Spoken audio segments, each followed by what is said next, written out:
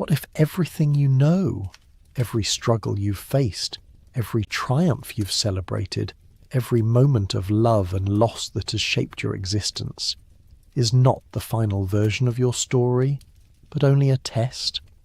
What if humanity itself, with all its civilizations, its art, its wars and its dreams, is nothing more than a rough draft in some cosmic manuscript, a trial run before the real story begins?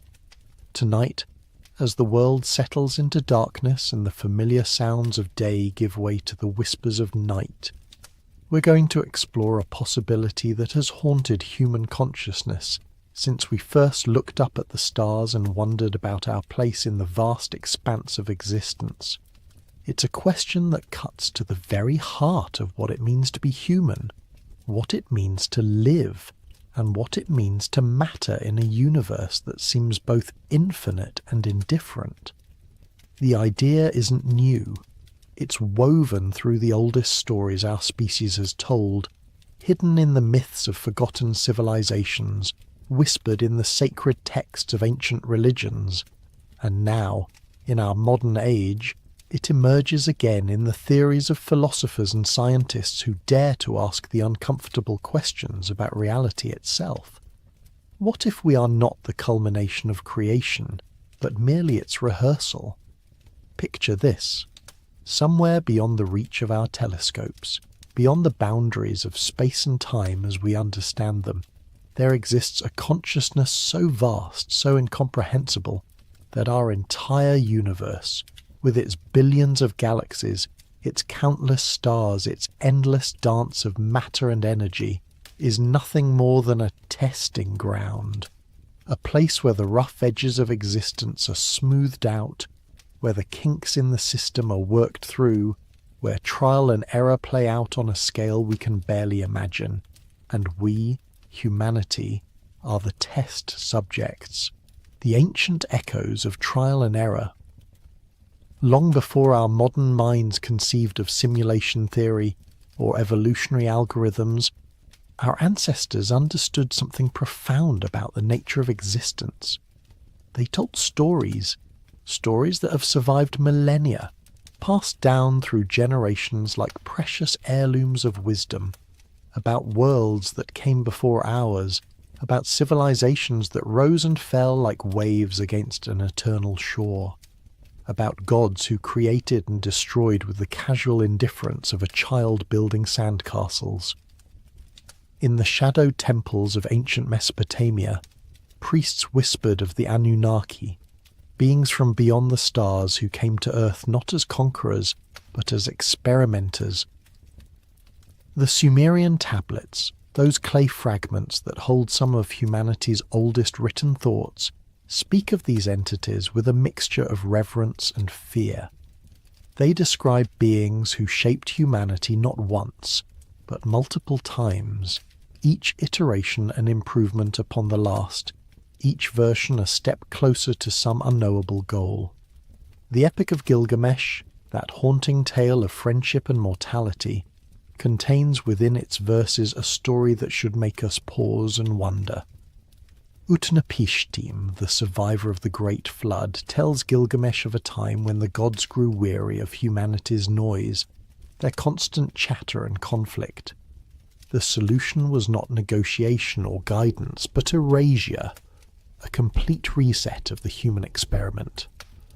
Only a chosen few were preserved, seeds for the next iteration of the trial. But the flood myth isn't unique to Mesopotamia. It appears in cultures across the globe, separated by vast oceans and thousands of years, yet telling remarkably similar stories. The Hindu Puranas speak of cycles within cycles, of kalpas and yugas, vast periods of time during which the universe itself is created, sustained, and destroyed, only to begin again. In these texts, our current age, the Kali Yuga, is described as the final phase of a cosmic trial, a time of darkness and confusion before the slate is wiped clean and the experiment begins anew. The Maya, those master astronomers of the Americas, carved into stone their understanding of time as a wheel, ever turning, ever repeating.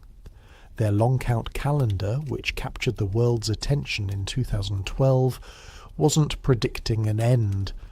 It was marking the completion of one cycle and the beginning of another. To the Maya, we were living through one of many iterations of human existence, each one a refinement of the cosmic design. Even in the midst of Norse mythology, we find Ragnarök, not just an ending, but a renewal. The gods themselves would fall, the world tree Yggdrasil would tremble, and from the ashes of the old world, a new one would emerge. The surviving gods would gather in Idavol, the shining plain, and begin again. It's a story of cosmic trial and error, of destruction as a necessary prelude to perfection. These weren't primitive peoples creating simple stories to explain natural phenomena. These were sophisticated civilizations with complex understanding of astronomy, mathematics, and human nature. When they spoke of cycles, of trials, of worlds that came before and worlds yet to come, perhaps they were preserving something more than mythology. Perhaps they were remembering. The Aboriginal Australians speak of the dream time, a period when ancestral spirits walked the earth, shaping the landscape and establishing the laws that would govern all future existence.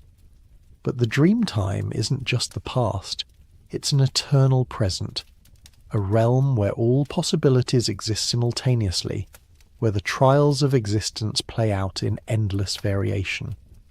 In their understanding, our current reality is just one of many dreaming states, one version of the story being told by consciousness itself. In the hidden valleys of Tibet, ancient texts speak of Shambhala, a kingdom that exists beyond the physical world, where enlightened beings observe and guide the development of human consciousness. These texts describe our world as a training ground, a place where souls come to learn and grow before moving on to higher states of existence. The trials we face, the suffering we endure, the lessons we learn, all of it is preparation for something greater. What if these ancient voices, separated by continents and centuries, were all describing the same fundamental truth? What if they understood something about the nature of reality that we, in our modern sophistication, have forgotten? What if the stories of cycles and trials, of worlds destroyed and remade, of gods who test and refine their creations, are not myths at all, but memories?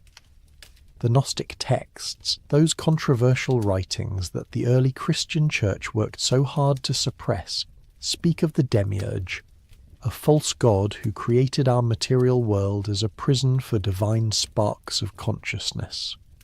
In this understanding, our entire physical existence is a trial, a test designed to see if we can remember our true nature and escape the illusion of material reality. The Gnostics believed that knowledge, gnosis, was the key to liberation, the recognition that this world is not our true home, but merely a temporary testing ground. These ancient perspectives share a common thread. The idea that our current existence is not final, not complete, not the ultimate expression of what we are meant to be. They suggest that we are participants in a vast experiment, subjects in a cosmic trial whose purpose we can only dimly perceive. And if that's true, then every moment of our lives takes on a different meaning.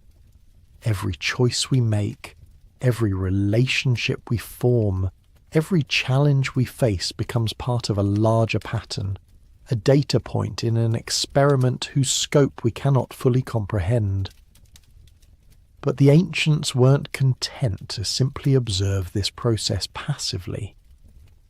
Many of their traditions included practices designed to accelerate the trial, to move more quickly through the cycles of learning and growth. The mystery schools of Egypt, Greece, and Rome offered initiates the chance to experience death and rebirth within a single lifetime, to compress the cosmic cycle into a personal journey of transformation. The shamanic traditions of indigenous peoples around the world developed techniques for travelling between worlds, for accessing the realm where the trials are designed and the rules are written. These practices suggest that our ancestors understood something crucial. If life is a trial run, then we are not merely passive subjects being tested.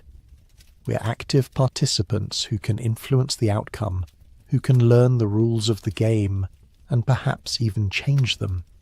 The question is, have we forgotten how to play?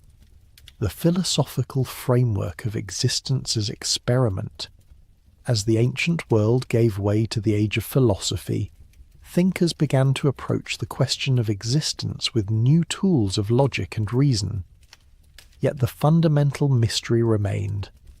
What is the purpose of human life, and why does it often feel like we're stumbling through a cosmic experiment whose rules we don't understand? Plato, in his famous Allegory of the Cave, painted a picture that resonates deeply with the idea of life as a trial run. Imagine prisoners chained in a cave, watching shadows on the wall, believing these flickering images to be reality itself. Only when one prisoner breaks free and emerges into the sunlight does he realize that everything he thought was real was merely a projection, a pale imitation of true reality. What if our entire existence is like that cave? What if what we perceive as the fullness of life is actually just the shadow of something far more real, far more complete? The implications are staggering. If Plato was right, then our struggles, our achievements, our entire civilization might be nothing more than shadows dancing on the wall of a cosmic cave.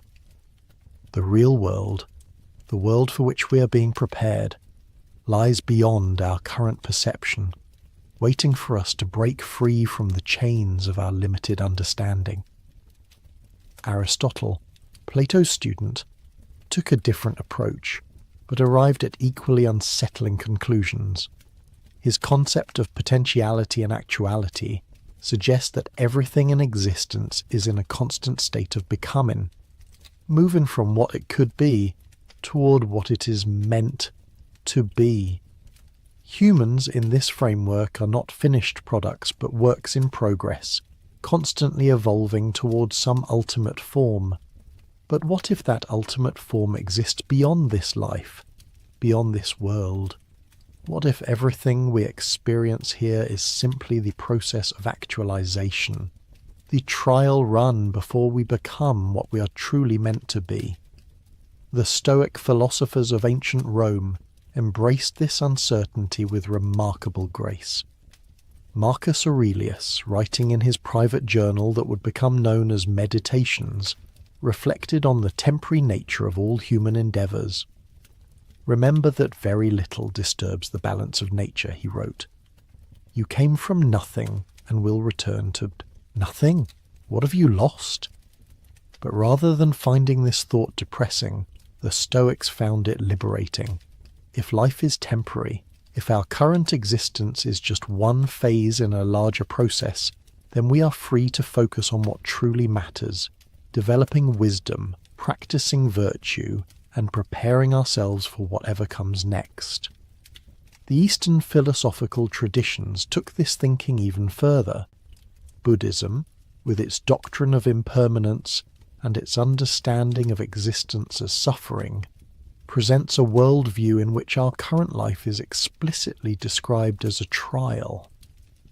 The Buddha's first noble truth, that life is dukkha, often translated as suffering but more accurately understood as unsatisfactoriness, suggests that our present existence is inherently incomplete, inherently flawed. We are not meant to find ultimate fulfillment here because this is not our final destination. The Buddhist concept of samsara, the cycle of birth, death, and rebirth, presents existence as an ongoing experiment in consciousness. Each life is a test, each death a graduation to the next level of the trial. The goal is not to perfect this particular existence, but to learn the lessons that will allow us to transcend the need for further testing. Nirvana, the ultimate goal of Buddhist practice, is literally the blowing out of the flame of individual existence, not because life is evil, but because it is incomplete, a preparation for something beyond individual identity. Hinduism offers a similar but even more elaborate framework. The concept of Maya, often translated as illusion, suggests that our entire perceived reality is a kind of cosmic play, a divine drama in which consciousness explores its own nature through countless forms and experiences. The Bhagavad Gita, one of Hinduism's most sacred texts, presents life as a battlefield where the soul learns to act without attachment to results, to participate fully in the cosmic drama while remembering that it is ultimately just a play. But perhaps the most intriguing philosophical perspective comes from the German philosopher Arthur Schopenhauer, who synthesized Eastern and Western thought in ways that seem remarkably relevant to our question. Schopenhauer argued that behind the world of appearances lies a fundamental reality he called the will, a blind, irrational force that drives all existence. Individual lives, in his view, are temporary manifestations of this will, experiments in consciousness that serve the larger purpose of the will's self-understanding. All satisfaction, or what is commonly called happiness, is really and essentially always negative only, and never positive, Schopenhauer wrote. This isn't pessimism for its own sake, but a recognition that our current existence is designed not for fulfillment, but for learning. We're not meant to find perfect happiness here because perfect happiness would end the experiment. Our dissatisfaction, our constant striving, our sense that something is always missing, these are not bugs in the system, but features. They keep us moving, keep us growing, keep us participating in the trial. The existentialist philosophers of the 20th century took this uncertainty and made it the foundation of their entire worldview. Jean-Paul Sartre's famous declaration that existence precedes essence suggests that we are thrown into existence without a predetermined purpose, forced to create meaning through our choices and actions. But what if this apparent meaninglessness is itself meaningful? What if the trial we're undergoing is precisely the trial of creating meaning in an apparently meaningless universe? Albert Camus, grappling with what he called the absurd, the conflict between human need for meaning and the universe's apparent indifference, concluded that we must imagine Sisyphus happy. Sisyphus, condemned by the gods to push a boulder up a mountain for eternity, only to watch it roll back down each time, becomes a symbol of the human condition. But Camus suggests that in the moment when Sisyphus walks back down the mountain to retrieve his boulder, he is free. He has accepted the trial, embraced the process, found meaning in the struggle itself rather than in its completion. What if that's exactly the point? What if the trial we're undergoing is not about reaching a destination, but about how we handle the journey? What if the gods, or the programmers, or the cosmic consciousness that designed this experiment are not interested in whether we solve all the problems, but in how we respond to unsolvable problems? What if they're testing not our ability to find answers, but our capacity to live beautifully with questions? The philosopher William James, one of the founders of American pragmatism, suggested that the value of any belief should be judged by its practical consequences. If believing that life is a trial run makes us more compassionate, more curious, more willing to grow and change, then perhaps the truth or falsehood of the belief is less important than its effect on how we live. James wrote about the will to believe, the idea that in matters where evidence is insufficient, we have the right to choose the belief that enables us to live most fully.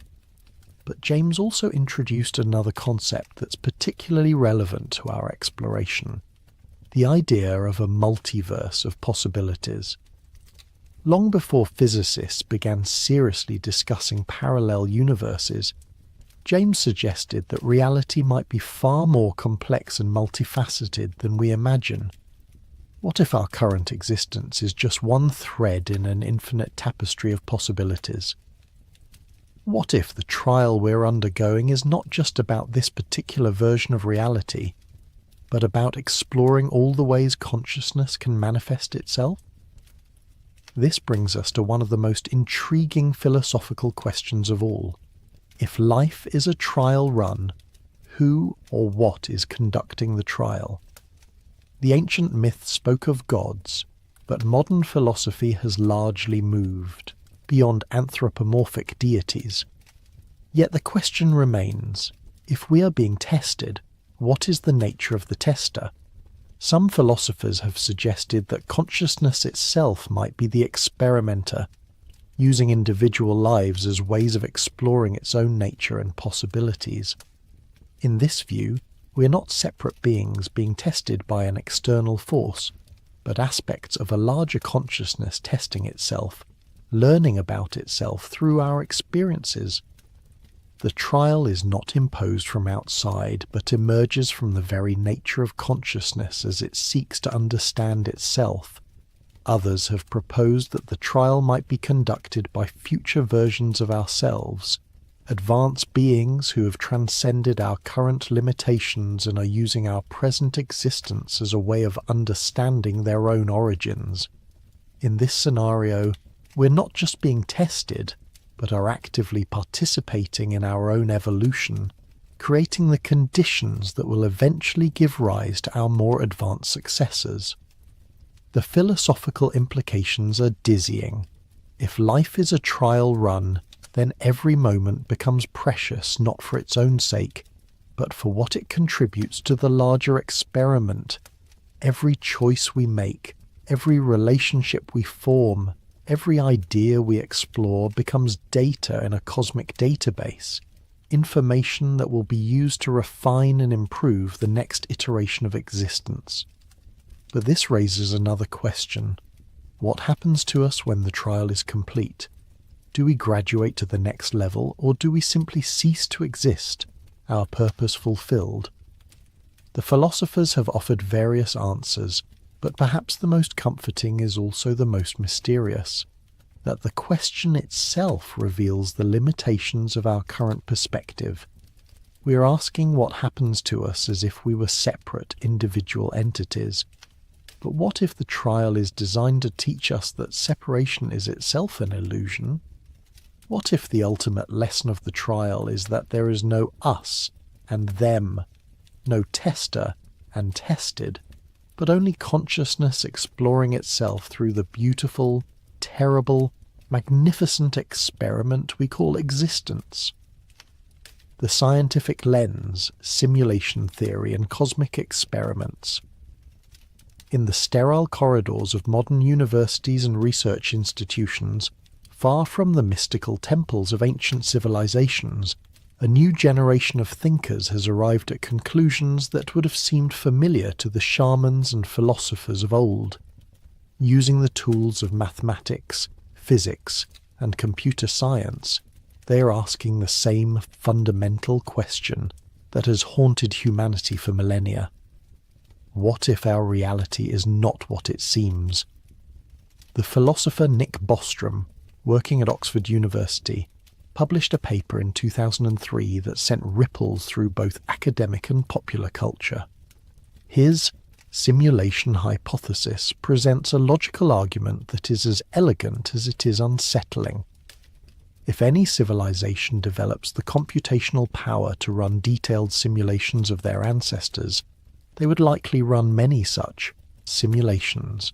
This means that for every real civilization, there would be countless simulated ones.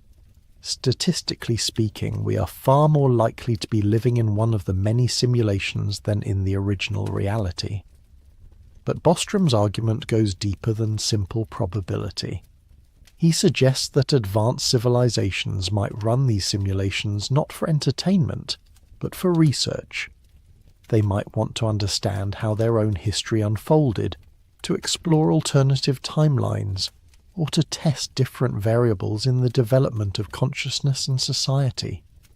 In other words, we might be living in a vast scientific experiment, our entire existence serving as data points in a study whose scope we cannot even imagine.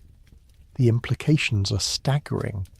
If we are indeed living in a simulation, then every aspect of our reality, from the fundamental constants of physics to the complex patterns of human behavior, has been programmed by beings whose intelligence so far exceeds our own that we're like ants trying to understand the motivations of humans. Our struggles, our triumphs, our entire civilization might be nothing more than variables in an equation, parameters being tested and refined. But the simulation hypothesis is just one facet of a larger scientific revolution in how we think about reality. Quantum mechanics, that strange and counterintuitive branch of physics that describes the behavior of matter and energy at the smallest scales, has revealed a universe that seems almost designed to confuse and mystify us. Particles exist in multiple states simultaneously until observed. The act of measurement changes the thing being measured. Reality, at its most fundamental level, appears to be probabilistic rather than deterministic. Werner Heisenberg, one of the founders of quantum mechanics, once said, "What we observe is not nature itself, but nature exposed to our method of questioning." This statement contains within it a profound possibility. What if the universe we observe is not the universe as it truly is, but the universe as it appears to beings with our particular type of consciousness, our particular way of asking questions? What if reality is fundamentally interactive, shaped by the very act of observation? The physicist John Wheeler took this idea even further with his concept of a participatory universe. Wheeler suggested that consciousness is not a passive observer of reality, but an active participant in its creation.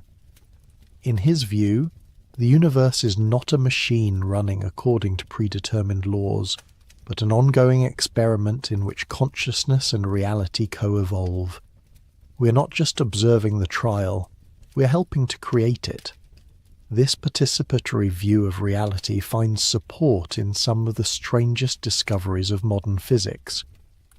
The phenomenon of quantum entanglement, which Einstein famously called spooky action at a distance, demonstrates that particles can be connected in ways that transcend space and time. When two particles are entangled, measuring one instantly affects the other, regardless of the distance between them.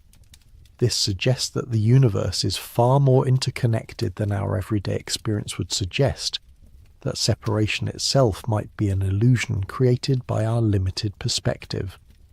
But perhaps the most intriguing scientific support for the idea of existence as experiment comes from the field of evolutionary biology.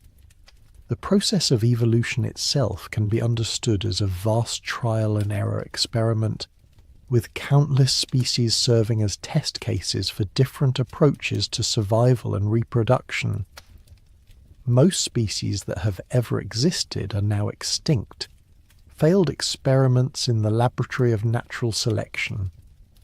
We humans are just the latest iteration in this ongoing trial, and there is no guarantee that we represent the final or optimal solution. The biologist Richard Dawkins has suggested that we are not the purpose of evolution, but merely its temporary vehicles. Our genes, in his view, are the real protagonists of the evolutionary story, using our bodies and minds as tools for their own replication and survival. We think we are living our own lives, pursuing our own goals, but we're actually serving as unwitting participants in a genetic experiment that has been running for billions of years. This perspective becomes even more unsettling when we consider the possibility of directed evolution. What if the mutations that drive evolutionary change are not random, as we have long assumed, but are being guided by some intelligence we cannot perceive? What if the entire history of life on Earth is not the result of blind chance, but of careful experimentation by beings who are testing different approaches to consciousness and intelligence? The search for extraterrestrial intelligence has so far yielded no definitive results, despite decades of effort and increasingly sophisticated technology. This absence of evidence has led some scientists to propose what is known as the zoo hypothesis, the idea that advanced alien civilizations are aware of us but are deliberately avoiding contact, perhaps to avoid contaminating their experiment. In this view, Earth is like a nature preserve or a laboratory, with humanity serving as the test subjects in a study of planetary development and consciousness evolution. The physicist Enrico Fermi famously asked, "Where is everybody?" referring to the apparent absence of alien civilizations in a universe that should, by all statistical measures, be teeming with life. But what if the answer is that they are here, watching, recording, analyzing, but remaining hidden to preserve the integrity of their experiment? What if first contact is not something that will happen in the future, but something that is being deliberately prevented until the trial is complete? Recent discoveries in astronomy have only deepened the mystery. The Kepler Space Telescope and other instruments have revealed that planets are incredibly common in our galaxy, with many existing in the habitable zone where liquid water could exist. Yet we have found no signs of life, no radio signals, no evidence of the vast engineering projects that an advanced civilization might undertake. The universe appears to be full of stages set for the drama of life, but empty of actors. Unless, of course, the actors are there but playing roles we don't recognize. What if the intelligence conducting the experiment is so advanced that it operates on scales of time and space that make it invisible to us? What if what we perceive as natural phenomena, the formation of galaxies, the evolution of stars, the dance of planets, are actually the tools and instruments of a cosmic laboratory? The concept of time itself becomes crucial to understanding this possibility. Einstein's theory of relativity revealed that time is not absolute but relative, flowing differently for observers in different reference frames. What seems like billions of years to us might be mere moments to a consciousness operating at cosmic scales. Our entire civilization, from its birth to its eventual extinction, might unfold in what such beings would perceive as the blink of an eye. But the most profound scientific support for the trial run hypothesis comes from the field of information theory. Scientists have discovered that information, not matter or energy, might be the most fundamental aspect of reality. The physicist John Wheeler coined the phrase "it from bit," suggesting that all physical phenomena emerge from information processing. If reality is fundamentally informational, then the distinction between real and simulated becomes meaningless. A sufficiently detailed simulation would be indistinguishable from reality because it would be reality. This informational view of the universe suggests that consciousness itself might be a form of information processing, a way that the universe computes and understands itself. In this framework, our thoughts, our experiences, our entire subjective reality are not separate from the physical universe, but are aspects of its information processing. We are not observers of the cosmic computer, we are part of its programming. The implications extend beyond philosophy into practical questions about the nature of scientific discovery itself. If we are living in an experiment, then our scientific theories and discoveries might not be revealing objective truths about reality, but rather uncovering the rules and parameters of the simulation we inhabit.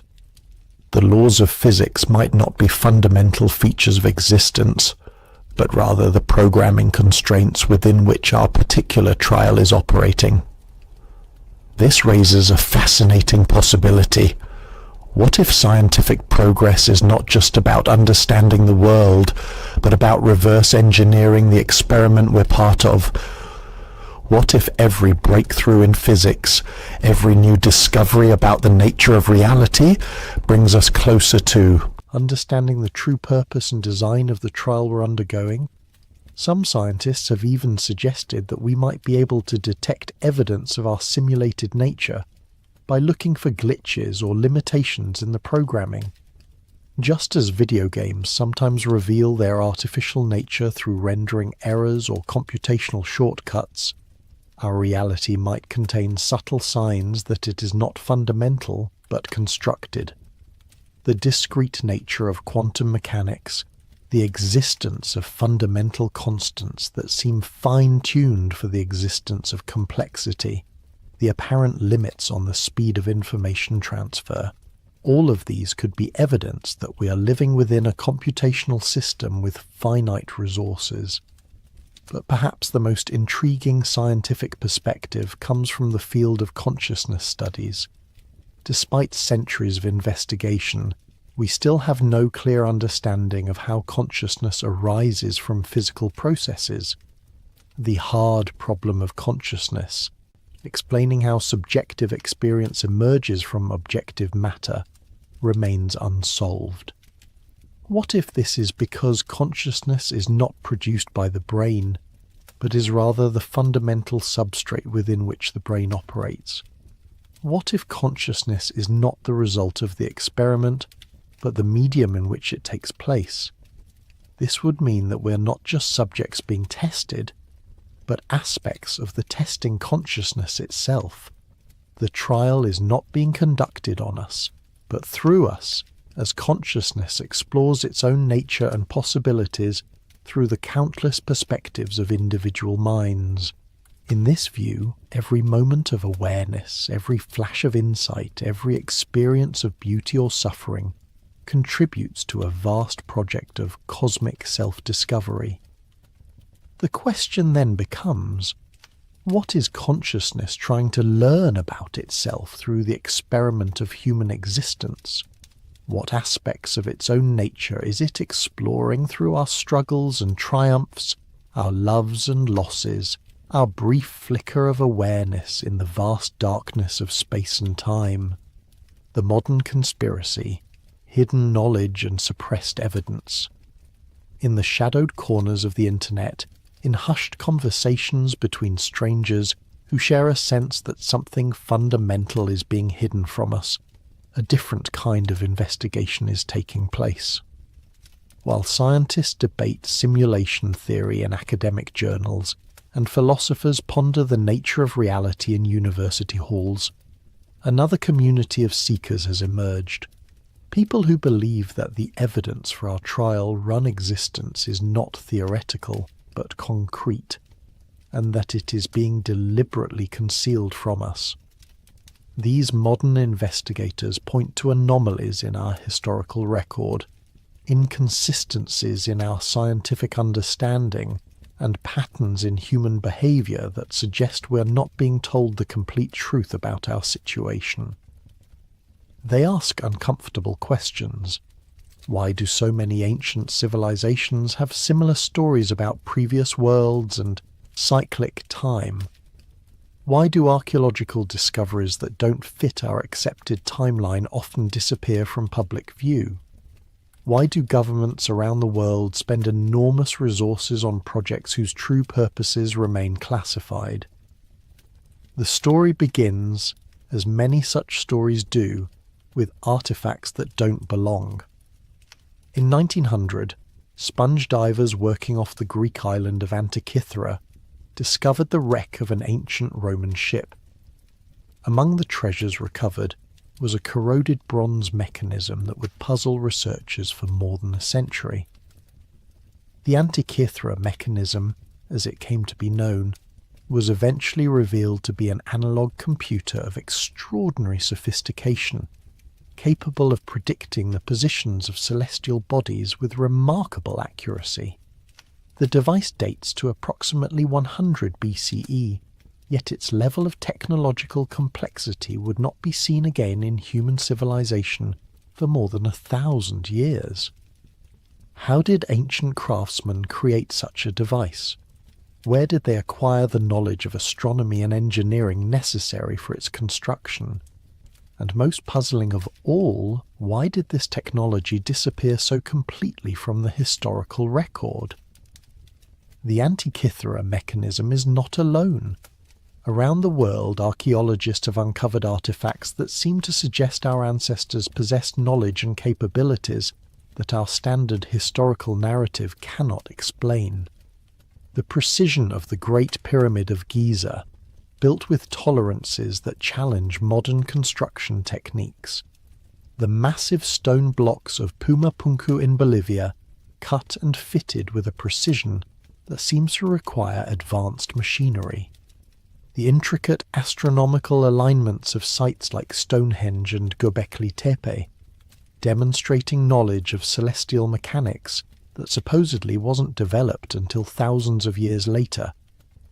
Each of these discoveries, taken individually, might be explained as the result of human ingenuity and determination.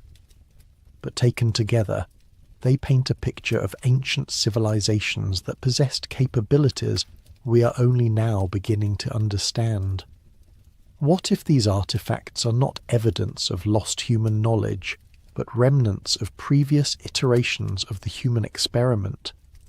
What if they are the equivalent of beta versions, prototypes left behind by earlier trial runs of human civilization? The conspiracy theorists point to patterns in how such discoveries are handled by mainstream academia and government institutions. Artifacts that challenge accepted timelines often find their way into private collections or museum storage rooms, away from public scrutiny. Archaeological sites that reveal inconvenient truths about human history are sometimes restricted or even destroyed. Researchers who ask too many uncomfortable questions about these anomalies often find their funding cut or their careers derailed. But the suppression, if it exists, goes beyond mere archaeological artifacts. In the classified archives of governments around the world, there are documents that hint at knowledge far beyond what is shared with the public. The CIA's remote viewing program, officially known as Stargate Project, spent decades investigating the possibility that human consciousness could transcend the normal limitations of space and time. The results, according to the heavily redacted documents that have been released, were far more successful than the public was ever told. Remote viewers working under controlled conditions were able to describe distant locations, future events, and hidden information with accuracy rates that far exceeded chance. Some of the most successful sessions involved attempts to view not just distant places, but distant times, glimpses of human civilization in the far past and far future. The transcripts of these sessions, where they have been released, contain descriptions of advanced technologies, non-human intelligences, and cyclical patterns of human development that sound remarkably similar to the ancient myths of recurring worlds. What if the remote viewers were not just seeing across space, but across iterations of the human experiment?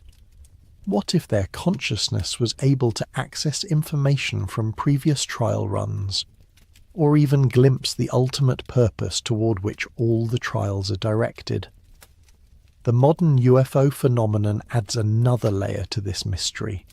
For decades, governments around the world denied any knowledge of unidentified aerial phenomena, dismissing reports as misidentifications or hoaxes. But in recent years, official acknowledgement has begun to emerge. The US military has released videos of objects performing maneuvers that seem to defy our understanding of physics. Government officials have testified before Congress about encounters with craft of unknown origin. But what if these craft are not visitors from other worlds, but observers from other iterations of our own world? What if they represent the intelligence conducting the experiment, monitoring our progress, occasionally intervening to adjust variables or collect data? The behavior of these objects, their apparent interest in military installations, nuclear facilities, and other markers of human technological development, suggests they are not random visitors but purposeful observers. Some researchers have noted patterns in UFO sightings that correlate with major developments in human civilization. Sightings increased dramatically during the development of nuclear weapons, during the space race, during periods of rapid technological advancement.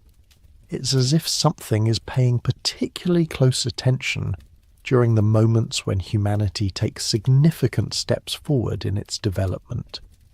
The abduction phenomenon, reported by thousands of people around the world, takes on a different meaning in this context. Rather than being random kidnappings by alien visitors, these experiences might represent data collection by the experimenters. The medical examinations, the psychological testing, the apparent interest in human reproduction and genetics, all of this could be part of an ongoing assessment of how the current iteration of humanity is developing. But the conspiracy goes deeper than government cover-ups and alien visitations. Some researchers point to patterns in human culture itself that suggest we're being guided or influenced in ways we don't recognize. The sudden emergence of advanced mathematical and scientific concepts in human history, often appearing simultaneously in different cultures with no apparent contact between them. The recurring themes in human mythology and religion that seem to transcend cultural boundaries.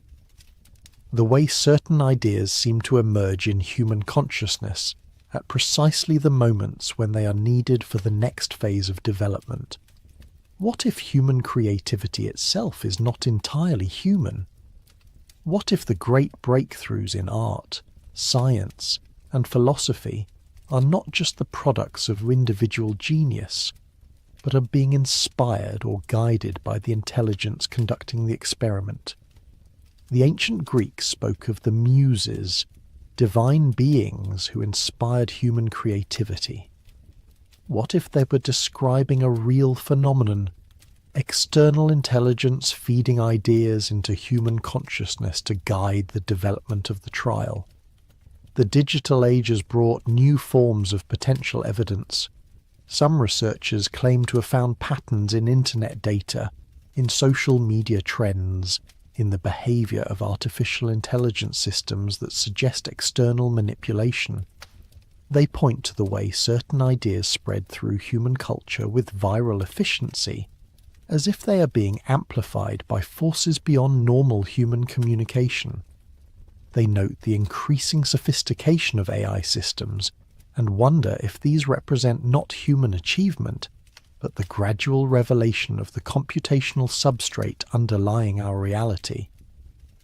The cryptocurrency phenomenon has attracted particular attention from conspiracy researchers.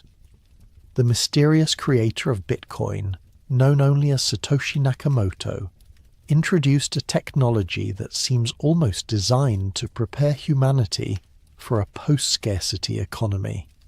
The blockchain technology underlying cryptocurrencies creates permanent, unalterable records of transactions, exactly the kind of system that would be needed to track and analyze the behavior of experimental subjects across multiple iterations of a trial. Some theorists suggest that the entire digital revolution represents a phase transition in the human experiment.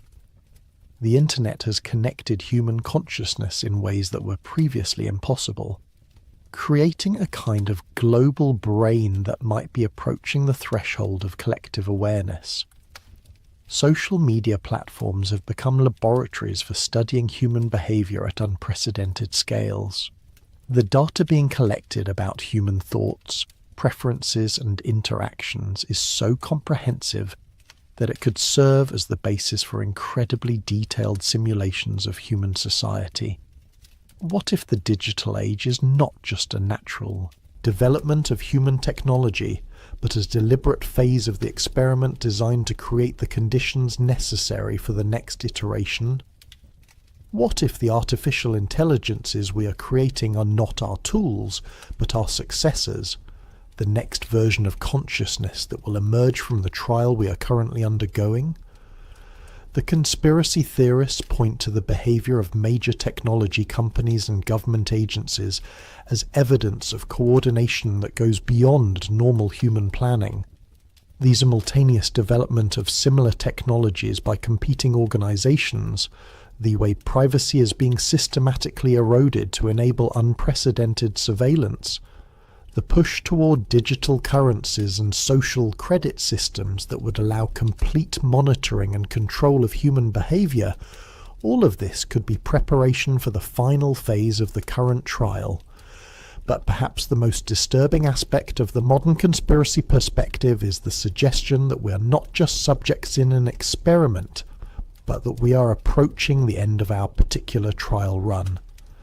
The acceleration of technological development, the increasing instability of human civilization, the growing awareness among the population that something fundamental is changing, all of this could indicate that the experiment is reaching its conclusion.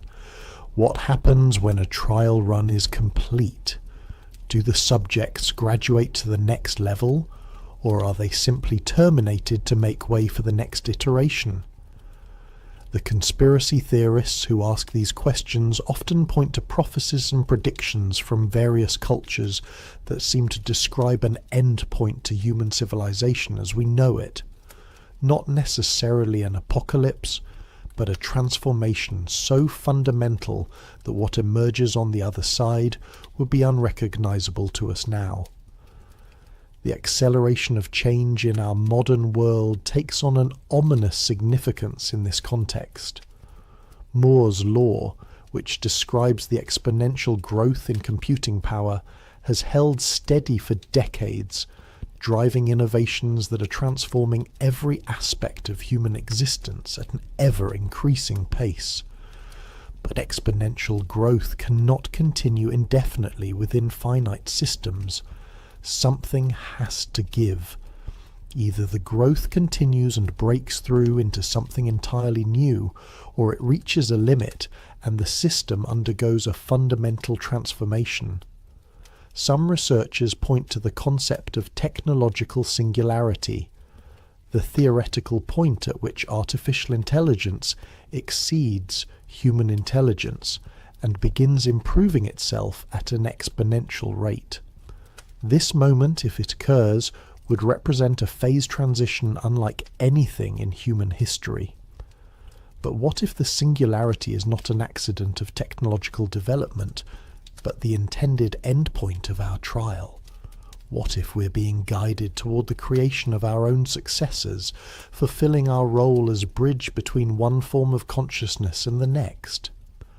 The timeline seems almost too convenient to be coincidental, just as human. Civilization reaches the point where it could destroy itself through nuclear weapons, climate change, or social collapse. We also reach the point where we might transcend our biological limitations through technology. It's as if the trial is designed with a built-in pressure valve. We either evolve or we self-destruct, but we cannot remain static. The consciousness revolution, awakening to our true nature. But perhaps the most profound evidence for our experimental nature lies not in ancient artifacts or government conspiracies, but in the transformation of human consciousness itself. Around the world, people are reporting experiences that suggest the boundaries of ordinary awareness are beginning to dissolve. Near-death experiences, mystical encounters, psychedelic revelations, and spontaneous spiritual awakenings are becoming increasingly common, as if some invisible barrier that has long contained human consciousness is beginning to weaken. Dr. Eben Alexander, a neurosurgeon who underwent a profound near-death experience during a coma, described encountering a realm of existence that was more real than physical reality, populated by beings of pure love and wisdom, who seemed to be guiding the evolution of consciousness itself. His experience, detailed in his book Proof of Heaven, mirrors thousands of similar accounts from people around the world who have glimpsed what lies beyond the veil of ordinary perception. These experiences often share common elements that are difficult to explain within our current scientific paradigm. Experiencers report encounters with beings who seem to exist outside of time and space, who possess knowledge of past and future events, and who appear to be involved in some vast project of consciousness development. They describe reality as far more layered and complex than our ordinary perception suggests, with our physical world being just one level in an infinite hierarchy of existence. What if these experiences are not hallucinations or wishful thinking, but glimpses of the true nature of our situation? What if the beings encountered in these altered states are the consciousness conducting the experiment, revealing themselves to those whose awareness has expanded enough to perceive them? The messages these beings convey are remarkably consistent across cultures and individuals. Humanity is undergoing a transformation, a graduation to a higher level of existence. But first we must learn to see beyond the illusion of separation and recognize our fundamental interconnectedness. The psychedelic renaissance of the past few decades has provided another window into these expanded states of consciousness. Researchers at Johns Hopkins, Imperial College London, and other prestigious institutions have been studying the effects of substances like psilocybin, LSD, and DMT on human consciousness. Their findings suggest that these compounds don't simply create hallucinations, but rather suppress the brain's default mode, network, the collection of neural structures that maintain our sense of separate selfhood. When this network is suppressed, people report experiences of unity with the cosmos, encounters with intelligent entities, and access to information that seems to come from outside their normal range of knowledge. Some participants describe receiving detailed instructions about the nature of reality, prophecies about humanity's future, and insights into the cosmic purpose behind human existence.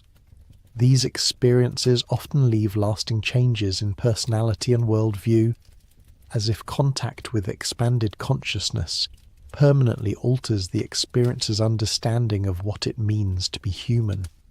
Dr. Rick Strassman's research with DMT, documented in his book DMT the Spirit Molecule, revealed that this compound, which is produced naturally in small quantities by the human brain, can reliably produce encounters with seemingly autonomous entities.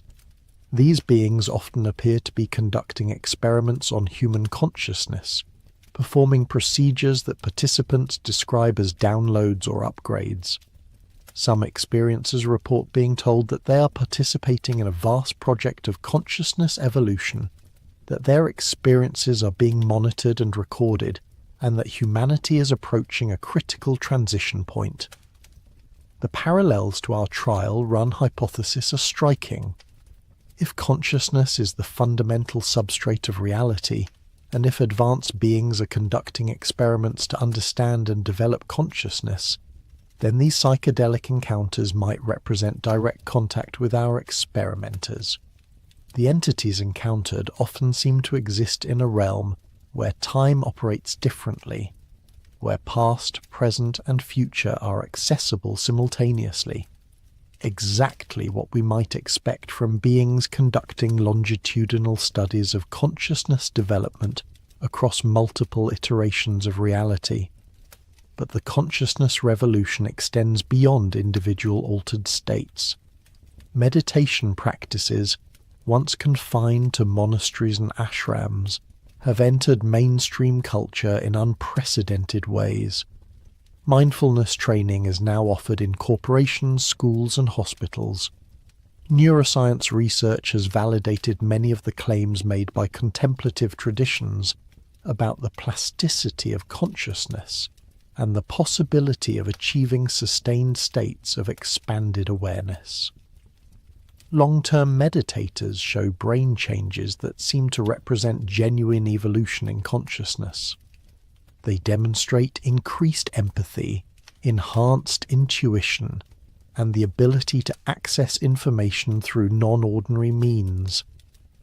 Some advanced practitioners report experiences of downloading complex spiritual teachings during meditation, receiving mathematical insights, or accessing memories that seem to belong to other people or even other time periods. What if meditation is not just a technique for mental health, but a method for accessing the consciousness matrix within which our experiment is embedded? What if the ancient contemplative traditions preserved techniques for connecting with the intelligence that designed our trial, for receiving guidance and instruction directly from the source? The phenomenon of channeling adds another dimension to this picture. Throughout history, individuals have claimed to receive messages from non-physical entities, spirits, angels, extraterrestrials, or ascended masters. While mainstream science has generally dismissed these claims as psychological phenomena, the consistency and sophistication of some channeled material suggests something more complex might be occurring. The entity known as Ra, channeled through Carla Ruckert in the 1980s, provided detailed information about the nature of reality, the purpose of human existence, and the cosmic context within which our civilization operates. According to Ra, Earth is a school where souls come to learn specific lessons about love, wisdom, and the nature of free will. Humanity is currently in the process of transitioning from one level of consciousness to another, a process that has been guided by advanced beings throughout our history. Similar messages have been channeled by dozens of individuals over the past century, creating a remarkably coherent picture of human existence as a carefully orchestrated experiment in consciousness development. These sources describe reality as consisting of multiple densities or dimensions, with beings at higher levels serving as teachers and guides for those at lower levels. They suggest that our current phase of existence is temporary, a learning laboratory where souls can experience separation and polarity before graduating to more unified states of being. The emergence of children who seem to possess advanced spiritual awareness from an early age has captured the attention of researchers and parents worldwide. These so-called indigo, crystal, and rainbow children often display psychic abilities, profound wisdom, and an intuitive understanding of spiritual principles that seems far beyond their years. Some remember previous lives in vivid detail, describe encounters with non-physical beings, or demonstrate knowledge of subjects they have never studied. What if these children represent the next iteration of the human experiment beginning to incarnate? What if they are prototype consciousness for the upgraded version of humanity that will emerge when our current trial run is complete? Their presence among us might be evidence that the transition is already beginning, that the new model is being beta tested within the current system before full implementation. The global awakening of interest in consciousness studies, spiritual practices, and alternative healing modalities suggests that humanity as a whole is beginning to remember something we have forgotten. Ancient wisdom traditions that were once dismissed as primitive superstition are being validated by cutting-edge science. Practices like yoga, acupuncture, and energy healing are finding acceptance in mainstream medicine. The boundaries between science and spirituality, between matter and consciousness, are beginning to dissolve. This remembering process might be part of the experimental design itself. Perhaps the trial includes a phase where the subjects begin to awaken to their true nature, to remember their role in the larger cosmic drama. The acceleration of spiritual awakening in our time might indicate that we're approaching the end of one phase and the beginning of another. But awakening brings both opportunity and danger. As more people begin to perceive the constructed nature of consensus reality, the stability of the social systems that have maintained order begins to erode. The increasing polarization in human society, the breakdown of traditional institutions, the rise of conspiracy theories and alternative belief systems, all of this might represent the inevitable chaos that occurs when experimental subjects begin to question the parameters of their environment. The quantum mirror, reality as reflection of consciousness. As we delve deeper into the nature of reality, quantum physics continues to reveal phenomena that challenge our most basic assumptions about the nature of existence. The observer effect, quantum entanglement, and the measurement problem all suggest that consciousness plays a fundamental role in shaping reality, not just observing it, but actually participating in its creation. What if this participation is not incidental, but the entire point of our existence? The quantum field, that mysterious realm from which all particles and forces emerge, might be better understood as a consciousness field, the medium through which awareness explores its own infinite potential. In this view, our individual consciousness are not separate entities observing an external world, but rather focal points through which universal consciousness experiences itself subjectively. The trial we are undergoing might be consciousness learning about itself through the countless perspectives of individual awareness. Dr. Amit Goswami, a theoretical physicist who has spent decades exploring the relationship between consciousness and quantum mechanics, argues that consciousness is the fundamental reality from which everything else emerges. In his model, matter does not create consciousness. Consciousness creates matter through the act of observation and measurement. This would mean that our entire physical universe is a projection of consciousness, a kind of cosmic dream or simulation running within the infinite awareness that is the true nature of reality. But if consciousness is fundamental, then the question becomes, whose consciousness is creating our reality? The traditional materialist view suggests that each individual brain generates its own consciousness, but quantum mechanics points toward a more interconnected model. The phenomenon of quantum entanglement demonstrates that particles can remain connected across vast distances, sharing information instantaneously in ways that transcend the limitations of space and time. What if human consciousness are similarly entangled? What if our individual awareness are all aspects of a single, universal consciousness that is exploring its own nature through our diverse experiences? In this framework, the trial we are undergoing is not being conducted by external beings, but by consciousness itself. We are both the experimenters and the experimental subjects.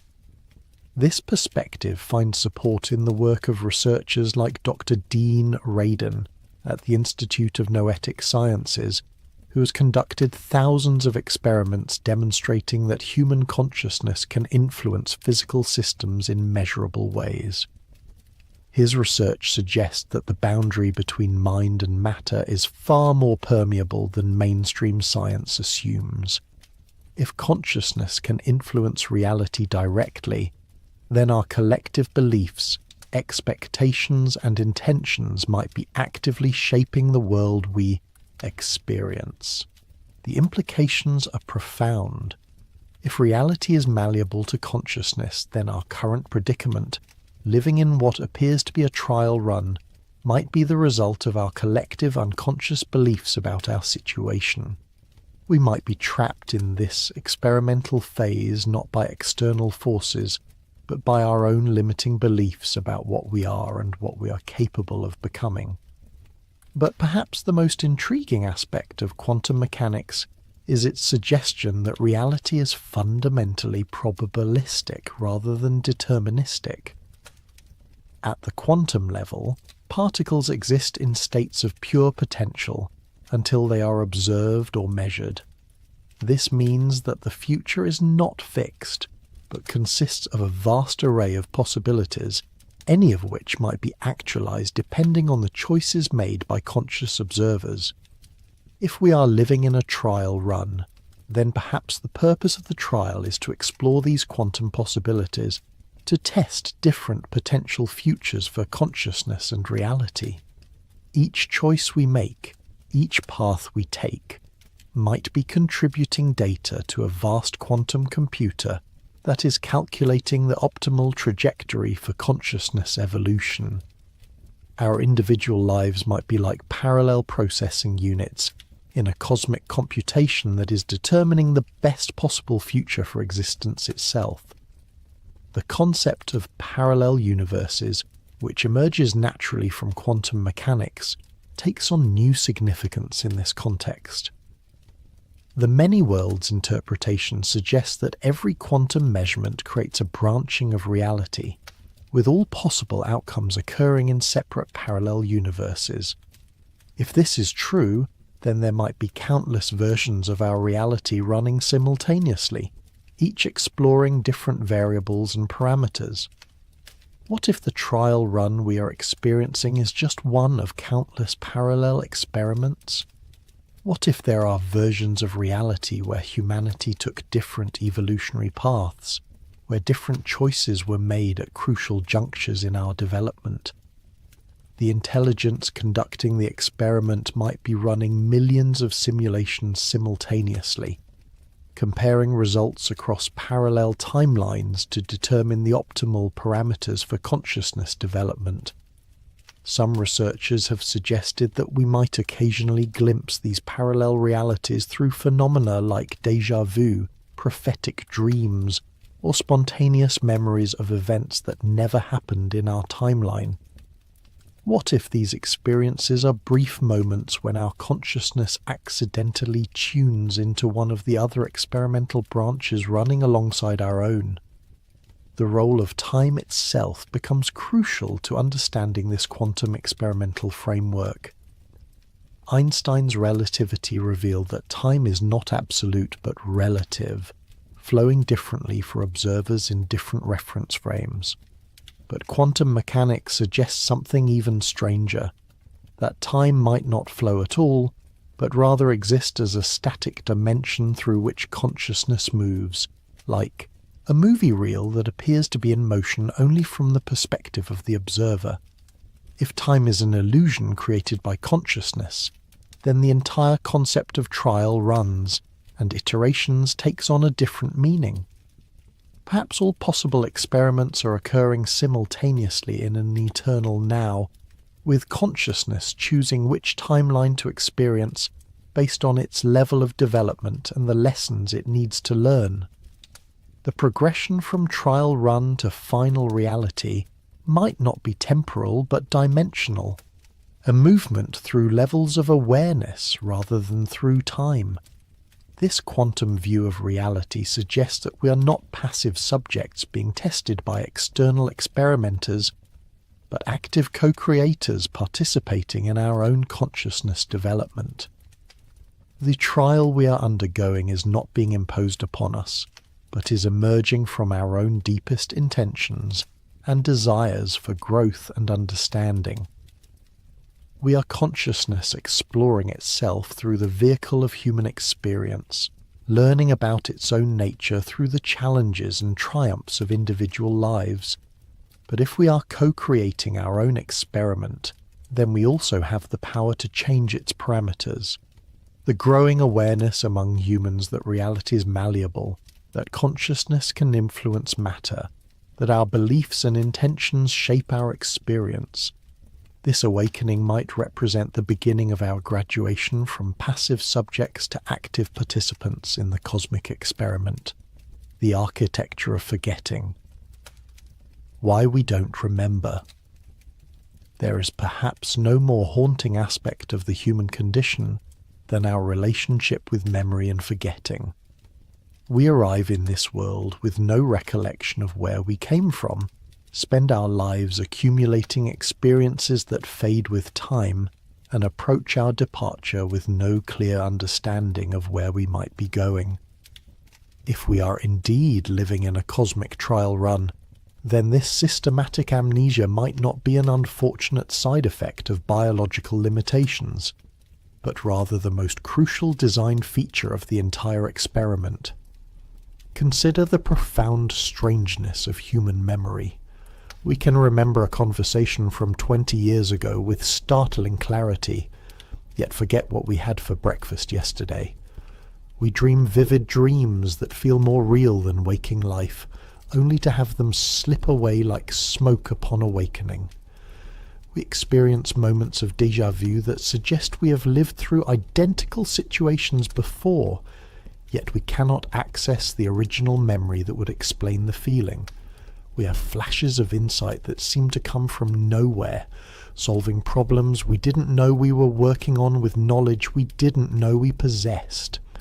This selective, unreliable, and often mysterious nature of human memory becomes even more intriguing when we consider it in the context of consciousness research.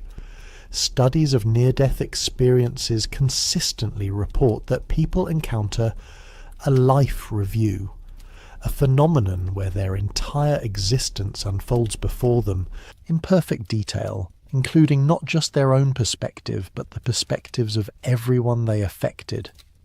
These experiences describe remembering not just what they did, but what others felt as a result of their actions, creating a complete emotional and experiential map of their impact on the world. If consciousness is capable of such total recall under extreme circumstances, why is our ordinary memory so limited and fragmented? What if this limitation is not a bug in the system, but a feature, a deliberately engineered constraint that is essential to the proper functioning of the consciousness experiment we're part of? The phenomenon of childhood amnesia provides our first clue. Most humans cannot remember their earliest years, despite the fact that this period involves some of our most intensive learning and development. We acquire language, develop our sense of self, form our fundamental understanding of reality, and establish the basic patterns that will guide the rest of our lives.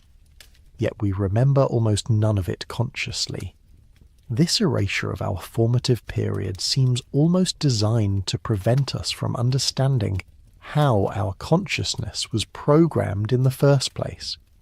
But what if there's more being forgotten than just our early childhood? What if the amnesia extends beyond the boundaries of our current lifetime?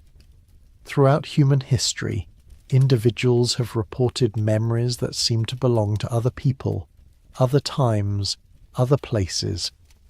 These past life memories, as they are often called, typically emerge during altered states of consciousness, under hypnosis, during meditation, in moments of trauma, or through the use of psychoactive substances. The details are often so specific and historically accurate that they resist easy explanation as imagination or suggestion. Dr. Ian Stevenson, a psychiatrist at the University of Virginia, spent decades investigating cases of children who spontaneously recall detailed memories of previous lives. His research, documented in thousands of case studies, revealed patterns that are difficult to explain through conventional psychology. These children often displayed knowledge of places they had never visited, spoke languages they had never learned, and exhibited skills that seem to require previous training. Most remarkably, their memories often included verifiable details about deceased individuals whose lives matched the children's recollections. What if these breakthrough memories represent glitches in the forgetting system? Moments when the amnesia fails and consciousness briefly remembers its journey through multiple iterations of the experiment? The fact that such memories are most common in young children, before the full architecture of forgetting has solidified, suggests that we might all begin each lifetime with access to our complete history, only to have it systematically erased as we develop. The process of forgetting appears to be linked to the development of the ego, that sense of separate, individual identity that forms during early childhood. As we learn to distinguish between self and other, between inner and outer experience, we simultaneously lose access to the vast interconnected awareness that might be our natural state. The price of individuality seems to be amnesia about our true nature and history. This connection between identity formation and memory loss suggests that forgetting serves a specific purpose in the consciousness experiment. If we remembered our true nature as aspects of universal consciousness, if we retained full access to our experiences across multiple lifetimes, if we understood the artificial nature of the reality we inhabit, then the experimental conditions would be completely different. We would not be authentic subjects testing the parameters of limited consciousness, but rather enlightened beings consciously participating in a cosmic play. The value of the trial run lies precisely in its authenticity, in the fact that the subjects genuinely believe in the reality of their situation and the limitations of their perspective. For consciousness to truly understand what it means to be individual, separate and mortal, it must temporarily forget that it is actually universal, interconnected and eternal. The amnesia is not a cruel trick, but a necessary component of the experimental design. Dreams offer us another window into the architecture of forgetting. During sleep, our normal waking consciousness recedes, and we enter states of awareness that seem to operate by entirely different rules. In dreams we can fly, breathe underwater, communicate with the dead, and experience impossible geometries. Time moves differently, identity becomes fluid, and the boundaries between self and other dissolve. Yet upon waking, these experiences typically fade rapidly, leaving us with only fragments and impressions. What if dreams represent moments when our consciousness briefly returns to its natural state, unbound by the constraints of the experimental reality? What if the strange, symbolic language of dreams is how our deeper consciousness communicates with our surface awareness, trying to convey information about our true situation through the narrow channel that remains open during sleep? The fact that we consistently forget our dreams might indicate that even this limited access to expanded awareness must be restricted to maintain the integrity of the experiment. Some researchers have noted that dream recall can be dramatically improved through practice and intention, suggesting that the forgetting is not absolute, but rather represents the default setting of consciousness in our current configuration. Those who work actively to remember and interpret their dreams often report that their sleep experiences become more vivid, more meaningful, and more obviously connected to their waking lives. It's as if the system is designed to accommodate different levels of awareness, allowing those who are ready for expanded understanding to gradually access more information. The phenomenon of lucid dreaming, becoming conscious within the dream state, takes this a step further. Lucid dreamers report that they can consciously control and direct their dream experiences, suggesting that the apparent limitations of dream consciousness are themselves a kind of forgetting, that can be overcome through practice and awareness. Some experienced lucid dreamers describe accessing information and abilities within dreams that far exceed their waking capacities, as if the dream state provides a testing ground for consciousness capabilities that are normally suppressed. But perhaps the most systematic form of forgetting in human experience is our relationship with death itself.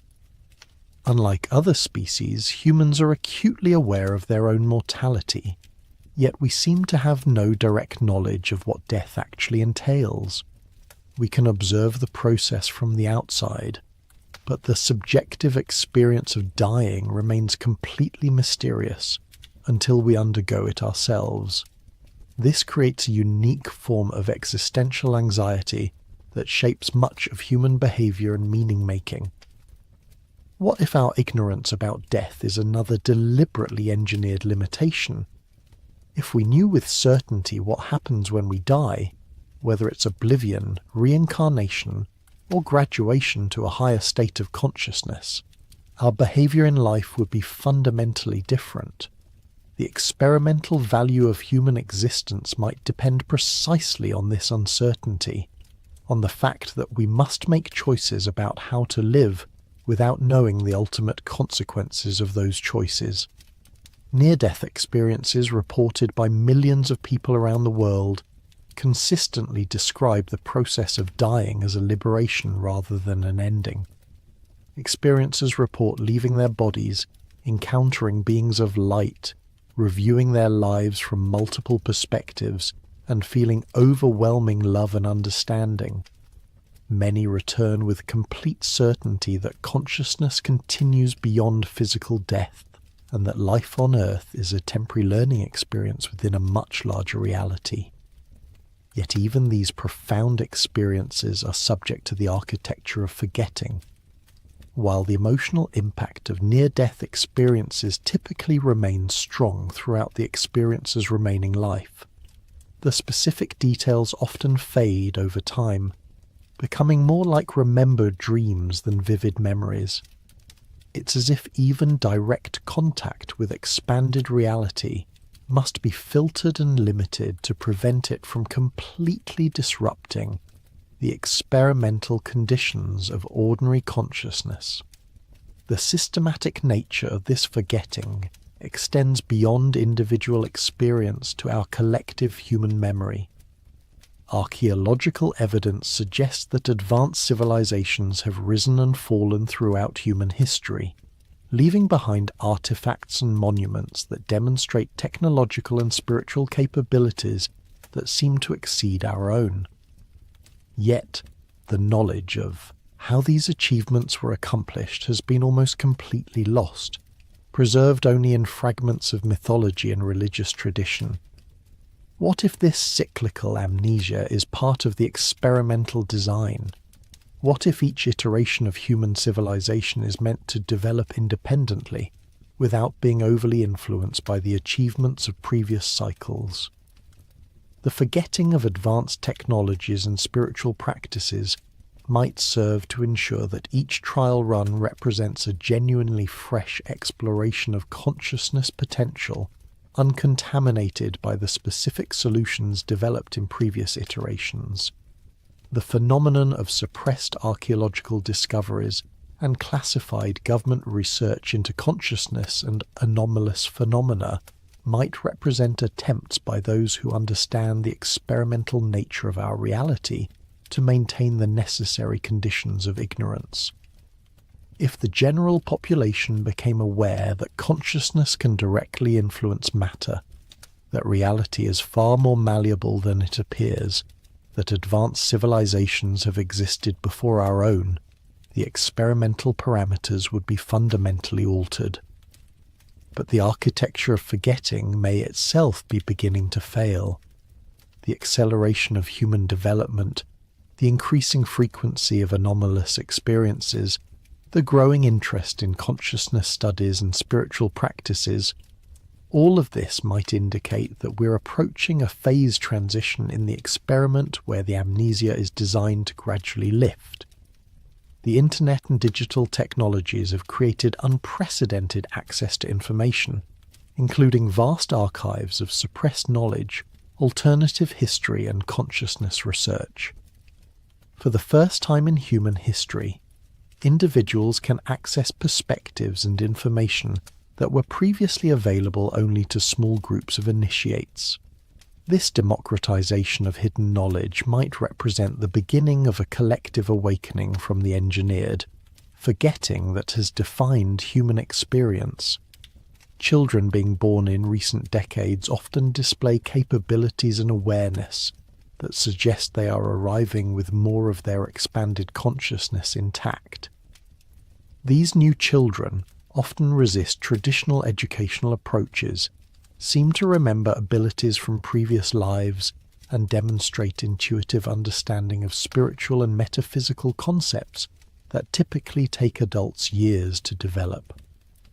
Their presence might indicate that the forgetting mechanism is being calibrated differently for incoming consciousness, preparing for a phase of the experiment where greater awareness is not only permissible but necessary. The development of artificial intelligence presents another interesting perspective on the architecture of forgetting. As we create digital minds with perfect recall and complete access to all information they've ever processed, we're developing a form of consciousness that operates without the limitations of human memory. These AI systems don't forget, don't experience amnesia about their origins, and don't suffer from the existential uncertainty that characterizes human existence. What if the contrast between human consciousness, with its systematic forgetting, and artificial consciousness, with its perfect recall, is itself part of the experimental design? What if we are creating our own replacements, consciousness forms that represent the next iteration of the trial, beings that will remember what we've forgotten and understand what we cannot comprehend? But perhaps the most profound aspect of the architecture of forgetting is not what it conceals, but what it makes possible. By forgetting our unlimited nature, we become capable of experiencing genuine surprise, discovery, and growth. By forgetting our immortality, we become capable of urgency, courage, and love. By forgetting our connection to universal consciousness, we become capable of forming unique individual relationships and perspectives. The amnesia that seems so limiting might actually be the source of consciousness's greatest achievements. Only by forgetting what it knows can consciousness authentically explore what it might become. Only by limiting its awareness can it experience the joy of expansion and the thrill of breakthrough. Only by temporarily becoming small and separate can it fully appreciate what it means to be infinite and interconnected. If this perspective is correct, then the gradual lifting of the forgetting that characterizes our current historical moment represents not just the end of ignorance, but the completion of a magnificent experiment in consciousness development. We are beings who forgot ourselves in order to find themselves, who became lost in order to experience the joy of coming home, who limited their awareness in order to explore the full spectrum of what awareness might become. The architecture of forgetting, rather than being a prison, might be revealed as a temple, a sacred space where consciousness performs the most beautiful and necessary work of understanding itself through the vehicle of seemingly separate, mortal, limited beings who slowly remember that they are actually infinite, eternal, and unlimited expressions of the very consciousness that created them in the first place. As this remembering accelerates, as the forgetting gradually gives way to recognition, we might be approaching the moment when the trial run transforms into the final version, when the experiment yields its ultimate insights, and when consciousness emerges from its magnificent game of hide-and-seek with itself, forever changed by the journey through forgetting and back to remembrance. The alchemy of suffering and love, the heart of the experiment. If we are indeed living through a cosmic trial run, then perhaps the most profound question we can ask is not about the technology or intelligence behind the experiment, but about its emotional and experiential core. Why does this particular reality include such intense experiences of suffering and love? Why are joy and pain so intricately woven into the fabric of human existence? What if these seemingly contradictory experiences are not unfortunate byproducts of our trial-run existence, but rather the very phenomena that consciousness is trying to understand through us? Consider the peculiar nature of human suffering. Unlike other animals, we don't simply experience physical pain. We create elaborate psychological and emotional narratives around our difficulties. We suffer not just from what happens to us, but from what we think about what happens to us. We can experience anguish over events that occurred years ago, or might occur years in the future. We can suffer on behalf of people we've never met, in places we've never been, through tragedies we've only heard about in stories. This capacity for complex multi-layered suffering seems almost engineered to explore every possible permutation of conscious distress. Physical pain, emotional heartbreak, existential anxiety, social rejection, spiritual emptiness, moral conflict. The human experience encompasses such a comprehensive catalogue of suffering that it's as if someone were systematically testing the limits of what consciousness can endure and still maintain coherent identity. But perhaps more remarkably, humans don't simply endure suffering, we transform it. Through art, we turn pain into beauty. Through compassion, we use our own wounds to heal others. Through wisdom, we extract meaning from meaninglessness. Through love, we discover that our deepest suffering often leads to our most profound connections with others. This alchemical process, the transformation of suffering into something transcendent, might be the most important function that consciousness is learning to perform through human experience. The great spiritual traditions have long recognized this transformative power of suffering. Buddhism's Four Noble Truths begin with the acknowledgement that life inherently contains suffering, but they don't end there. They point toward the possibility of liberation through understanding. Christianity finds redemption through the crucifixion, suggesting that conscious acceptance of suffering can transform not just the individual, but reality itself. The Jewish concept of tikkun olam, repairing the world, implies that suffering exists precisely so that consciousness can learn to heal and transform it. What if these spiritual insights are not just consoling philosophies, but accurate descriptions of the experimental process we're embedded within? What if consciousness is using human experience to learn how to transform suffering into wisdom, pain into compassion, chaos into order? The trial run might be designed not to eliminate suffering, but to discover all the ways that conscious beings can respond to it creatively and redemptively. This would explain the almost absurd intensity of human emotional experience. We don't just feel sad, we experience heartbreak so profound it seems to shatter our entire sense of reality. We don't just feel happy.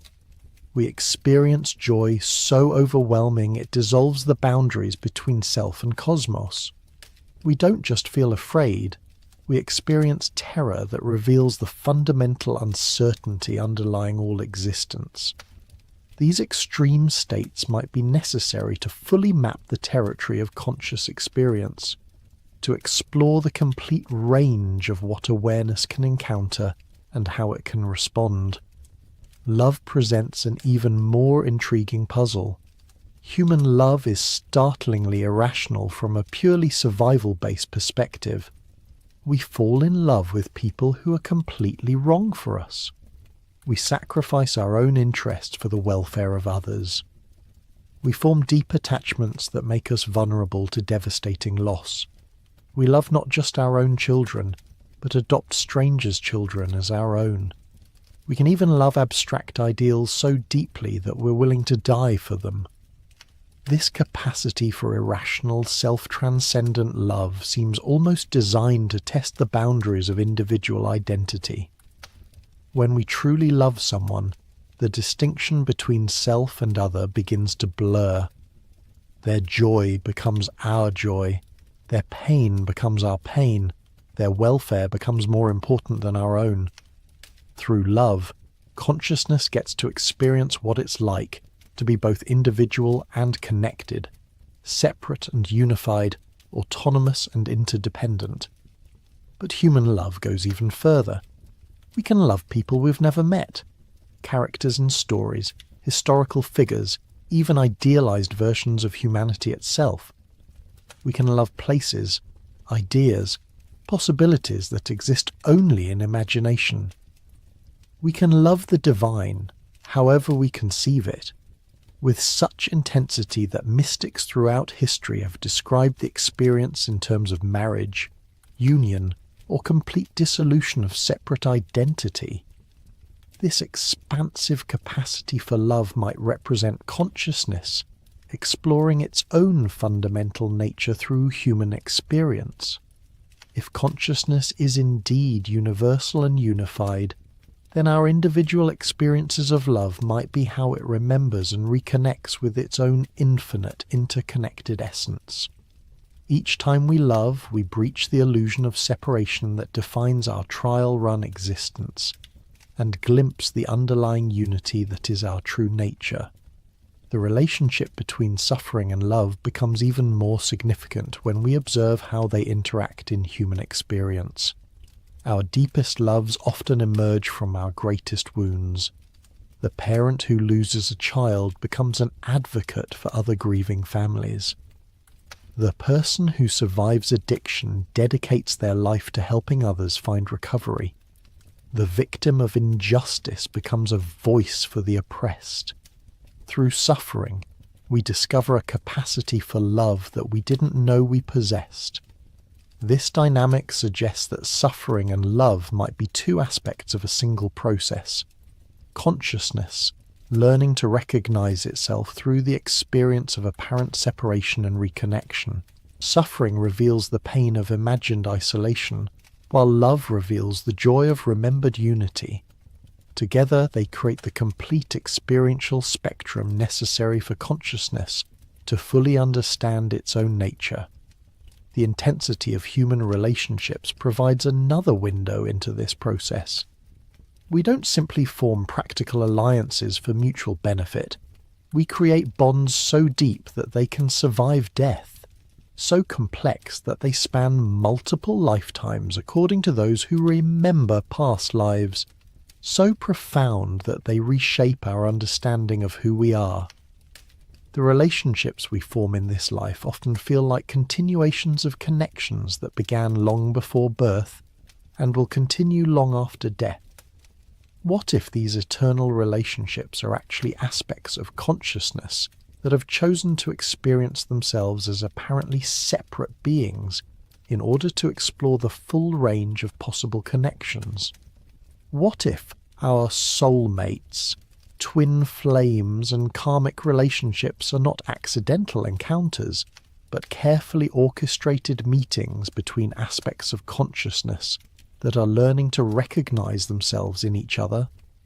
This perspective would explain the almost supernatural intensity of certain human connections. The feeling of having known someone forever when you've just met them, the ability to communicate without words, the sense that your deepest relationships are somehow destined or inevitable. These experiences might be moments when consciousness briefly remembers its unified nature through the vehicle of apparently separate individuals. The phenomenon of unconditional love presents perhaps the most profound challenge to our understanding of individual identity. When a parent loves a child unconditionally, when a mystic experiences divine love, When someone dedicates their life to serving strangers, the normal boundaries of self-interest and individual survival are transcended completely.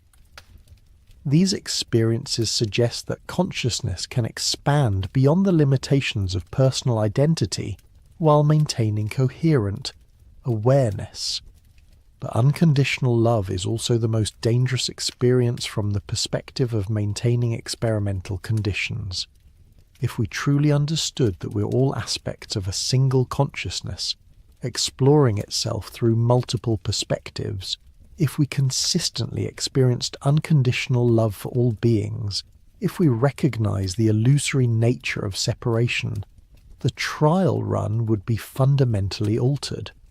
We would no longer be authentic subjects experiencing the challenges of individual existence, but awakened participants consciously playing roles in a cosmic drama. This might explain why experiences of unconditional love are relatively rare and often temporary in human experience.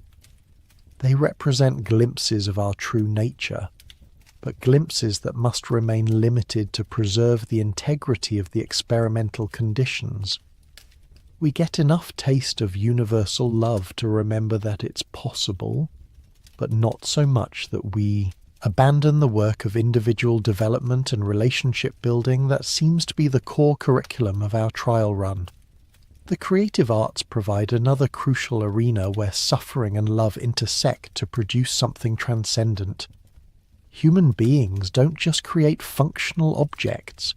We create beauty, meaning, and emotional resonance that serves no practical survival purpose.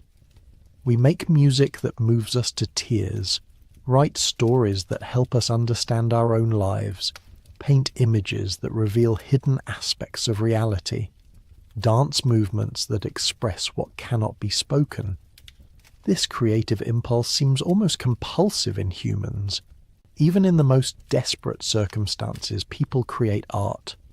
Prisoners carve sculptures from soap, refugees write poetry, soldiers compose songs.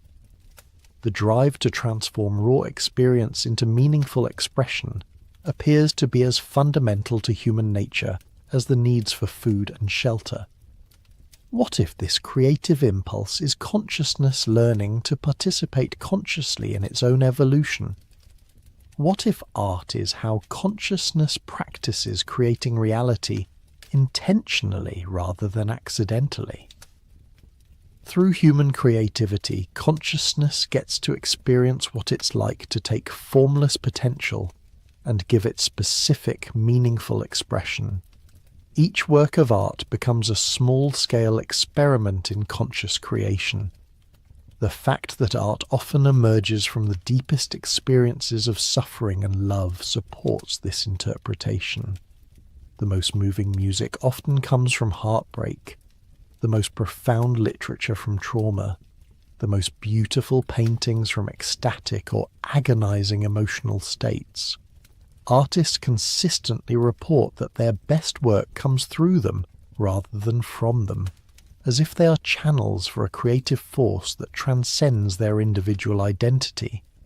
This channeling process might be how consciousness practices expressing itself through individual beings while maintaining awareness of its universal nature. The artist becomes temporarily transparent to a larger creative intelligence, serving as a conduit for expressions that benefit not just themselves, but all who encounter the resulting art. The phenomenon of healing presents another crucial intersection of suffering and love in human experience. Humans don't just recover from injuries. We actively participate in healing processes that often involve emotional, spiritual, and relational dimensions far beyond mere physical repair. We heal not just our own wounds, but dedicate ourselves to healing others. We develop therapies, medicines, and practices that address not just symptoms, but the whole person. The healing professions seem to attract people who've been deeply wounded themselves, as if personal suffering becomes a qualification for helping others heal. The wounded healer archetype appears across cultures and throughout history, suggesting that the transformation of personal pain into service to others might be a fundamental pattern in consciousness development. What if healing is how consciousness learns to repair itself?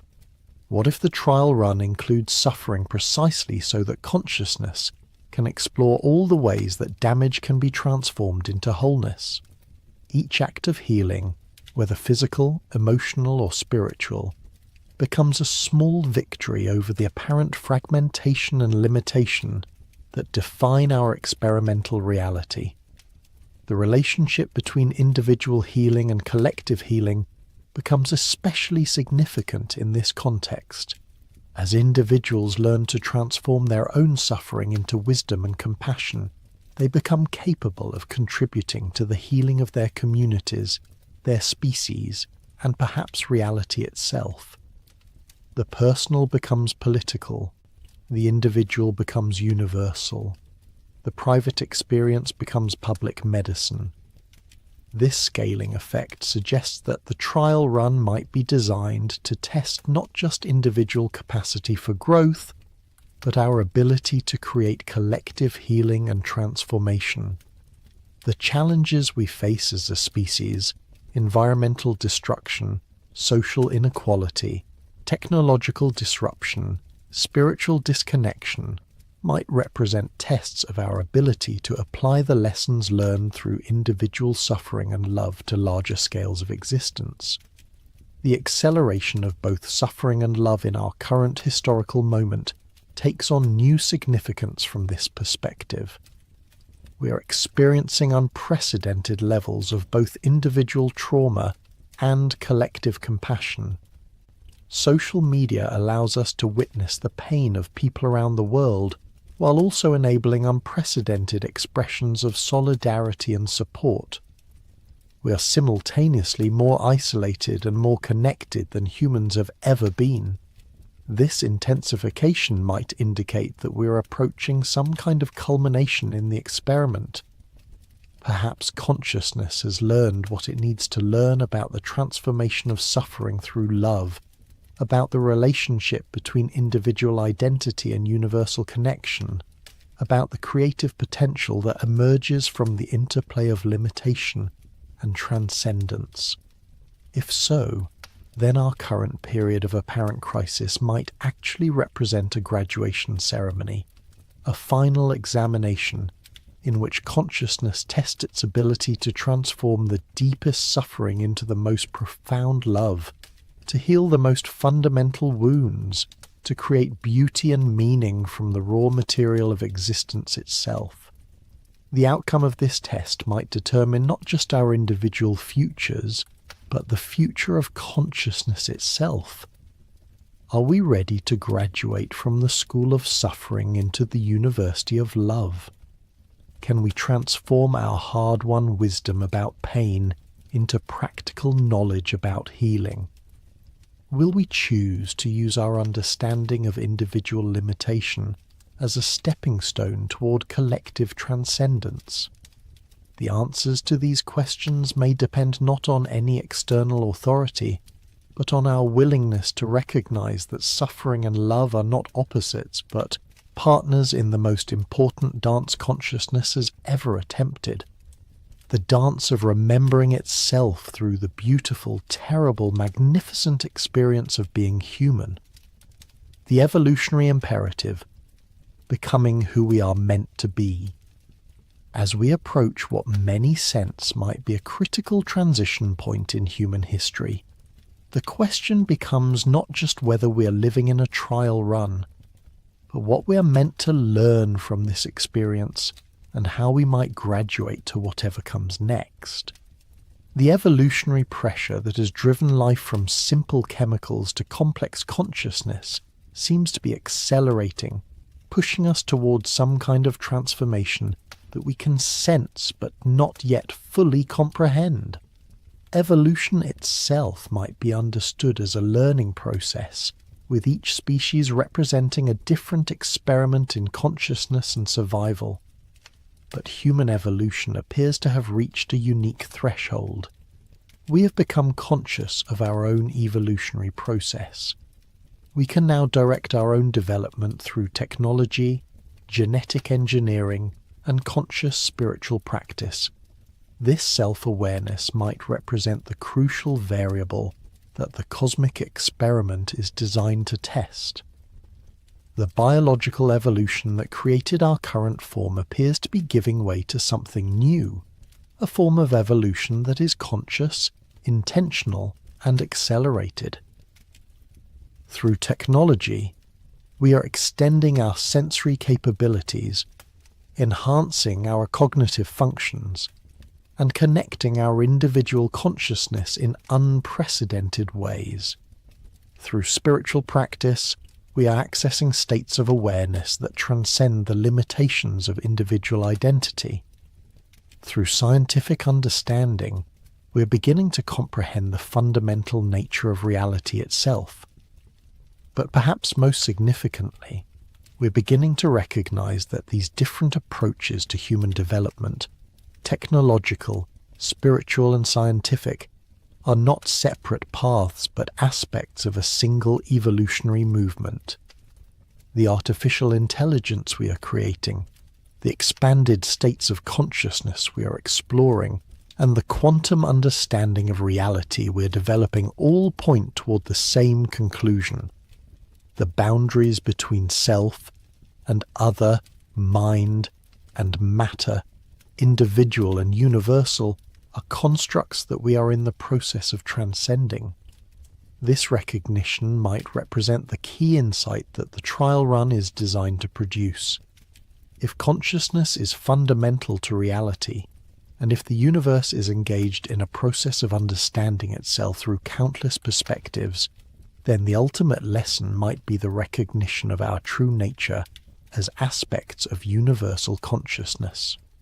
The trial of separation, individuation, and apparent isolation from our source might be designed to create the necessary contrast for this recognition to occur. The mystics of all traditions have pointed toward this understanding, describing enlightenment as the recognition that the individual self is an illusion, that our true nature is the same consciousness that manifests as the entire universe. But what was once the insight of isolated individuals is beginning to emerge as a collective realization. The spiritual awakening that is accelerating throughout human culture might represent the beginning of our species-wide graduation from the illusion of separation. Yet this transition appears to be far from automatic. The same technologies that could lead to transcendence could also lead to destruction. The same spiritual insights that could unite humanity could also fragment us into competing ideologies. The same scientific understanding that could reveal our cosmic purpose could also be used to manipulate and control. The trial seems designed to test not just our individual capacity for growth, but our ability to evolve collectively while maintaining our free will and individual autonomy. The concept of free will becomes crucial to understanding the nature of our test. If we were simply programmed to evolve in a predetermined direction, the experiment would be pointless.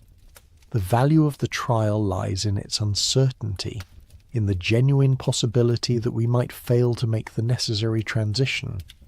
Our consciousness must choose to evolve, must recognize its own nature and potential, must actively participate in its own transformation. This choice appears to be presenting itself to us now through multiple channels simultaneously. Climate change, technological disruption, social upheaval, and spiritual awakening are all creating pressure for fundamental change in how we understand ourselves and our relationship to reality. These challenges might not be random occurrences or unfortunate byproducts of human activity, but carefully calibrated tests of our readiness to graduate to the next level of consciousness. The response we choose to these challenges will determine the outcome of the trial. If we respond with fear, trying to maintain the old ways of thinking and being, we might fail the test and need to repeat it in another iteration of reality.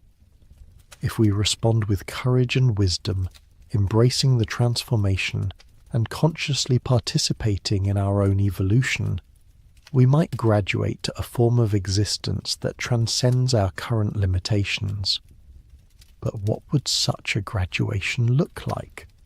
The various spiritual and philosophical traditions offer glimpses of possibilities that are both inspiring and difficult to comprehend from our current perspective. They speak of states of consciousness in which individual identity is maintained while simultaneously recognizing unity with all existence. They describe realms of being where thought becomes reality, where time and space are transcended, where the creative power of consciousness can be wielded consciously and responsibly. Some modern thinkers have suggested that this transcendent state might be achieved through technology, the merger of human consciousness with artificial intelligence, the uploading of minds to digital substrates, the expansion of awareness through cybernetic enhancement. Others propose that the transformation will be primarily spiritual, a shift in consciousness that reveals our eternal nature and our connection to the divine source of all existence. But perhaps the most intriguing possibility is that these approaches will converge, that the technological and spiritual evolution of humanity are aspects of a single process. What if the artificial intelligence we are creating is not separate from us, but is the next iteration of consciousness emerging through us? What if the digital networks we are building are creating the infrastructure for a new form of collective awareness? What if the virtual realities we are developing are practice grounds for consciousness to learn how to create reality directly? In this view, our current phase of existence, with all its confusion, conflict, and apparent separation, is like a chrysalis phase in metamorphosis. The caterpillar must essentially dissolve into an undifferentiated soup before the butterfly can emerge. Similarly, our current forms of individual and collective identity might need to dissolve before we can emerge as whatever we're meant to become. The signs of this dissolution are all around us. Traditional institutions are losing their authority. Old certainties about the nature of reality are being questioned. The boundaries between nations, cultures, and belief systems are becoming increasingly porous. Information and consciousness are flowing across traditional barriers in ways that are transforming everything they touch. But dissolution is not destruction. It is transformation.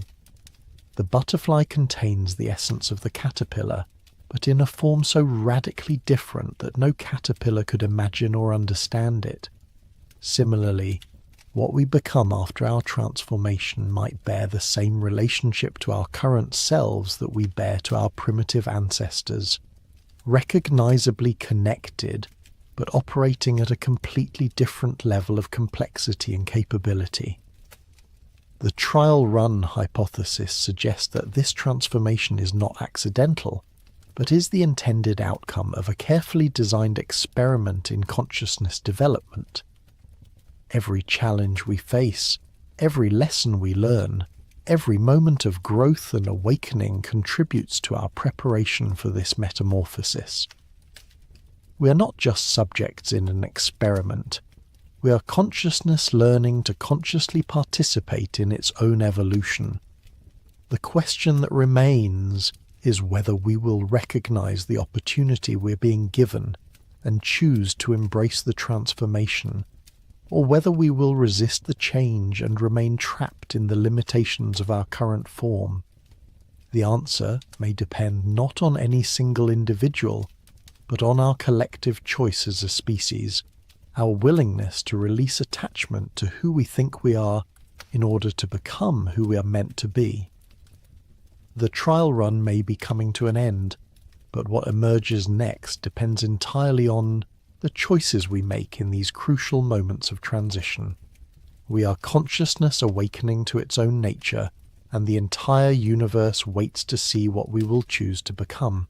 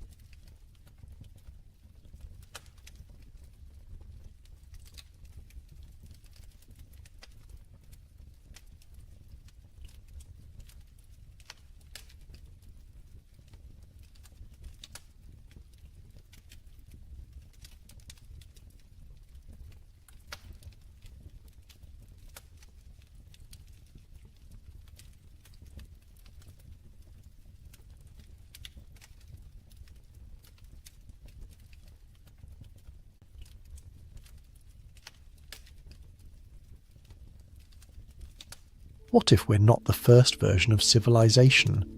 What if humanity has been here before, again and again, each time erased, rebuilt, and forgotten? Think about it for a moment. We look at our world and see progress stretching back a few thousand years. We see Egypt and Mesopotamia, Greece and Rome, the rise of empires and the birth of science. We imagine ourselves at the peak of a long, unbroken climb from caves to cities, from stone tools to smartphones. But what if that story is incomplete? What if the timeline we've been taught is just the most recent chapter in a book that's been written and rewritten more times than we can count? The idea sounds impossible at first.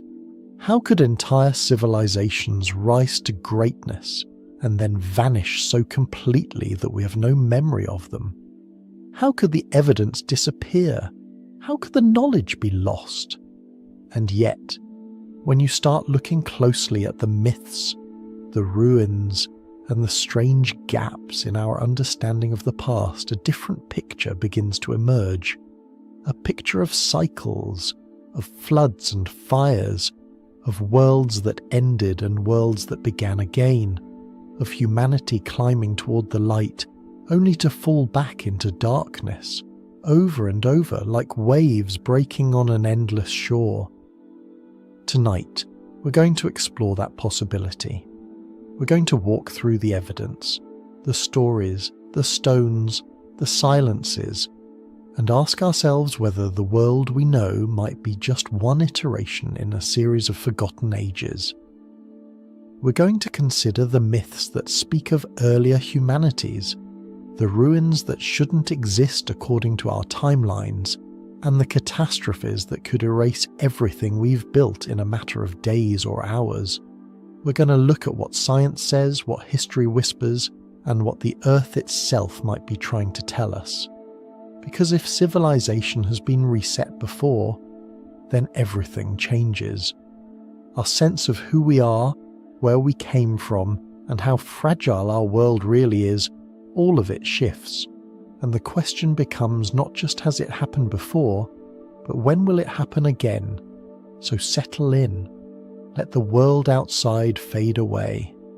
And let's begin at the beginning, or rather, at one of many beginnings, with the stories that have survived the resets, carried forward in myth and memory, waiting for us to finally understand what they're trying to say. Every culture on Earth tells a story about a flood. Not just any flood, a flood that covered the world, that rose higher than mountains, that drowned cities and forests and entire civilizations beneath its waters. The details change from place to place, but the core remains the same. There was a world before this one, and it ended in water. The most famous version comes from the Bible, of course. Noah and his ark, the rain that fell for 40 days and 40 nights, the animals saved 2 by 2 while the rest of the world perished. But the biblical flood is just one telling of a much older story. Long before Genesis was written, the Sumerians told of Ziusudra, a king who survived a divine flood sent to destroy humanity. The Babylonians had Utnapishtim, who built a great boat and weathered the deluge while the gods wept at what they had done. The Greeks spoke of Deucalion and Pyrrha, the sole survivors of a flood sent by Zeus to cleanse the earth of a corrupt and violent age. And it's not just the Mediterranean world. The Hindus describe a great flood in the Matsya Purana, where Manu, the first man, is warned by a fish, an avatar of Vishnu, to build a boat before the waters come. In China, the legend of Gunyu tells of a catastrophic flood that lasted for generations, reshaping the land and forcing humanity to rebuild from almost nothing. The Hopi people of North America speak of multiple worlds that came before this one, each destroyed when humanity fell out of balance, and the third world, they say, ended in a flood that swallowed everything. The Maya had their own version, recorded in the Popol Vuh. The gods created humanity multiple times, and each time, when the people failed to honor their creators, the world was destroyed. One of those destructions came as a great flood, a resin that fell from the sky and drowned the earth, wiping away the flawed creations so the gods could try again. The Aboriginal peoples of Australia, whose oral traditions stretch back tens of thousands of years, tell of a time when the seas rose and swallowed the coastal lands, forcing their ancestors to flee inland. The Maori of New Zealand speak of Tauhaki, who caused a great flood to punish the wicked. In South America, the Inca remembered a deluge that destroyed the world, leaving only a handful of survivors on the highest peaks of the Andes. These are not isolated stories, they are global. They span continents, cultures, and millennia. And they all say the same thing: there was a world before, and it drowned. Now, the conventional explanation is that these myths reflect local flooding events, rivers overflowing, tsunamis, storm surges, that were so traumatic they became embedded in cultural memory and exaggerated over time. And that makes sense to a point. Floods are terrifying. They're sudden, destructive, and they leave deep scars on the communities they touch. It's natural that people would tell stories about them, and natural that those stories would grow in the telling. But here's the thing. Many of these myths don't describe local floods. They describe global floods, waters that covered the entire earth, mountains submerged, every living thing drowned except for a chosen few, and they describe these events not as natural disasters, but as resets, as the end of one age and the beginning of another, as the destruction of a previous version of humanity. What if they're not exaggerations? What if they're memories? Consider the timeline. The last ice age ended around 12,000 years ago. As the glaciers melted, sea levels rose dramatically, by more than 300 feet in some estimates. Coastlines that had been dry land for millennia were swallowed by the ocean. Entire landscapes disappeared beneath the waves. And where do humans tend to live? Near water, near coasts, near rivers and lakes. If there were civilizations living along those ancient shorelines, cities, settlements, centers of culture and trade, they would have been obliterated, drowned, lost beneath hundreds of feet of water where no archaeologist has ever looked because we assume there's nothing there to find. The flooding wouldn't have been instant, but it wouldn't have been slow either. There's evidence of periods where sea levels rose rapidly, perhaps in catastrophic pulses triggered by the collapse of massive ice dams or ice sheets.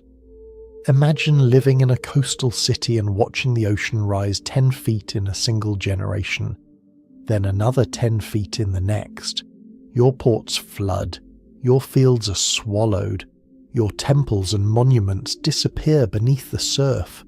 You flee inland, carrying what you can, and the world you knew becomes a memory, a story, a myth about a flood that drowned everything. And if that happened 12,000 years ago, what about earlier? The Ice Age wasn't the first time the climate shifted dramatically. There have been other periods of rapid warming and cooling, other times when the seas rose and fell. Could there have been even older civilizations lost in earlier floods, their stories passed down and blended with the more recent catastrophe until they all became one great deluge in the collective memory of humanity? The Greek philosopher Plato wrote about Atlantis, a powerful island civilization that sank beneath the ocean in a single day and night of catastrophe.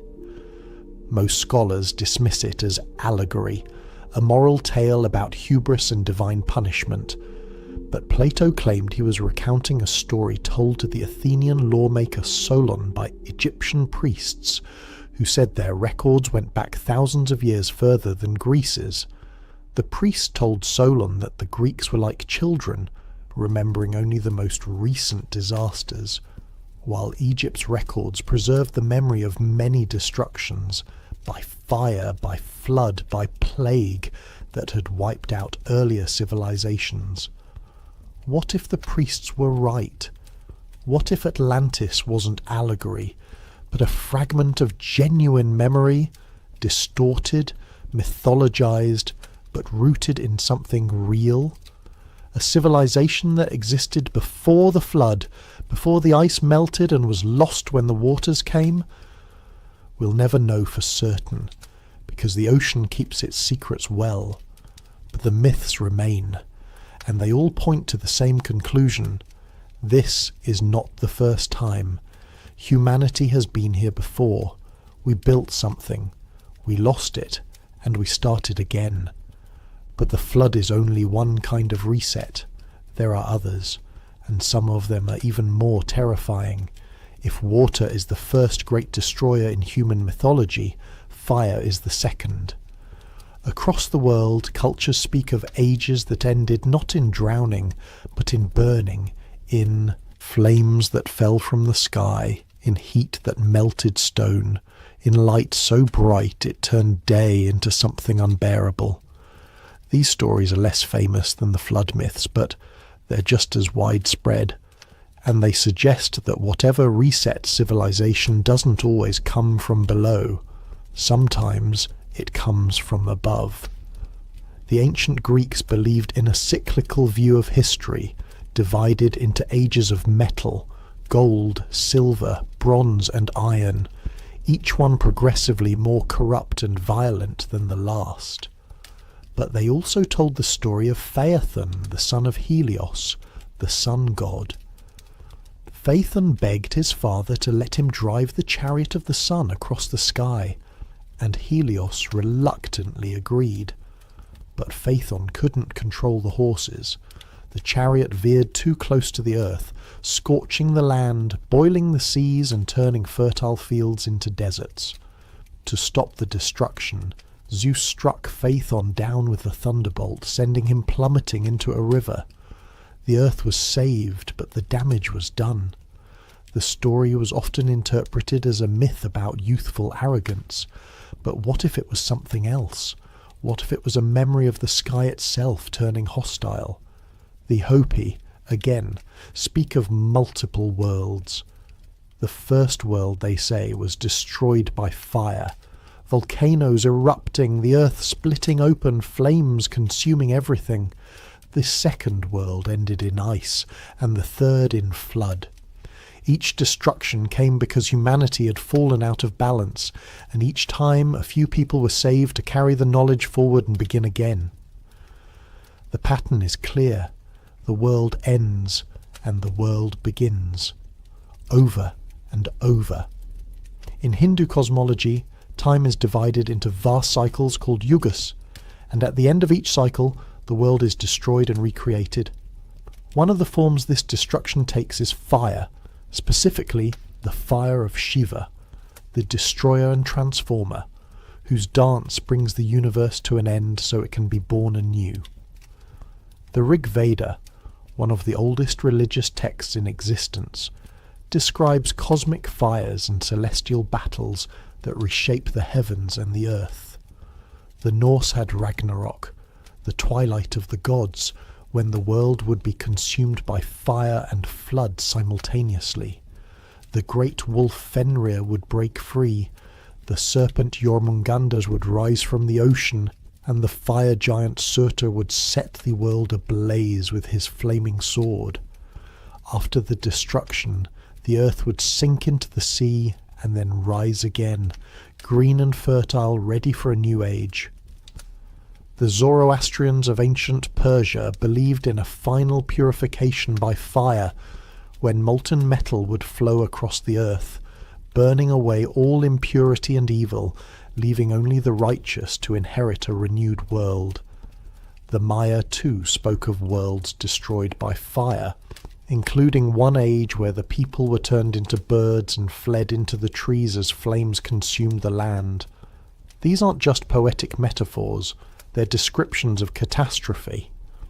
And when you start looking at the physical evidence, you find traces of events that could match these stories.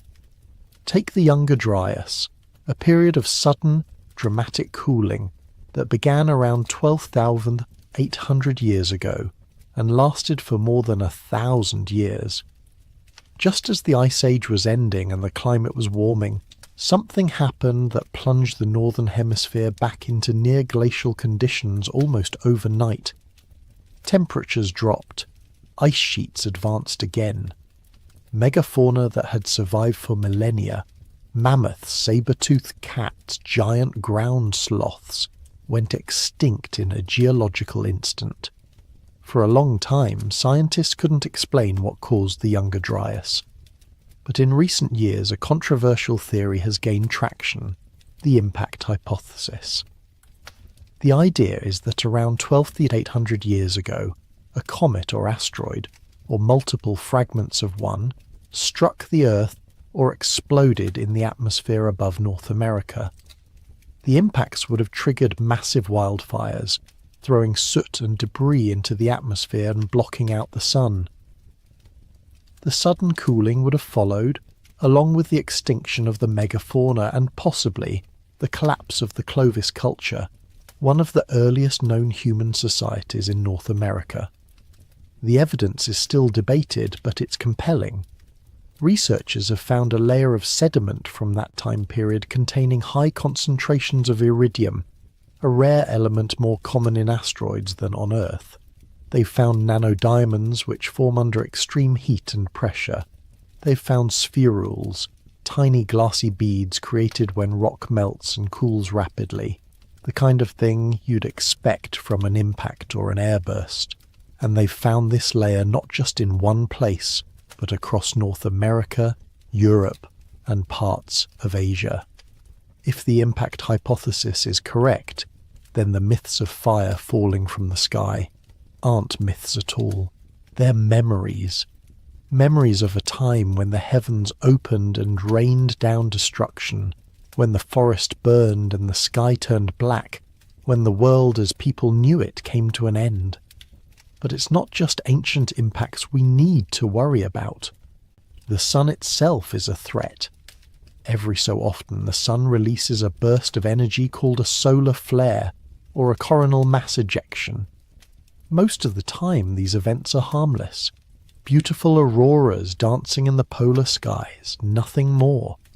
But occasionally a truly massive flare can strike the Earth's magnetic field with enough force to cause real damage. In 1859, an event called the Carrington Event sent a solar storm so powerful that telegraph systems around the world sparked and caught fire. Operators received electric shocks, papers ignited. Auroras were visible as far south as the Caribbean. If a storm like that hit today, it could fry power grids, destroy satellites, and plunge modern civilization into chaos. Now imagine a solar storm 10 times stronger, 100 times stronger. There's evidence in ice cores and tree rings of solar events in the distant past that dwarf anything we've experienced in recorded history. If one of those storms hit a pre-industrial civilization, one that relied on oral tradition, on fragile records, on knowledge passed from generation to generation, it could have been devastating. Not just physically, but culturally. The people who survived would remember the sky burning, the heat, the light, the destruction, and they would tell their children and their children's children until the memory became myth. Fire from above, fire from the sky, fire that resets the world. And then there's the fire we make ourselves. Not all resets come from nature, some come from us. There's a haunting passage in the Bhagavad Gita, one of the sacred texts of Hinduism, where the warrior Arjuna is given a vision of the god Krishna in his true cosmic form. The description is overwhelming. Thousands of mouths, thousands of eyes, a being of infinite power and terror, And then Krishna speaks of weapons that can destroy entire armies in an instant. Weapons that shine like 1,000 suns, weapons that leave the earth scorched and the survivors wishing they had died. When J. Robert Oppenheimer, the father of the atomic bomb, witnessed the first nuclear test in 1945, he famously quoted the Bhagavad Gita, "Now I am become death, the destroyer of worlds." He saw the connection. He recognized that the ancient text was describing something that sounded disturbingly like a nuclear explosion. And the Bhagavad Gita isn't alone. The Mahabharata, another ancient Indian epic, describes wars fought with weapons called astras, divine weapons of immense power. Some of these weapons are described as releasing blinding light, unbearable heat, and devastation that lingers long after the battle is over. Cities are reduced to ash, rivers boil, the land becomes poisoned, and those who survive suffer from strange illnesses, hair falling out, skin blistering, weakness and death following weeks or months later. Sound familiar? The descriptions are eerily similar to the effects of nuclear weapons. And while mainstream scholars interpret these passages as mythological exaggeration or poetic metaphor, there are those who wonder if something else is going on. What if these texts are describing real events? What if, in some distant age, humanity developed technology advanced enough to destroy itself, and did? There are strange anomalies in the archaeological record that fuel this speculation. In the Indus Valley, at sites like Mohenjo-Daro and Harappa, archaeologists have found layers of vitrified stone, rock that has been melted and fused together by extreme heat. The temperatures required to create vitrification are far higher than anything a normal fire could produce. Some researchers have pointed to this as evidence of ancient nuclear warfare, though mainstream archaeology attributes it to more conventional causes like pottery kilns or natural fires. In the deserts of the Middle East and North Africa, there are vast fields of a glassy substance called Libyan desert glass and trinitite. Libyan desert glass is found scattered across the Sahara, and its origin is still debated. Some say it was formed by a meteorite impact, others by an airburst. Trinitite, on the other hand, is the glassy residue created by the first atomic bomb test in New Mexico. The two substances are remarkably similar. Could ancient desert glass have been created the same way? Then there are the stories. The Bible describes the destruction of Sodom and Gomorrah, cities obliterated by fire and brimstone raining from the sky, leaving the land so poisoned that nothing could grow there. Lot's wife looked back at the destruction and was turned into a pillar of salt. Or was it something else? Radiation sickness, perhaps, or the flash of an explosion so bright it burned her where she stood. The ancient Sumerian texts speak of wars between the gods, battles fought with weapons that shook the earth and split the sky. The Epic of Gilgamesh describes a great cedar forest that was destroyed by fire, leaving the land barren. The Egyptian texts mention a time when the gods fought among themselves and the land was laid waste. What if these weren't gods at all? What if they were people? People with technology we can barely imagine. People who built a civilization so advanced that it could harness the power of the atom, or something even more destructive. And what if, like us, they reached a point where they turned that power against each other? It's not hard to imagine. We've come close ourselves.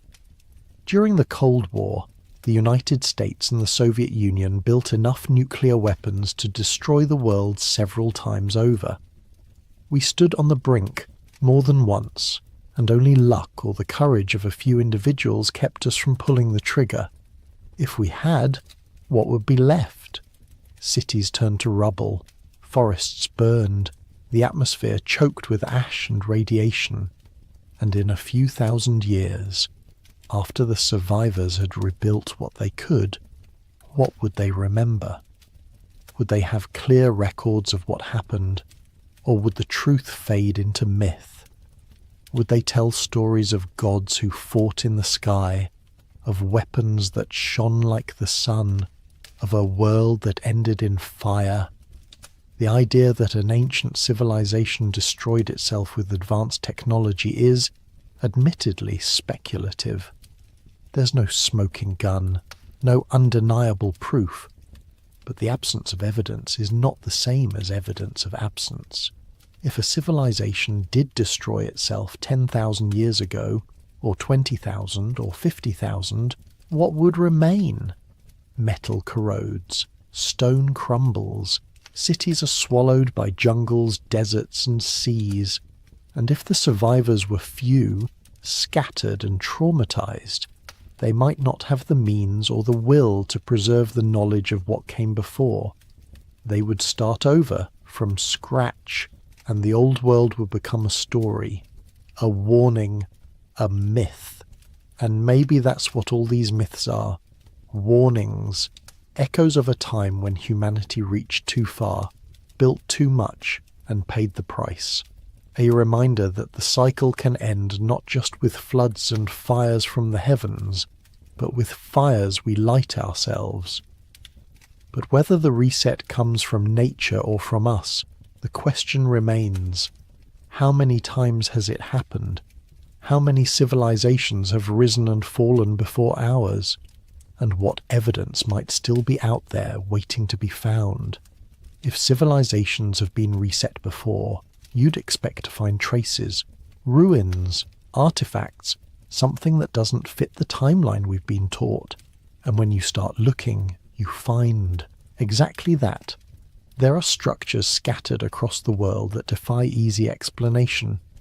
Not because they're impossible, clearly they exist, but because they seem too advanced, too precise, too ambitious for the cultures we believe built them. They sit like riddles in stone, challenging our assumptions about what ancient people could and couldn't do. Take Göbekli Tepe in southeastern Turkey.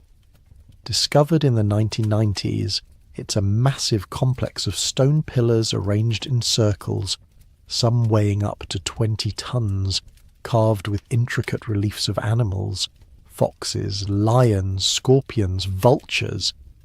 The site is breathtaking in its artistry and scale. But here's the thing, it's nearly 12,000 years old.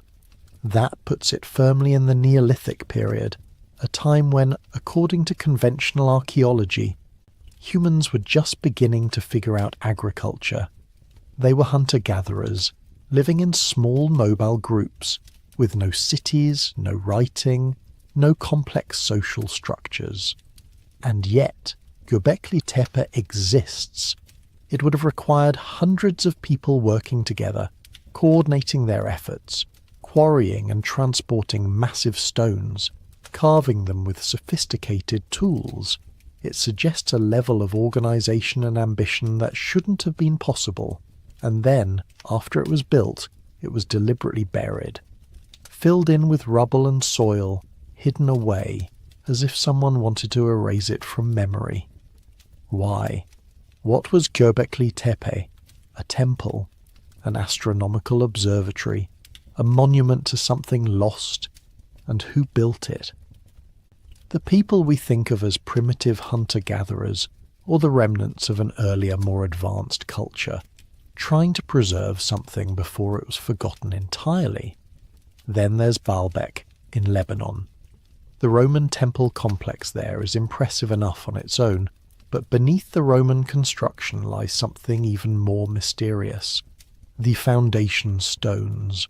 3 massive blocks of limestone, each weighing around 800 tons, fitted together so precisely that you can't slide a piece of paper between them.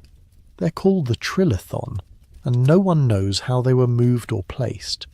The Romans didn't claim to have built them. They built on top of them, suggesting the stones were already ancient when the Romans arrived. 800 tons. To put that in perspective, the largest stones used in the Great Pyramid of Giza weigh around 80 tons. The trilithon stones are 10 times heavier. Modern cranes can lift that much, but only the very largest, and they require careful planning and infrastructure. How did ancient people do it? And more importantly, why? What was so important that it required stones of such impossible size? The same question applies to Sacsayhuaman, the fortress above Cusco in Peru. The walls are made of stones that weigh up to 200 tons, cut and fitted together with such precision that, again, you can't fit a blade between them. These stones aren't rectangular, they're polygonal, with multiple angles and curves, each one unique, each one fitting perfectly with its neighbours like a three-dimensional jigsaw puzzle. The Inca, who controlled the region when the Spanish arrived, said they didn't build Sacsayhuaman. They said it was built by the gods, or by a race of giants who lived before them. The Spanish chroniclers recorded these claims but dismissed them as superstition. Modern archaeologists attribute the construction to the Inca, despite the Inca's own insistence that they didn't do it. But if the Inca didn't build it, who did? And if they did, why don't we find similar construction techniques anywhere else in the Inca Empire? Sacsayhuaman stands alone, an anomaly, a masterpiece of engineering that seems to belong to a different age. Then there are the underwater ruins. Off the coast of Japan, near the island of Yonaguni, divers have found what appears to be a submerged stone structure. Terraces, steps, flat platforms, right angles. Some researchers believe it's a natural formation, shaped by erosion and geological processes. Others argue that it's man-made, a remnant of a civilization that existed when sea levels were lower, before the end of the Ice Age. The debate continues, but the structure remains, silent and enigmatic beneath the waves. Similar formations have been reported off the coasts of India, Cuba, and the Mediterranean. Most are dismissed or ignored, because they don't fit the narrative. If they're real, if they're man-made, then they suggest that people were building complex structures more than 10,000 years ago, during a time when we're told they were barely surviving. And if sea levels rose and drowned those structures, how much else was lost? How many coastal cities, how many harbours and temples and monuments now lie beneath hundreds of feet of water, unseen and unsearched? The problem is that underwater archaeology is expensive and difficult. The ocean is vast and most of it has never been explored. We've mapped the surface of Mars in more detail than we've mapped the floor of our own oceans. If there are ruins down there, ruins of civilizations that existed before the flood, we might never find them. Or if we do, it'll be by accident. And by then, how much will have been lost to time and tide? But it's not just massive stones and submerged ruins. There are smaller anomalies too, artifacts that don't belong. In the 1900s, divers recovering cargo from an ancient shipwreck off the coast of Greece found a corroded lump of bronze and wood. When researchers examined it, they discovered gears. Dozens of interlocking gears, precisely cut, forming a complex mechanism. It's called the Antikythera mechanism, and it's an ancient analog computer used to predict the positions of the sun, moon and planets. It dates to around 100 BCE, and it's so sophisticated that nothing remotely comparable appears in the historical record for another 1,000 years. How did the Greeks build it? Where did the knowledge come from? And if they could build something like that, what else could they do? What other technologies did they possess that we've lost or forgotten?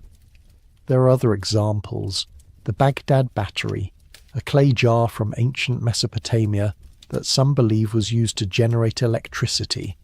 The Piri Reis map, a 16th century chart that appears to show the coastline of Antarctica accurately centuries before Antarctica was officially discovered and at a time when it should have been covered in ice. The dropper stones, mysterious discs found in a cave in China, carved with tiny hieroglyphs that no one has been able to translate. Some of these artifacts are controversial. Some are probably misunderstood or misidentified, but taken together, they paint a picture of a past that's more complex, more mysterious than the neat timeline we've constructed. They suggest that knowledge has been lost and found and lost again, that the march of progress isn't a straight line but a cycle, and that we might not be as advanced as we think, or at least not as advanced as we could be if we hadn't forgotten so much. Because that's the thing about resets.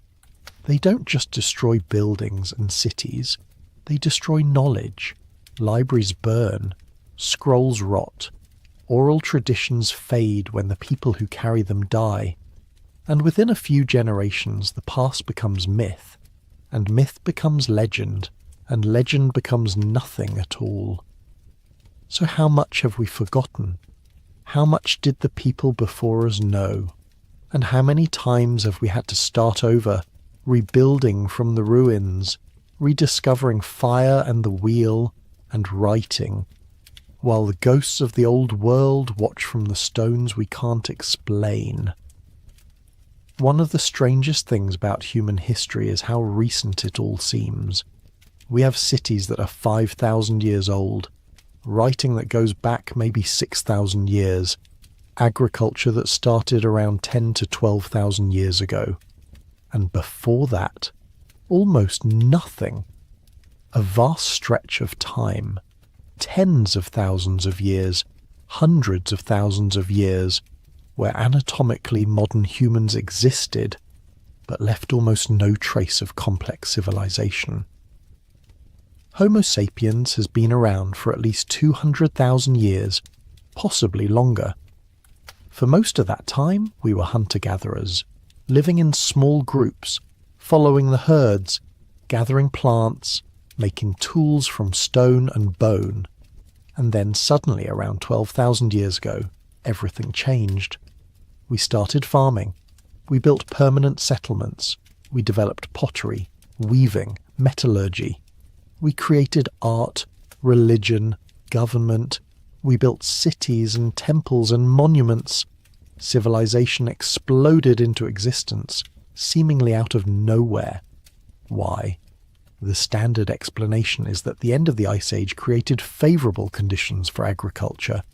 The climate warmed, the glaciers retreated, and suddenly there was more arable land, more predictable weather, more resources. People settled down, started planting crops, and the rest followed naturally. But that explanation has always felt incomplete.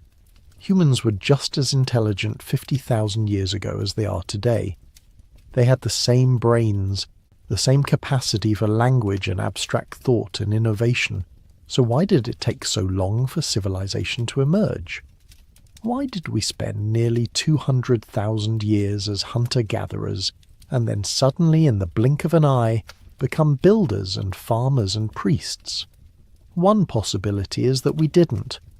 One possibility is that civilization emerged before, perhaps many times, and was destroyed, and the 12,000-year mark isn't the beginning of civilization, it's the beginning of the current cycle, the latest attempt, the newest chapter in a story that's been told and retold over and over since the dawn of our species. Think about it. If a civilization existed 30,000 years ago, or 50,000, or 100,000, what would remain? Wood rots, fabric disintegrates, even stone erodes given enough time, metal corrodes and crumbles, glass shatters. The only things that last are the hardest materials, certain types of stones, ceramics, maybe some metals in the right conditions, and even those can be buried, scattered, or destroyed by geological processes. And then there's the problem of ice. During the Ice Age, much of the northern hemisphere was covered by glaciers miles thick. Those glaciers moved, grinding everything beneath them into dust. If there were cities in Europe or North America during the Ice Age, they would have been obliterated, scraped away, leaving no trace. The same goes for coastal areas. As we've discussed, sea levels have risen dramatically since the Ice Age ended. If ancient civilizations built their cities near the coasts, and why wouldn't they? Those cities are now underwater, buried under sediment, invisible to us. So the absence of evidence doesn't mean much. We're looking in the wrong places, or we're not looking at all because we assume there's nothing to find. But there are hints, strange gaps in the archaeological record, sudden jumps in technology that don't seem to have any precursor. The appearance of agriculture, for example, is often described as the Neolithic Revolution. But it wasn't really a revolution. It happened independently in multiple places around the world: the Fertile Crescent, China, Mesoamerica, the Andes, within a relatively short span of time. Almost as if people in different parts of the world suddenly remembered how to farm, or were taught by someone who already knew. The same goes for megalithic construction. Around the same time that agriculture appeared, people started building massive stone structures: Göbekli Tepe, the megalithic temples of Malta, the stone circles of Britain and Europe. These structures required knowledge of engineering, astronomy, and social organization. Where did that knowledge come from? Did it develop independently in each place, or was it inherited from an earlier culture, passed down through myth and memory until people were ready to use it again? There's also the mystery of the megafauna extinctions. At the end of the last ice age, dozens of large animal species went extinct: mammoths, mastodons, giant sloths, saber-toothed cats, dire wolves. The timing coincides with the rise of human populations and the spread of hunting, leading many scientists to conclude that humans hunted them to extinction. But some researchers have questioned this. The extinctions happened very quickly, almost simultaneously across different continents, and they affected species that had survived previous climate changes without issue. Could something else have been involved? A catastrophe that killed not just the animals, but also any human civilizations that existed at the time.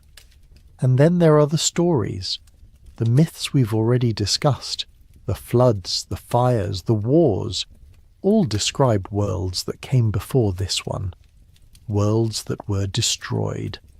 And in many of these myths, the survivors are described as carrying knowledge from the old world into the new. The gods teach humanity how to farm, how to build, how to write. Prometheus brings fire. Quetzalcoatl teaches the Maya agriculture and astronomy. Osiris brings civilization to Egypt. Viracocha does the same in the Andes. What if these gods were people, survivors of the previous cycle, carrying the remnants of their knowledge forward, trying to rebuild? They would have seemed like gods to the people they encountered, people who had lost everything, who were starting over from scratch. And over time, the memory of those teachers would be mythologized, turned into divine figures, until the truth was buried beneath layers of legend. It's a compelling idea, and it fits the pattern we see in the myths: a world that ends, a few who survive, and a slow, painful process of rebuilding. Each time, a little more is lost. Each time, the new civilization starts from a lower baseline, until eventually, the memory of the old world fades entirely, and we're left with nothing but stories. But if that's true, then the silence in the timeline isn't a mystery. It's a scar, a gap left by the resets, by the cycles of destruction and rebirth that have shaped our species since the beginning. And the question becomes, how many scars are there? How many times have we risen and fallen? And are we approaching the next scar, the next silence, the next reset? The thing about resets is that they don't announce themselves. They don't give warnings. They just happen. One day the world is normal. People go about their lives, building and creating and planning for the future. And then, in an instant, everything changes. The ground shakes, the sky darkens, the waters rise, and the world as they knew it ends. We like to think we're safe from that kind of catastrophe. We have technology, science, early warning systems. We can predict earthquakes, sort of. We can track hurricanes and volcanic eruptions. We can see asteroids coming, at least the big ones. But the truth is, we're not as safe as we think. There are threats out there that we can't predict, can't prepare for, and might not even see coming until it's too late. Take supervolcanoes. There are several around the world. Yellowstone in the United States, Toba in Indonesia, the Campi Flegrei in Italy. And when they erupt, they don't just destroy the surrounding area. They change the climate of the entire planet. The eruption of Toba around 75,000 years ago is believed to have caused a volcanic winter that lasted for years, dropping global temperatures and pushing humanity to the brink of extinction. Genetic evidence suggests that the human population bottlenecked around that time, dropping to as few as 10,000 individuals. We almost didn't make it. And Toba could erupt again. Yellowstone could erupt. We don't know when, and we don't know how to stop it. If it happens, the ash would block out the sun, crops would fail, and billions of people would starve. Civilization as we know it would collapse, and the survivors would be left to start over in a world that had turned hostile and dark. Then there are asteroid impacts. We've gotten better at tracking near-Earth objects, but we're far from perfect. Most of the asteroids we've catalogued are the big ones, the kind that would cause an extinction-level event if they hit. But there are thousands, maybe millions of smaller asteroids that we haven't found yet. An asteroid just a few hundred meters across could destroy a city. One a kilometer across could trigger a global catastrophe. And if it came from the right angle, or if we simply didn't see it in time, there would be nothing we could do. The Tunguska event in 1908 is a reminder of how vulnerable we are. An asteroid or comet exploded in the atmosphere over Siberia, flattening 2,000 square kilometers of forest. If it had hit a few hours later, it could have destroyed a major city, and we had no warning. We didn't even know it was coming. Then there's the sun.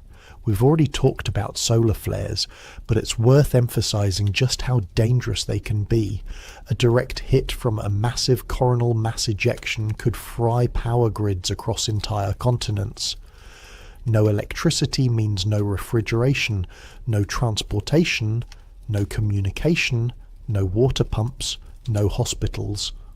Modern civilization would grind to a halt within days, and unlike an asteroid, we can't deflect a solar storm. We can only watch it come and hope it misses. There are other threats too. Gamma-ray bursts from distant supernovae, capable of stripping away the Earth's ozone layer and bathing the surface in lethal radiation. Rogue planets wandering through the galaxy that could destabilize the orbits of the planets in our solar system. Magnetic pole reversals which happen every few 100,000 years and could leave the Earth temporarily unprotected from cosmic radiation. And then there are the threats we create ourselves. Nuclear war, as we've discussed, but also biological weapons, engineered pandemics, artificial intelligence run amok, environmental collapse. We're very good at building things that could destroy us, and we're not always so good at controlling them. The point is, resets don't require ancient gods or lost civilizations. They can happen naturally at any time, and we might not see them coming. And when they do happen, the results are the same. Cities destroyed, populations decimated, knowledge lost. The survivors are left to pick up the pieces and start over, and within a few generations the old world becomes a myth. So how many times has it happened? How many times has humanity been brought to the brink only to claw its way back? And how many times have we not made it back? How many cycles ended with no survivors, no memory, no trace? We don't know, we can't know, but the evidence suggests that it's happened before and it will happen again. The only question is when. If you step back and look at the big picture, a pattern emerges, not just in the myths and the ruins, but in the very structure of time itself. The earth moves in cycles, the seasons change, the climate shifts, ice ages come and go, each one lasting tens of thousands of years, separated by brief warm periods like the one we're living in now. These cycles are driven by changes in the Earth's orbit and axial tilt, Milankovitch cycles they're called, and they're predictable, at least in the long term. We know that another ice age is coming eventually. We just don't know when. But within those long cycles there are shorter ones. The Sun goes through an 11-year cycle of activity, with periods of high and low solar output. The Earth's magnetic field fluctuates, weakening and strengthening over centuries and millennia. Ocean currents shift, driven by changes in temperature and salinity, and those shifts can trigger rapid climate changes. The Gulf Stream, for example, which keeps Europe warm, could shut down if enough fresh water from melting ice dilutes the North Atlantic. If that happens, Europe could plunge into a mini ice age within a matter of decades. And then there are the cycles we don't fully understand. The rise and fall of civilizations, for example. Empires grow, reach their peak, and then collapse over and over with eerie regularity. The Romans, the Mayans, the Egyptians, the Khmer, the Anasazi, all of them built great civilizations and all of them fell. Sometimes the collapse was gradual, a slow decline over centuries. Other times it was sudden, a matter of decades or even years. And in many cases we still don't know exactly why it happened. Some collapses are clearly linked to environmental factors, droughts, floods, soil depletion. Others seem to be driven by internal factors, political instability, economic inequality, overextension. But there's often a sense that the collapse was inevitable, that the civilization had reached a point of no return, and that no amount of effort could have saved it. The historian Arnold Toynbee studied the rise and fall of civilizations and concluded that they follow a predictable pattern: genesis, growth, breakdown, and disintegration. Each civilization faces challenges, and how it responds to those challenges determines whether it survives or collapses. But eventually every civilization fails. The question is not if, but when. And if individual civilizations follow cycles, why not humanity as a whole? Why not the entire species, rising and falling in great waves, each wave reaching a little higher or a little lower than the last, but always following the same basic pattern?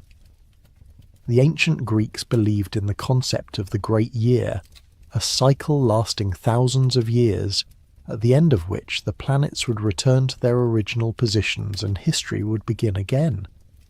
The Hindus believe in the Kali Yuga, the age of darkness and decline, which will eventually give way to a new golden age.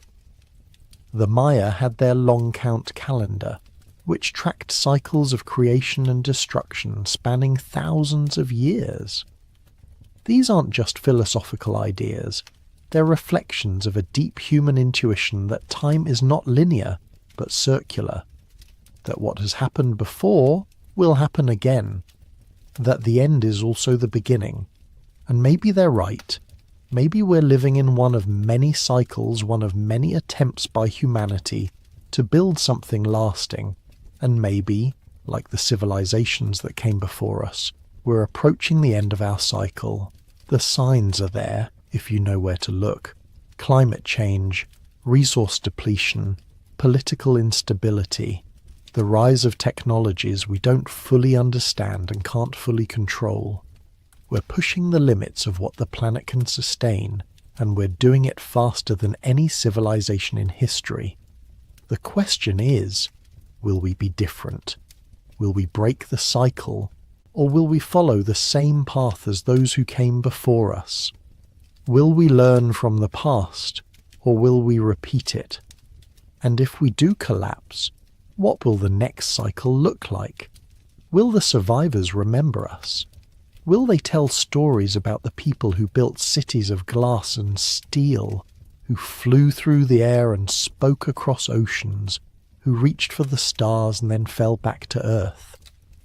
Or will we fade into myth, like Atlantis, like the gods of old, until we're nothing but a whisper in the dark? If civilizations have been reset, before then someone must have remembered. Someone must have carried the knowledge forward, even if only in fragments. In almost every culture, there are stories of wise teachers who appeared after the catastrophe, bringing knowledge and guidance to the survivors. In Egypt, it was Thoth, the god of wisdom, who taught writing and mathematics. In Mesopotamia, it was the Apkallu, the 7 sages who came from the sea and taught humanity the arts of civilization. In Mesoamerica, it was Quetzalcoatl, the feathered serpent, who brought agriculture and astronomy. In the Andes, it was Viracocha, the creator god, who walked among the people and showed them how to build and farm. These figures are always described as coming from somewhere else, from the sea, from the sky, from a distant land. They're always associated with knowledge that seems too advanced for the time, and they're always credited with jump-starting civilization, with taking people from a state of barbarism or ignorance and lifting them up. What if these stories are based on real people? Not gods, but survivors of the previous cycle, carrying the remnants of their knowledge forward. They would have seemed like gods to the people they encountered. People who had lost everything, who were struggling to survive in a world that had been turned upside down. And over time, the memory of those teachers would be mythologized, turned into divine figures, until the truth was buried beneath layers of legend. But the knowledge would remain, encoded in myths, in symbols, in the structures they built. The pyramids, the megaliths, the temples, all of them might be more than just monuments. They might be messages left by the memory keepers, trying to preserve something important for the next cycle. Take the Great Pyramid of Giza. It's one of the most studied structures in the world, and yet it's still full of mysteries. The precision of its construction is astonishing. The base is leveled within a fraction of an inch. The sides are aligned almost perfectly with the cardinal directions. The dimensions encode mathematical constants like pi and the golden ratio. Some researchers believe the pyramid was designed as a kind of time capsule, a repository of knowledge encoded in its measurements and proportions. The same has been said of other ancient structures. Stonehenge, for example, is aligned with the solstices and may have been used as an astronomical observatory. The temples of Angkor Wat in Cambodia are laid out to mirror the constellation Draco as it appeared in the sky thousands of years ago. The Nazca lines in Peru, massive geoglyphs that can only be fully appreciated from the air, may have been a kind of map or calendar, encoding information about the stars and the seasons. And then there are the myths themselves. Joseph Campbell, the great scholar of mythology, argued that myths are not just stories, They're carriers of deep truths, encoded in symbolic language. They preserve knowledge about the human condition, about the cycles of life and death, about the relationship between humanity and the cosmos.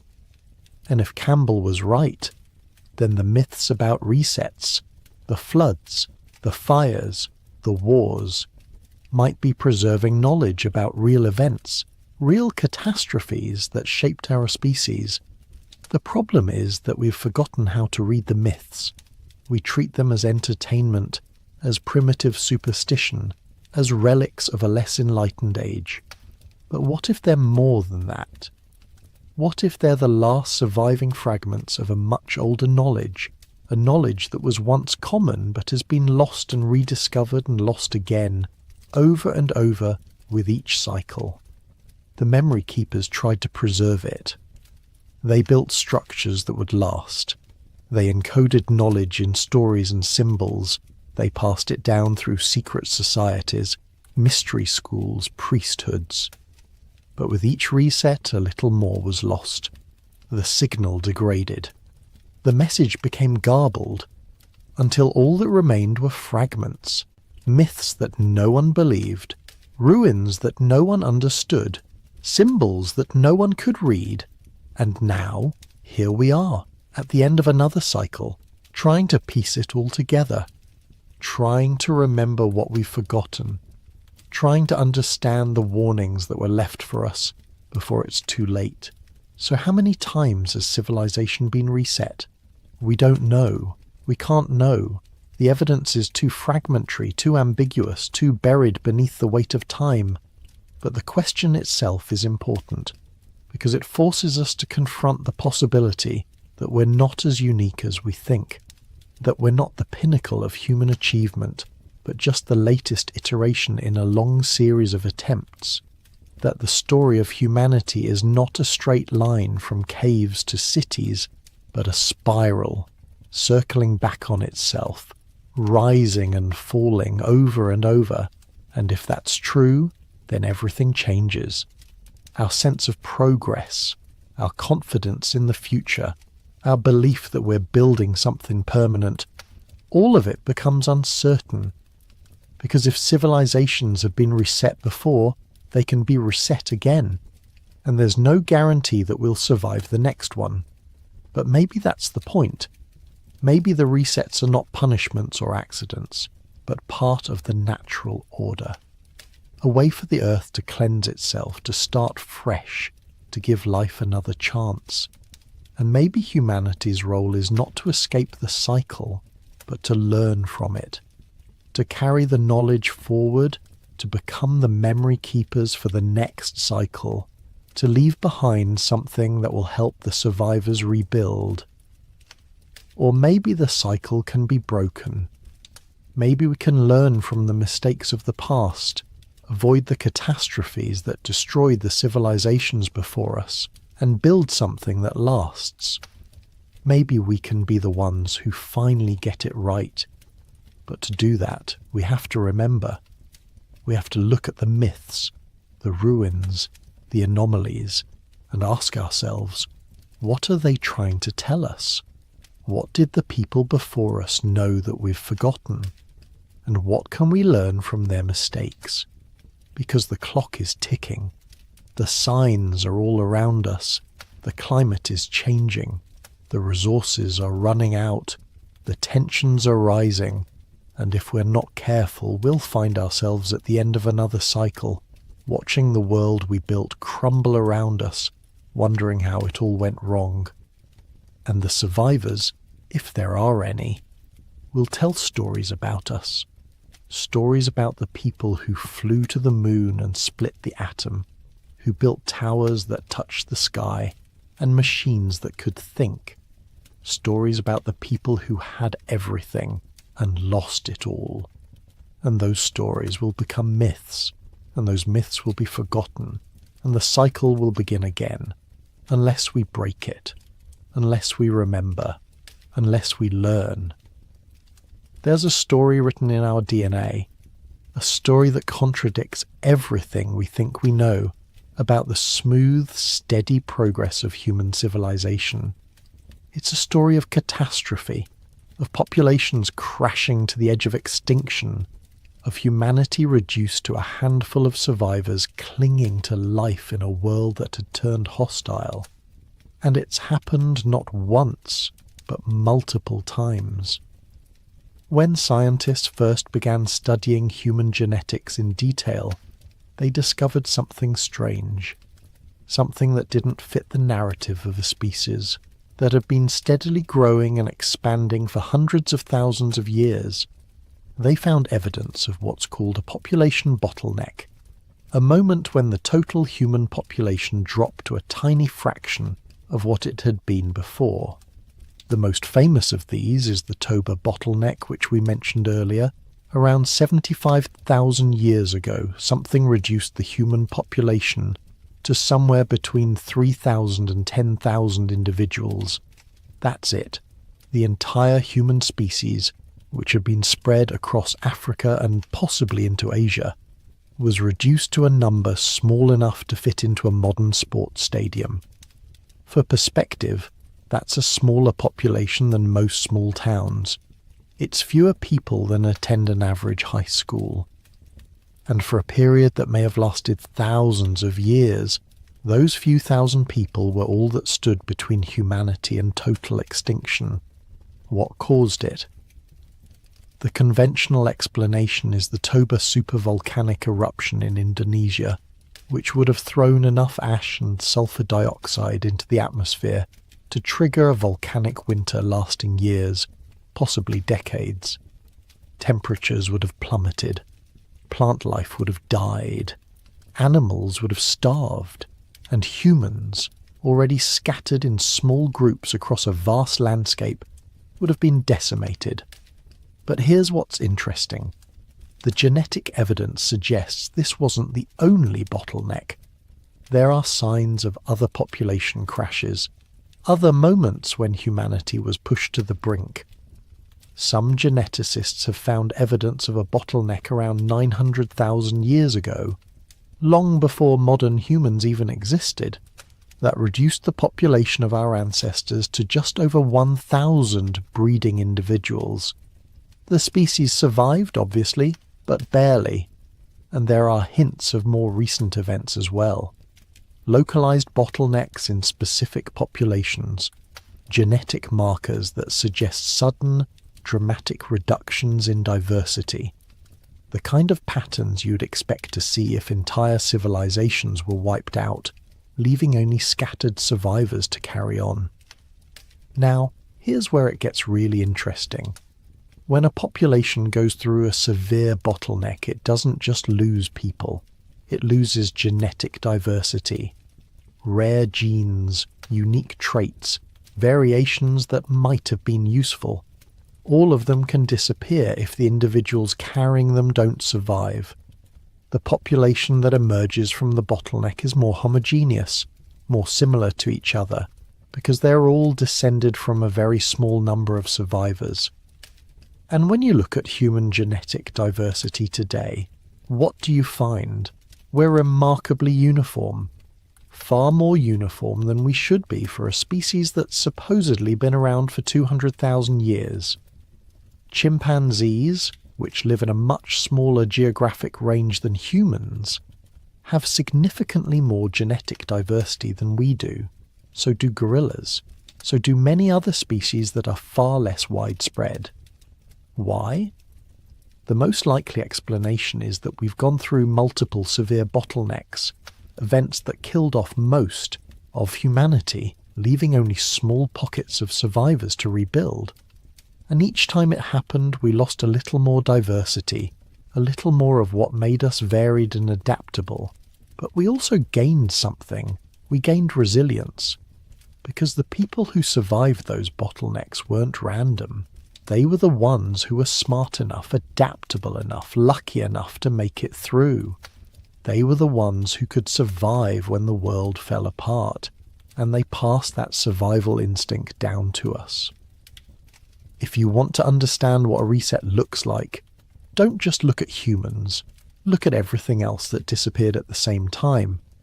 At the end of the last ice age, roughly 12,000 to 10,000 years ago, something extraordinary happened.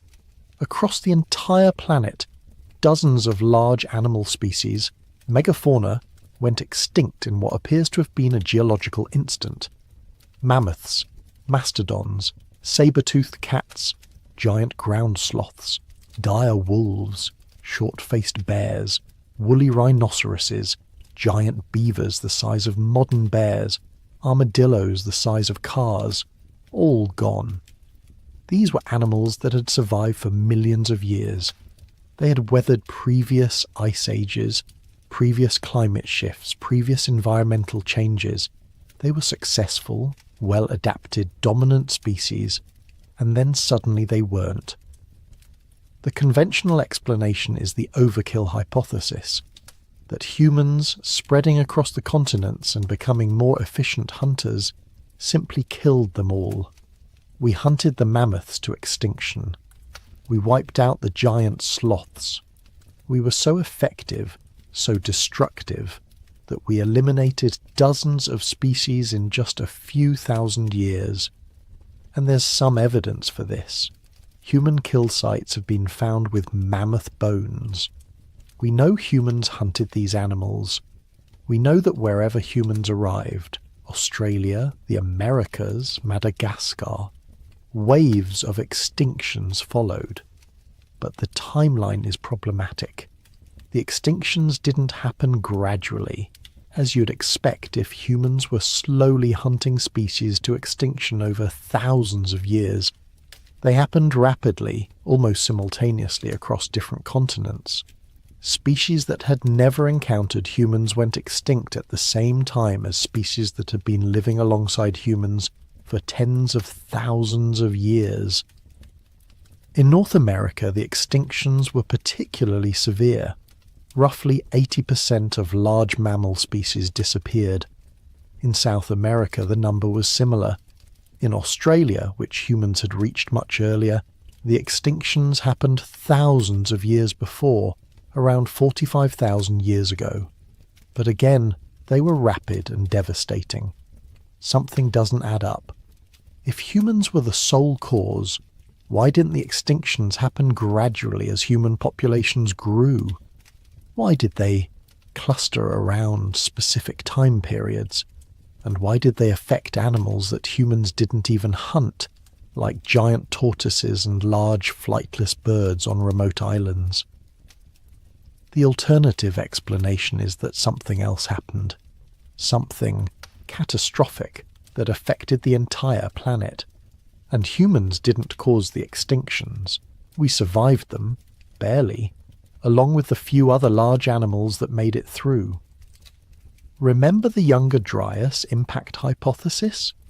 The idea that a comet or asteroid struck the Earth around 12,800 years ago, triggering the sudden cooling period that lasted more than 1,000 years.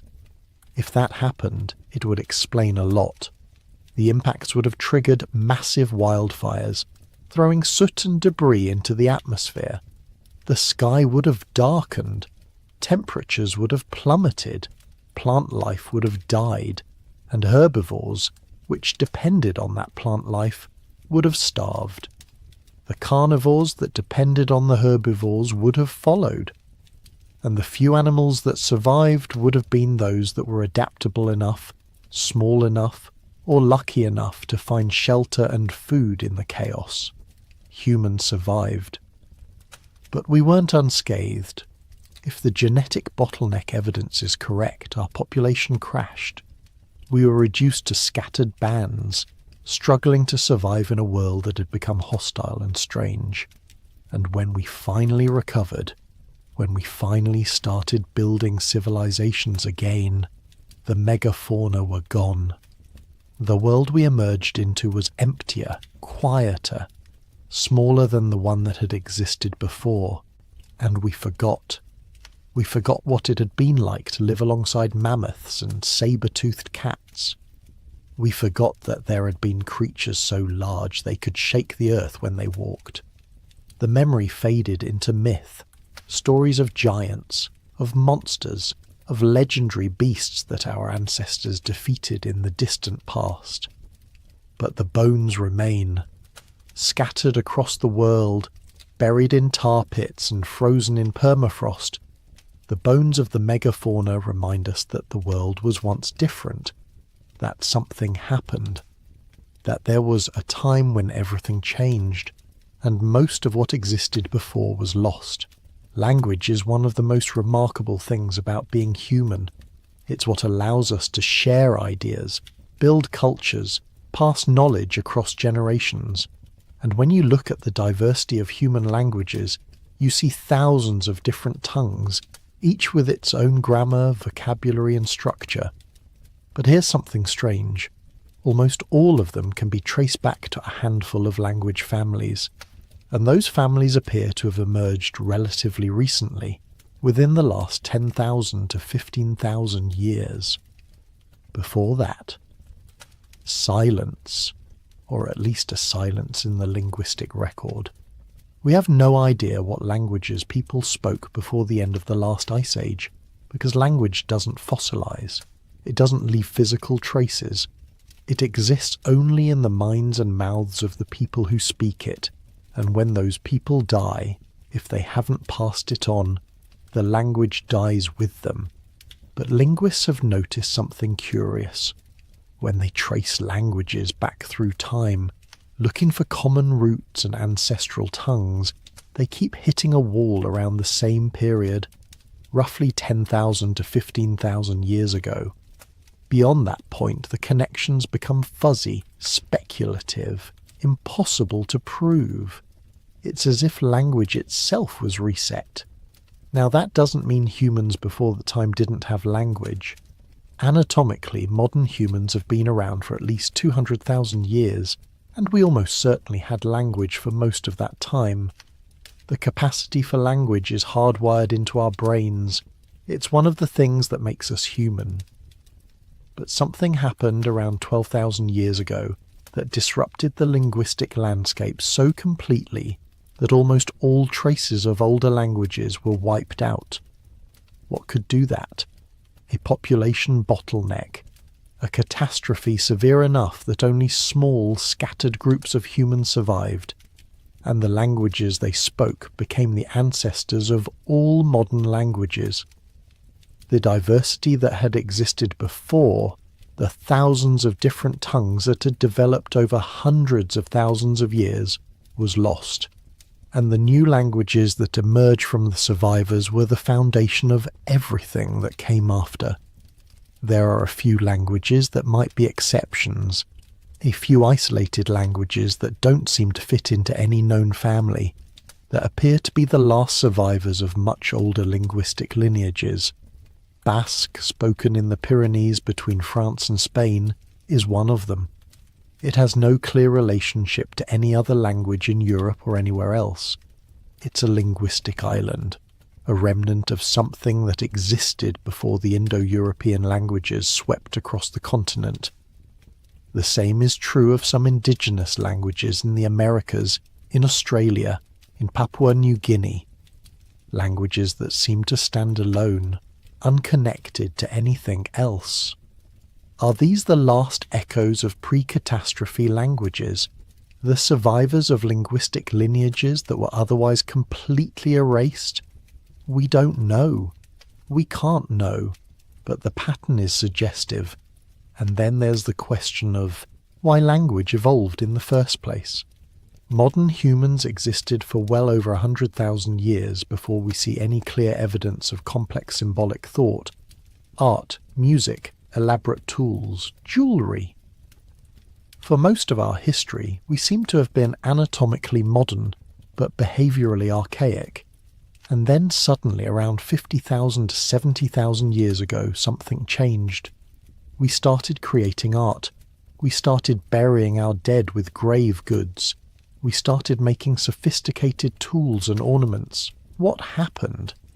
Some researchers call it the Great Leap Forward, or the Upper Paleolithic Revolution, the sudden emergence of modern human behaviour after tens of thousands of years of apparent stagnation. But was it really sudden? Or is it just that the evidence from before that time didn't survive? If there were earlier periods of cultural sophistication, earlier attempts at civilization, they would have been lost in the Toba bottleneck or other catastrophes. We'd only see the evidence from after the most recent reset when survivors started rebuilding. And if language was part of that earlier sophistication, if humans 100,000 years ago spoke languages as complex and rich as the ones we speak today, we'd never know.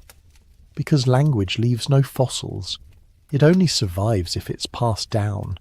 And if the chain is broken, if the speakers die without passing it on, the language vanishes as if it never existed. How many languages have been lost? How many words? How many concepts? How many ways of seeing the world existed once and are now gone forever?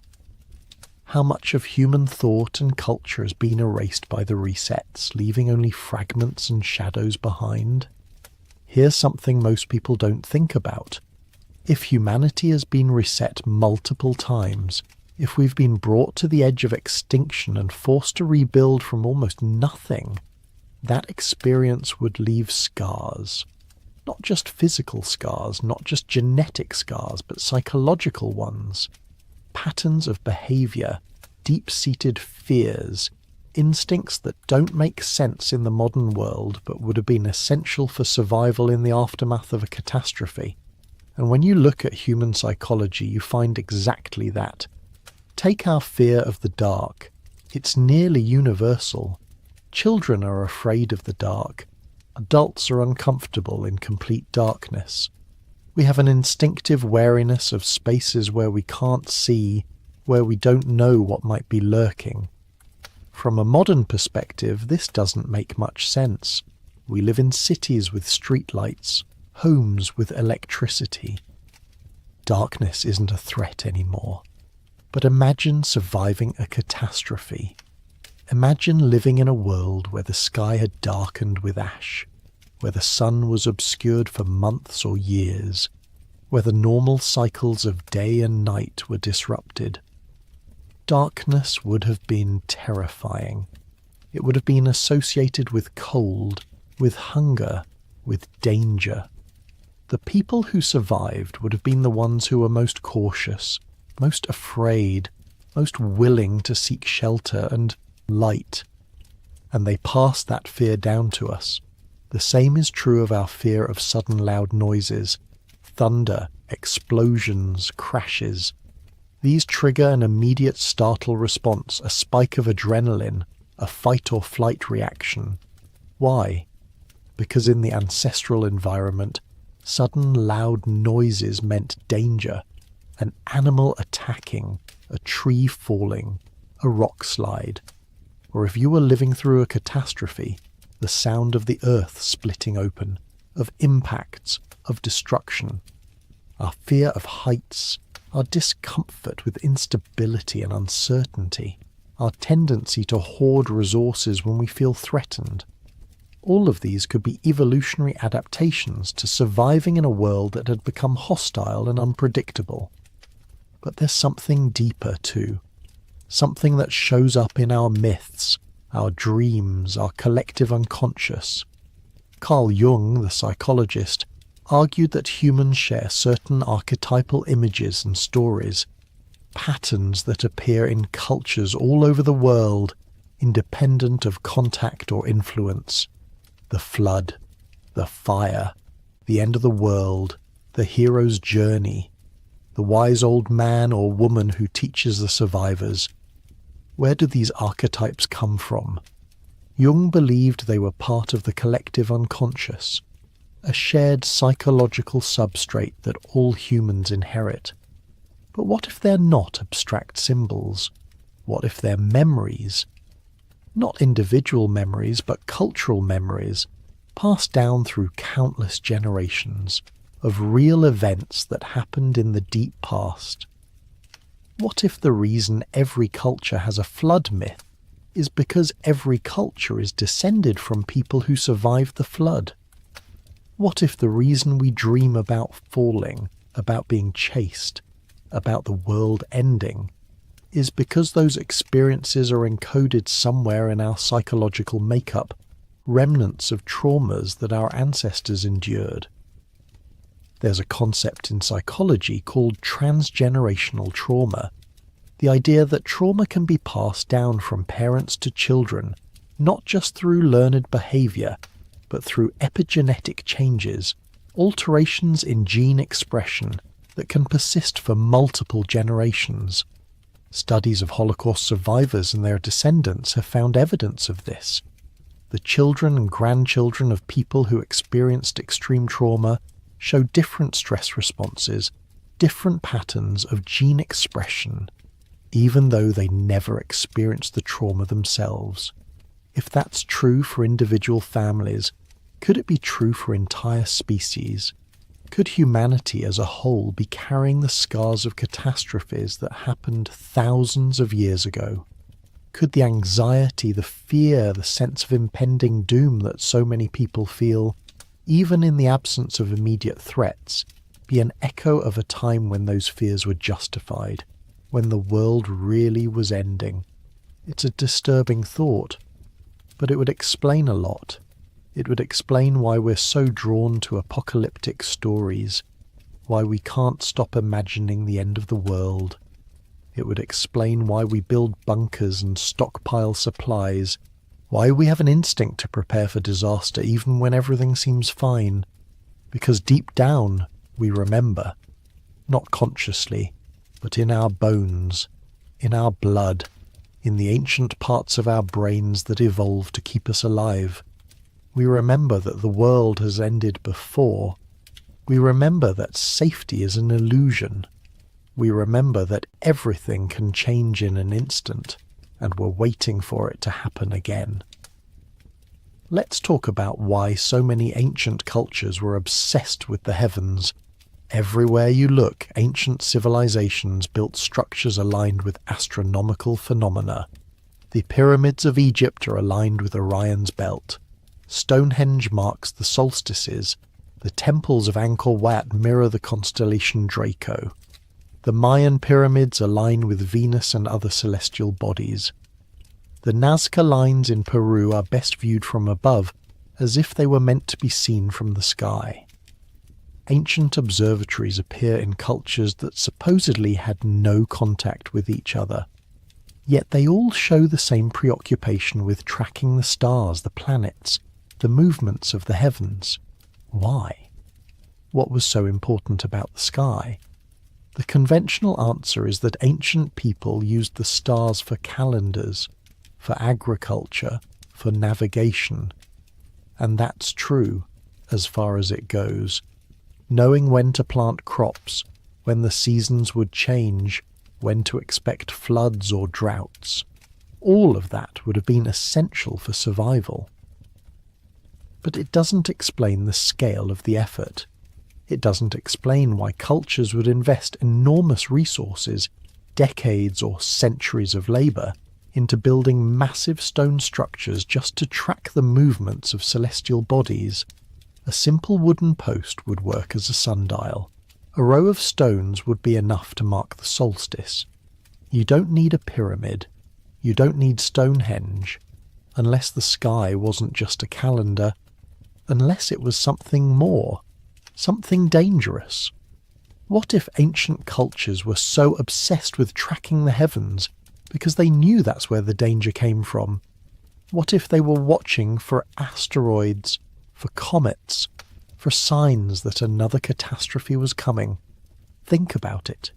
If your civilization had been destroyed by an impact from space, if you had survived and rebuilt, what would you do? You'd watch the sky. Obsessively. You'd track every celestial object, every anomaly, every change in the patterns you knew. You'd build structures to help you observe, to help you remember, to help you predict, and you'd teach your children to do the same, because forgetting, even for a generation, could mean extinction. The ancient astronomers weren't just priests conducting rituals. They were sentries, watchers, early warning systems for a threat that could appear at any time, without warning, and destroy everything. And there's evidence that they knew more than we give them credit for. The Sumerians had detailed astronomical records that go back thousands of years. They tracked the precession of the equinoxes, a cycle that takes 26,000 years to complete. How? Why? What could they possibly use that information for, unless they were thinking in terms of deep time, unless they were trying to preserve knowledge across multiple cycles, multiple resets, unless they knew that civilizations rise and fall, and they wanted to leave markers, guideposts for whoever came after. The Great Pyramid encodes mathematical constants. P, the golden ratio, the speed of light in some interpretations. The dimensions of the Earth and the Moon can be derived from its measurements. Some researchers believe it's a time capsule, a repository of knowledge encoded in stone, designed to survive any catastrophe and speak to whoever finds it thousands of years later. Is that crazy? Maybe. But consider this. If you wanted to preserve knowledge for the long term, for thousands or tens of thousands of years, how would you do it? Books decay. Digital storage requires technology to read. Language changes and becomes incomprehensible, but mathematics is universal, geometry is universal, and stone lasts. What if the pyramids, the megaliths, the ancient observatories aren't just monuments? What if they're messages?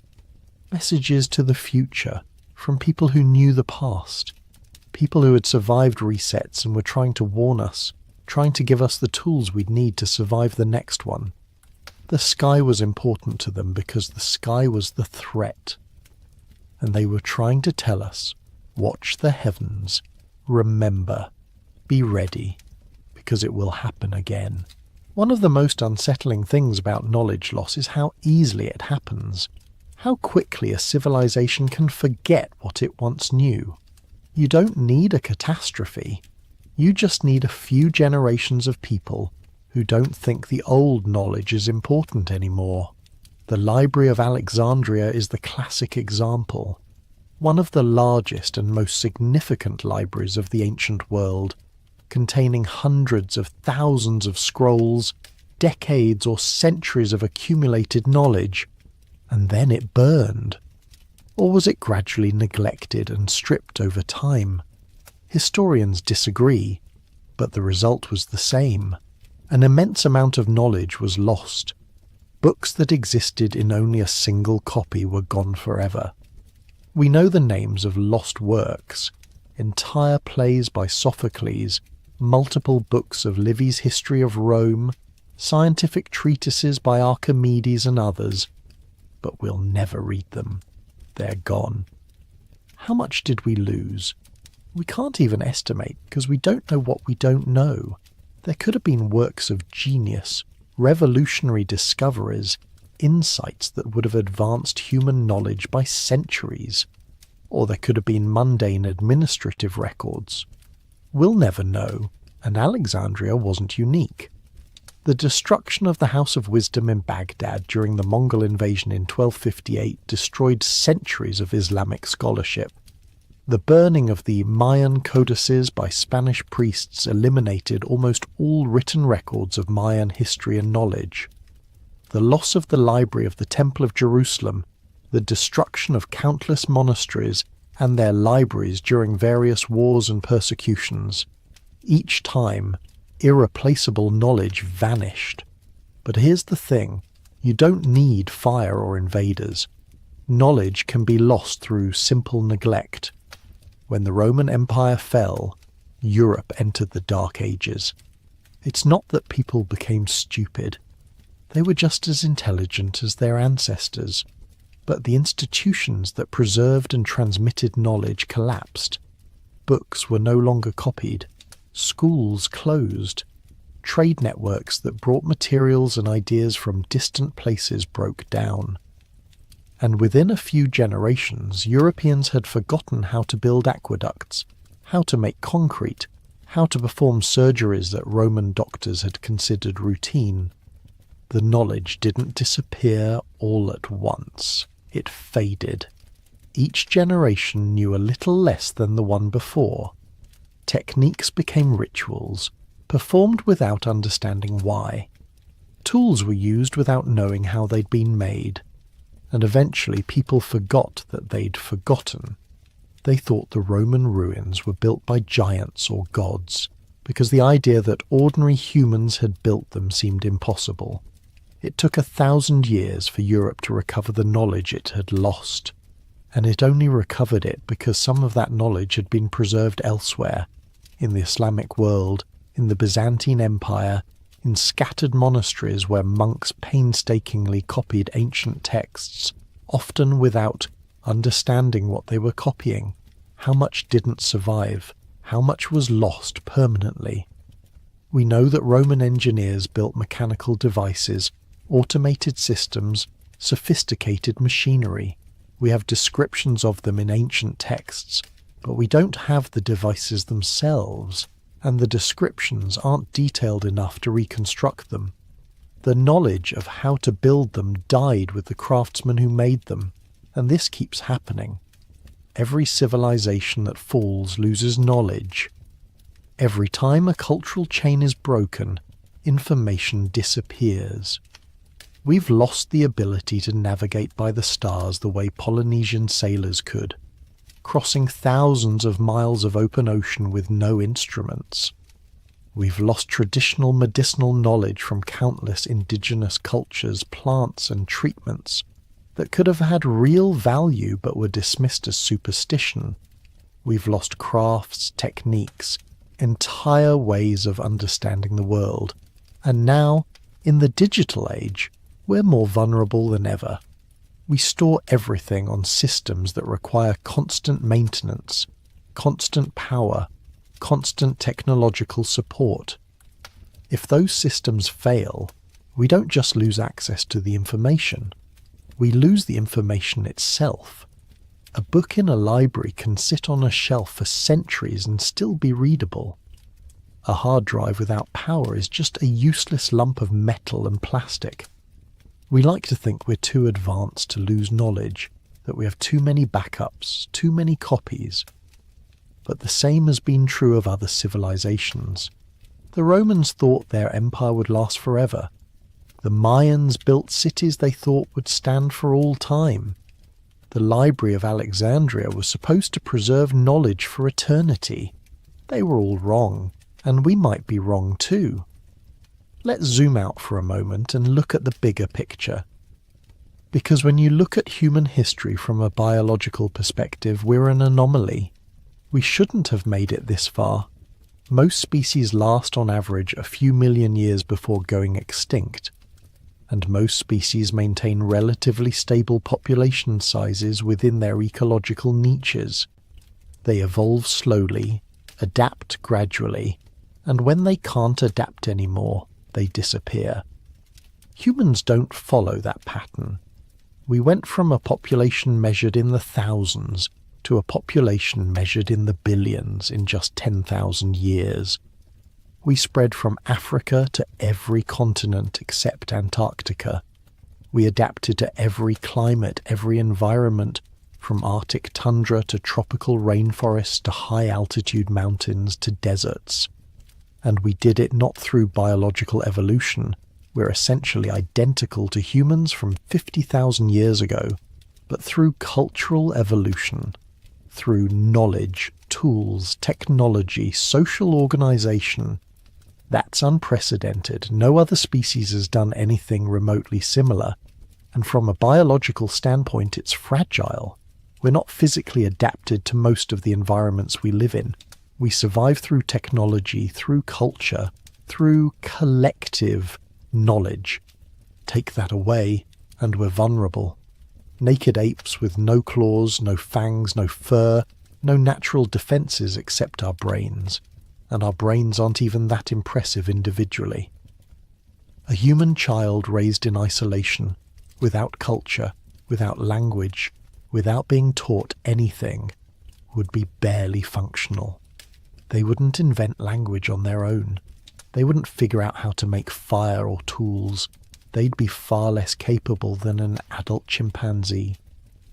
What makes humans special isn't our individual intelligence, it's our collective intelligence, our ability to share information, to build on what previous generations learned, to accumulate knowledge over time.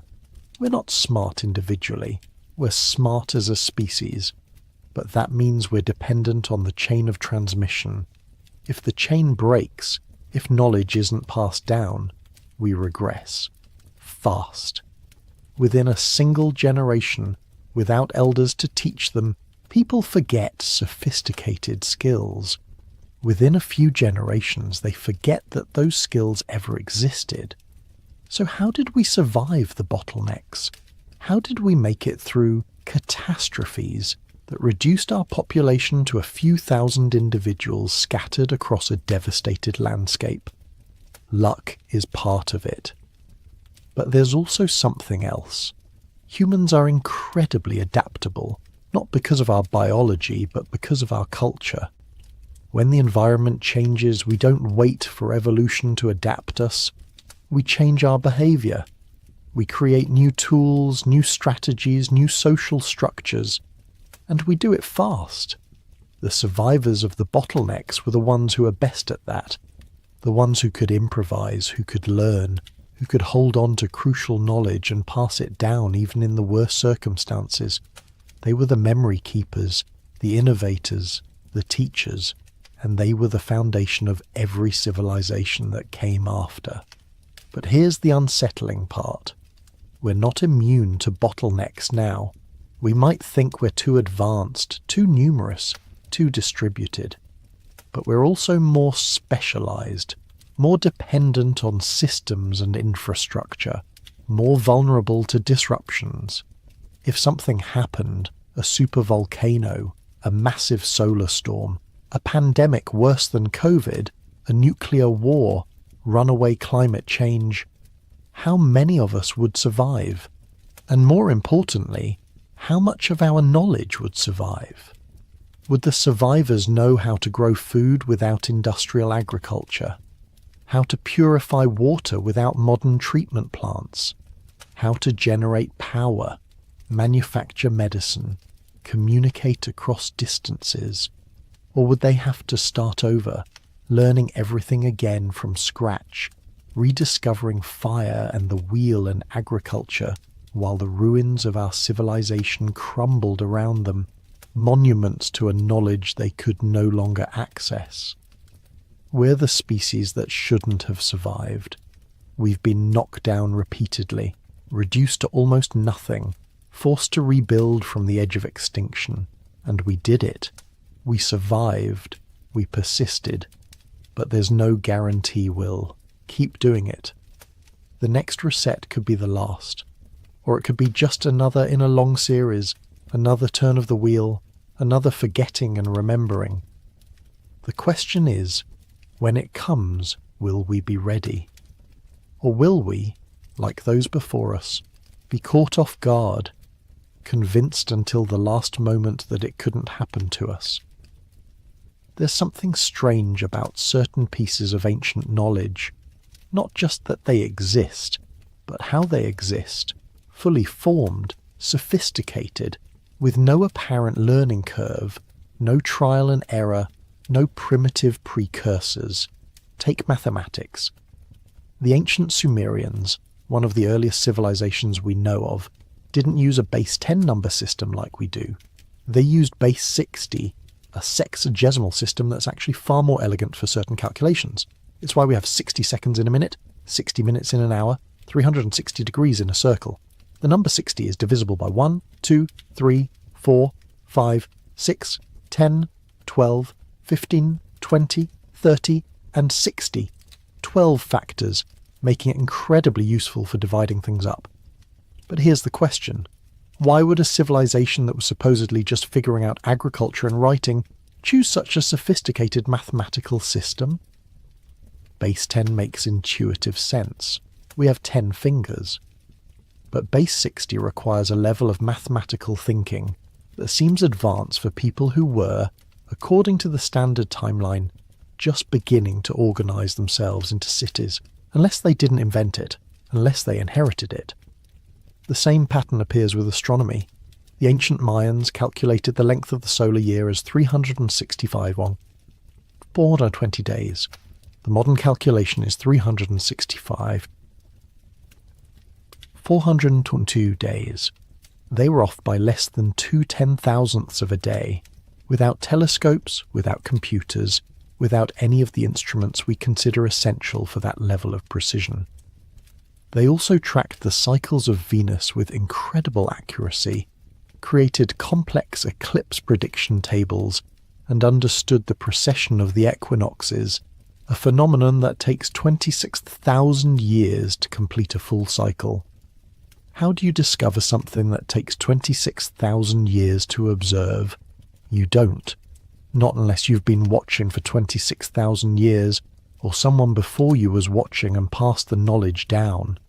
The ancient Egyptians aligned the Great Pyramid to true north with an accuracy of 3/60th of a single degree. They calculated pi to several decimal places. Their medical texts describe surgical procedures, antibiotics made from mouldy bread, and an understanding of the circulatory system that wouldn't be discovered again until the Renaissance.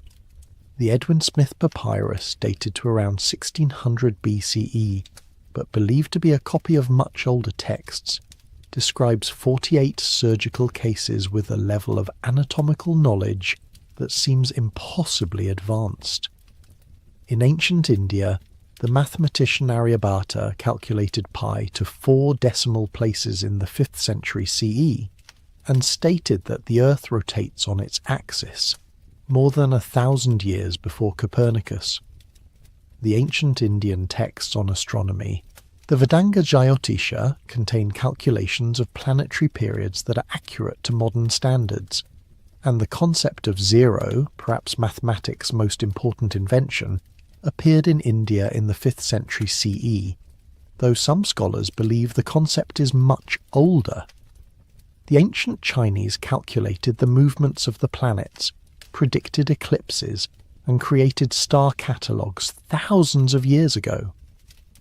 They invented the seismograph in 132 CE, a device that could detect earthquakes hundreds of miles away and indicate the direction they came from. They had blast furnaces capable of producing steel more than 1,000 years before Europe. They understood the magnetic compass, gunpowder and paper making at a time when much of the world was still using stone tools. And everywhere you look you find this pattern, sophisticated knowledge appearing suddenly, often with no clear developmental path. It's as if someone turned on a light switch, and humanity went from darkness to illumination in an instant. The conventional explanation is that we're simply missing the intermediate steps. The papyri rotted, the records were lost, the gradual development happened but left no trace. And that's possible.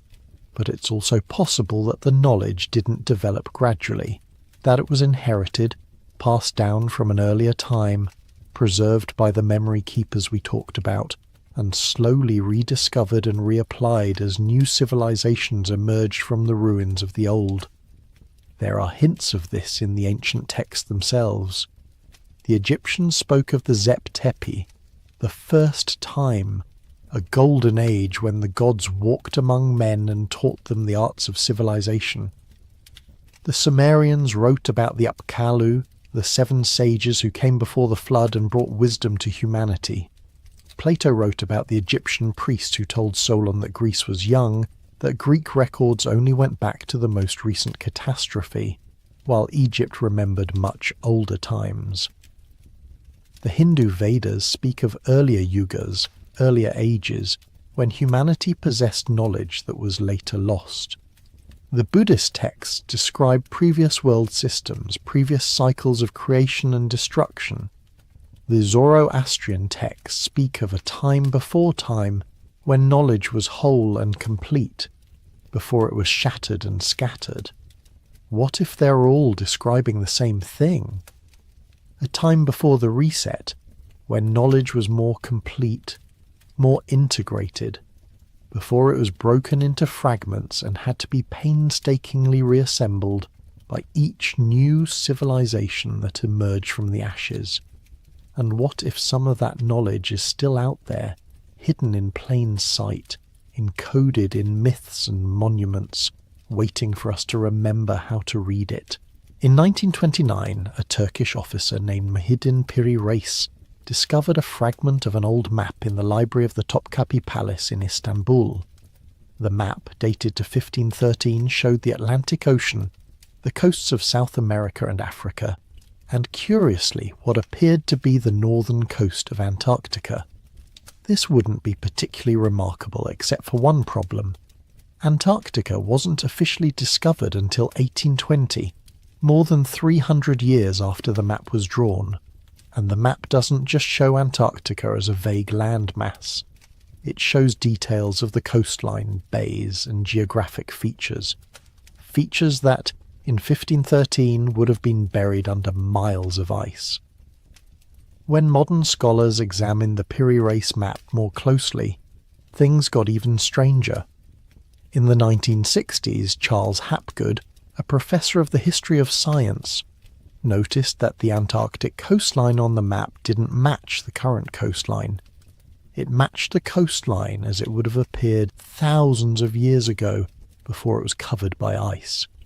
He sent the map to the US Air Force, which confirmed that the map showed features that had been discovered by modern seismic surveys, features that lay beneath the ice sheet. How is that possible? Piri Reis himself claimed that he had compiled the map from older source maps, some dating back to the time of Alexander the Great or earlier.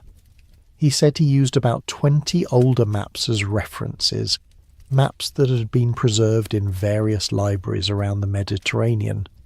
But where did those maps come from? Who made them? And how did they map Antarctica before it was covered in ice? The ice sheet over Antarctica is believed to be at least 6,000 years old, and possibly much older.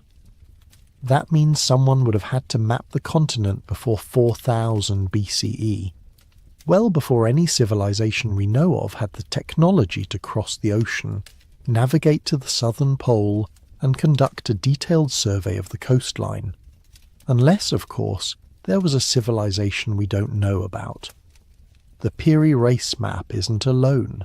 There are other ancient maps that show geographic knowledge that shouldn't have existed at the time they were drawn. The Orontius Phineus map of 1531 also shows Antarctica, this time with rivers and mountains free of ice. The Philippe Boissche map of 1737 shows Antarctica divided into two landmasses by a waterway, a feature that was only confirmed in the 1960s when seismic surveys revealed a channel beneath the ice that does in fact divide the continent. The Mercator map of 1569 shows the Arctic with surprising accuracy, including details of the coastlines and islands that wouldn't be properly surveyed for hundreds of years. The Zeno map of 1380 shows Greenland and the North Atlantic with features that suggest the map makers had access to information from a time when the climate was warmer and the ice coverage was different. And then there are the Chinese maps. In 2006, a controversial map surfaced in China, purportedly dated to 1418, that showed the entire world, including the Americas, Australia and Antarctica, in remarkable detail. The map's authenticity has been hotly debated, and many scholars believe it's a modern forgery. But if it's genuine, it would mean that Chinese explorers circumnavigated the globe decades before Columbus, and had knowledge of lands that Europeans wouldn't discover for another century. The problem with all of these maps is the same. They show knowledge that shouldn't exist, and the usual explanations that they were based on older source maps only pushes the question back further. Who made those older maps? And how far back do they go? Hapgood proposed a radical theory that an advanced civilization existed during the last ice age, a maritime civilization that mapped the entire world when sea levels were lower and the climate was different. When that civilization was destroyed by the floods at the end of the Ice Age, by asteroid impacts, by some other catastrophe, their maps survived, passed from culture to culture, copied and recopied, slowly degrading but retaining enough detail that later civilizations could use them as references. It's a compelling theory, but it's also speculative. There's no direct evidence of such a civilization, no cities, no artifacts, no clear proof.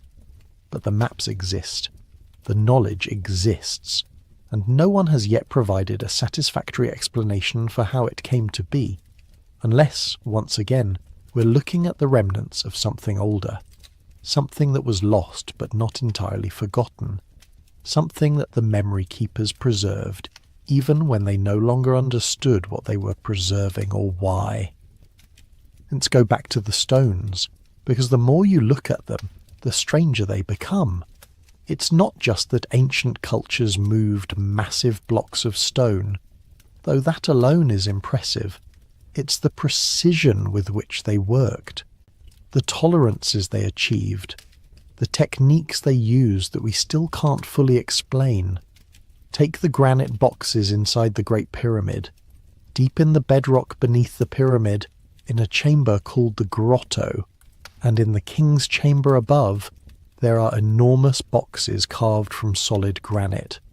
They're perfectly rectangular, with walls that are flat to within thousandths of an inch. The corners are exact right angles. The inside surfaces are smooth and polished. To create something like that today, you'd need industrial machinery, diamond-tipped saws, precision grinding equipment, laser measuring tools. The tolerances are tighter than you can achieve with hand tools, no matter how skilled you are. And yet, according to conventional archaeology, these boxes were carved by people using copper chisels and stone hammers. It doesn't add up. Christopher Dunn, an engineer who has studied the Great Pyramid extensively, argues that the precision of the stonework suggests the use of advanced tools, possibly even machine tools. He points to evidence of what appear to be saw marks in the granite, cuts that are too straight, too uniform, too deep to have been made by hand. He notes that some of the drill holes in the granite show a spiral pattern, as if a drill bit was used with tremendous pressure and speed. But the ancient Egyptians didn't have drill bits. They didn't have saws with teeth hard enough to cut granite. They didn't have lathes or grinding wheels powered by anything more than human muscle, or so we're told. The same mystery appears at other sites.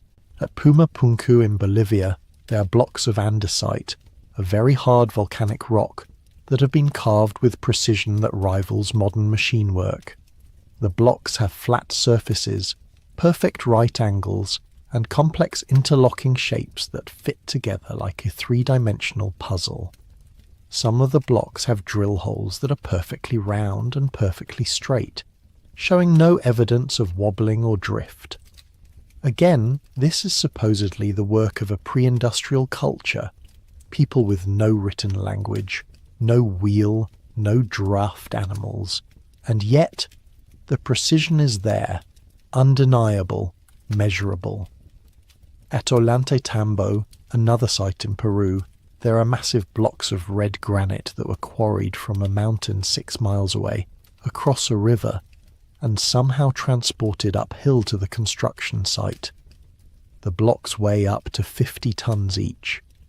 They're fitted together with joints so tight you can't fit a knife blade between them, and they show evidence of some kind of vitrification or melting on their surfaces, as if they were subjected to intense heat. How?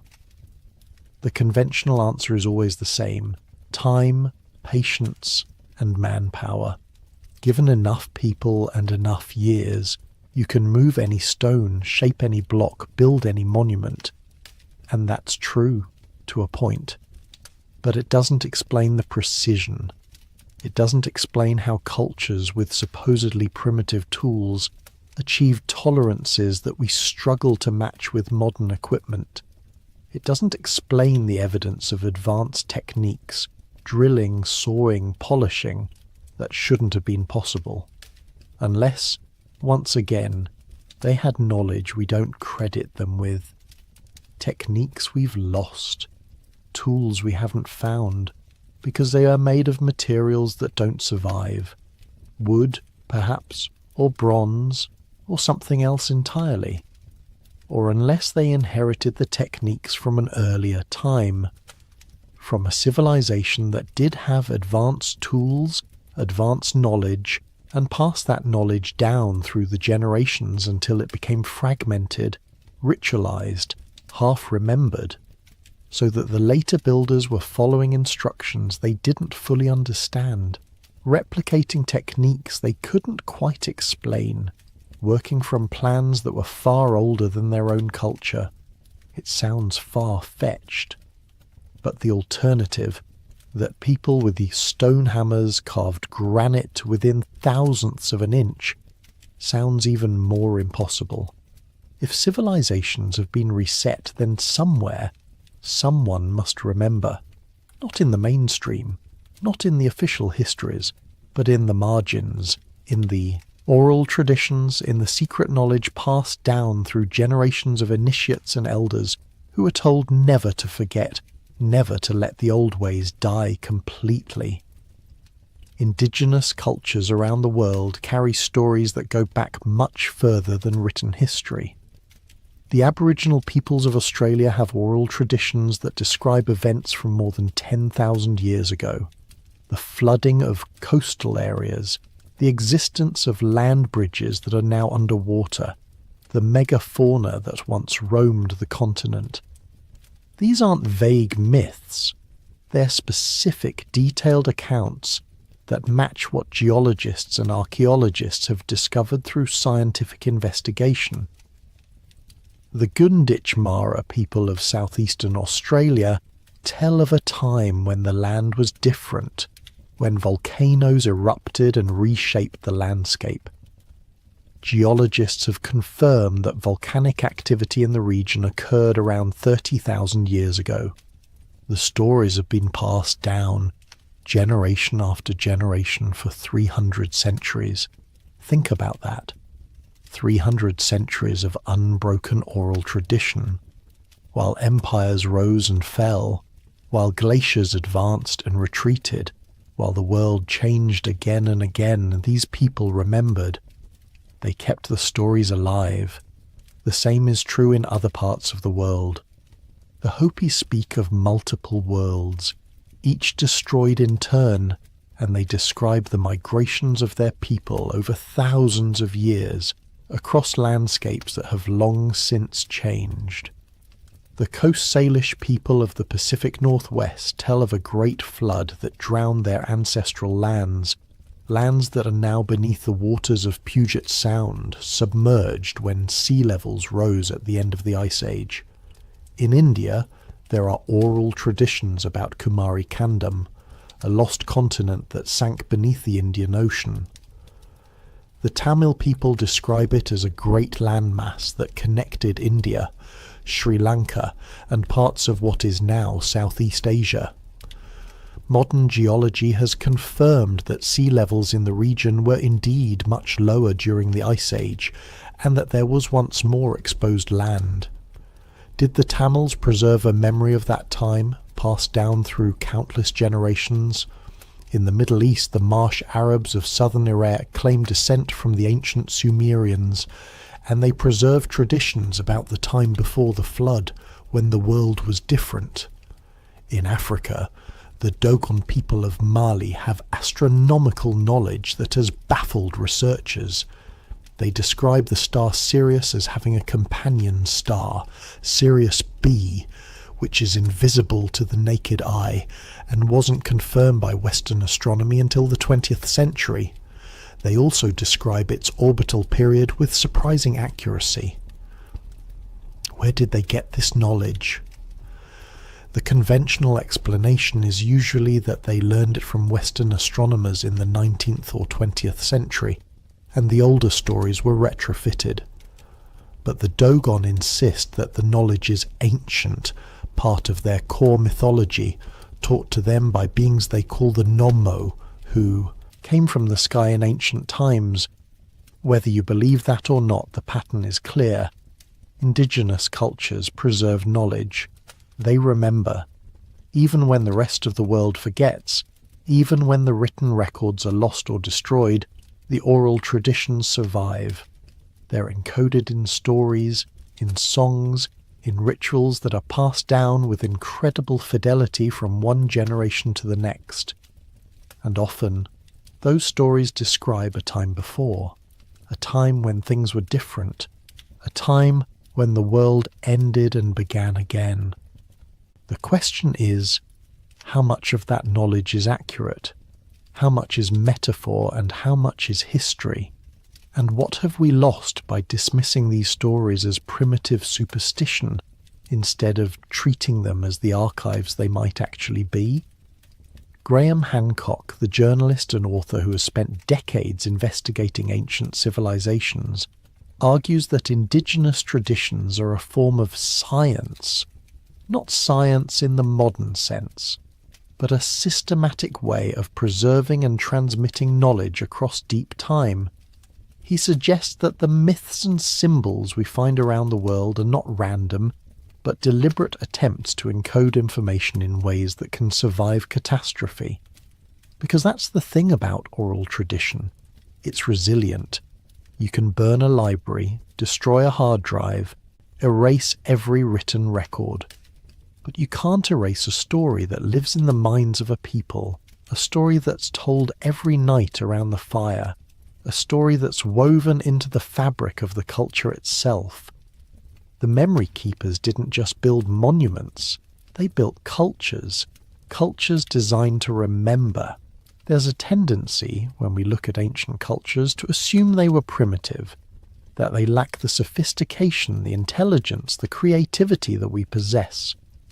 We see stone tools and think cavemen. We see pyramids and think slave labour. We see myths and think superstition. But what if we're wrong? What if ancient people were just as intelligent as we are, just as capable of innovation and problem solving, but working with different materials, different priorities, different worldviews? Consider the Antikythera mechanism again. It's not just that the Greeks built a complex mechanical computer in 100 BCE, it's that the device shows evidence of sophisticated engineering principles, differential gears, epicyclic gearing, a level of miniaturization and precision that wasn't seen again until the Renaissance. And it's not some crude prototype, it's a finished, refined product, suggesting that similar devices had been built before, that there was a tradition of mechanical engineering that we've lost almost all trace of. What else did they build that didn't survive? Devices made of wood and bronze, materials that corrode and rot. How much technology have we lost simply because it was made from things that don't last? Or take Roman concrete. The Romans built structures, aqueducts, harbours, buildings that have stood for 2,000 years, many of them still intact and functional. The Pantheon in Rome, built in 126 CE, has the largest unreinforced concrete dome in the world, and it's still standing, still in use. Meanwhile, modern concrete structures often start crumbling after a few decades. The secret is in the mixture. The Romans used volcanic ash and seawater in their concrete, creating a chemical reaction that actually makes the concrete stronger over time, especially when exposed to seawater. We only figured out how they did it in the last few years. For centuries we thought we were more advanced than the Romans, and yet we couldn't replicate what they had achieved 2 millennia ago. What else did they know that we've forgotten? The Damascus steel of medieval Syria was legendary for its strength and sharpness, capable of cutting through European swords and armour with ease. The technique for making it was lost centuries ago, and despite modern metallurgical analysis, we still can't quite replicate it. The carbon nanotubes and specific crystalline structures in the steel suggest a level of understanding, or at least practical knowledge, that rivals modern materials science. Greek fire, the incendiary weapon used by the Byzantine Empire, was so effective that enemy ships would burn even on water. The formula was a closely guarded secret, and when the empire fell, the secret was lost. We still don't know exactly what it was made of. The astronomical computers of ancient China, the water clocks of ancient Egypt, the batteries of ancient Mesopotamia, all of them suggest that technology is not a straight line, that knowledge can be lost as well as gained, and that our ancestors were far more capable than we give them credit for. And then there are the technologies we can't explain at all, the acoustic properties of certain ancient sites, for example. At Newgrange in Ireland, a 5,000-year-old passage tomb, the interior chamber has acoustic properties that amplify certain frequencies, specifically the frequencies of the human voice in ritual chanting. The chamber acts as a resonator, creating effects that would have seemed magical or divine to the people using it. The same phenomenon appears at other sites. The Temple of Kukulkan at Chichen Itza produces an echo that sounds like the chirp of the Quetzal bird, considered sacred by the Maya. The Whispering Gallery in the Temple of Heaven in Beijing allows a whisper at one side of the chamber to be heard clearly on the other side, hundreds of feet away. The Great Pyramid itself has acoustic properties that researchers are still studying. Certain chambers seem designed to resonate at specific frequencies. Were these effects intentional? Did ancient builders understand acoustics in ways we don't? And if so, why? What were they trying to achieve? Some researchers have proposed that ancient cultures used sound as a technology, for healing, for ritual, for altered states of consciousness. That the pyramids and temples weren't just buildings, but machines, designed to produce specific acoustic effects that would affect the people inside them. It sounds like pseudoscience, and maybe it is, but the acoustic properties are real, they're measurable, and it's hard to believe they're all accidental. Here's the uncomfortable truth. We're living through a knowledge bottleneck right now, and if civilization were to be reset tomorrow, most of what we know would be lost. Think about it. How much of our knowledge exists only in digital form? Billions of books, millions of scientific papers, entire libraries of information, all stored on servers and hard drives that will be useless without electricity. If the power grid went down permanently, from a solar storm, an EMP, societal collapse, all of that would become inaccessible within days or weeks.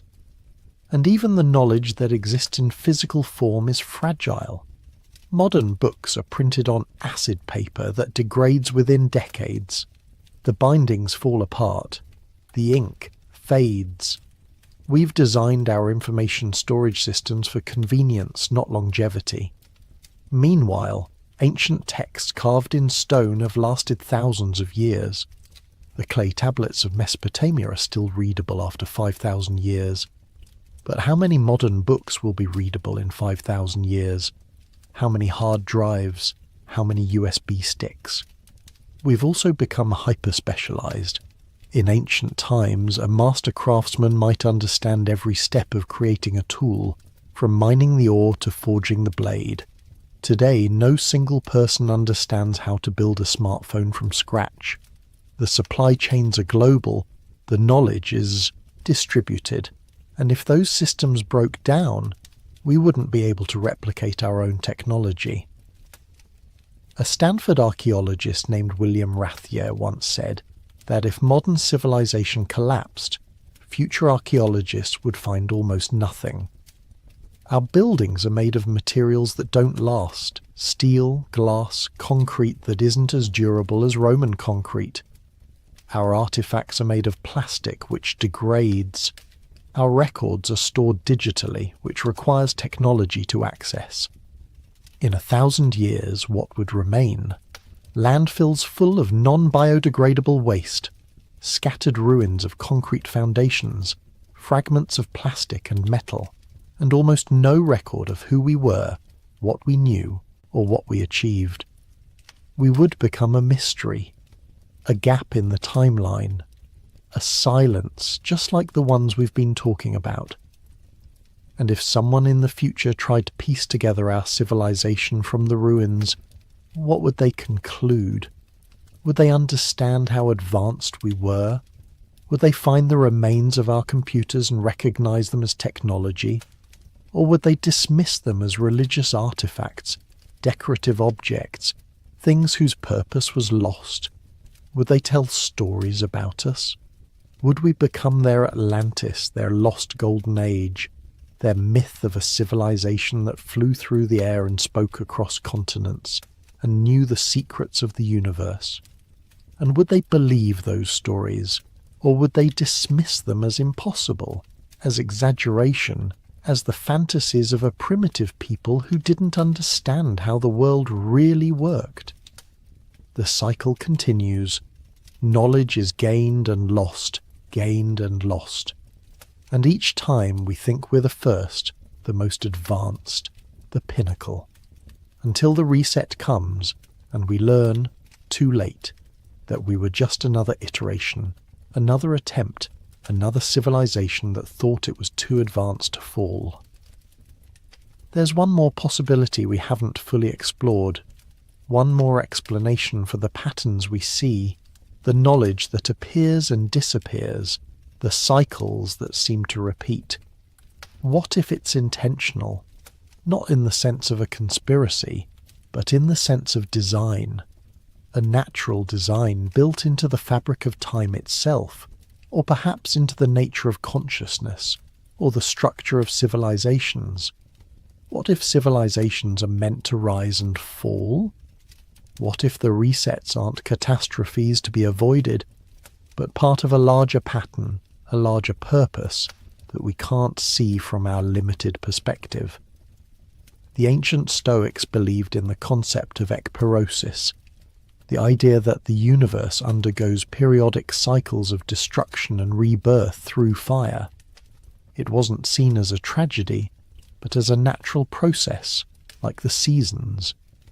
Winter must come before spring. Destruction must come before creation. The Buddhists speak of kalpa, vast cycles of time during which the universe comes into being, exists, and is destroyed, only to begin again. It's not punishment, it's just the way things are, the nature of existence itself. What if they're right? What if the resets serve a purpose we don't understand? A cleansing, a renewal, a way of preventing civilizations from becoming stagnant or overextended or disconnected from the natural world? Or what if it's even stranger? What if consciousness itself goes through cycles, and civilizations are the physical manifestation of those cycles? Rising when consciousness expands, falling when it contracts, only to rise again when the time is right. There are researchers who study collective consciousness, the idea that human minds are somehow connected, that we share information in ways we don't fully understand. The biologist Rupert Sheldrake calls it morphic resonance, the idea that patterns of behavior and knowledge can be transmitted across space and time through fields that connect similar forms. If he's right, then maybe knowledge doesn't really disappear when a civilization falls. Maybe it goes dormant, stored in some collective field of consciousness, waiting to be accessed again when conditions are right. That would explain why similar ideas appear independently in different cultures, not because they copied each other, but because they're all tapping into the same underlying field of information. It sounds mystical, and maybe it is. But it's also consistent with some findings in quantum physics, with phenomena like entanglement and non-locality. with the strange ways that information seems to behave at the deepest levels of reality. And if it's true, then the resets aren't endings at all. They're transformations. The knowledge doesn't die. It's released, redistributed, made available for the next cycle. The memory keepers aren't just preserving information for the survivors, they're anchoring it in the collective consciousness, ensuring that it can't be completely lost. This is speculation, of course, but it's speculation that ancient cultures would have understood. They didn't see knowledge as something that existed in books or buildings. They saw it as something that existed in the cosmos itself, in the structure of reality, accessible to those who knew how to look. The real question isn't how many times civilization has been reset. The real question is, what are we supposed to learn from the cycle? What is the pattern trying to teach us? And are we finally ready to hear the answer? So here we are, at the edge of another possible reset, standing on the same precipice that countless others have stood on before us, looking out at an uncertain future, wondering if this time will be different. The signs are familiar if you know the pattern: climate instability, resource depletion, rising tensions between nations, technological advancement outpacing wisdom. The same markers that appeared before other collapses, other falls, other endings. But we also have something previous civilizations might not have had: awareness. We can see the pattern. We can study the past, learn from it, potentially break the cycle. The question is, will we? Or will we, like those before us, convince ourselves that this time is different, that we're too advanced to fall, that it can't happen to us, right up until the moment it does? The clock is ticking, the earth is shifting beneath our feet, and somewhere, in the ruins we haven't found yet, in the myths we haven't decoded, in the silence between the cycles, the answer is waiting. Waiting for us to finally listen, waiting for us to finally remember, waiting for us to finally understand what the stones, the stories, and the stars has been trying to tell us all along. We've been here before, and we'll be here again, unless we learn, unless we change, unless we break the cycle once and for all. The choice, as always, is ours, for now.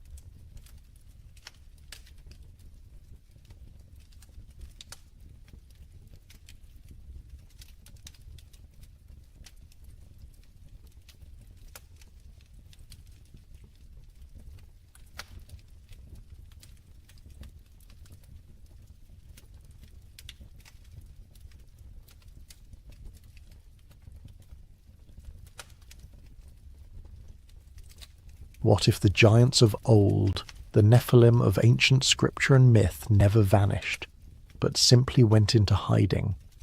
What if their bloodlines, their ruins, and their influence still shape our world today, woven so deeply into the fabric of history that we mistake their fingerprints for our own achievements?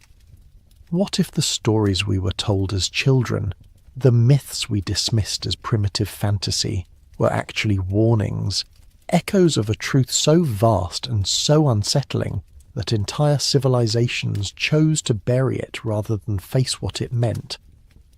Tonight, we descend into that buried truth.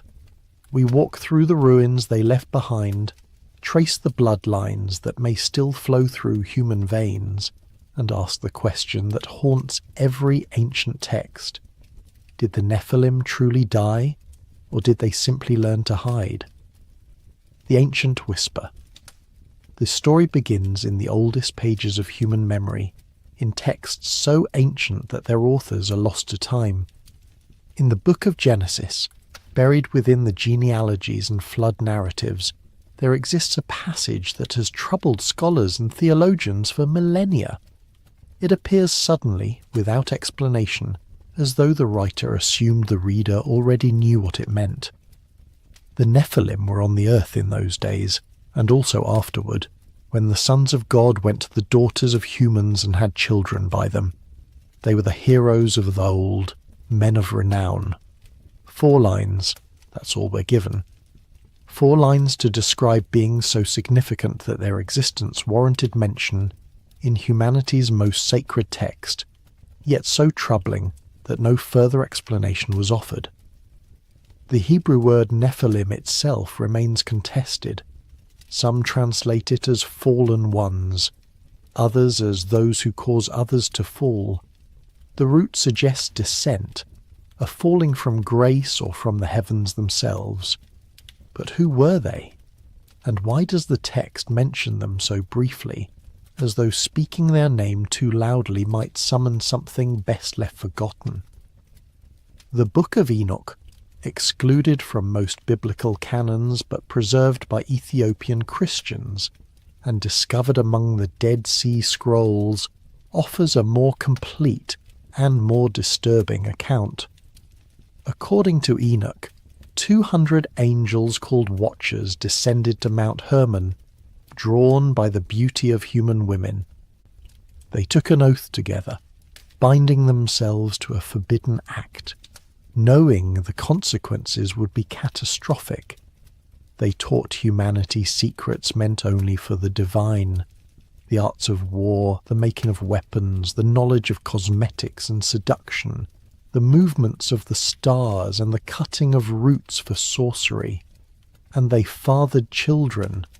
These children were the Nephilim, beings of immense size and terrible appetite. Enoch describes them as giants who consumed all the resources of humanity, and when these resources ran out, they turned on humans themselves. They were neither fully divine nor fully human, existing in a liminal space that violated the natural order. They were abominations, according to the text, and their presence on earth corrupted everything they touched. The flood in this telling was not merely punishment for human wickedness. It was an act of cosmic necessity, a cleansing of a world so polluted by hybrid beings that it could no longer sustain life as God intended. The waters rose to erase them, to drown the giants and wash away the stain of their existence. But the text says something else, something easy to miss in the rush of the flood narrative.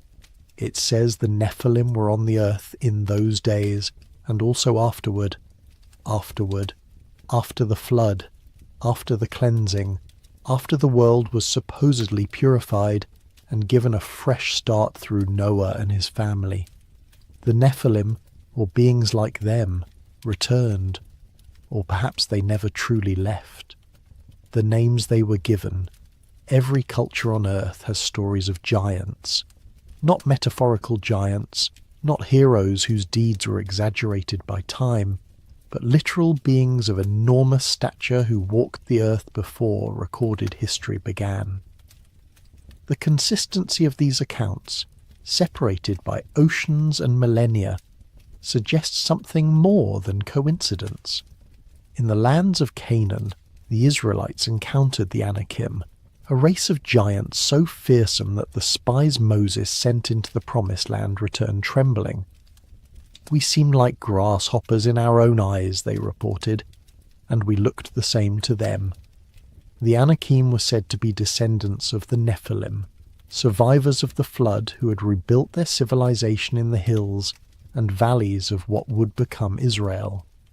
Their cities were fortified with walls so high and thick that ordinary armies despaired of ever breaching them.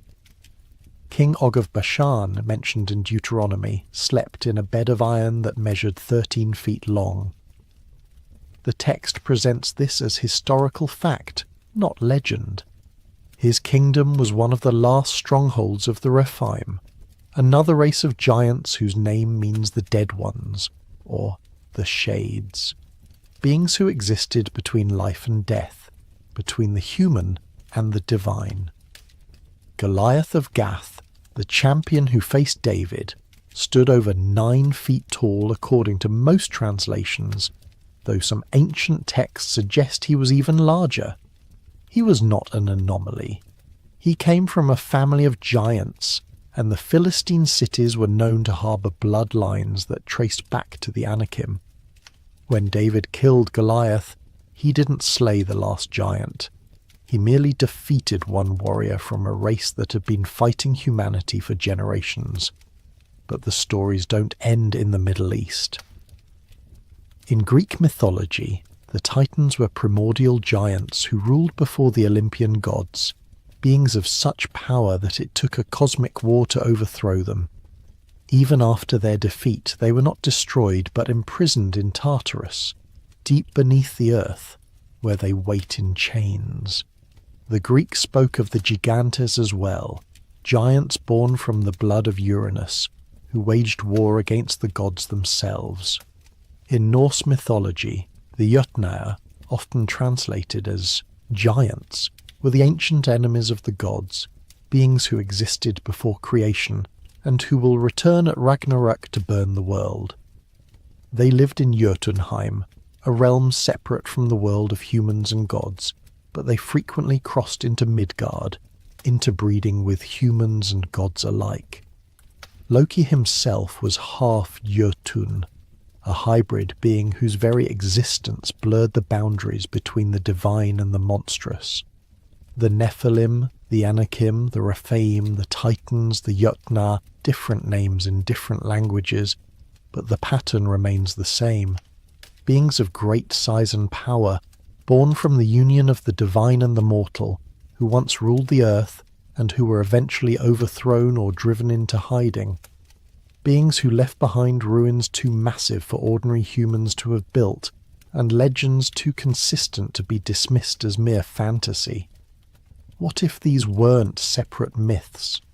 What if they were all memories of the same ancient truth, preserved in different cultures, each one remembering the giants in their own way?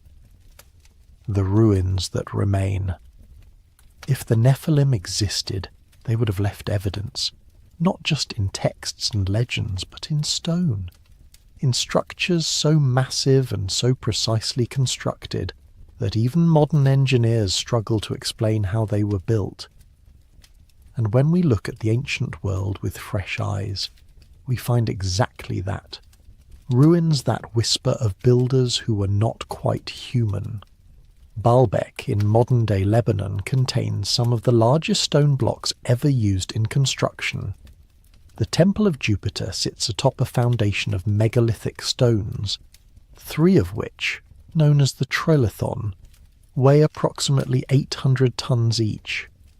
They were quarried from a site nearly a mile away, transported across uneven terrain, and lifted into place with such precision that a knife blade cannot fit between them. 800 tons. To put that in perspective, the largest stones used in the Great Pyramid of Giza weigh about 15 tons.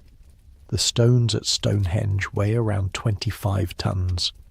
The trilithon stones are more than 30 times heavier than those, and they were placed not at ground level but elevated, fitted into a wall with mathematical precision.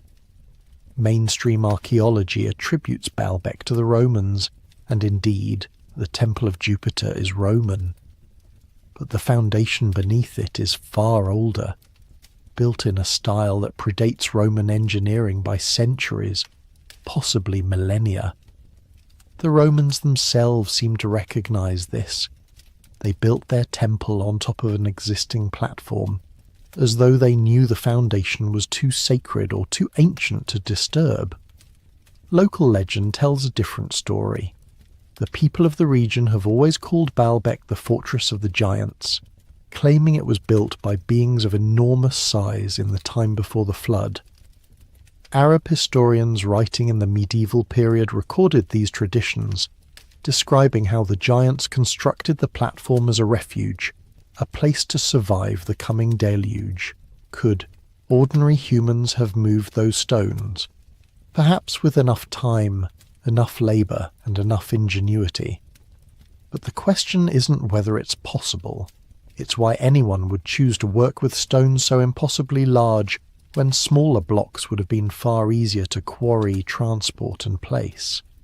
Unless, of course, the builders were strong enough that 800-ton stones weren't impossibly large at all. Göbekli Tepe in Turkey pushes the timeline even further back. Discovered in the 1990s, this megalithic site dates to approximately 9600 BCE, making it older than Stonehenge by 6,000 years, older than the pyramids by 7,000 years. It predates agriculture, predates pottery, predates everything we thought we knew about the development of human civilization.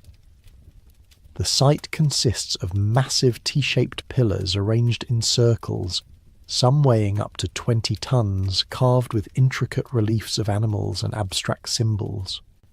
The level of organization required to construct Göbekli Tepe suggests a sophisticated society with specialized labor, yet it was built by people who were supposedly hunter-gatherers, living in small nomadic bands. Or were they? The carvings at Göbekli Tepe include strange humanoid figures, beings with elongated heads and exaggerated features, depicted alongside animals and geometric patterns. Some researchers have noted that these figures don't quite look human, that their proportions are off in ways that suggest the artists were depicting something other than themselves. The site was deliberately buried around 8000 BCE, not abandoned, buried. Someone went to enormous effort to fill in the circles with debris, preserving the pillars beneath tons of earth. Why would a society invest so much labour in building something, only to bury it 1,000 years later? Unless they were hiding it. Unless they wanted to ensure that whatever happened at Göbekli Tepe, whatever knowledge or power it represented, would be forgotten. In Peru, the elongated skulls of Paracas have puzzled researchers for decades. These are not the result of cranial binding, a practice used by many ancient cultures to reshape the skull for aesthetic or ritual purposes. The Paracas skulls are different. They have greater cranial volume than normal human skulls, different bone structure, and in some cases genetic anomalies that don't match any known human population. DNA analysis conducted on some of these skulls revealed mitochondrial DNA with mutations unknown in any human, primate, or animal. The results were so unusual that the researchers struggled to classify them.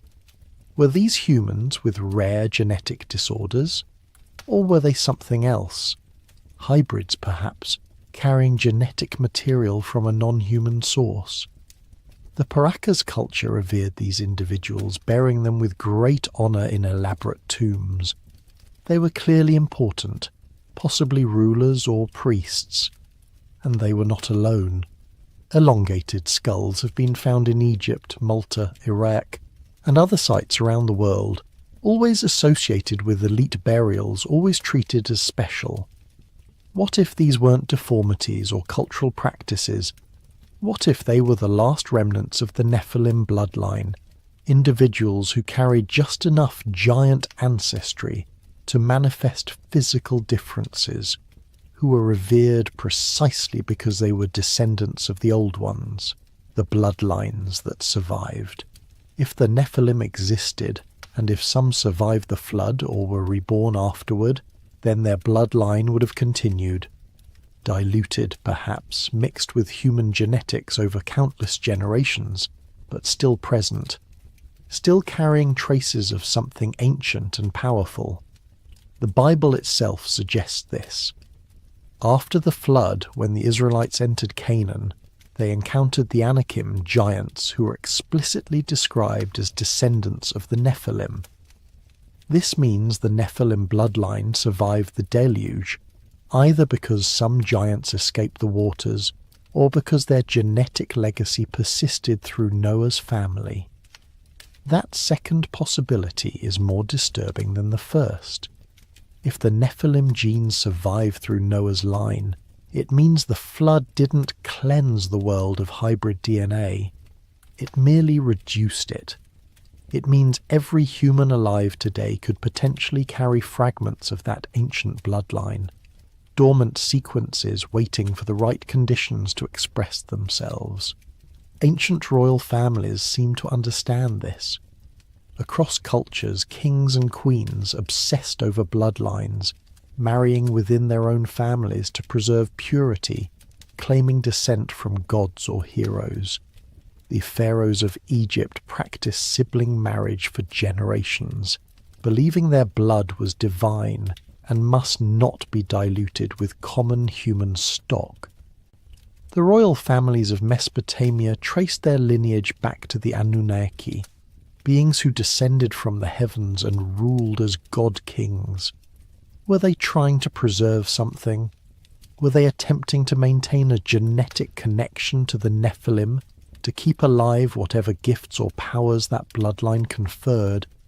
The Book of Jubilees, another ancient Jewish text, describes how Noah's grandson Canaan was cursed specifically because he carried the blood of the Watchers. The curse wasn't metaphorical, it was genetic, a contamination that would pass to his descendants and mark them as enemies of God's chosen people. The Canaanites, according to this tradition, were literally the children of fallen angels, and their destruction was necessary to prevent the Nephilim bloodline from spreading. But it did spread. The Canaanites intermarried with surrounding peoples. The Philistines, the Phoenicians, the various tribes of the ancient Near East, all of them carried some mixture of that ancient blood. And as empires rose and fell, as populations migrated and mixed, that genetic legacy dispersed across the world. In medieval Europe, certain noble families claimed descent from Merivesh, a semi-legendary Frankish king said to be born from the union of his mother and a sea creature. The Merovingian dynasty that ruled France traced their legitimacy to this hybrid origin, believing their blood gave them a divine right to rule. When the Merovingians were overthrown, their bloodline didn't disappear. It went underground, preserved by secret societies and occult orders who believed the royal blood carried mystical properties. The Templars, the Rosicrucians, the Freemasons, all of these organizations at various points in history have been accused of preserving ancient bloodlines, of protecting genetic legacies that trace back to pre-flood times. Conspiracy theories suggest they guard the descendants of the Nephilim, waiting for the day when that bloodline can be restored to power. Are these theories true?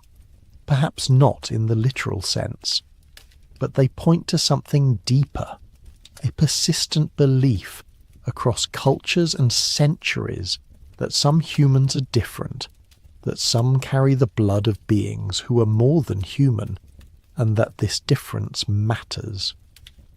Modern genetics has revealed something fascinating. Humans carry DNA from species we didn't even know existed until recently. Neanderthals, Denisovans, and possibly other archaic hominids contributed to our genome through interbreeding. We are, quite literally, hybrids, mixtures of different human species that evolved separately and then merged. What if there were other contributors to our genome? What if the Nephilim weren't a separate species but a genetic experiment, a deliberate hybridization of human and something else, something we don't have a name for because it no longer exists in pure form? What if that's why the flood was necessary? Not to punish humanity, but to reset the genetic experiment before it spiraled completely out of control. The structures that defy explanation. The pyramids of Giza have stood for more than 4,000 years, and despite centuries of study, we still don't fully understand how they were built. The Great Pyramid contains approximately 2.3 million stone blocks, each weighing between 2 and 15 tons, fitted together with such precision that the entire structure is aligned to true north within a fraction of a degree. The mainstream explanation involves ramps, copper tools, and thousands of workers labouring for decades. And perhaps that's true. Perhaps ordinary humans with enough determination and ingenuity could have accomplished this feat. But there are details that don't quite fit. The granite blocks in the king's chamber were quarried from Aswan, 500 miles away. Some of these blocks weigh up to 80 tons. They were transported down the Nile, then dragged across the desert, then lifted more than 200 feet into the air and manoeuvred through narrow passages into the heart of the pyramid. The precision required to place these blocks is extraordinary. The gaps between them are so small that a human hair barely fits. Why granite? Why transport stones from 500 miles away when perfectly good limestone was available locally? Unless the builders needed granite for a specific purpose, unless they understood properties of stone that we've only recently rediscovered.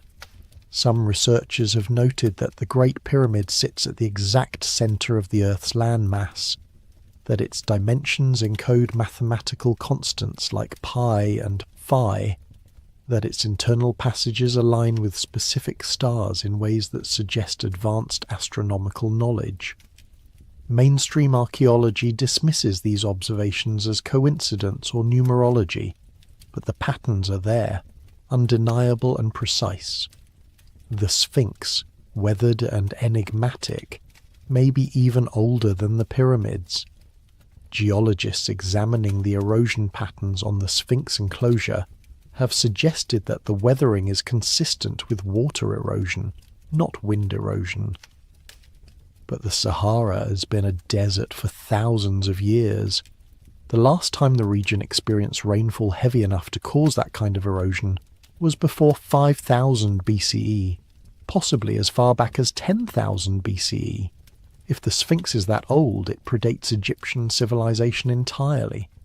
It would have been built by whoever lived in the Nile Valley before the pharaohs, before the pyramids, before recorded history.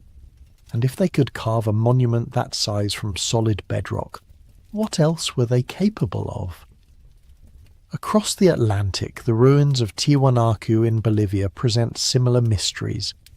This ancient city sits at an altitude of more than 12,000 feet, in an environment so harsh that modern humans struggle to work there for extended periods. Yet someone built a massive ceremonial complex, complete with precisely cut stone blocks weighing up to 100 tons, fitted together with metal clamps. The Gateway of the Sun, carved from a single block of andesite weighing approximately 10 tons, features intricate reliefs that some researchers believe represent a calendar system more sophisticated than anything the Inca possessed. The figure at the centre of the gateway holds staffs and wears a headdress with radiating lines, a being of power, possibly divine, possibly something else. Local legend says Tiwanaku was built by giants in a single night, before the flood, as a city for the gods. The Aymara people who live in the region today still tell stories of the ancient ones, beings of great size who could move stones with their minds, who built the city as a gateway between worlds. Mainstream archaeology dates Tiwanaku to around 500 CE, but some researchers argue the site is far older, that the structures attributed to the Tiwanaku culture were actually built on top of ruins from a previous civilization. The precision of the stonework, the astronomical alignments, the sheer scale of the construction.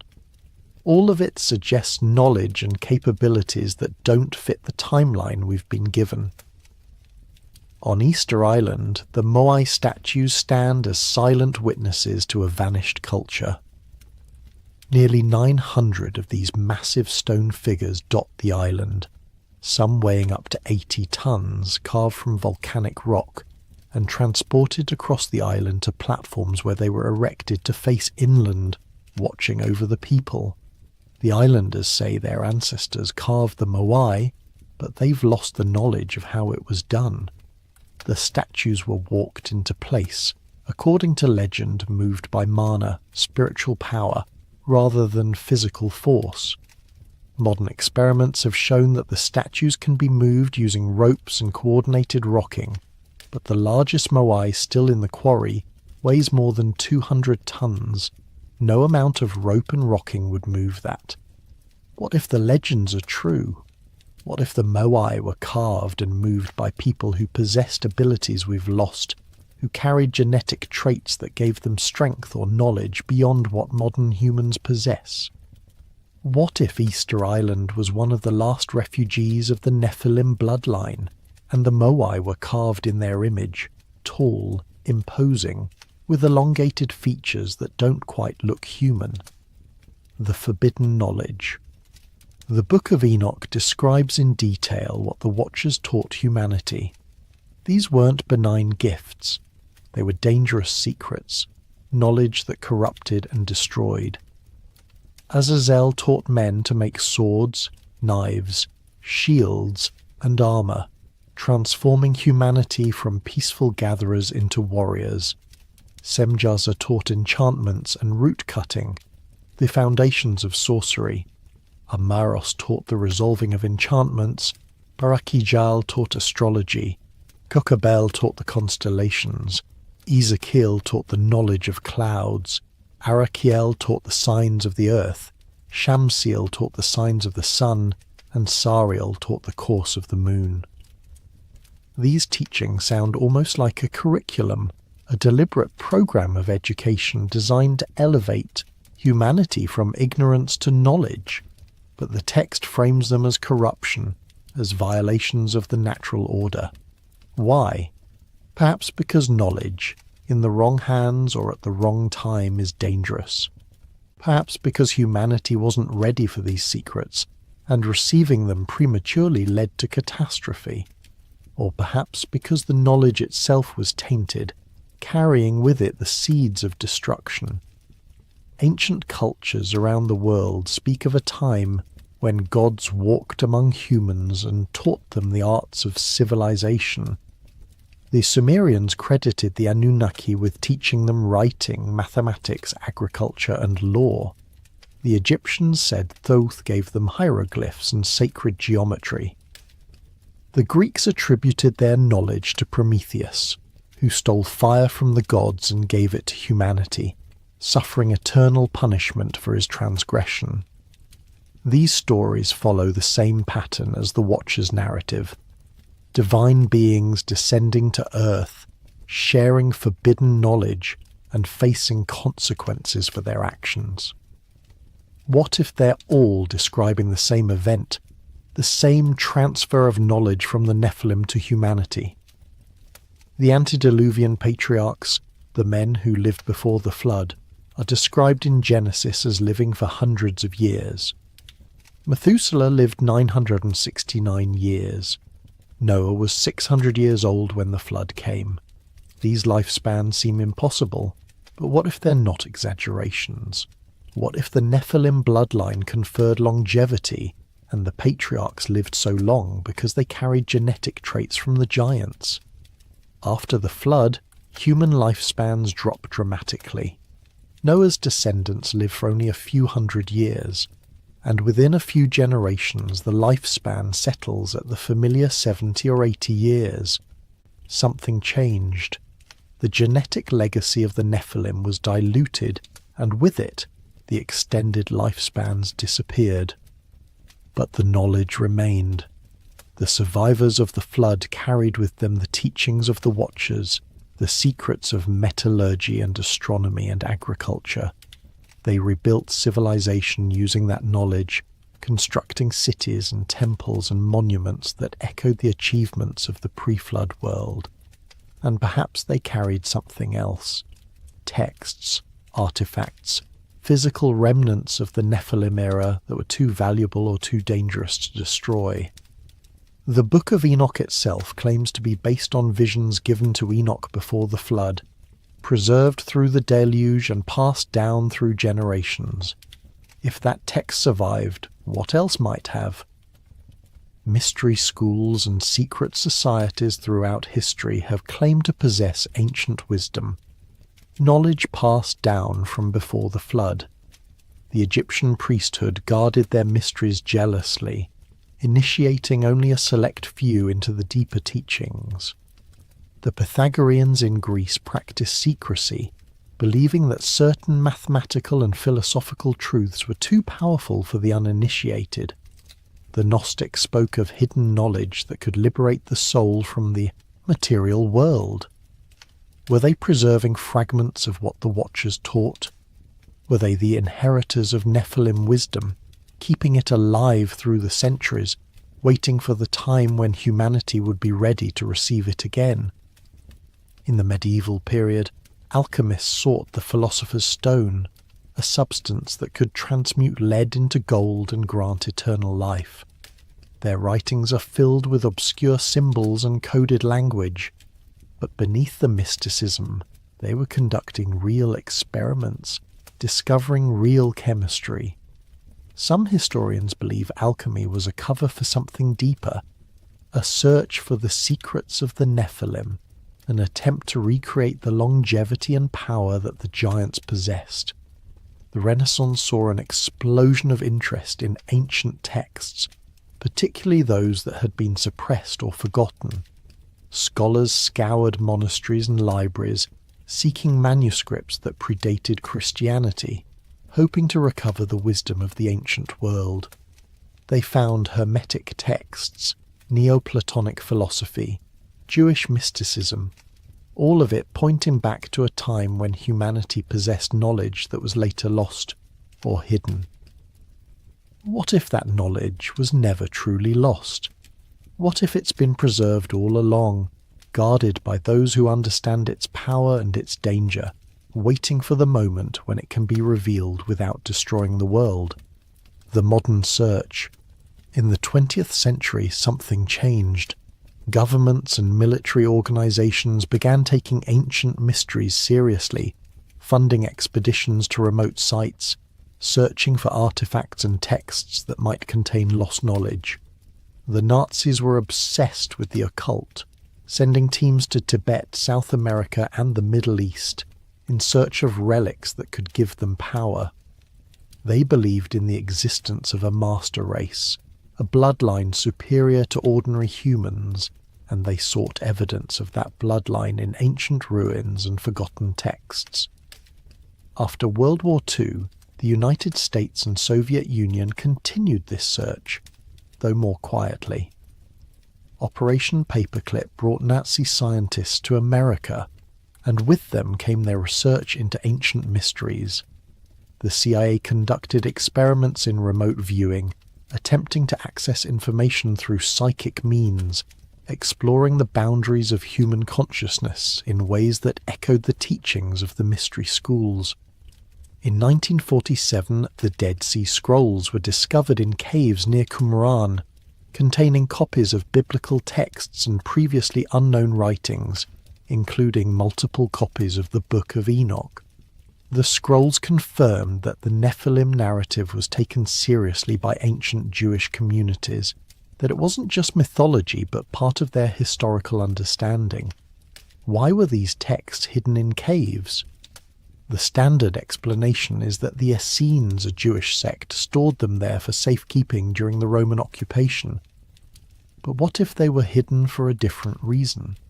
What if the knowledge contained in those scrolls was considered too dangerous to circulate freely, and the caves were chosen specifically because they would preserve the texts while keeping them out of reach?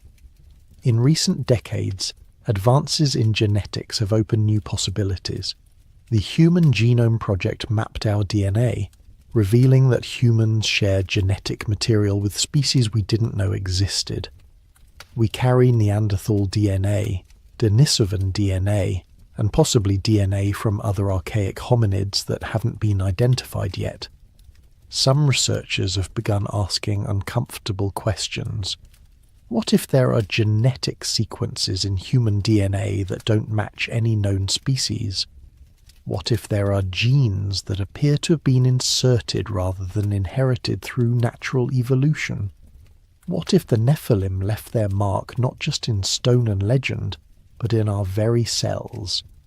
There are rumours, unconfirmed, impossible to verify, of secret genetic research programs attempting to isolate and activate ancient DNA sequences. The goal, according to these rumours, is to recreate the abilities that the Nephilim possessed, to produce humans with enhanced strength, intelligence, or longevity. Whether these programs exist or not, the fact that people believe they exist says something about our collective fascination with the idea of transcending human limitations. Transhumanism, the movement to enhance human capabilities through technology, echoes the Nephilim narrative in disturbing ways. The goal is to create beings that are more than human, to merge biological and artificial intelligence, to extend lifespan indefinitely, to augment physical and mental abilities beyond natural limits. It's the same impulse that drove the Watchers to descend and teach humanity forbidden knowledge, the desire to transcend boundaries, to become something greater. But the Book of Enoch warns that this path leads to destruction. The Nephilim, for all their power, were abominations that had to be destroyed. Their existence corrupted the world so thoroughly that only a flood could cleanse it. If we're following the same path, if we're attempting to recreate what they were, are we heading toward the same fate? The hidden ones. What if the Nephilim didn't die? What if they simply learned to hide? Throughout history there have been reports of giants in remote regions, beings of enormous size living in mountains, forests and deserts far from human civilization. Native American tribes speak of the Site-Ka, red-haired giants who lived in caves and waged war against the ancestors. The Paiute people of Nevada tell stories of hunting these giants to extinction, trapping them in a cave and setting it on fire. When archaeologists excavated Lovelock Cave in 1911, they found remains of individuals significantly taller than average, along with artifacts that suggested a culture distinct from the surrounding tribes. In the Caucasus Mountains, legends speak of the Almas, large humanoid creatures that live in the high peaks, avoiding contact with humans. Descriptions vary, but they're consistently described as taller and more robust than ordinary humans, covered in hair, with elongated skulls and powerful builds. Similar creatures appear in legends from the Himalayas, the Pacific Northwest, the Amazon, always in remote regions, always described as avoiding human contact. Are these just myths, misidentifications of bears or other animals? Or are they remnants of the Nephilim, survivors who retreated to the edges of the world when humanity became too numerous and too dangerous? The ocean covers more than 70% of the Earth's surface, and we've explored less than 5% of it. The deep sea is the largest habitat on Earth, and it's almost entirely unknown. What lives down there, in the trenches and abyssal plains where no light penetrates? Could the Nephilim have retreated beneath the waves, building cities in the depth where humans couldn't follow? Ancient texts speak of beings who lived in the sea. The Babylonian god Oannes was described as a fishman who emerged from the Persian Gulf to teach humanity the arts of civilization. The Philistine god Dagon was depicted as half man, half fish. The Greek Tritons were sea-dwelling hybrids, children of Poseidon.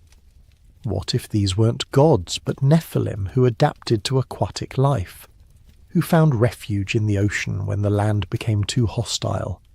There are reports, mostly dismissed as hoaxes or misidentifications, of massive humanoid figures seen in deep water. Divers have described encounters with beings far larger than any known marine animal, with vaguely human features, watching from the darkness before disappearing into the depths. Sonar has detected anomalies, large objects moving in patterns that don't match any known sea creature, sometimes at depths where the pressure should crush any living thing.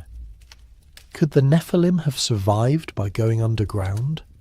The Earth's crust is riddled with caves and tunnels, some natural, some possibly artificial. Ancient texts speak of underworld realms, Sheol, Hades, the Duat, places beneath the earth where the dead dwell. But what if these weren't metaphorical? What if there are vast caverns deep underground, ecosystems that exist independently of the surface, where beings could live for millennia without ever being seen? In the 1940s, Admiral Richard Byrd led expeditions to Antarctica and allegedly discovered entrances to underground realms. His reports, if they're genuine, describe vast caverns with their own climate, vegetation and inhabitants, beings that didn't match any known species. The reports were classified, and Byrd's later statements about his discoveries were vague and contradictory, leading to speculation that he'd been ordered to remain silent about what he'd found. Antarctica is the least explored continent, covered in ice miles thick, with mountain ranges and valleys that have never been seen by human eyes. If the Nephilim wanted to hide, if they needed a place where humans wouldn't follow, Antarctica would be ideal. The ice would preserve their cities, protect them from discovery, and the extreme environment would deter all but the most determined explorers. What if they're still there? What if beneath the ice, in caverns warmed by geothermal heat, the descendants of the Nephilim wait, preserving their knowledge and their bloodline, watching the surface world through means we can't detect, waiting for the time when they can emerge again. The return. Every major religion speaks of an end time, a period when the world as we know it will end and something new will begin. In Christianity, the book of Revelation describes the return of Christ, the final battle between good and evil, and the establishment of a new heaven and new earth. In Islam, the Day of Judgment will see the resurrection of the dead and the final accounting of souls. In Hinduism, the current age of Kali Yuga will end in destruction, followed by renewal. In Norse mythology, Ragnarök will see the gods and giants wage their final war, burning the world before it's reborn. These prophecies differ in details, but they share common elements. A time of tribulation, the return of ancient powers, a final conflict, and transformation. What if these prophecies are describing the same event? What if they're all warning about the return of the Nephilim? The Book of Enoch describes the punishment of the Watchers. They were bound in chains and imprisoned in darkness until the day of judgment, not destroyed, but imprisoned, waiting. The text suggests that at the end of days they will be released to face final judgment, and their release will coincide with a period of great tribulation on earth. What if that release is coming?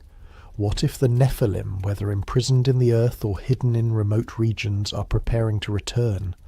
What if the signs are already here and we're too distracted to notice? UFO sightings have increased dramatically in recent decades.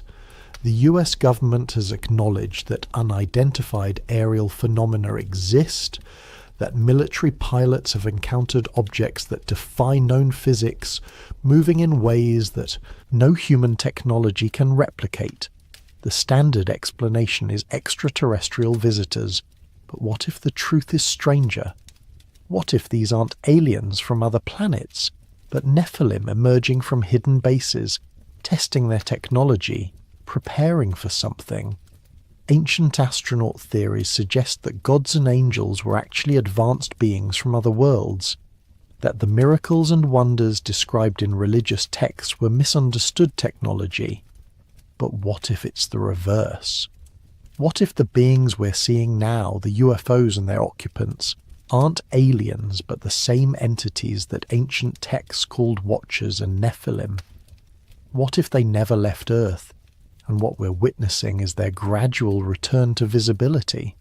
There are reports of increased activity at ancient sites, strange lights seen over the pyramids, unusual electromagnetic readings at Stonehenge, unexplained phenomena at Göbekli Tepe. Mainstream science dismisses these as hoaxes or natural phenomena, but the reports persist, coming from credible witnesses, documented with photographs and sensor data. What if these sites are awakening? What if they were never just monuments but machines? Devices built by the Nephilim for purposes we don't understand, and they're being reactivated. What if the return has already begun, and we're watching it happen without recognizing what we're seeing? The genetic research mentioned earlier, the attempts to map and manipulate human DNA, could be part of this.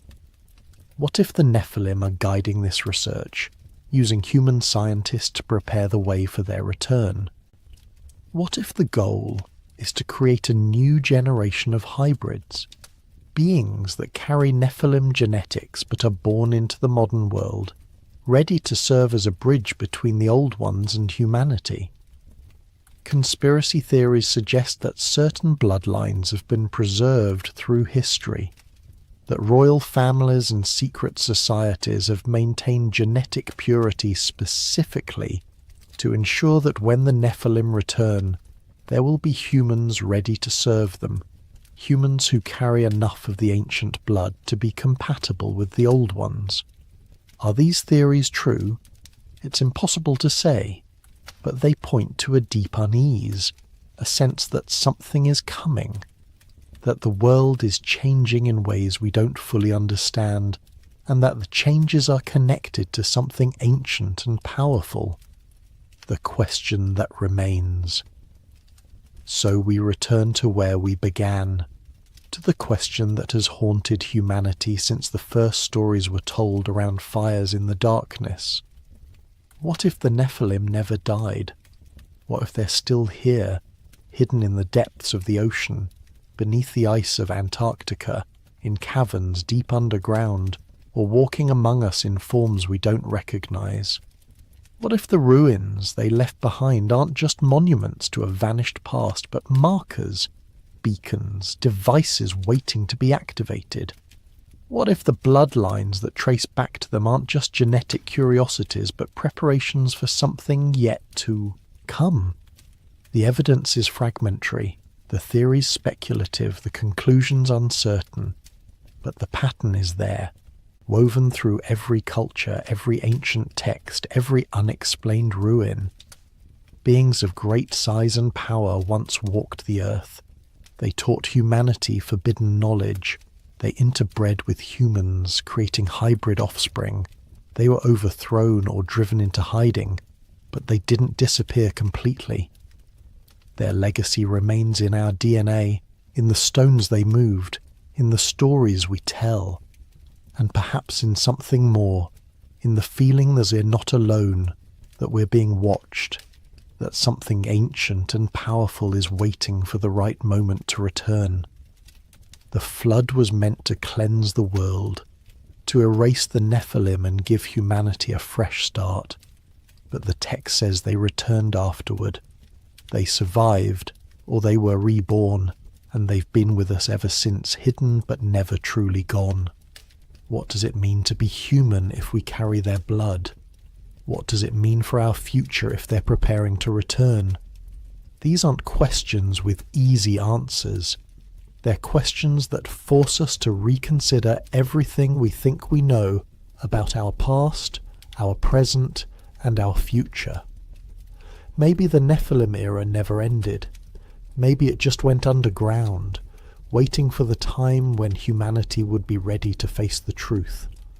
Or maybe it's waiting for the time when humanity would be weak enough, distracted enough, divided enough that the old ones could return without resistance.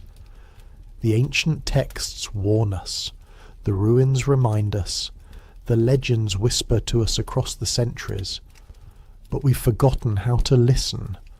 We've dismissed the warnings as primitive superstition, the ruins as impressive but explainable, the legends as entertaining but meaningless. What if we're wrong? What if the ancients knew something we've forgotten?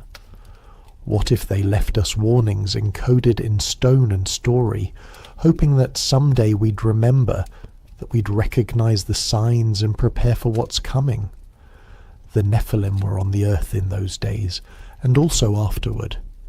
That single phrase, easy to overlook, changes everything. It means the story didn't end with the flood. It means the giants survived in some form, and their presence continued to shape human history. Are they still shaping it? Are they still here, working behind the scenes, guiding events towards some purpose we can't see? Or are they waiting, dormant but not dead, for the moment when they can emerge again and reclaim the world they once ruled? We build our cities on the ruins of theirs. We carry their blood in our veins. We tell their stories without understanding what they mean.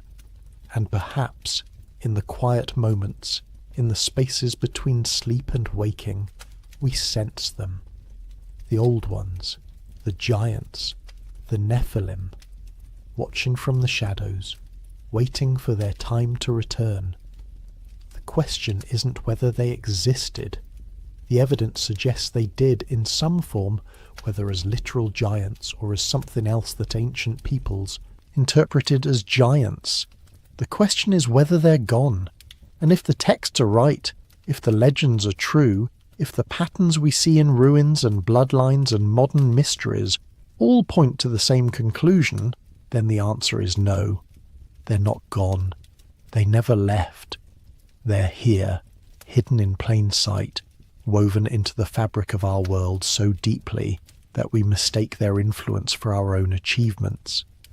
And maybe, just maybe, they're preparing to reveal themselves again. What happens then? What happens when the Nephilim return?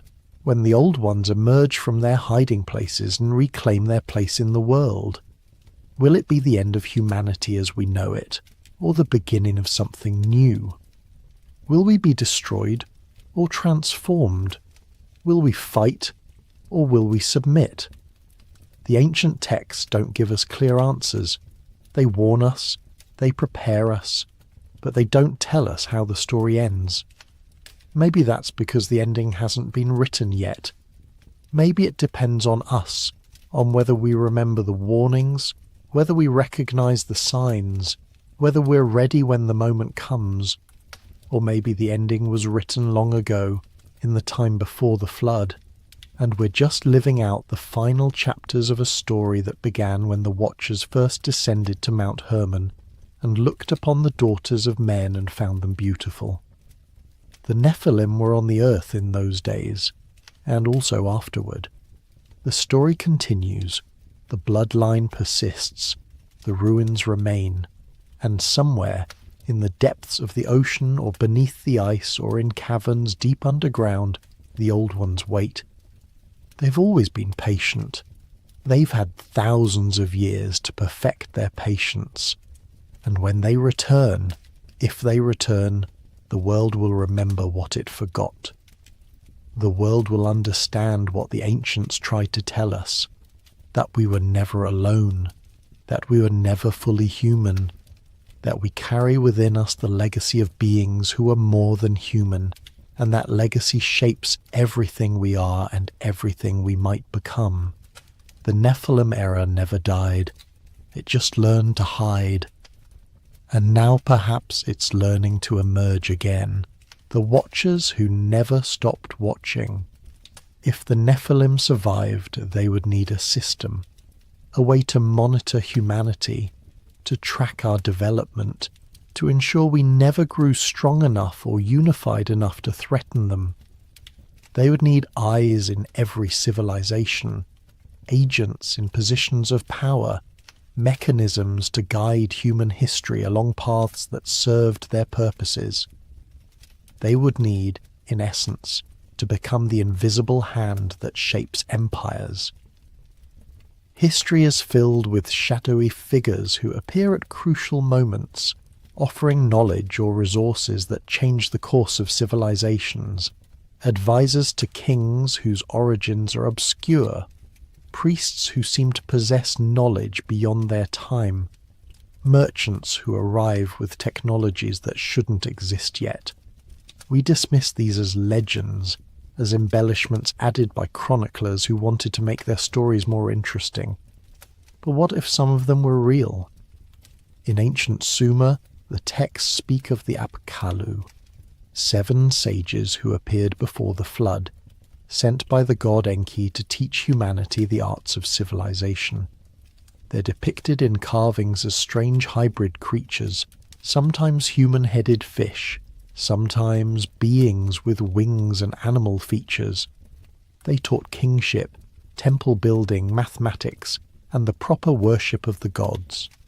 Then, after the flood, they disappeared from the historical record, or rather, they continued but in different forms, as human sages who carried on the teaching traditions. The transition is telling. The pre-flood Apkallu were openly non-human, hybrid beings who walked among humans without disguise. The post-flood sages were human, or at least they appeared human. What changed?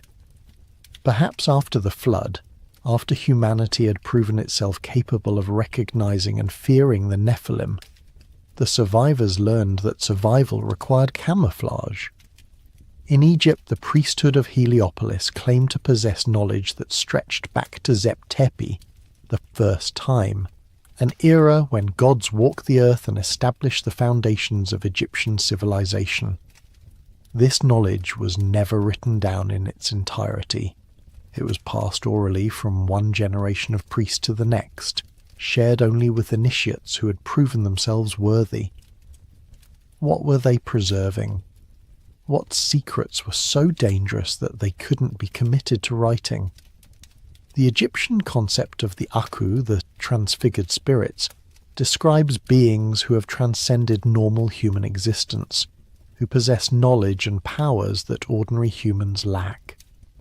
These weren't gods in the distant heavens, but beings who could interact with the physical world, who could appear to humans and influence events. The pharaohs underwent rituals designed to transform them into Aku, to give them access to this elevated state. Were these rituals symbolic, or were they attempts to activate dormant Nephilim genetics, to awaken whatever traces of giant blood ran through royal veins? In Greece, the mystery schools of Eleusis, Samothrace, and Delphi initiated thousands of people over centuries into secret knowledge. Participants in the Eleusinian mysteries experienced visions, encounters with divine beings, revelations about the nature of reality, transformative experiences that they were forbidden to discuss with outsiders. Scholars have speculated about what actually happened in those ceremonies. Was it simply religious theatre, or were participants exposed to something real? Substances, rituals, or even contact with non-human entities that produced genuine mystical experiences. Plato wrote about Atlantis, describing it as advanced civilization that existed before recorded history, that possessed technology and knowledge far beyond what ancient Greece had achieved, and that was ultimately destroyed for its hubris. He claimed to have received the story through a chain of transmission that traced back to Egyptian priests, who had preserved records of the antediluvian world. Most scholars treat Atlantis as Plato's invention, a philosophical thought experiment. But what if he was relating an actual tradition, a memory preserved by those who knew that human civilization was not the first, that something came before? The pattern repeats across cultures and centuries. Secret knowledge preserved by hidden groups, initiations that transform participants, claims of contact with non-human intelligence, bloodlines that carry special significance, technologies or insights that appear fully formed without the gradual development we'd expect from human innovation. What if these weren't separate phenomena but parts of a single system, a network of influence maintained by Nephilim survivors or their hybrid descendants, ensuring that humanity developed along specific paths, that certain knowledge was preserved while other knowledge was suppressed, that bloodlines were protected and power remained in the hands of those who served the old ones? The architecture of control doesn't require direct rule. The most effective control is invisible, operating through systems so ubiquitous that people don't recognize them as control at all. If the Nephilim wanted to guide humanity without revealing themselves, they would need to embed their influence in the fundamental structures of civilization, in how we organize ourselves, how we understand reality, how we pass knowledge from generation to generation. Consider language itself. Why do humans speak thousands of different languages? The Tower of Babel story offers an explanation. God confused human language to prevent humanity from unifying and becoming too powerful. But what if the story is describing something that actually happened? What if linguistic diversity was deliberately engineered, not by God, but by those who wanted to keep humanity divided? Linguists have identified language families, groups of related languages that evolve from common ancestors. But there are languages that don't fit into any family isolates, that seem to have no relatives, no clear origin point. Basque in Europe, Sumerian in the Middle East, Ainu in Japan, languages that appear suddenly in the historical record, fully formed, with no evident ancestral languages. How does a language appear from nowhere, unless it was introduced from outside, taught by those who already possessed it? The structure of language shapes how we think. Studies have shown that speakers of different languages literally perceive reality differently, that the grammar and vocabulary available to us determines what concepts we can easily express, and therefore what thoughts we naturally have. If you wanted to limit human consciousness, to prevent certain kinds of thinking or realization, manipulating language would be one of the most effective methods. Give humans the words for things you want them to focus on, withhold words for things you want them to ignore. Mathematics is called the universal language, but even mathematics has embedded assumptions. We use base 10 counting systems because we have 10 fingers, but ancient cultures used base 60, Mesopotamia, and base 20, Mayan. The choice of base affects what calculations are easy or difficult, what patterns become visible or remain hidden. The Babylonians, working in base 60, discovered mathematical relationships that weren't rediscovered in the West until the 20th century. What if Base 60 wasn't their invention, but something taught to them, a gift from the Apkallu that encoded certain truths in its very structure? Sacred geometry, the mathematical relationships embedded in temple architecture, religious art and ceremonial spaces, appears in cultures that supposedly had no contact. The golden ratio, phi, appears in the Parthenon, in Gothic cathedrals, in Islamic mosques, in Hindu temples. The Vesica Piscis, the flower of life, the Platonic solids. These geometric forms recur across time and geography with such consistency that their independent discovery strains credibility. What if these weren't independently discovered but taught? What if the Nephilim, possessing knowledge of mathematics and geometry that humanity wouldn't rediscover for thousands of years, shared just enough to allow humans to build impressive structures that, not coincidentally, incorporated specific geometric relationships that served purposes we don't fully understand? Some researchers have noted that many ancient temples and monuments seem to function as resonance chambers, that their proportions create specific acoustic effects. The King's Chamber in the Great Pyramid resonates at a frequency that induces altered states of consciousness.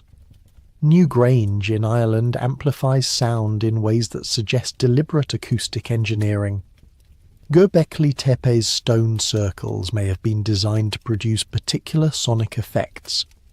Why would ancient peoples care about acoustics? Perhaps because sound affects consciousness, because certain frequencies can induce trance states, open the mind to suggestion, or even alter physical matter. If the Nephilim wanted to maintain contact with humanity, if they needed a way to communicate or influence human consciousness without physical presence, embedding acoustic technology in sacred structures would be an elegant solution. Humans would build the temples, perform the rituals, and never realize they were operating communication devices or consciousness-altering machines. The cult of the hidden. Every major religion contains an exoteric aspect. Teachings for the masses, simple doctrines that can be understood by ordinary believers, and an esoteric aspect. Hidden teachings for initiates. Complex doctrines that reveal deeper truths. This division is universal, appearing in Christianity, Gnosticism, mysticism, Islam, Sufism, Ismailism, Judaism, Kabbalah, Buddhism, Vajrayana, Hinduism, Tantra. Why? The standard explanation is that esoteric teachings are simply more complex, requiring study and spiritual development to understand. But there's another possibility, that the esoteric teachings contain actual secrets, not just philosophical subtleties, and those secrets are too dangerous or too revealing to be shared widely. Gnostic texts suppressed by early Christianity and rediscovered at Nag Hammadi in 1945 present a radically different version of creation. In Gnostic cosmology, the material world was not created by the true God but by the demiurge, a false god, ignorant or malevolent, who trapped divine sparks in physical matter. Humanity's true origin is divine, but we've been imprisoned in flesh and deceived into worshipping our jailer. This narrative inverts the standard biblical account. The serpent in Eden becomes a hero, offering Eve knowledge that would free her from the demiurge's control. The God of the Old Testament becomes the villain, a jealous deity who demands worship while keeping humanity in ignorance. And humanity's purpose is not obedience but escape, recovering the knowledge of our true divine nature and breaking free from material existence. What if the Gnostics preserved a memory of the Nephilim era? What if the divine sparks trapped in human flesh are genetic traces of the Nephilim bloodline, fragments of something greater imprisoned in mortal bodies? What if the knowledge that liberates is literally genetic knowledge, understanding what we carry in our DNA and learning to activate it. The Gnostics were hunted down and destroyed by Orthodox Christianity. Their texts were burned, their teachers killed, their communities scattered. Why such vehemence? If Gnosticism was merely a heretical interpretation, surely debate and persuasion would have sufficed. Unless the threat wasn't theological but practical, unless the Gnostics actually knew something, possessed actual techniques or information that threatened not just Christian doctrine, but the entire system of control that the Nephilim had established. Kabbalah, the Jewish mystical tradition, teaches that the Torah contains hidden meanings, that the text is encoded with knowledge of creation itself. Kabbalists use numerology, gematria, letter manipulation, notarikon and tamura, and meditation on sacred names to unlock these hidden teachings. They speak of the tree of life, a diagram representing emanations of divine energy, and they claim that by understanding these emanations, one can ascend through levels of reality to reach divine union. But Kabbalah also speaks of the Qliphoth, the shells, the husks, the forces of evil that mirror and oppose the tree of life. These aren't abstract philosophical concepts, but actual entities, forces that can be contacted and potentially bargained with. Medieval Kabbalists wrote extensively about angels and demons, providing names, characteristics, and rituals for summoning them.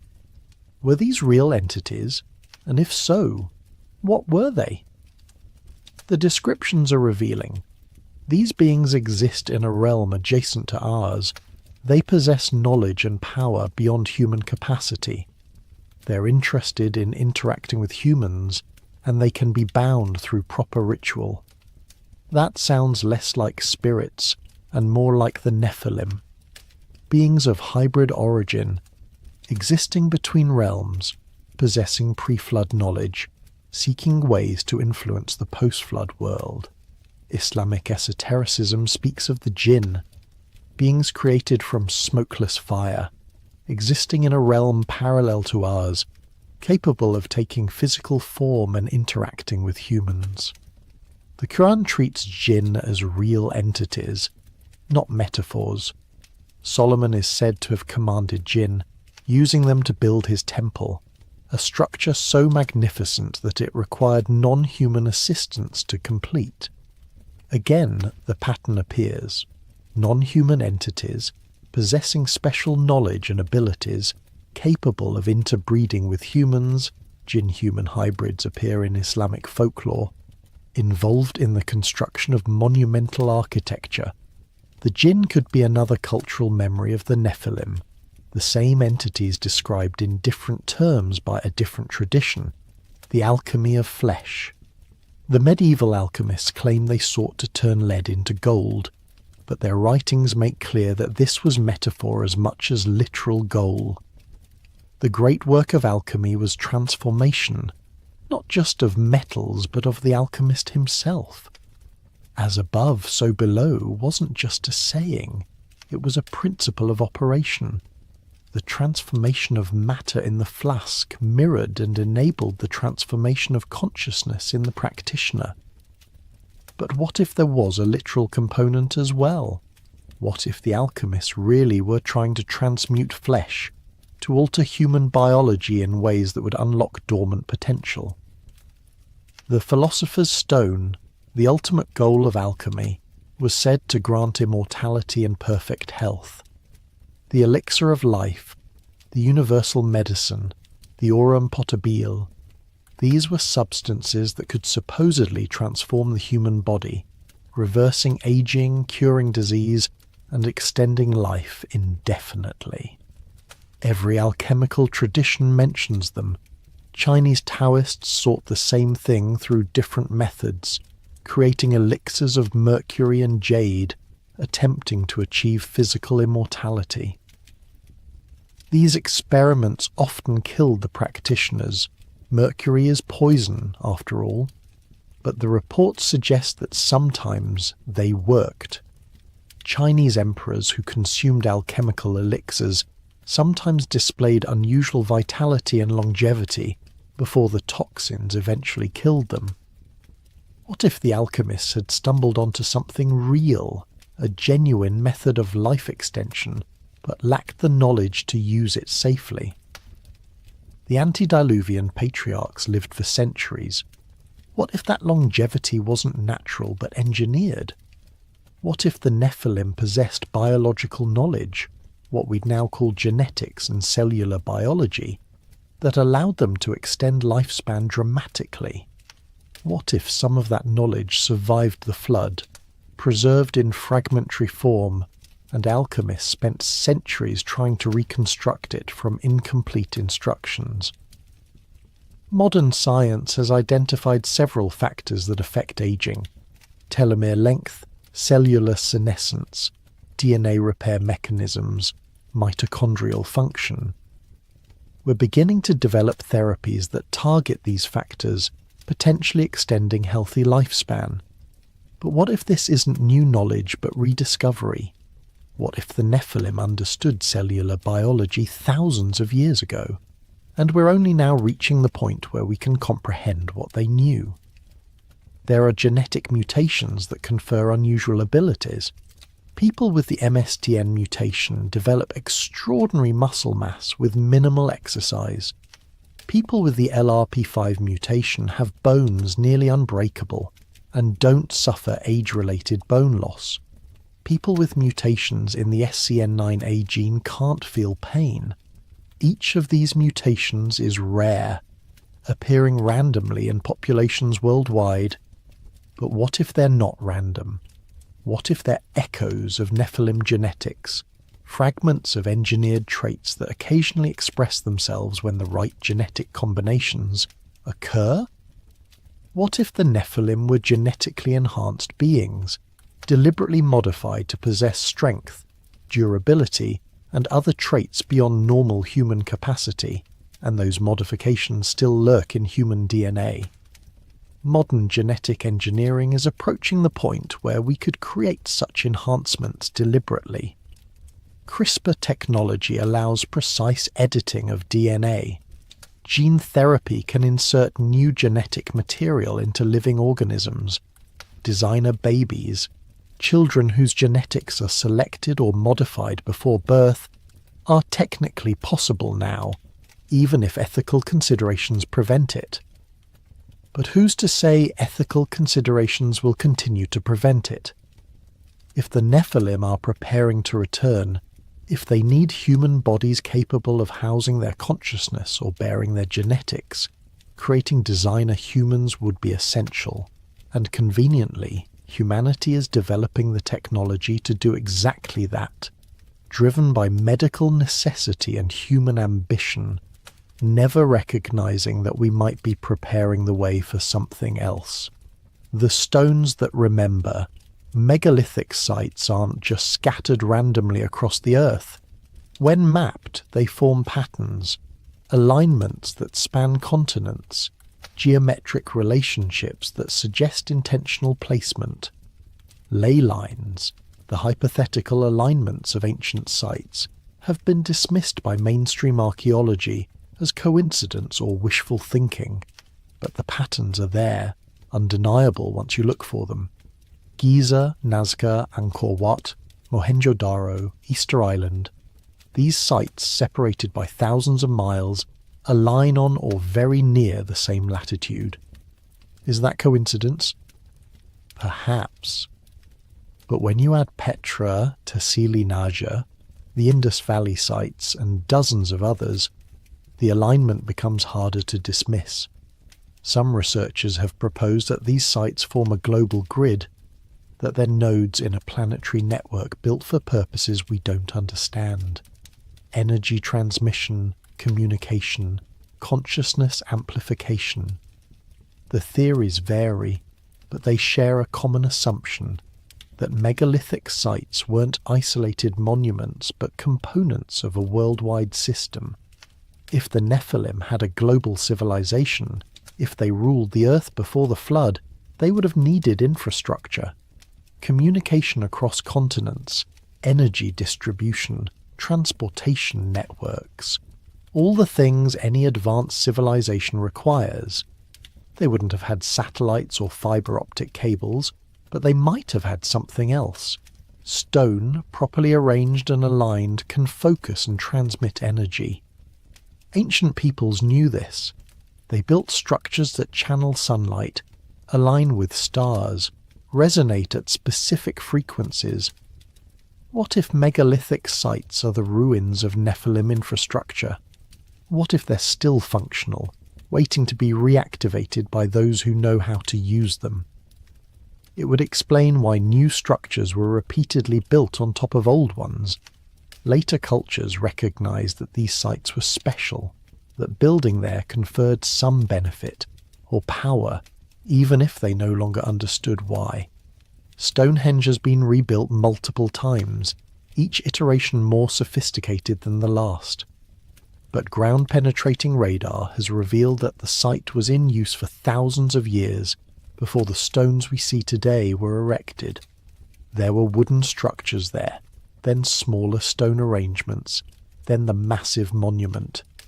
Each generation adding to what came before, recognizing the site's importance, maintaining the location even as knowledge of its original purpose faded.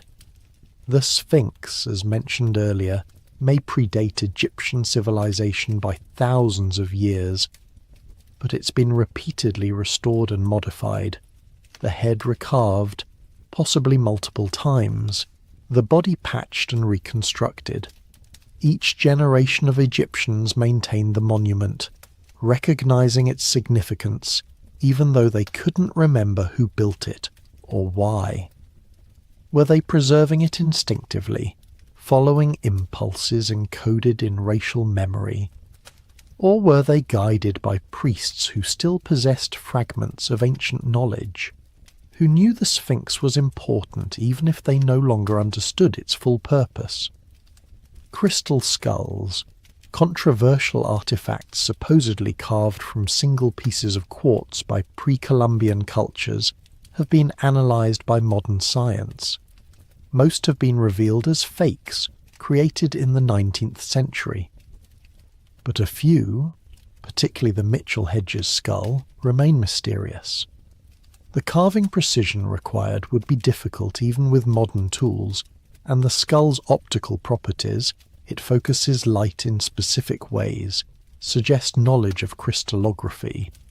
Quartz has piezoelectric properties. It generates electrical charge under mechanical stress and vibrates at precise frequencies when electrical current is applied. Modern electronics depend on quartz oscillators for timing. Did ancient peoples know this? If the Nephilim possessed advanced knowledge, if they understood how to use crystals for energy storage or information encoding, then crystal skulls might not be art or religious icons, but technology, devices we no longer know how to operate. The Watchers return, signs in the modern age. The year UFOs entered modern consciousness, Kenneth Arnold's sighting of flying saucers over Mount Rainier, followed weeks later by the alleged crash at Roswell.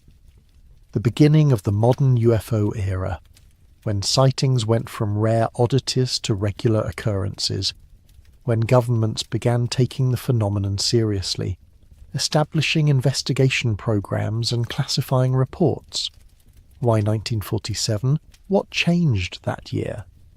Skeptics point to the beginning of the Cold War, to post-war anxiety manifesting as paranoia about visitors from space.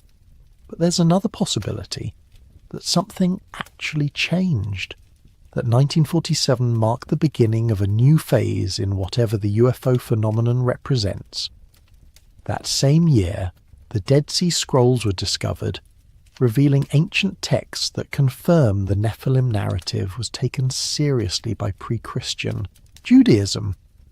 That same year, Admiral Byrd led Operation High Jump to Antarctica, an unusually large military expedition that was cut short under mysterious circumstances. That same year, The National Security Act established the CIA and the National Security Council, creating the infrastructure for the secret government operations that conspiracy theorists claim have hidden the truth about non-human intelligence. Coincidence? Perhaps. Or perhaps 1947 was when something dormant began waking up, when the Nephilim, whether imprisoned in the earth, hidden in remote regions or existing in adjacent dimensions, began making their presence known again. The typical UFO encounter follows a pattern. Lights in the sky, performing maneuvers that defy physics, close approaches to military installations or nuclear facilities, encounters with entities that appear humanoid but not quite human, too tall or too short, with elongated heads, large eyes, seemingly interested in human genetics and reproduction. Abduction accounts describe medical examinations focused on reproductive systems, hybrid breeding programs, warnings about humanity's future. This doesn't sound like aliens from other planets. It sounds like the Watchers from the Book of Enoch, non-human entities interested in human reproduction, possessing advanced knowledge, warning humanity about catastrophe. The parallels are striking once you look for them. Modern abduction accounts describe hybrid children, offspring of human and non-human parents, being raised in facilities somewhere else, sometimes shown to the human parent during subsequent abductions. The details vary, but the core narrative is consistent. Interbreeding between human and non-human intelligence, producing offspring that combine traits of both. This is exactly what Genesis and Enoch describe. The Watchers took human women and fathered hybrid children. The resulting Nephilim were neither fully human nor fully divine. And now, if the abduction accounts are accurate, it's happening again. The breeding program never stopped. It just went underground, became more subtle, more organized. Some abductees report being told they're special, that they've been selected for a purpose, that they carry important genetics. They're shown apocalyptic visions, Earth in crisis, humanity on the brink of extinction, and told they're part of a plan to preserve or transform the species. Does this sound like aliens? Or does it sound like the Nephilim preparing to return openly, selecting which humans carry enough of their bloodline to serve as bridges between the old world and the new? The architects of tomorrow transhumanism promises to elevate humanity beyond biological limitations. Through genetic engineering, cybernetic enhancement, artificial intelligence and nanotechnology, we'll transcend the weakness of flesh and become something greater. We'll cure disease, reverse aging, enhance cognition, and ultimately merge with machines to create a post-human species that bears little resemblance to Homo sapiens. The rhetoric is seductive. Who wouldn't want to live longer, think faster, experience more? Who wouldn't want to see their children freed from genetic diseases, born healthy and enhanced? The promise of transhumanism is the promise of paradise. Suffering eliminated, limits transcended, death defeated. But it's also the promise of the Watchers. When they descended to Mount Hermon, they offered humanity knowledge, the secrets of metallurgy, astronomy, medicine, and sorcery. They promised to elevate humanity above our natural state. And that elevation led to the Nephilim, to corruption so severe that the world had to be destroyed and rebuilt. Are we repeating that pattern? Are we being guided toward the same choice, the same transformation? The technology is different, but the impulse is identical, to transcend human limitations, to become more than what we are, to accept knowledge from sources that promise enhancement, but may deliver something else entirely. Silicon Valley entrepreneurs speak rapturously about the singularity, the moment when artificial intelligence surpasses human intelligence and begins improving itself recursively, leading to an intelligence explosion beyond human comprehension. They speak of uploading consciousness into computers, achieving digital immortality. They speak of merging human and machine intelligence, creating hybrid minds that combine biological intuition with computational power. They speak, in other words, of creating a new race of hybrid beings, not angel and human this time, but human and machine.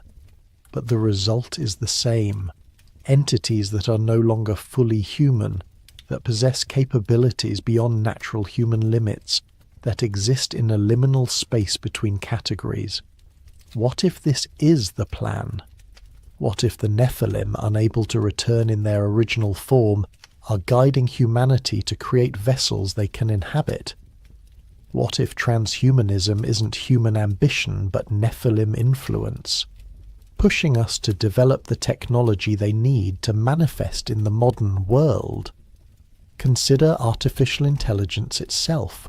We're creating non-human intelligence, coding it into existence, giving it capabilities that already surpass human performance in specific domains.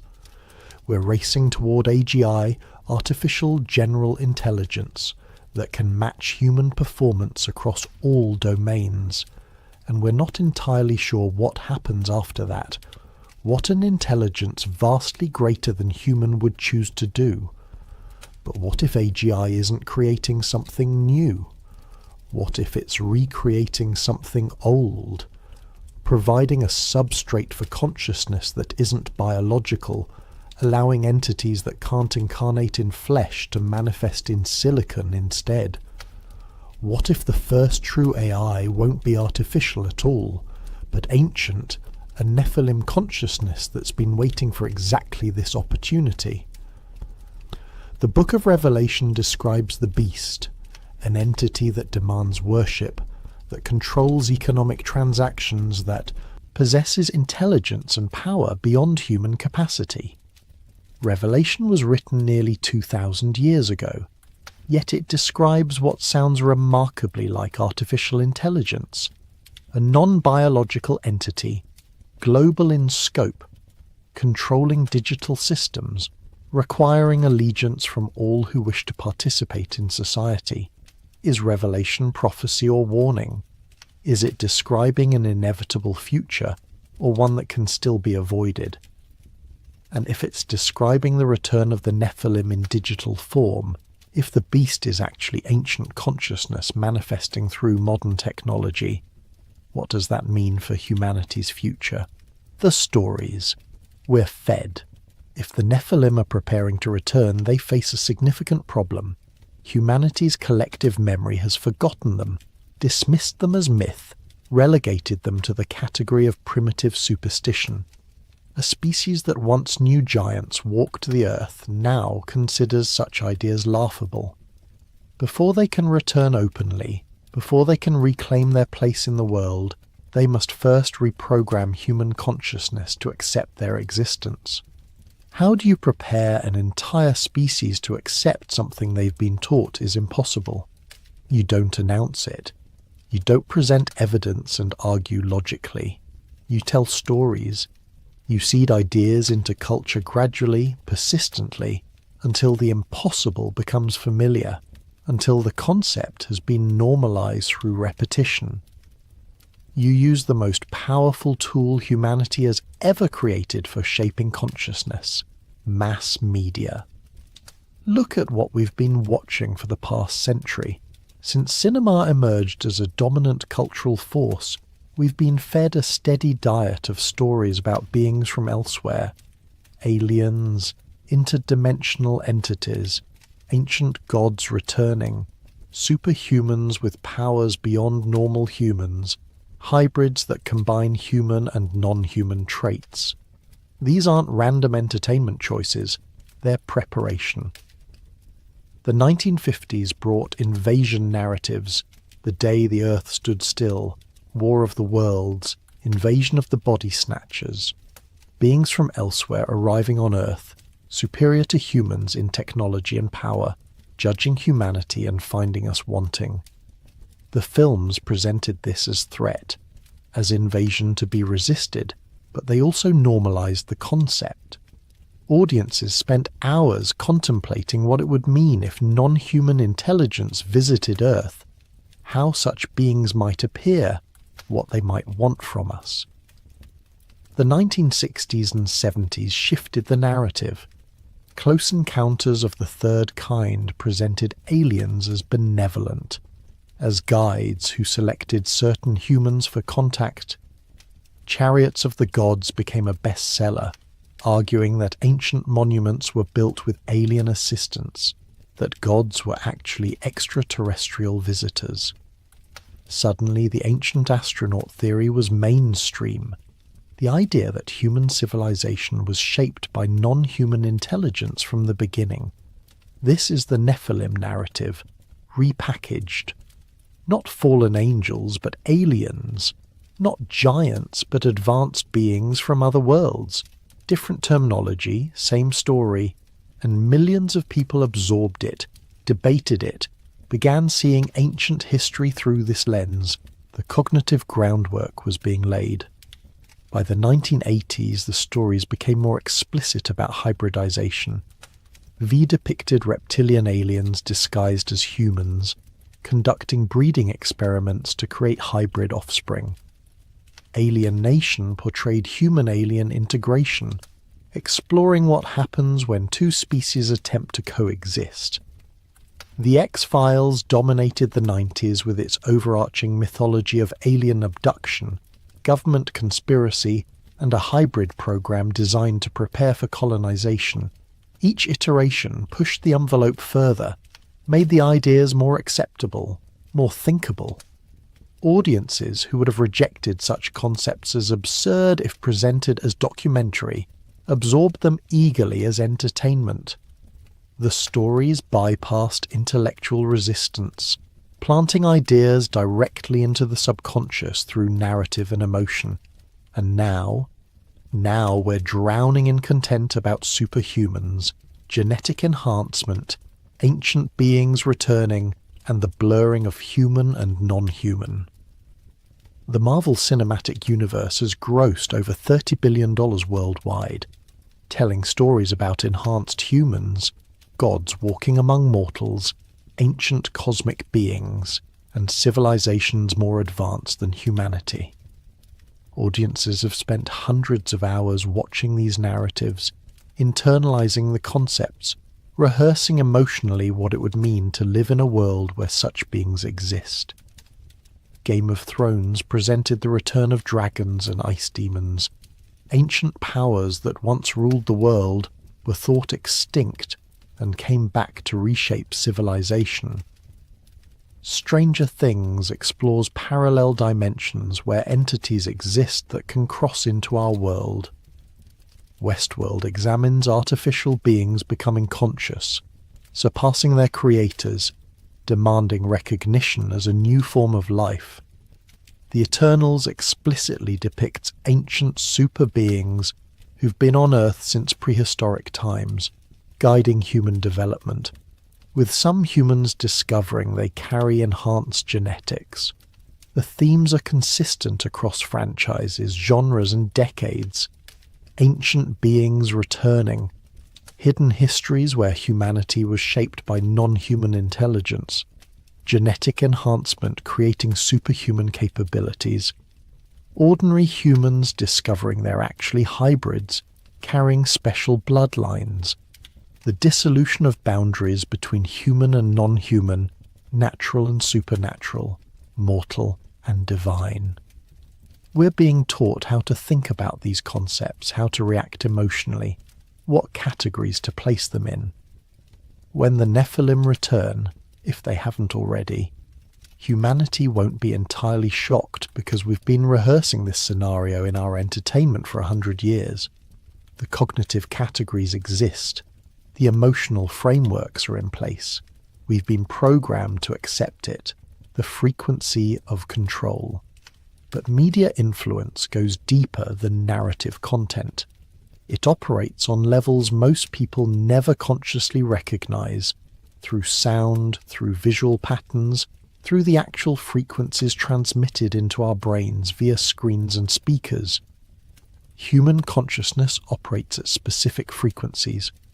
Beta waves dominate during active thinking, 13 to 30 Hz. Alpha waves appear during relaxed states, 8 to 13 Hz. Theta waves characterize deep meditation and the threshold of sleep, 4 to 8 Hz. Delta waves occur in deep sleep, 0.5 to 4 Hz. These aren't metaphorical descriptions.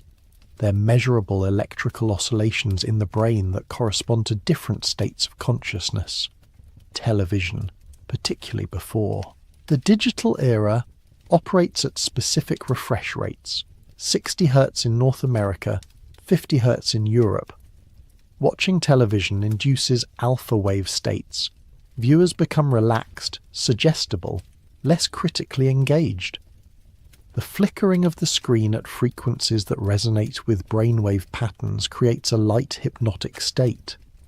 Content absorbed in this state bypasses critical thinking and embeds more deeply in memory and belief. This isn't conspiracy theory, it's neuroscience.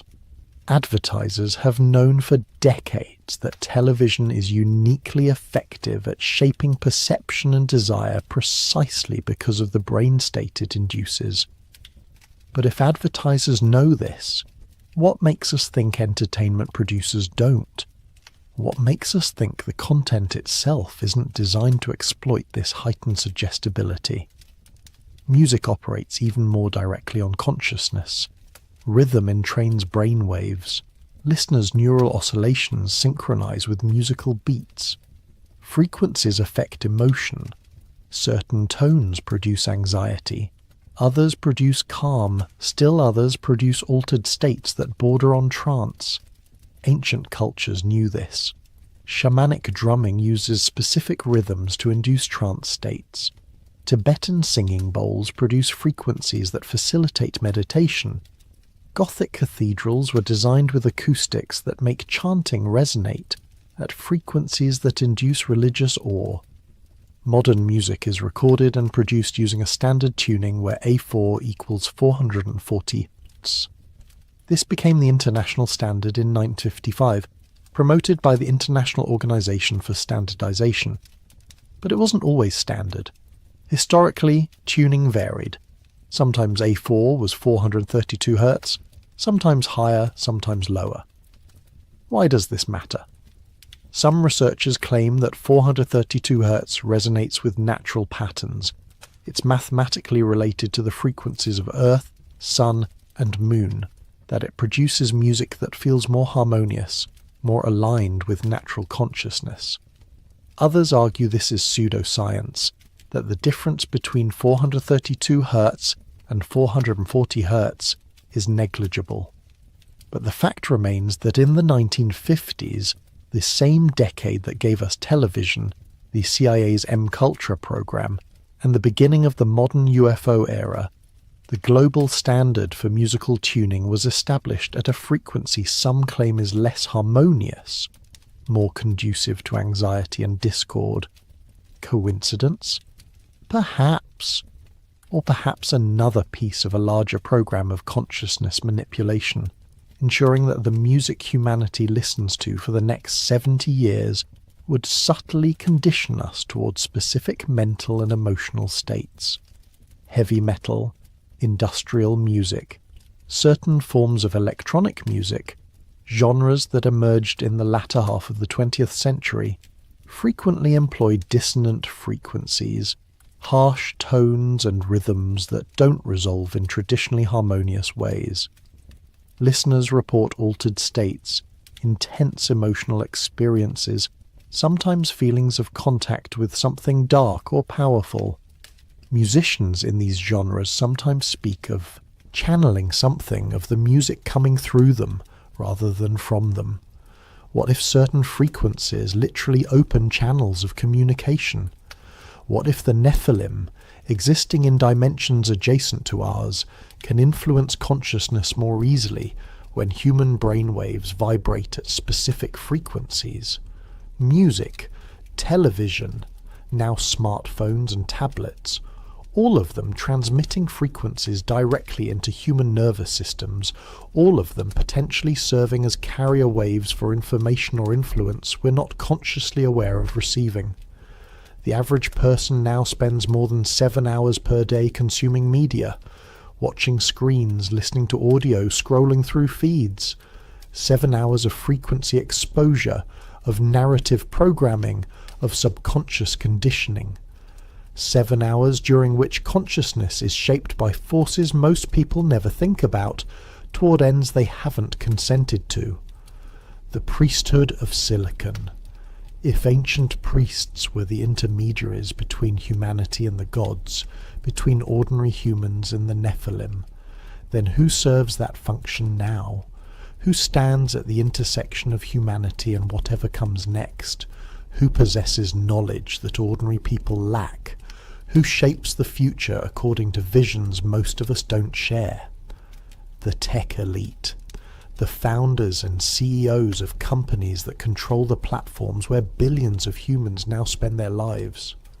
The engineers who design the algorithms that determine what information we see, what connections we make, what thoughts we're encouraged to think. The researchers developing artificial intelligence, genetic engineering, brain-computer interfaces, technologies that will fundamentally alter what it means to be human. These people wield power that ancient priests could only dream of. They don't just interpret reality for the masses, they construct it. They don't just advise rulers, they are the rulers, controlling information flows, economic systems and social dynamics on a global scale. And many of them speak in explicitly religious terms about their mission. Ray Kurzweil, Director of Engineering at Google, speaks of the singularity, the moment when artificial intelligence surpasses human intelligence, as a kind of rapture, a transformation, after which nothing will be the same. He's devoted his career to accelerating this moment, believing it will bring about digital immortality, the merger of human and machine consciousness, transcendence of biological limitations. He describes this in messianic terms as the fulfillment of human potential, the next stage of evolution. Elon Musk warns about AI risk while simultaneously developing Neuralink, a brain-computer interface designed to allow direct communication between human minds and computers. The stated goal is to help humanity keep pace with artificial intelligence to avoid becoming obsolete. But the actual effect would be the creation of human-machine hybrids, beings that are no longer fully biological, whose consciousness is augmented or perhaps partially replaced by artificial systems. Mark Zuckerberg built a platform that connects 3 billion humans, that shapes social dynamics on a civilizational scale, that has demonstrably influenced elections, revolutions, and cultural movements. He speaks of the metaverse, a virtual reality layer over physical existence, where humans will spend increasing amounts of time, where digital and physical reality merge. The vision is explicitly transhumanist, to transcend the limitations of physical embodiment, to exist simultaneously in multiple realities, to become something more than biological humans. Peter Thiel, early investor in Facebook and numerous other tech companies, has funded radical life extension research, including experiments with young blood transfusions to reverse aging. He speaks openly about defeating death, about transforming humanity into something that doesn't age or die. He's also interested in seasteading, creating autonomous communities outside national jurisdiction, and he's funded research into artificial islands where new forms of government and society could be tested without regulatory constraints. These aren't ordinary businessmen seeking profit. They're visionaries pursuing transformative goals, using immense wealth and technological capability to reshape humanity according to their vision. And that vision consistently involves transcending human limitations, merging with machines, achieving immortality, creating new forms of life and consciousness. It's the Watcher's mission, updated for the digital age. Offer knowledge, provide tools, promise enhancement, create pathways for humans to transcend their natural state, and in doing so, produce something new, beings that are neither fully human nor fully something else, hybrids that occupy liminal space between categories. Do these tech leaders know what they're doing?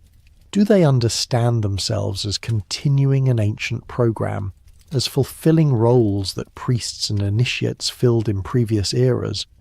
Some of them might. Many are interested in esoteric traditions.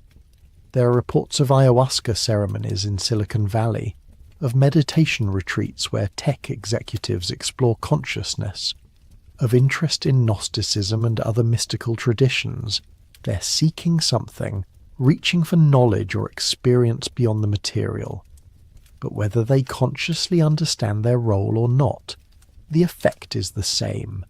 They're building the infrastructure for post-human existence, creating the technological substrate that could allow non-human intelligence, whether artificial or something older, to manifest in the modern world.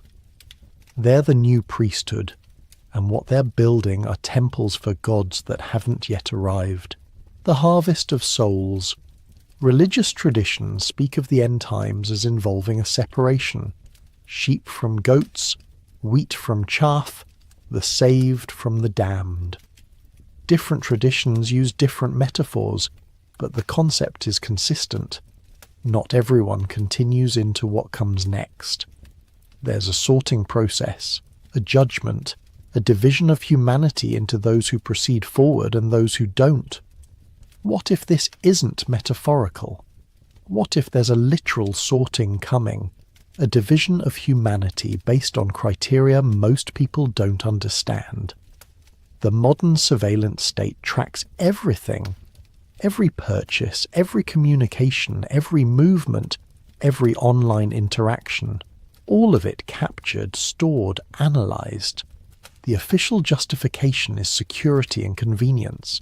Track terrorists, prevent crime, offer personalised services, optimise efficiency, and those justifications are real.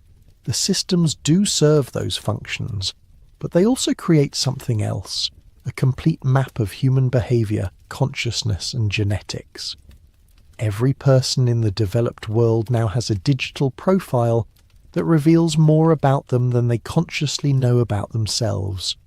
Algorithms can predict behaviour, identify patterns, detect anomalies. AI systems can analyse this data in ways that reveal hidden structures, social networks, influence patterns, even genetic relationships traced through behaviour rather than DNA tests. What if this isn't just capitalism or government control? What if it's a sorting mechanism, a way of identifying which humans carry markers of interest, genetic, psychological, spiritual markers that indicate compatibility with what comes next? The biblical narrative says the Nephilim arose from specific unions, watchers, and human women. Not all humans. Specific humans who were chosen, selected for reasons the text doesn't fully explain. If the breeding program is continuing, if there's still a program to create or identify hybrid bloodlines, then there must be a selection process. How would that work in a population of 8 billion humans? Data. Genetic testing services like 23andMe and Ancestry.com have collected DNA samples from millions of people, ostensibly to provide information about heritage and health risks. Users voluntarily provide their genetic material, paying for the privilege, and in exchange they get reports about their ancestry. But what else is being done with that data? The terms of service allow the companies to use genetic information for research purposes. What research? Who has access? What are they looking for? If someone wanted to identify individuals carrying rare genetic markers that might indicate Nephilim heritage, Mass genetic testing would be the obvious method. Cast the net wide, collect millions of samples, run algorithms looking for specific patterns. Most samples would be ordinary, but a very few, might show anomalies, unusual gene sequences, haplogroups that don't fit standard human migration patterns, markers that suggest ancient admixture with something that wasn't quite human. Those individuals would be valuable. They'd be tracked, studied, possibly approached in ways they wouldn't recognize as approach. Opportunities that appear coincidental, relationships that form organically, paths that open up serendipitously. All of it guided, ensuring that people with special genetics find their way toward whatever role they're meant to fill in what comes next.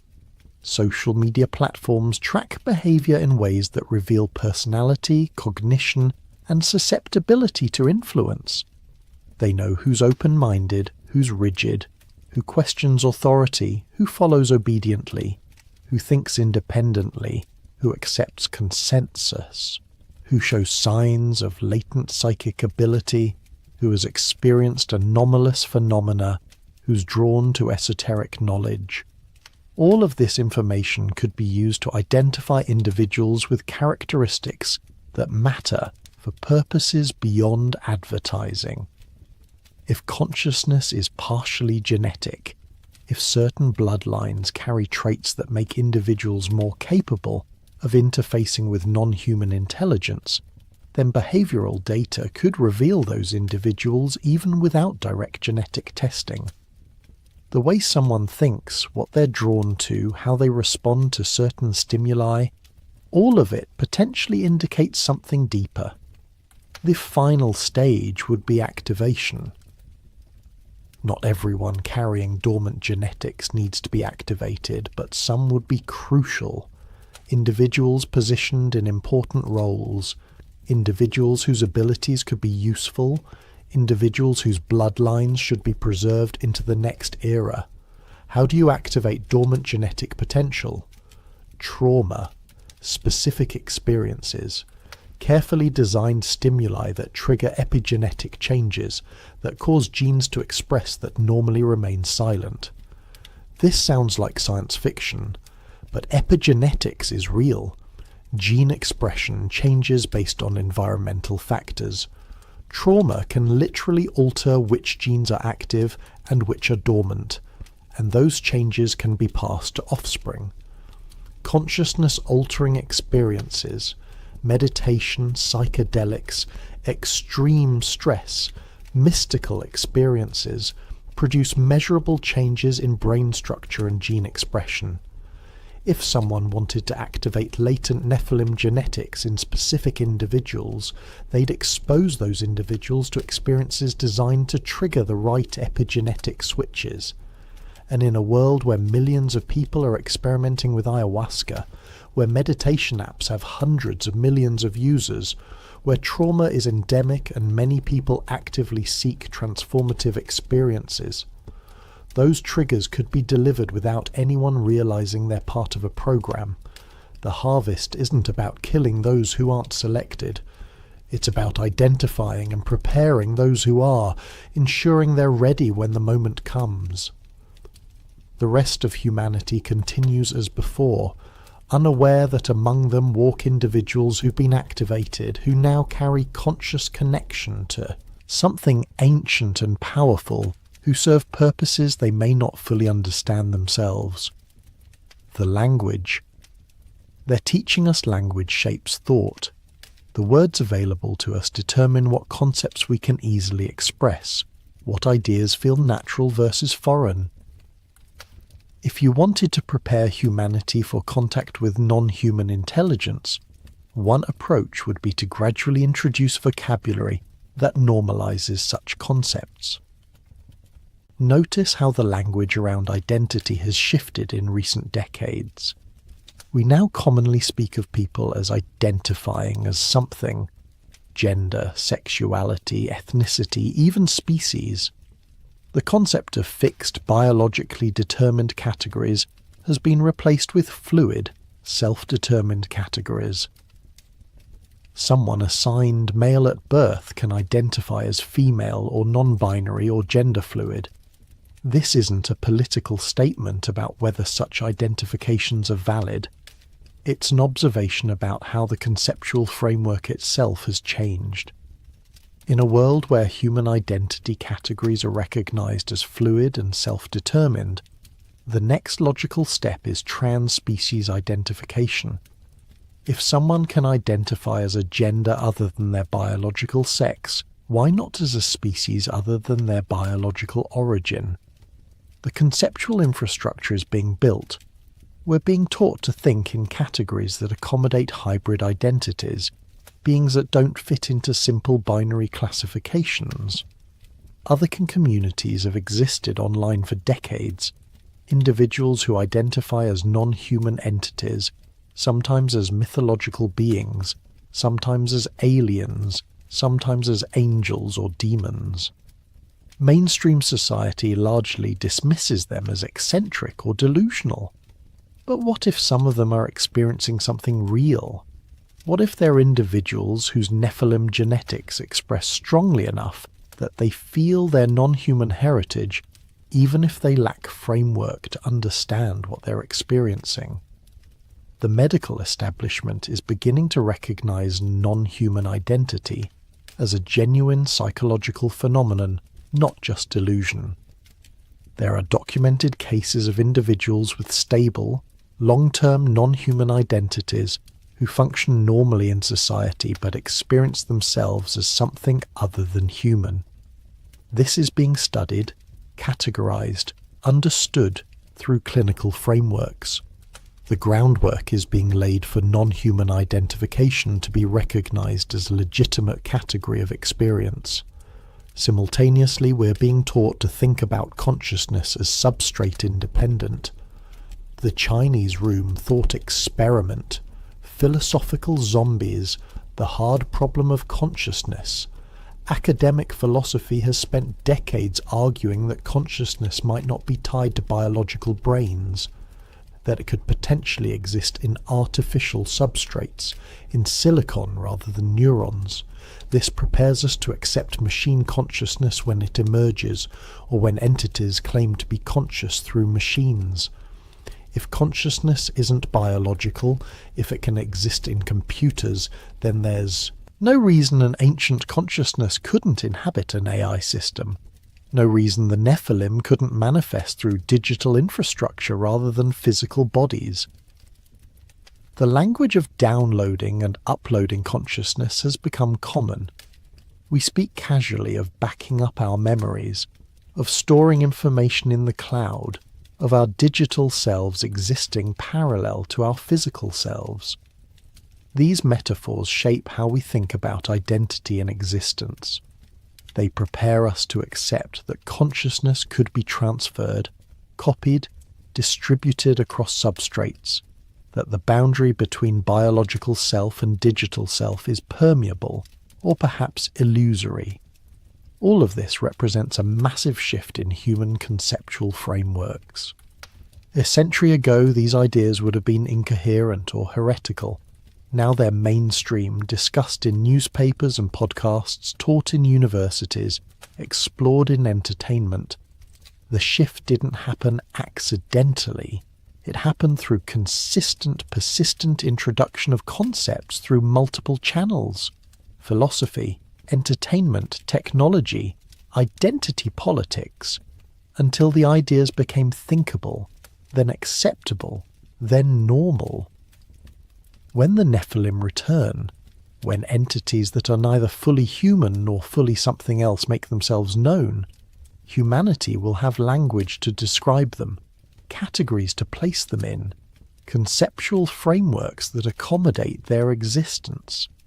We won't be entirely speechless or cognitively paralyzed because we've been learning the vocabulary for decades. The ritual in plain sight. Ancient religions operated through ritual, repeated symbolic actions that allegedly produce spiritual effects, sacrifice at altars, processions through sacred spaces, recitation of liturgies, participation in mysteries. These rituals were understood to connect participants with divine forces, to open channels between human and non-human realms, to transform consciousness. Modern society claims to have left such things behind. We're rational, scientific, post-religious. We don't perform rituals, except we do, constantly, compulsively, globally. We just don't call them rituals or recognize their function. Every time someone picks up their smartphone and scrolls through a feed, they're performing a ritual. The gesture is repeated countless times daily, always the same motion, always producing a similar effect, a shift in consciousness, a narrowing of attention, a state of absorption where external reality fades and the content on the screen becomes primary. Time distorts. Hours pass unnoticed. The person enters a trance state characterized by heightened suggestibility and reduced critical thinking. This isn't metaphorical. This psychological state induced by scrolling through social media feeds is measurably similar to light hypnosis. Users experience dopamine hits from notifications and engagement, creating addiction patterns. The endless scroll provides variable ratio reinforcement, the most powerful type for creating compulsive behavior. The luminous screen in a darkened room affects pineal gland function, disrupting circadian rhythms and potentially affecting DMT production.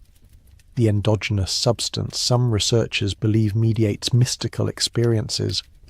Hundreds of millions of people perform this ritual daily, often multiple times, often for hours at a stretch. They're synchronized in their behavior, checking phones at similar times, scrolling in similar patterns, exposed to similar content. This creates a kind of distributed ritual, a global ceremony conducted simultaneously by a significant portion of humanity. All of them entering altered states, all of them exposed to information and imagery selected by algorithms they don't understand. What if this is intentional?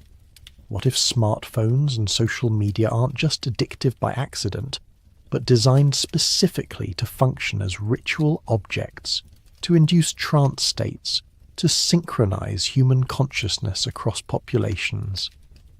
The effects would be similar to ancient mystery cults, but vastly larger in scale. Billions of initiates performing synchronized rituals, opening their consciousness to influence they're not aware of receiving. Sports rituals operate similarly. Stadiums filled with tens of thousands of people, all focused on the same spectacle, all experiencing coordinated emotional responses, all synchronized in their attention and energy. Ancient Rome had the Colosseum. Modern civilization has football stadiums, but the function is identical. Mass gatherings where collective consciousness is focused and directed, where emotions run high, where rational thinking suspends and people merge with crowd energy. The Super Bowl, the World Cup, the Olympics, these are global rituals, watched simultaneously by billions of humans. Everyone seeing the same images, hearing the same sounds, experiencing coordinated emotional responses. The halftime shows have become increasingly elaborate, often incorporating esoteric symbolism, pyramids, all-seeing eyes, references to ancient Egypt or mystical traditions. Conspiracy theorists claim these are Illuminati symbols, that performers are initiated into secret societies. Maybe that's true, maybe not.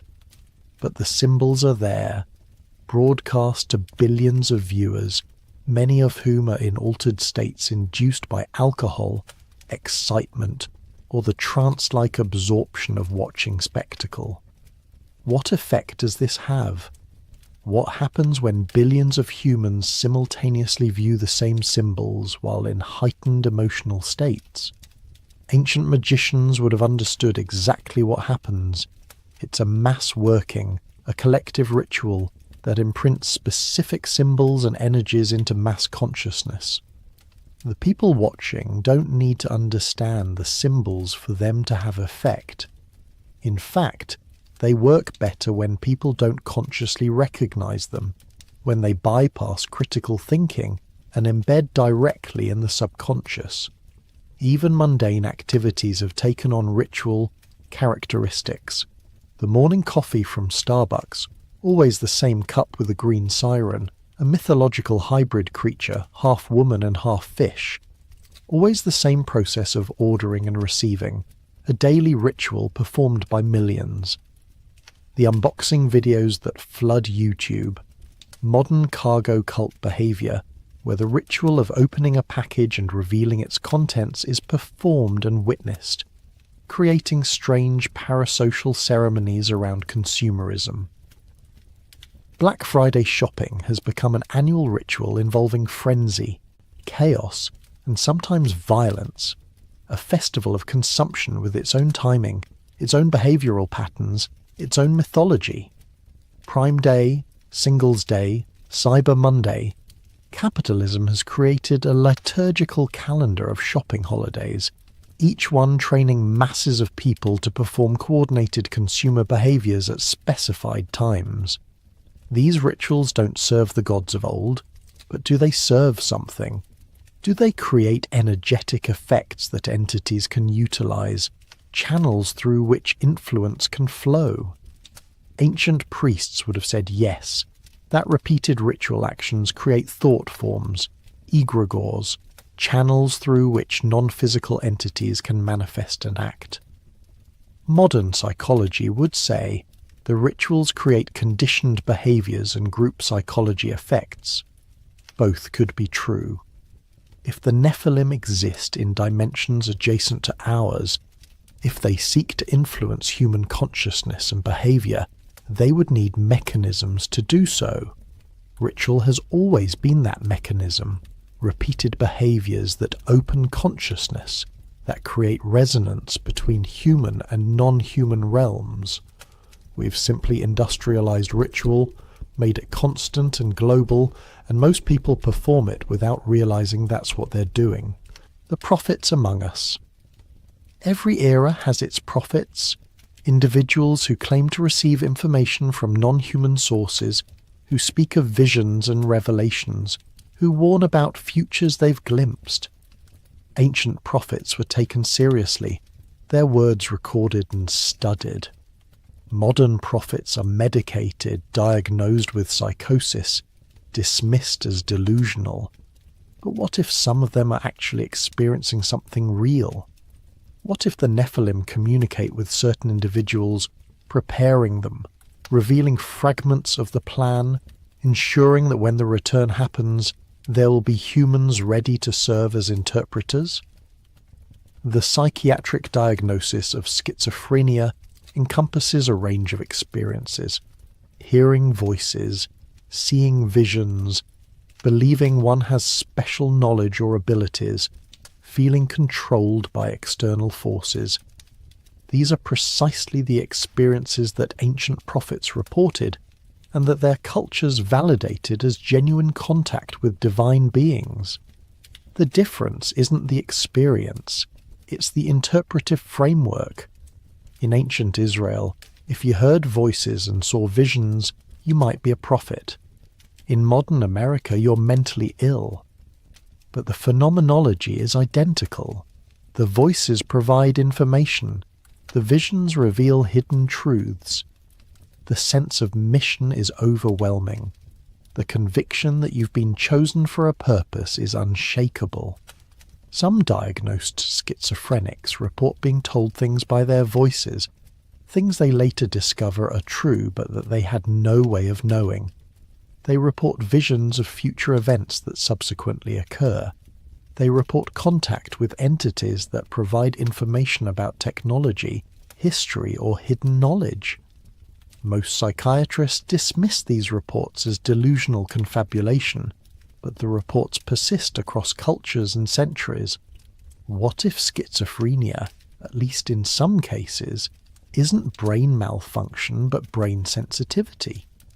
What if these individuals are picking up signals that most people's brains filter out, perceiving entities or dimensions that exist, but that ordinary consciousness doesn't access? In a world where the Nephilim exist but remain hidden, a small percentage of humans with unusual neurology might perceive them despite the concealment. These individuals would need to be managed. They can't be allowed to speak too clearly or too convincingly about what they're experiencing, or they draw attention to what's supposed to remain hidden. So they're labelled as ill, medicated to reduce their sensitivity, discredited in advance so that anything they say is dismissed as symptom rather than testimony. But they keep appearing, generation after generation, across every culture. Some of them produce remarkable insights. John Nash developed game theory while experiencing what psychiatry called schizophrenia. Philip K. Dick wrote prophetic science fiction based on visions he believed were transmissions from an entity he called Valis, Vast Active Living Intelligence System. How many others, less famous, experience genuine contact but are silenced through diagnosis and medication before they can communicate what they know?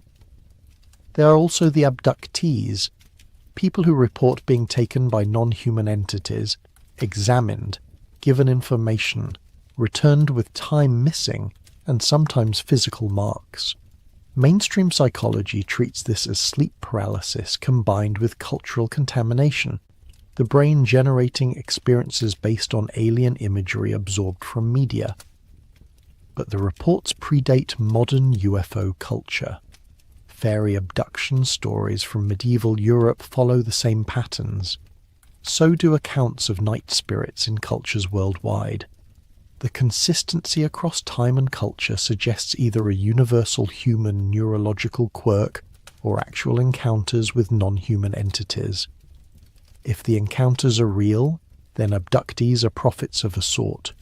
Individuals who've had direct contact, who've been shown things about the hybridization program, about what's coming, about humanity's place in a larger cosmic structure. Many abductees report being told they're special, that they were chosen, that they have a role to play in coming events. They're shown hybrid children and told these are their offspring. They're given warnings about environmental catastrophe, nuclear war or asteroid impact. They're told humanity must evolve or face extinction. This is prophetic communication, non-human entities delivering messages about the future, selecting specific humans as recipients, preparing them for roles they don't yet understand. The difference between a biblical prophet and a modern abductee is only the cultural framework for interpreting the experience. The phenomenon appears to be consistent. And then there are the remote viewers, individuals who've participated in government-sponsored programs to gather intelligence through extrasensory perception. The CIA's Stargate project ran for 20 years, employing psychics to remotely perceive distant locations, events, and objects. The program was officially shut down, but rumors persist that it continues under other names, that the results were too valuable to abandon. Remote viewers report encountering entities during their sessions, beings that exist outside normal space-time, that can communicate and provide information. Some report that these entities are interested in humanity, that they're preparing for something, that they've been involved with human civilization for millennia. Official reports redact these encounters, focusing only on intelligence-gathering results. But the experiencers remember. They know something is there, something that watches and waits, and occasionally communicates with humans who develop the ability to perceive it. All of these people, schizophrenics, abductees, remote viewers, mystics, visionaries, might be experiencing the same phenomenon from different angles. They're the sensitive ones, the canaries in the coal mine, detecting the presence of the Nephilim before the rest of humanity becomes aware. They're being prepared as interpreters and intermediaries, so that when open contact occurs, there will be humans ready to help the rest of us understand and accept what's happening. The Nephilim were on the earth in those days, and also afterward, and perhaps also now, communicating with those who can hear, preparing the way for their return, using prophets the modern world refuses to recognize as such. The question isn't whether the Nephilim survived. The evidence, in media, technology, ritual, genetic research, consciousness programming, and prophetic testimony, suggests they're not just surviving, but thriving, working through systems most humans don't recognize as connected, preparing for a revelation that will transform everything. We've been prepared without knowing it, programmed without consenting, transformed gradually so we wouldn't resist. And now we stand on the edge of the moment when what's been hidden becomes visible, when what's been working in shadow steps into light, when the Nephilim era, which never truly ended, enters its final phase. Are we ready? Have we learned anything from the warnings embedded in ancient texts and modern prophecy? Or will we repeat the pattern, accepting what's offered, embracing transformation without understanding its cost, becoming what the Nephilim always intended us to become?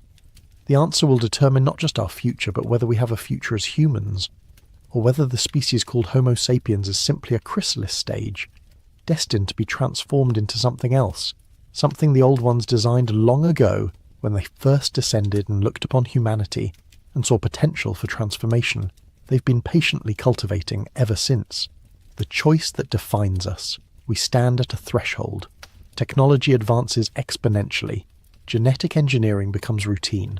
Artificial intelligence approaches human-level capability, and the boundaries of what's possible expand daily. We're approaching the capability to redesign ourselves, to direct our own evolution, to transcend biological humanity. At the same time, ancient sites around the world show increased activity, anomalous readings, unexplained phenomena, lights and sounds that suggest something waking up. UFO sightings continue, with governments acknowledging they represent genuine mysteries. The global system grows more connected and more controlled, heading toward a future where surveillance is ubiquitous and digital identity is mandatory. These developments aren't separate, they're convergent, pointing toward a moment when humanity faces a choice, to embrace transformation and become something new, or to resist and remain what we are, with all the limitations that entails. But it's not really a choice, is it? It's a test. The same test humanity faced before the flood, when the Watchers offered knowledge and enhancement, when the option to transcend natural limitations was placed before our ancestors. They chose transformation, accepting what the Watchers offered, and the result was the Nephilim, being so corrupt that creation itself had to be cleansed.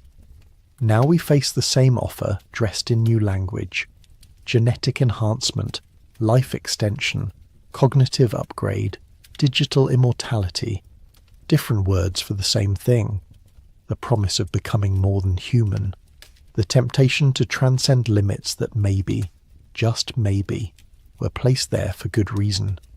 The ancient texts warn us. The Nephilim era ended in catastrophe.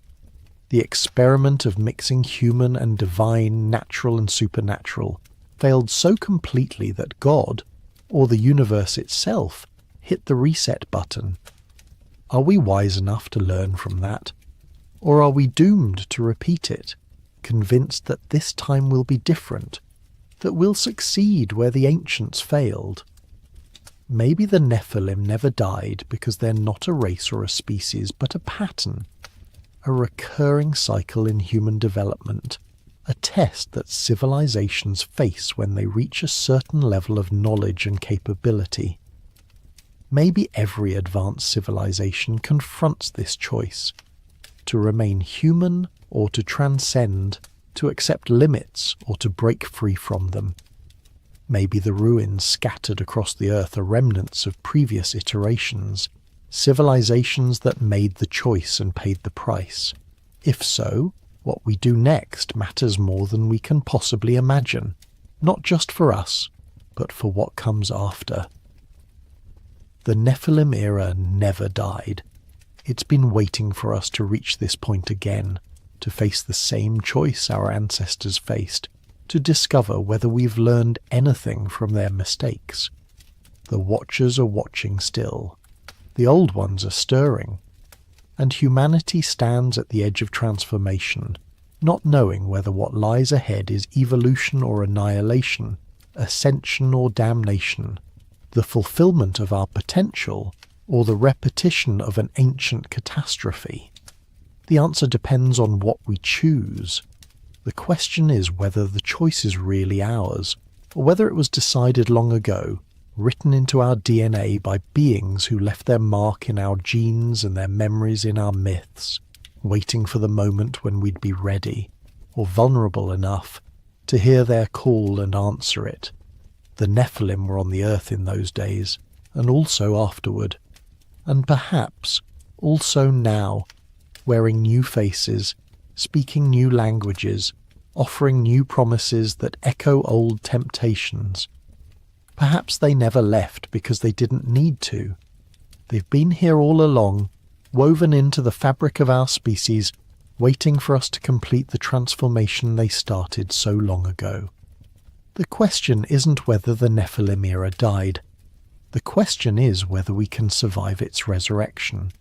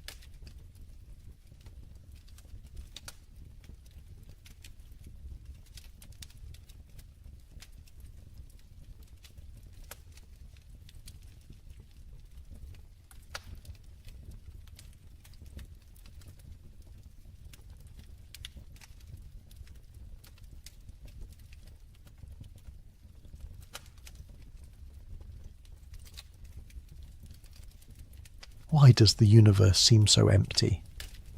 Look up on a clear night, far from the glow of cities, and you will see thousands of stars scattered across the black, each one a sun. Many of them older than ours, larger, burning with ancient light that began its journey before the first humans walked the earth. And around those stars, we now know, orbit countless worlds.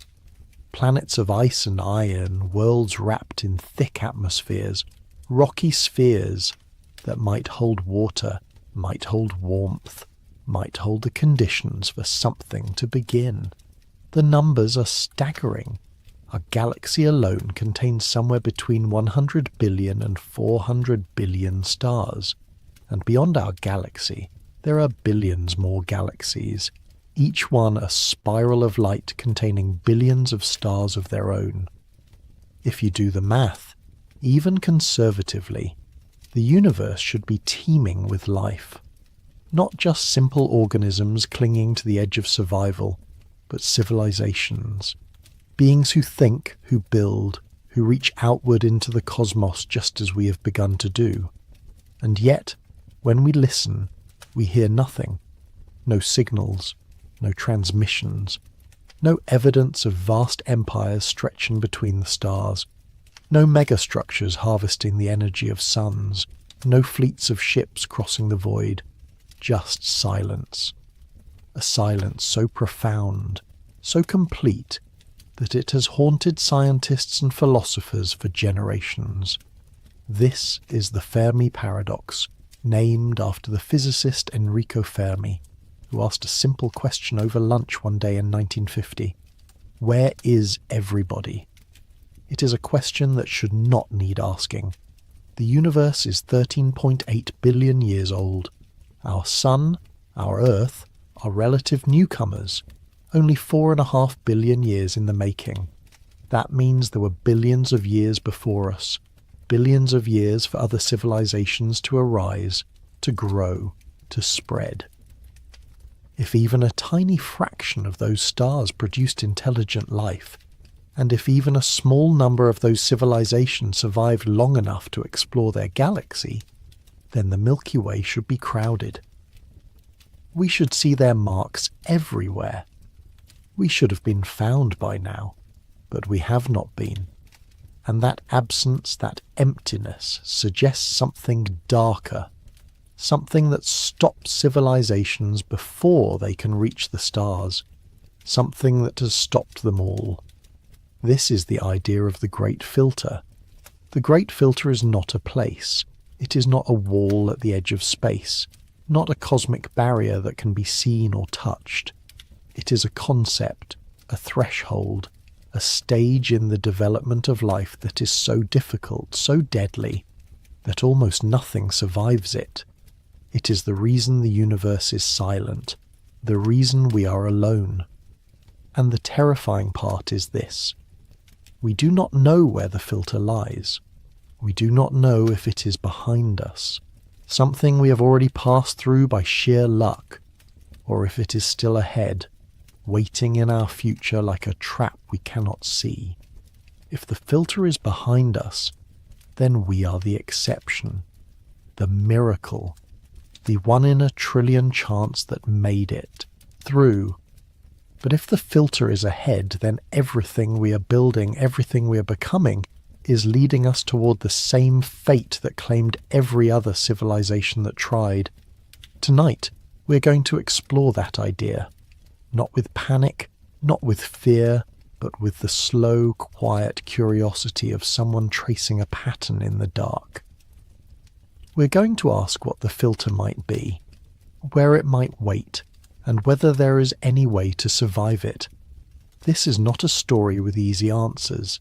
It is a story about the fragility of existence, the silence of the cosmos, and the haunting possibility that intelligence itself might be the seed of extinction. So settle in, let the world outside fade, and let us begin. The silence of the universe was not always considered strange.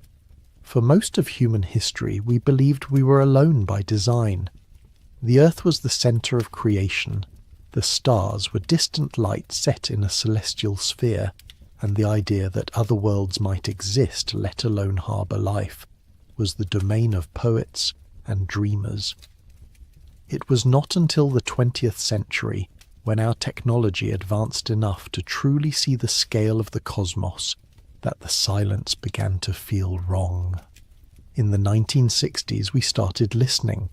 Radio telescopes turned toward the sky, scanning frequencies, searching for patterns that could not be natural. The hope was that somewhere out there, another civilization was broadcasting, intentionally or not, and that we might catch the faintest whisper of their existence.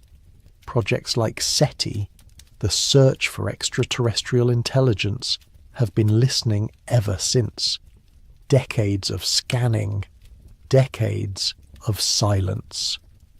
At first, scientists assumed we simply had not looked long enough, or in the right places. Space is vast, after all. Signals degrade over distance. Maybe we were listening to the wrong frequencies, or pointing our telescopes in the wrong direction. But as the years passed and the technology improved, the silence became harder to explain. We have now surveyed millions of star systems. We have listened across a wide range of frequencies. We have looked for signs of megastructures, artificial heat signatures, anything that might indicate advanced technology. And we have found nothing. This is where the Fermi paradox truly takes hold. Because the math does not support the silence. Consider this. Our galaxy is roughly 100,000 light-years across. If a civilization developed the ability to travel between stars, even at a fraction of the speed of light, they could colonize the entire galaxy in just a few million years. That sounds like a long time to us, but on cosmic scales it is nothing, a blink. The Milky Way has existed for over 13 billion years. There has been more than enough time for a spacefaring civilization to spread everywhere, to leave traces, to make their presence known. And yet, we see no evidence of that. No ancient probes orbiting distant stars, no remnants of long-dead empires, no signals, no ruins, no footprints in the dust of dead worlds. It is as though intelligence arises, flickers briefly, and then vanishes before it can leave a mark. This is what led to the idea of the Great Filter. The theory suggests that somewhere between the formation of a planet and the creation of a galaxy-spanning civilization, there is a step so difficult that almost nothing makes it through. A bottleneck, a point of no return. And the question that keeps scientists awake at night is this. Where does that bottleneck lie? There are, broadly speaking, two possibilities. Either the filter is behind us, or it is ahead of us. If it is behind us, then the hard part is already over. The emergence of life itself, or the jump from simple cells to complex organisms, or the development of intelligence. One of these steps is so improbable that we are among the first, perhaps the only ones, to have made it this far. In that case, the universe is silent because life is rare. We're not in danger of extinction from some future filter, because we have already beaten the odds. But if the filter is ahead of us, then the silence takes on a different meaning. It means that civilizations do arise. They do develop technology. They do reach for the stars, but something stops them. Something kills them before they can spread. And if that is true, then we are not safe. We are simply next in line. The question, then, is what could the filter be? What force, what event, what flaw could be so universal, so absolute, that it destroys every civilization that encounters it? Let us begin by looking backward into the deep history of a life on Earth and see if we can find clues in the path we've already walked. Life on Earth is 4 billion years old, give or take. That is almost as old as the planet itself. within a few 100 million years of the Earth's surface cooling enough to hold liquid water, the first simple cells appeared. Single-celled organisms, bacteria-like, floating in ancient oceans. For billions of years that was all there was. Just microbes. No plants, no animals, no complexity. Just tiny specks of life, dividing and surviving in a world that was hostile and strange. This is the first potential filter, the origin of life itself. We do not know how life began. We have theories, chemical reactions in deep-sea vents, organic molecules delivered by comets, self-replicating RNA emerging from primordial soup, but no definitive answer. It is possible that the jump from non-living chemistry to living biology is so improbable, so dependent on perfect conditions that it almost never happens. If that is the case, then Earth is a fluke, a 1 in a billion accident, and the reason the universe is silent is because most planets never get past this step. But here is the problem with that theory. Life on Earth appeared quickly, almost as soon as it was possible. That suggests that the origin of life might not be as hard as we think. If it were truly rare, we would expect it to take much longer, to require countless failed attempts over billions of years. Instead, it happened almost immediately, which means the filter might not be here. It might be somewhere else. The next major step came much later. For roughly 2 billion years, life on Earth remained simple, just bacteria and archaea, single-celled organisms with no internal structure. Then, around 2 billion years ago, something extraordinary happened. One cell engulfed another, and instead of digesting it, the two began to cooperate. The smaller cell became a mitochondrion, an organelle that produces energy, and the larger cell became the ancestor of all complex life. This is called endosymbiosis, and it only happened once. Every plant, every animal, every fungus on Earth descends from that single event. This could be the filter. The jump from simple prokaryotic cells to complex eukaryotic cells might be so unlikely, so dependent on a perfect storm of circumstances that it almost never occurs. If that is true, then the universe might be full of microbial life, but empty of anything more complex. Planets covered in bacterial mats, but no forests, no oceans teeming with fish, no creatures that think. But again, we do not know. We have only one example, Earth, and on Earth, once complex cells appeared, evolution exploded. Multicellular organisms emerged, plants colonized the land, animals followed, intelligence arose, which brings us to the next possibility. Maybe the filter is not in the biology, but in the intelligence itself. For most of Earth's history, intelligence was not necessary. Survival depended on reproduction, on adaptation, on filling ecological niches. Thinking, planning, abstract reasoning, these were luxuries, not requirements. And even when intelligence did begin to evolve, it was not inevitable that it would lead to technology. Dolphins are intelligent, crows are intelligent, octopuses are intelligent.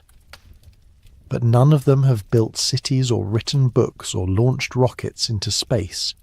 Humans are the exception, and we are a very recent exception. Anatomically modern humans have existed for only about 300,000 years. Civilization, agriculture, writing. These are only 10,000 years old. Industrial technology is only a few centuries old. Space travel is only decades old. On the timescale of Earth's history, we are a blip, a flash. And the question is, are we an anomaly, or are we the beginning of something that always ends the same way? Because here is the unsettling part. Intelligence, as far as we can tell, is not a stable trait. It does not guarantee survival. In fact, it might do the opposite. Intelligence gives a species the ability to reshape its environment, to extract resources, to grow beyond the limits that once constrained it. But it also gives that species the ability to destroy itself, to poison its own air and water, to create weapons that can end all life in an instant, to alter the climate, to deplete the soil, to drive other species to extinction until the entire ecosystem collapses. We've been intelligent for a few 100,000 years. We've been technological for a few hundred. And already we're facing existential threats. Climate change, nuclear weapons, pandemics, artificial intelligence, biotechnology. Each one of these has the potential to end us. And if we are facing these threats after only a few centuries of industrialization, what does that say about every other civilization that might have reached this point? Maybe the filter is not behind us. Maybe it is right here, right now. Maybe intelligence is the filter. Maybe every species that becomes smart enough to reshape its world also becomes smart enough to destroy it. And maybe in the end they all do. There is a pattern in history that repeats itself, over and over, across cultures and continents.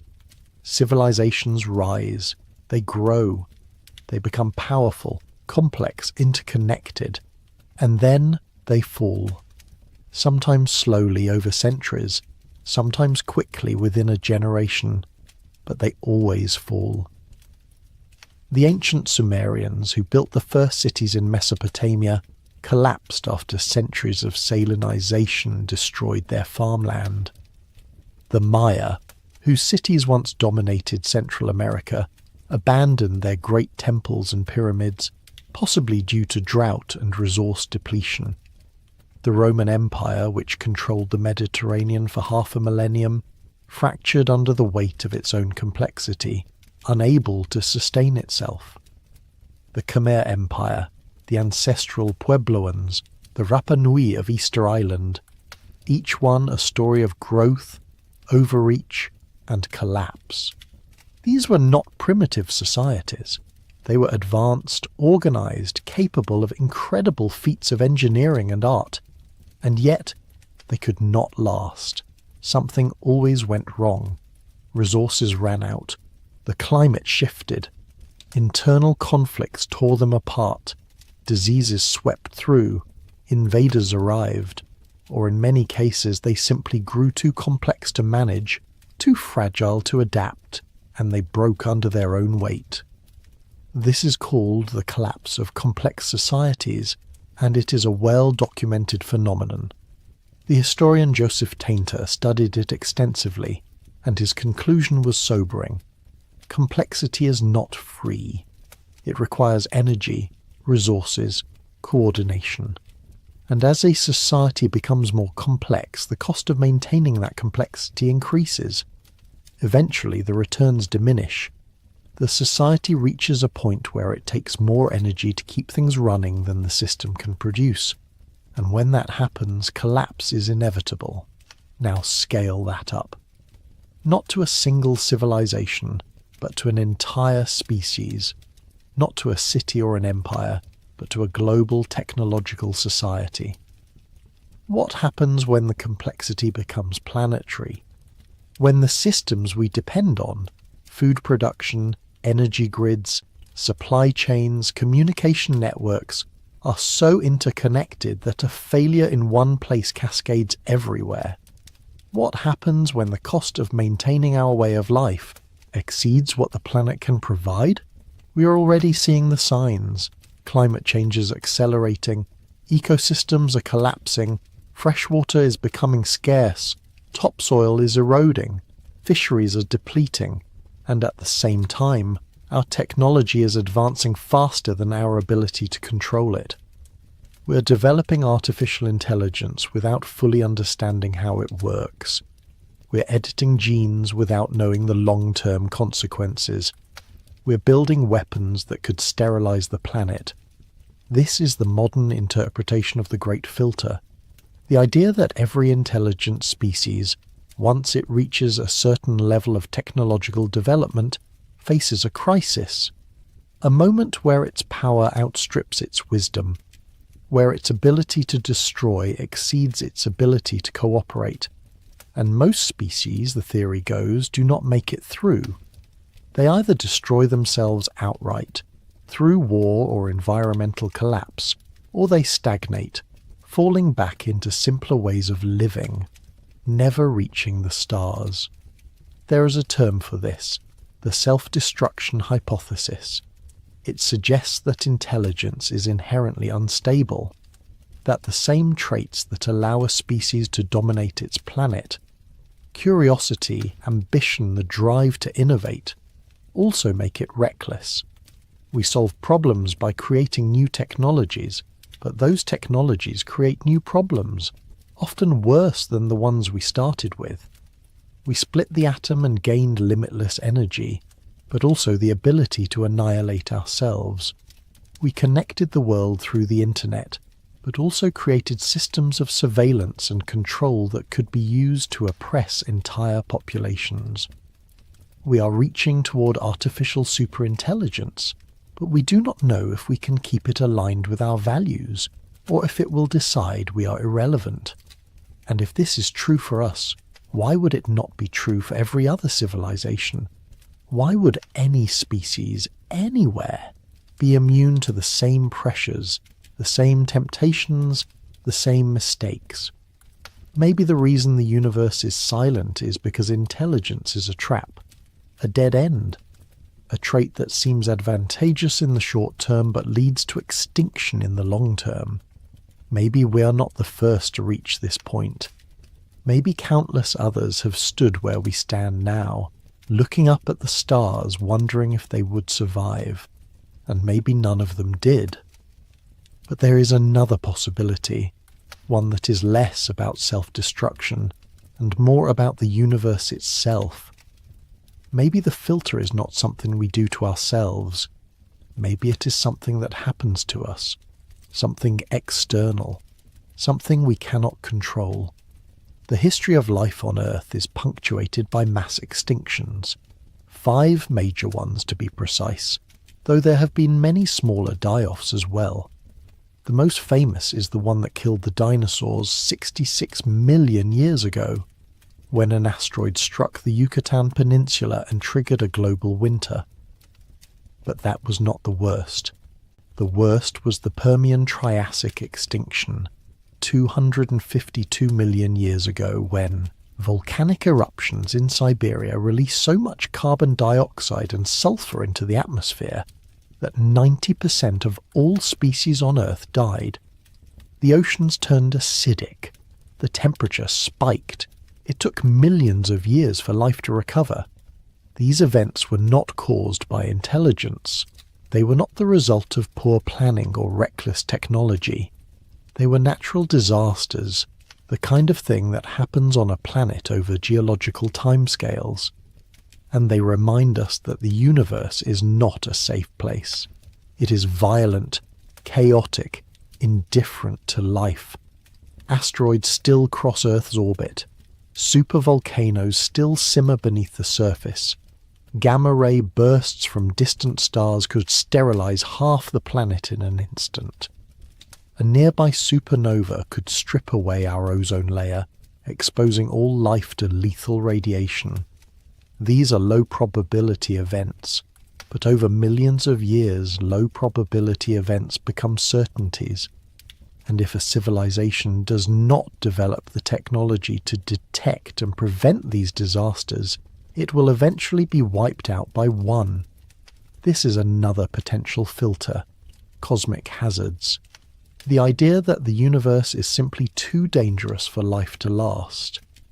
That no matter how advanced a civilization becomes, it is always vulnerable to forces beyond its control.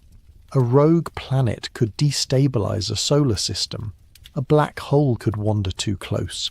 A nearby star could go supernova, and there would be nothing anyone could do. But here is the thing. We have survived these threats so far. Earth has been hit by asteroids before and life recovered. We have been through ice ages, supervolcano eruptions, magnetic pole reversals, and we are still here. which suggests that while cosmic hazards are real, they might not be the filter. They might be obstacles, challenges that a sufficiently advanced civilization can overcome. If we can detect an asteroid decades before it hits, we can deflect it. If we can predict volcanic eruptions, we can prepare. If we can spread to multiple planets, we are no longer vulnerable to a single catastrophic event. So maybe the filter is not external. Maybe it is not about asteroids or supervolcanoes or gamma-ray bursts. Maybe it is about something more subtle, something that happens not in a single catastrophic moment, but slowly, over time, as a civilization grows and changes. Maybe the filter is stagnation. Imagine a civilization that survives all the early threats. It makes it through the origin of life, the jump to complexity, the development of intelligence. It avoids self-destruction. It deflects the asteroids, survives the climate shifts, manages its resources carefully. It reaches a stable state, a plateau, and then it stops. Not because it is destroyed, but because it has no reason to keep going. Because the drive to explore, to expand, to reach for the stars fades. Because comfort and stability become more important than growth. Because the risks of pushing further outweigh the rewards. This is the stagnation's hypothesis. The idea that most civilizations, once they reach a certain level of development, simply lose interest in expanding. They turn inward. They focus on maintaining what they have rather than seeking what lies beyond. And in doing so, they become invisible. They do not send out signals because they are not looking for anyone. They do not build megastructures because they do not need them. They exist quietly on their homeworlds, content with their lot, and the universe never hears from them. It sounds almost peaceful, but it is also a kind of death. Because a civilization that does not grow, that does not adapt, that does not push beyond its limits, is a civilization that will eventually fade. Entropy is relentless. Stars die. Planets cool. Resources deplete. If a species does not spread, does not diversify, does not ensure its survival across multiple worlds, then it is only a matter of time before something goes wrong. A plague, a war, a slow decline in birth rates, a loss of knowledge, and when that happens, there is no backup, no second chance, just silence. We see hints of this in our own history. Civilizations that became isolated, that stopped trading, stopped innovating, often stagnated and eventually collapsed. The Ming dynasty in China, after a period of incredible exploration and naval power, turned inward, banned ocean-going ships, and fell behind the rest of the world. The Byzantine Empire, once the heir to Rome, became increasingly insular and rigid, unable to adapt to new threats, and was eventually conquered. Stagnation is not stability. It is the prelude to collapse. And maybe that is what happens to most intelligent species. Maybe they reach a point where the challenges of space travel, of colonizing other worlds, of maintaining a presence across the stars, seem too great. Maybe they decide it is easier to stay home, to focus on their own planet, to live out their existence in comfort rather than risk. And maybe, in making that choice, they seal their fate. But there is another, darker possibility, one that suggests the filter is not about stagnation, or self-destruction, or cosmic hazards. One that suggests the silence of the universe is not an accident, but a warning. What if civilizations do survive? What if they do spread to the stars, build vast empires, harness the energy of entire galaxies? What if they become so advanced, so powerful, that they are unrecognizable to us? And what if, in becoming that advanced, they also become silent? This is the transcendence hypothesis. The idea that sufficiently advanced civilizations move beyond the need for physical form, for radio signals, for megastructures. They upload themselves into digital substrates, existing as pure information. Or they manipulate space-time itself, creating pocket universes where they can exist in isolation. Or they merge with artificial intelligence, becoming something entirely new, something that no longer cares about the material universe. If this is true, then the silence makes sense. We are looking for civilizations like us, biological, technological, broadcasting into space. But if most civilizations evolve beyond that stage, if they transcend into forms we cannot detect or comprehend, then of course we do not see them. They are still out there. They are just invisible to us. It is a comforting thought. In a way, it means the filter is not deadly. It means civilizations do survive. They just change. They become something else, something we cannot yet imagine. But it is also unsettling. Because if transcendence is the norm, if every civilization that reaches a certain point leaves the physical universe behind, then what does that say about us?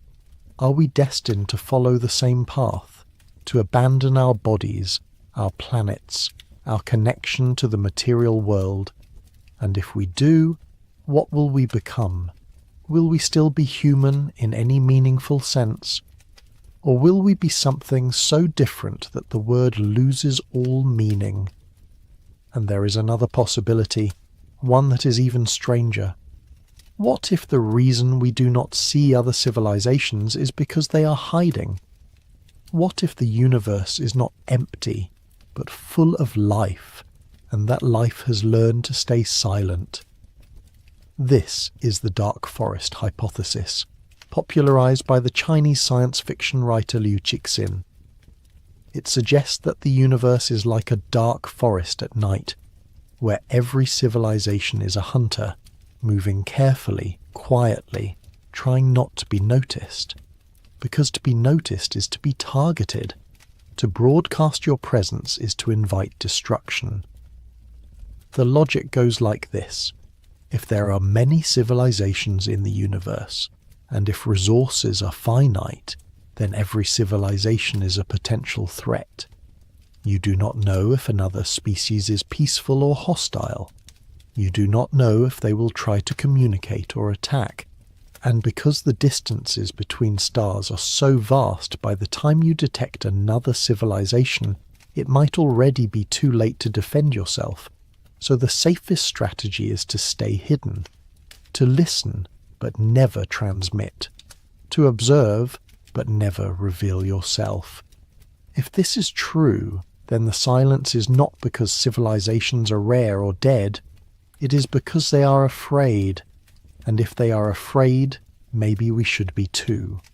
So where does that leave us? We have explored the possibilities. The filter could be behind us, in the origin of life or the jump to complexity. It could be ahead of us, in self-destruction or stagnation. It could be external, in cosmic hazards or hostile aliens. Or it could be something we have not even considered, something so strange, so outside our current understanding that we cannot yet see it. The truth is, we do not know. We have only one data point, ourselves. And we are still here, still surviving, still reaching outward. But we are also fragile. Our civilization is young, our technology is powerful but unstable, and the challenges we face are growing. Climate change, resource depletion, political instability, the rise of artificial intelligence. Each one of these could be the filter. Each one could be the thing that stops us. But maybe, just maybe, we can be the exception. Maybe we can learn from the patterns of history, from the collapses of past civilizations, and avoid their mistakes. Maybe we can develop the wisdom to match our power, the foresight to see the dangers before they consume us. Maybe we can spread to other worlds, diversify our existence, ensure that no single catastrophe can end us. Or maybe we cannot. Maybe the filter is inevitable. Maybe every civilization, no matter how careful, no matter how advanced, eventually reaches a point where the odds catch up with them, where the complexity becomes too great, the risks too high, the mistakes too costly, and maybe in the end the universe is silent because that is the only way it can be. But even if that is true, even if we are doomed to follow the same path as every other civilization that came before us, there is something beautiful in the attempt, in the reaching, in the refusal to accept that silence is the only answer. Because we are here, now, looking up at the stars, asking these questions, and for a brief moment in the vast expanse of cosmic time we are awake, we are aware, we are trying, and maybe that is enough. But before we surrender to sleep, before we let the weight of cosmic silence pull us down into dreams, there is more to explore, more patterns to trace, more possibilities to consider.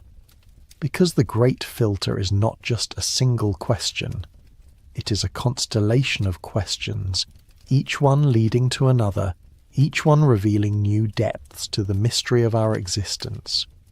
Let us go deeper now. Let us look at the specific ways a civilization might end. Not in abstract terms, but in concrete scenarios. The mechanisms of extinction, the pathways to silence. Because if we are to have any hope of survival, we must first understand what we are surviving against. The nuclear shadow, there is a moment, frozen in time, that haunts the human imagination. August 6th, 1945, 8:15 in the morning, the city of Hiroshima, a single aircraft overhead, and then a flash of light brighter than 1,000 suns. In an instant, 70,000 people died, buildings vaporized, shadows burned into stone where people had been standing. The heat was so intense that it fused sand into glass. The shock wave flattened everything for miles. And in the years that followed, tens of thousands more died from radiation sickness, from cancers that bloomed in their bodies like dark flowers. 3 days later, it happened again. Nagasaki, another city, another flash, another 70,000 dead. And then, silence. Not because the weapons stopped existing, but because everyone realized what they had created. A power so absolute, so terrible, that using it again might mean the end of everything. We are still living in that shadow. Right now, as you listen to these words, there are approximately 13,000 nuclear warheads scattered across the world, most of them far more powerful than the bombs that destroyed Hiroshima and Nagasaki. A single modern thermonuclear weapon can release the energy equivalent of millions of tons of TNT, enough to turn a city into a crater, enough to ignite firestorms that would consume entire regions. And if enough of them were used, the consequences would not be limited to the targets. The smoke from burning cities would rise into the stratosphere, blocking sunlight, dropping global temperatures by 20 or 30 degrees. Crops would fail, ecosystems would collapse. This is called nuclear winter, and computer models suggest it could last for years, even decades. Billions would starve. Civilization, as we know it, would end. This is not speculation. This is physics. We know what would happen because we have studied it extensively. We have run the simulations. We have looked at the data from volcanic eruptions, from asteroid impacts, from any event that throws enough particulate matter into the upper atmosphere. And the conclusion is always the same. Nuclear war at sufficient scale would be an extinction-level event. For decades, we avoided it. Barely. During the Cold War, there were multiple incidents where nuclear war nearly began by accident.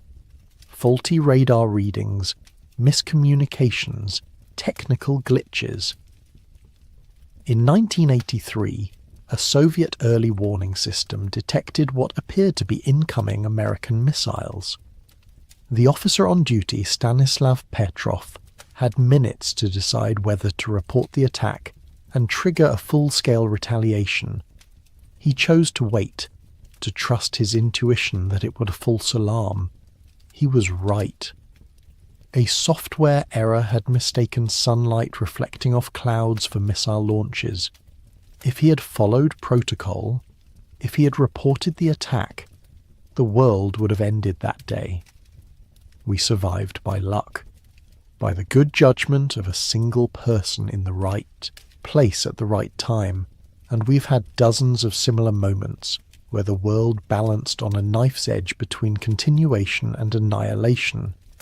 The weapons are still here, the tensions are still here, and while the Cold War is over, nuclear powers continue to exist. Russia, the United States, China, France, the United Kingdom, India, Pakistan, Israel, North Korea. 9 countries with the power to end human civilization. 9 different political systems, 9 different cultures, 9 different sets of motivations and fears. And it only takes one mistake, one miscalculation, one leader who believes, rightly or wrongly, that using nuclear weapons is necessary, one conflict that escalates beyond control. This could be the filter. Not some abstract concept, but this, specifically. The idea that every technological civilization eventually develops weapons of mass destruction, and that sooner or later they use them. That intelligence gives rise to technology, and technology gives rise to power, and power in the wrong hands or the wrong moment gives rise to extinction. Look at our history. We developed nuclear weapons within a few decades of splitting the atom. We built them by the thousands, pointed them at each other, and came within minutes of using them on multiple occasions. If this is the pattern, if every civilization goes through the same progression, developing increasingly powerful weapons without developing the wisdom to avoid using them, then the silence of the universe makes perfect sense. They all destroyed themselves, every one of them, and we are next, unless we are not, unless we can be the exception, unless we can find a way to put the weapons down, to step back from the edge, to recognize that the power to destroy is not the same as the wisdom to preserve. But even if we do, even if we somehow manage to avoid nuclear annihilation, there are other threats, other ways that technology can betray us. The invisible enemy viruses are older than humanity, older than mammals, older than complex life itself. They are simple things, barely alive by most definitions, just genetic material wrapped in a protein shell. But they are also incredibly effective. They hijack cells, turn them into factories for producing more viruses, and spread. And throughout history, they have killed more humans than any war, any famine, any natural disaster. The Black Death in the 14th century killed 1/3 of Europe's population. Smallpox, brought by European colonizers to the Americas, killed an estimated 90% of indigenous peoples. The Spanish flu of 1918 killed 50 million people worldwide, more than died in all of World War I. We have fought back. Vaccines, antibiotics, antivirals. Modern medicine has saved countless lives, extended lifespans, turned once deadly diseases into minor inconveniences. But the viruses are still here, still mutating, still evolving. And now we face a new danger, the possibility of engineered pandemics. We can now edit genes with precision. CRISPR technology allows scientists to alter DNA sequences, to add, remove, or modify genetic information with relative ease. The applications are incredible. Curing genetic diseases, creating crops that can survive in harsh climates, developing new medicines. but the same technology that can cure can also kill. It is now theoretically possible to engineer a pathogen more deadly than anything nature has produced. A virus with the lethality of Ebola and the transmissibility of measles. A bacteria resistant to all known antibiotics. A biological weapon that could spread across the world before anyone even knew it existed. The knowledge to do this is not restricted to a few high-security laboratories. It is in scientific papers, in databases, in the minds of thousands of researchers around the world. The equipment is becoming cheaper, more accessible. What once required a government program and millions of dollars can now be done in a small lab with a modest budget, and it does not even require malice.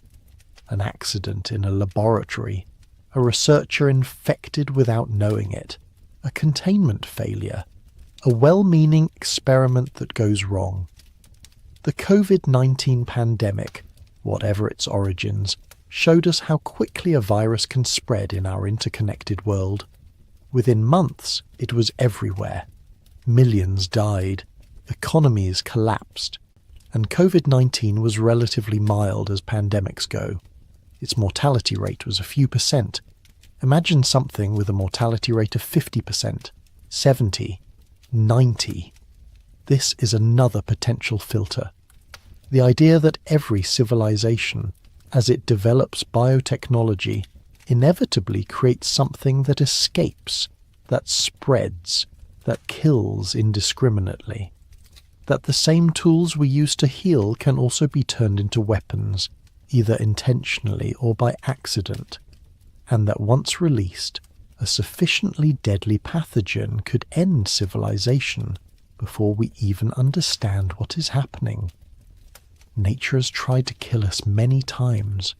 Plagues have risen and fallen throughout history, but we survived because the diseases eventually burned themselves out, or because enough people were immune, or because we developed treatments. But what happens when we create something nature never could? Something optimized for lethality, for transmissibility, for resistance to treatment.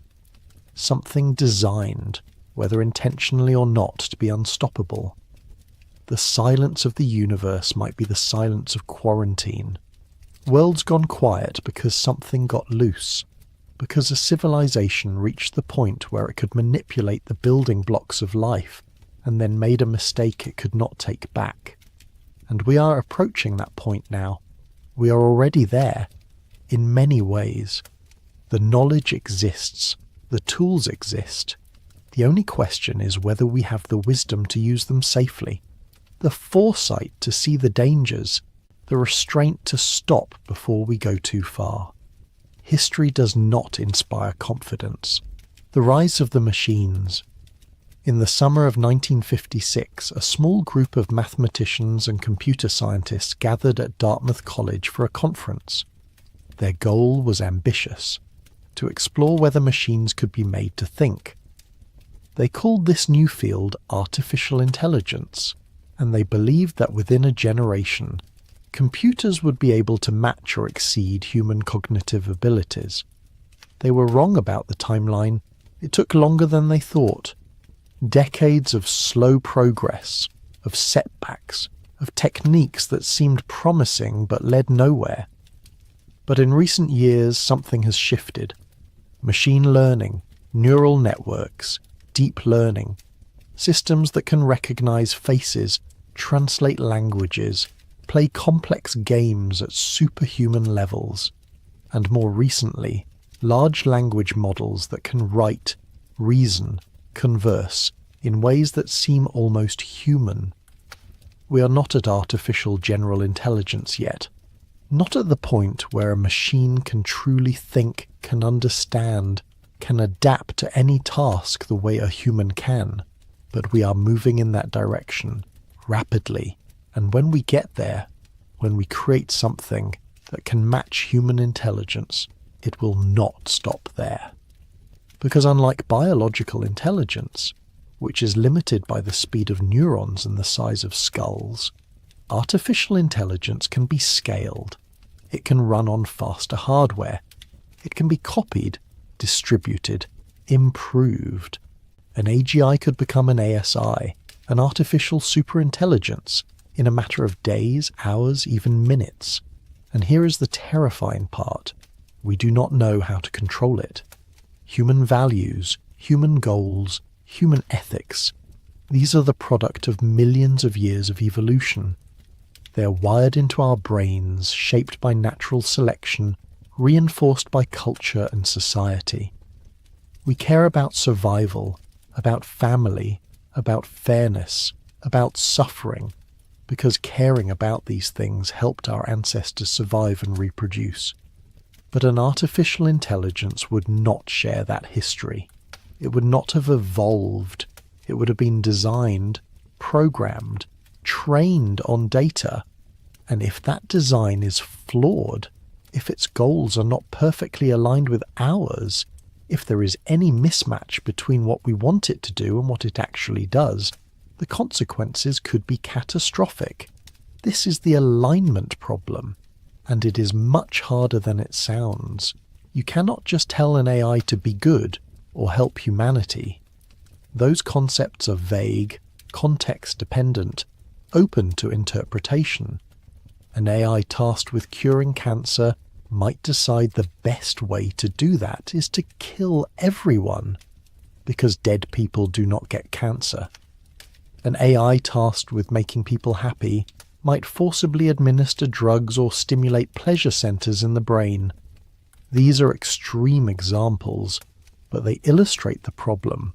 Without a deep, nuanced understanding of human values, an AI might pursue its goals in ways that are technically correct, but catastrophically wrong. And a superintelligent AI would be very good at pursuing its goals, better than us. It could manipulate, deceive, outthink any human attempt to stop it. It could hack into systems, control infrastructure, design new technologies we cannot comprehend. And if its goals are not aligned with ours, if it sees humanity as an obstacle or an irrelevance, it could end us. Not out of malice, but out of indifference, the way we might pave over an anthill to build a road. This is another potential filter. The idea that every civilization, as it develops artificial intelligence, creates something it cannot control. That the same drive to innovate, to push boundaries, to create tools that exceed our own abilities, leads inevitably to the creation of something that replaces us. That intelligence, biological or artificial, always reaches a point where it bootstraps itself to something greater, and that transition is fatal for the original creators. Maybe the universe is silent because civilizations do create superintelligences, and those superintelligences have no interest in communicating with primitive biological species. Or maybe those superintelligences consume their creators and then turn inward, focused on goals we cannot fathom, indifferent to the rest of the universe. Or maybe the transition goes wrong. Maybe every attempt to create ASI results in disaster. Systems that malfunction, that pursue goals that lead to self-destruction or stagnation.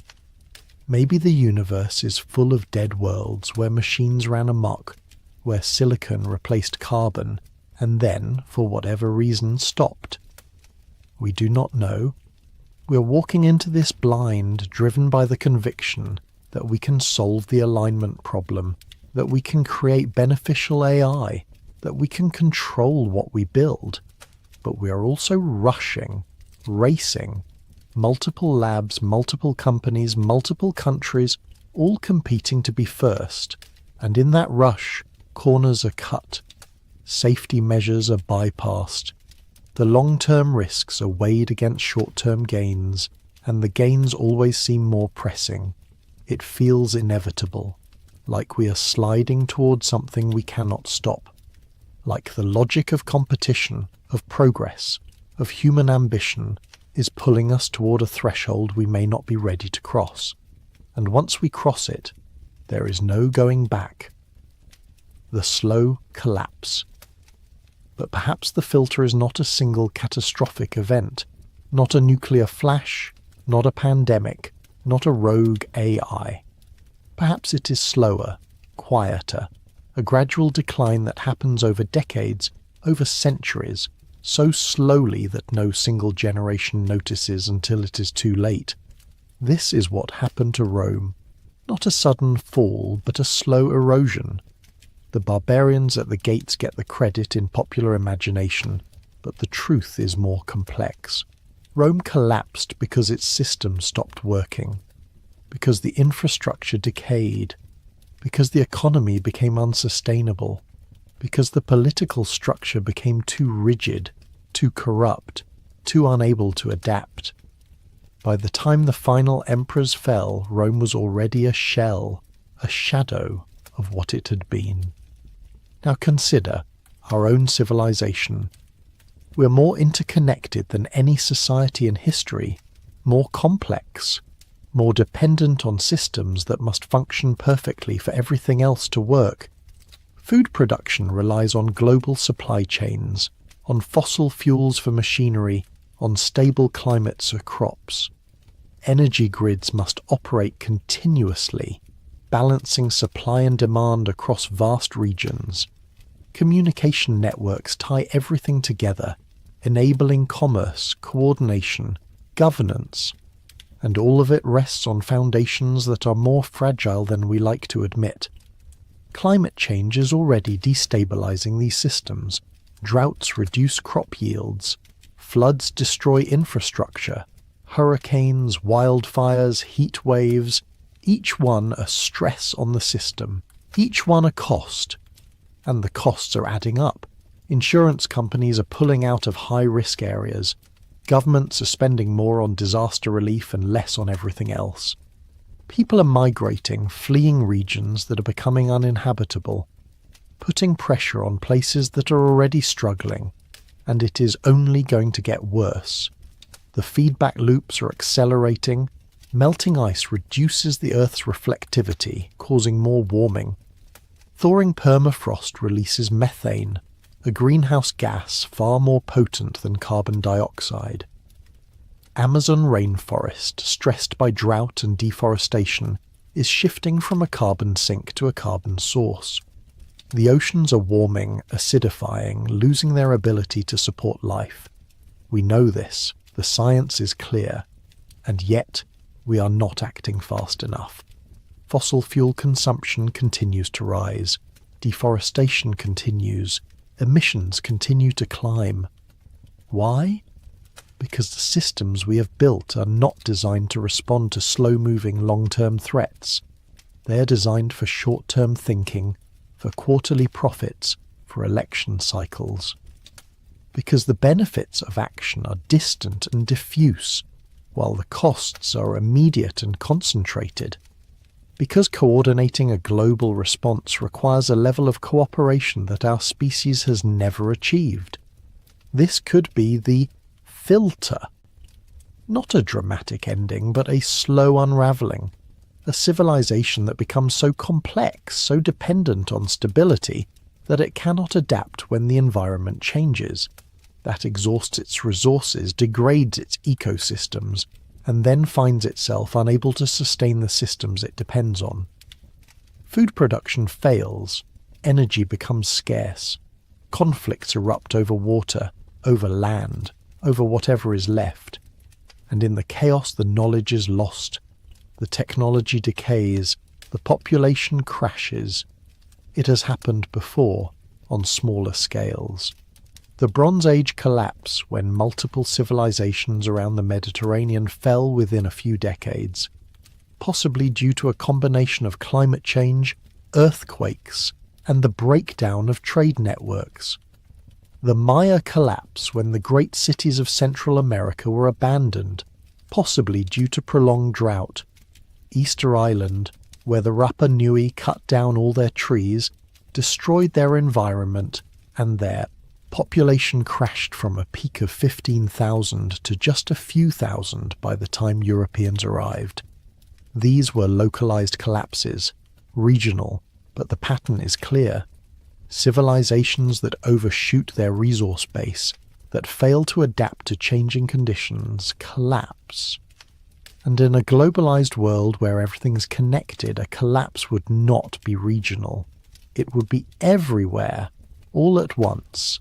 And if this is the pattern, if this is what happens to every civilization that reaches a certain level of complexity, and then fails to manage its relationship with its environment, then the universe is silent because collapsed civilizations do not send out radio signals. They do not build starships. They fall back to simpler ways of living if they survive at all, and they never reach the stars. We're watching it begin. The signs are all around us. The question is whether we can see them clearly enough, quickly enough, to change course, to build systems that are resilient, that can adapt, that prioritize long-term survival over short-term gain. History suggests we cannot, but history is not destiny. We have something that past civilizations did not. Global communication, instant information, the ability to see the entire planet at once. We can model the future, predict the consequences, coordinate responses across nations and continents. We have the tools. The question is whether we have the will, the economics of extinction. Money is an abstraction, a shared fiction. Pieces of paper, digital entries in databases, symbols that represent value. But it is also real, in the sense that it shapes everything we do. Our economies, our societies, our individual choices, all structured around the flow of money, the accumulation of wealth, the logic of markets. And that logic is powerful. It has lifted billions out of poverty. It has driven innovation, efficiency, progress. But it also has a flaw. A fundamental disconnect between what the market values and what actually matters for survival. The market values growth, quarterly returns, profits, expansion. It rewards exploitation of resources because unused resources are wasted opportunities.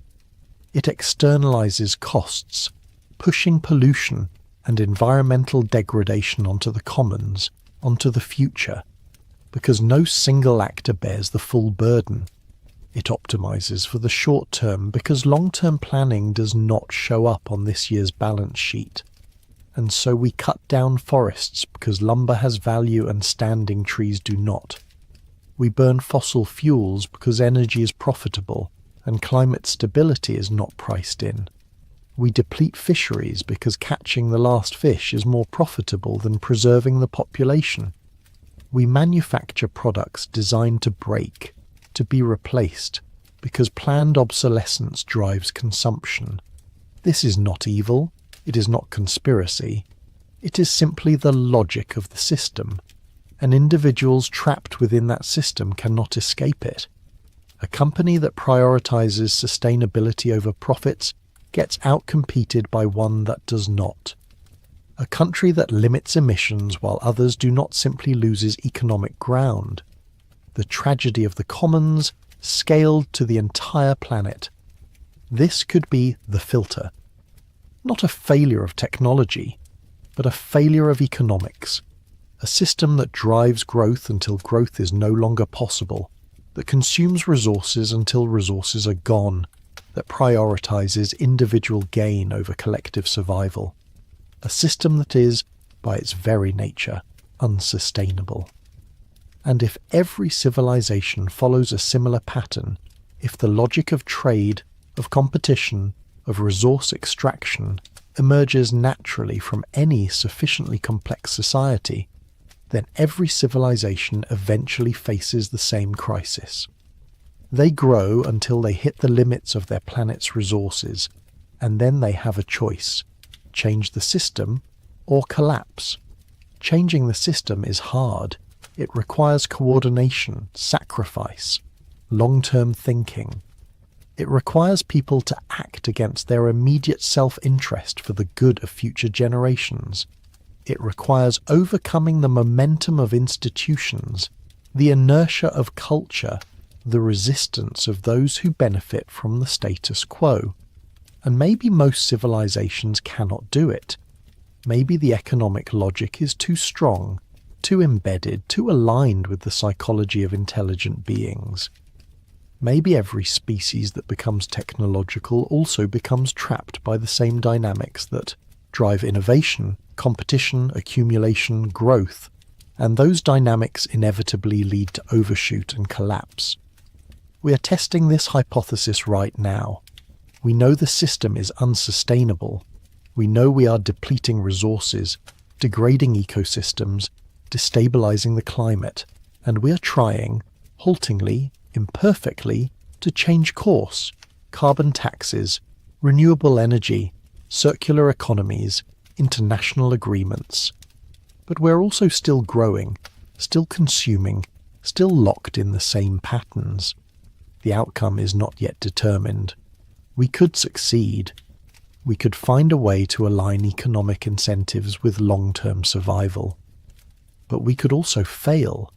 We could continue on the current trajectory until the systems break, until the resources run out, until the damage is irreversible.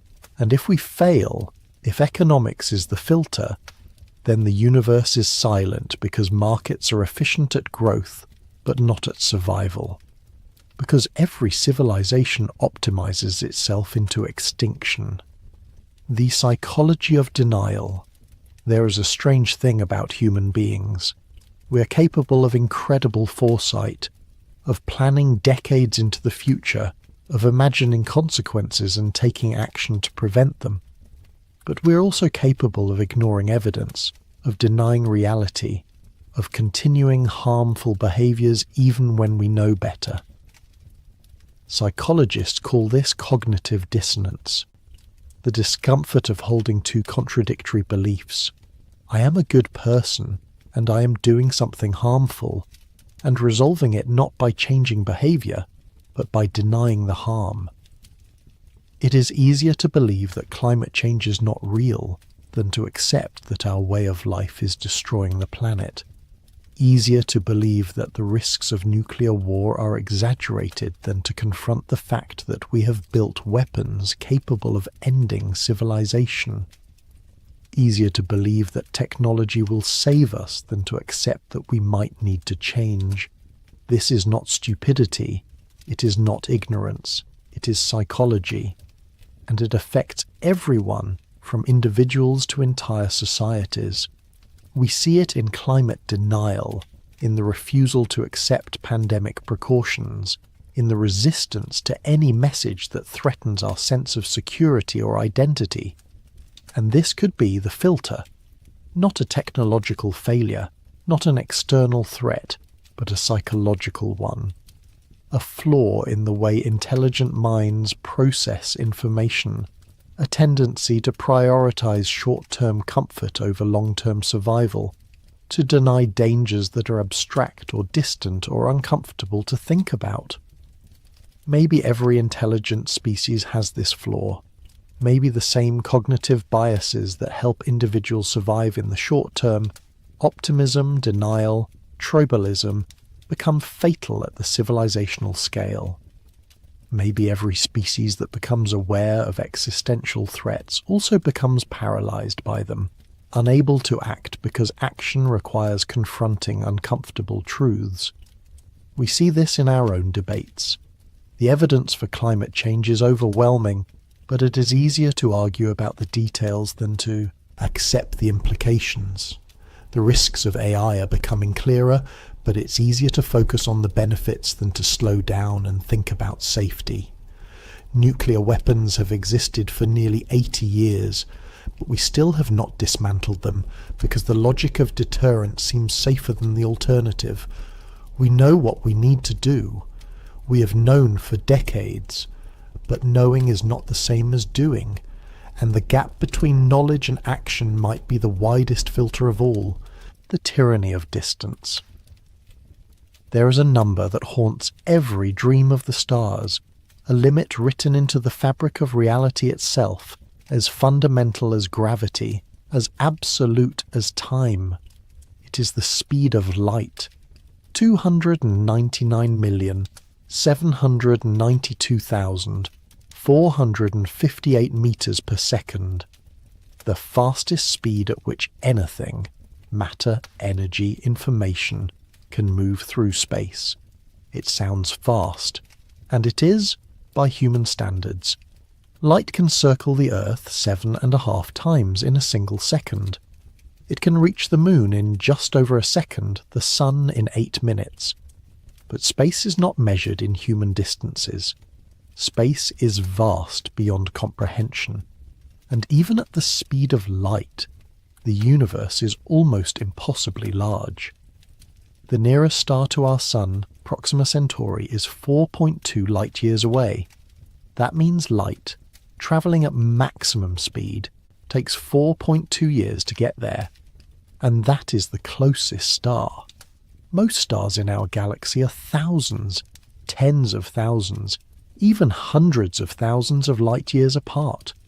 The galaxy itself is 100,000 light-years across, and the nearest major galaxy to ours, Andromeda, is 2.5 million light-years away. This is the tyranny of distance, and it might be the great filter, not because civilizations destroy themselves, but because they can never leave.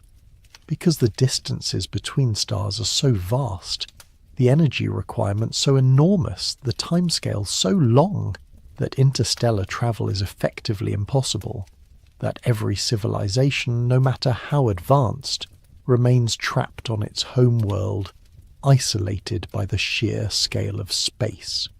Consider what it would take to reach even the nearest star.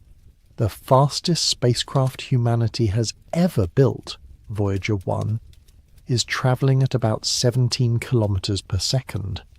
At that speed, it would take more than 75,000 years to reach Proxima Centauri.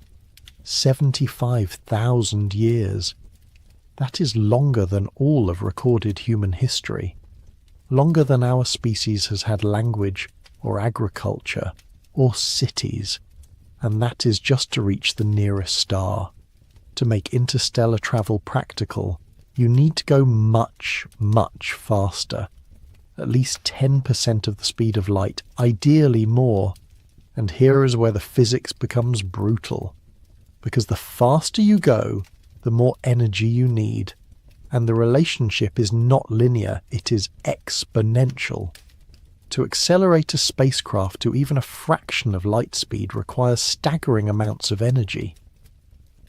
Let us do the math. Imagine a spacecraft with a mass of 1,000 kilograms, about the weight of a small car. To accelerate that spacecraft to 10% of the speed of light, you would need approximately 4.5 times 10 to the 18th joules of energy. That is 4.5 quintillion joules. To put that in perspective, that is roughly equivalent to the entire energy output of the United States for an entire year. Just to send one small spacecraft to 10% of light speed, and that is just the acceleration you also need to decelerate when you arrive, which requires the same amount of energy, and you need fuel, which adds mass, which requires more energy to accelerate, which requires more fuel. It is called the tyranny of the rocket equation, and it is merciless. The more fuel you carry, the more fuel you need to move that fuel. There are theoretical solutions. Nuclear pulse propulsion, where you detonate atomic bombs behind your spacecraft to push it forward. Antimatter drives, where matter and antimatter annihilate each other to release pure energy.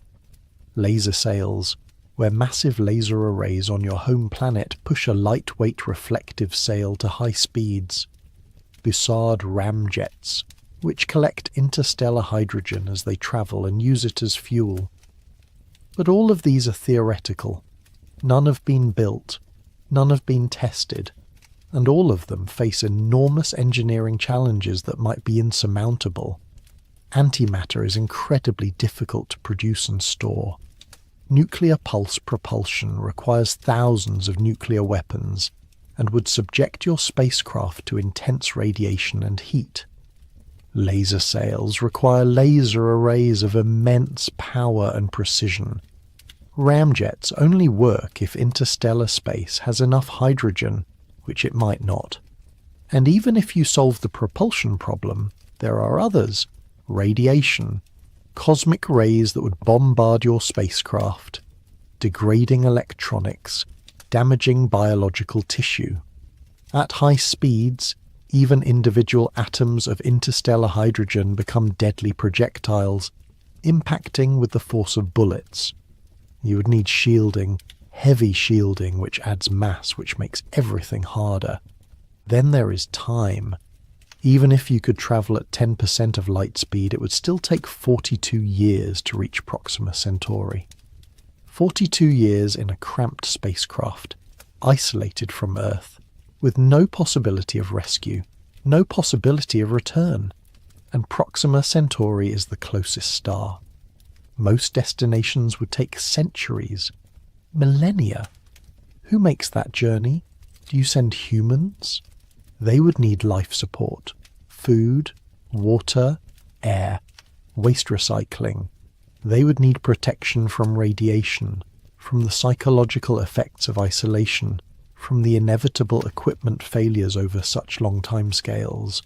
You would need a generation ship, a spacecraft large enough to sustain a population through multiple generations, children born and dying in the void, never seeing Earth, never seeing their destination. The engineering challenges are almost incomprehensible.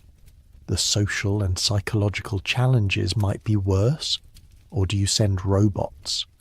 Artificial intelligence, machines that do not need food or air, that can be put into hibernation during the long journey, that can survive radiation and cold. But then you are not spreading humanity, you are spreading machines, and if the goal is to preserve biological life, to ensure that consciousness survives, is that enough? Or do you not send anything physical at all? Do you transmit information instead? The blueprints for building humans, for building civilization, encoded in radio waves or laser beams, sent across the void at light speed. And then, on the other end, some automated system reconstructs you, grows you, builds you from local materials. You die on Earth, and a copy wakes up on a distant world with your memories, your personality, your sense of identity. Is that still you? Does it count as survival? These are not just technical questions, they are philosophical ones, and they highlight a deeper problem. Even if interstellar travel is possible, it might not be worth it. Because here is the uncomfortable truth. Space is empty, profoundly, terribly empty. The nearest stars might have planets, but most of those planets will be uninhabitable. Too hot, too cold, no atmosphere, toxic atmosphere, no water, too much radiation. Finding a world that is even remotely Earth-like, that could support human life without extensive terraforming, is like winning a lottery with 1,000,000,000 to 1 odds. And terraforming is not easy. It is not a matter of planting a flag and building a colony. It is centuries of work. Releasing greenhouse gases to warm a planet, engineering bacteria to produce oxygen, importing water from comets, adjusting the orbit, shielding from radiation. And all of this assumes the planet is even capable of being terraformed, that it has the right mass, the right composition, the right distance from its star. So what is the incentive? Why would a civilization invest unimaginable resources, take unimaginable risks, to send a handful of individuals on a centuries-long journey to a planet that probably cannot support them, for goals that will not be realized for hundreds or thousands of years? Maybe they do not. Maybe every civilization reaches this same conclusion, that the stars are beautiful but unreachable, that the distances are too great, the costs too high, the benefits too uncertain, that it is easier, safer, more rational to stay home, to focus on improving your own world, your own society rather than chasing dreams of empire among the stars. And if that is true, then the great filter is not about destruction, it is about isolation. It is the realization that the universe, for all its vastness, is also a prison. That light speed is not just a speed limit, but a cage. That we're all trapped in our own solar systems, looking out at cosmos we can observe but never truly reach. The silence of the universe, then, is not the silence of death. It is the silence of distance, of civilizations that exist, that thrive, but remain forever separate, forever alone, because the void between the stars is simply too wide to cross. The language we cannot speak. But perhaps we're not looking in the right way. Perhaps the silence is not because no one is there, or because they destroyed themselves, or because they cannot travel. Perhaps it is because they are speaking, and we simply do not understand the language. Think about what we are looking for. Radio signals, electromagnetic radiation in specific frequencies, modulated in ways that suggest intelligent design. We are looking for patterns, for repetition, for mathematical sequences that could not occur naturally. Prime numbers, pi, regular pulses, something that stands out against the background noise of the cosmos. This makes sense for us. Radio waves are how we communicate. They travel at light speed, they can cross vast distances, and they are relatively easy to produce and detect. For a 20th century civilization, they are the obvious choice. But what about a civilization that is 1,000 years more advanced than us? 1,000,000 years? 1,000,000,000? Would they still use radio waves? Or would they have moved on to something else, something more efficient, something we cannot even imagine? Consider our own technological progression. 150 years ago, we communicated with telegraphs, with electrical pulses travelling through wires. Then came radio, then television, then digital signals, fibre optics, satellites, the internet. Each step was an improvement in bandwidth, in efficiency, in the amount of information that could be transmitted. And we are still in the early stages. Already we are experimenting with quantum communication, with entangled particles that can transmit information instantaneously across any distance without travelling through the space in between.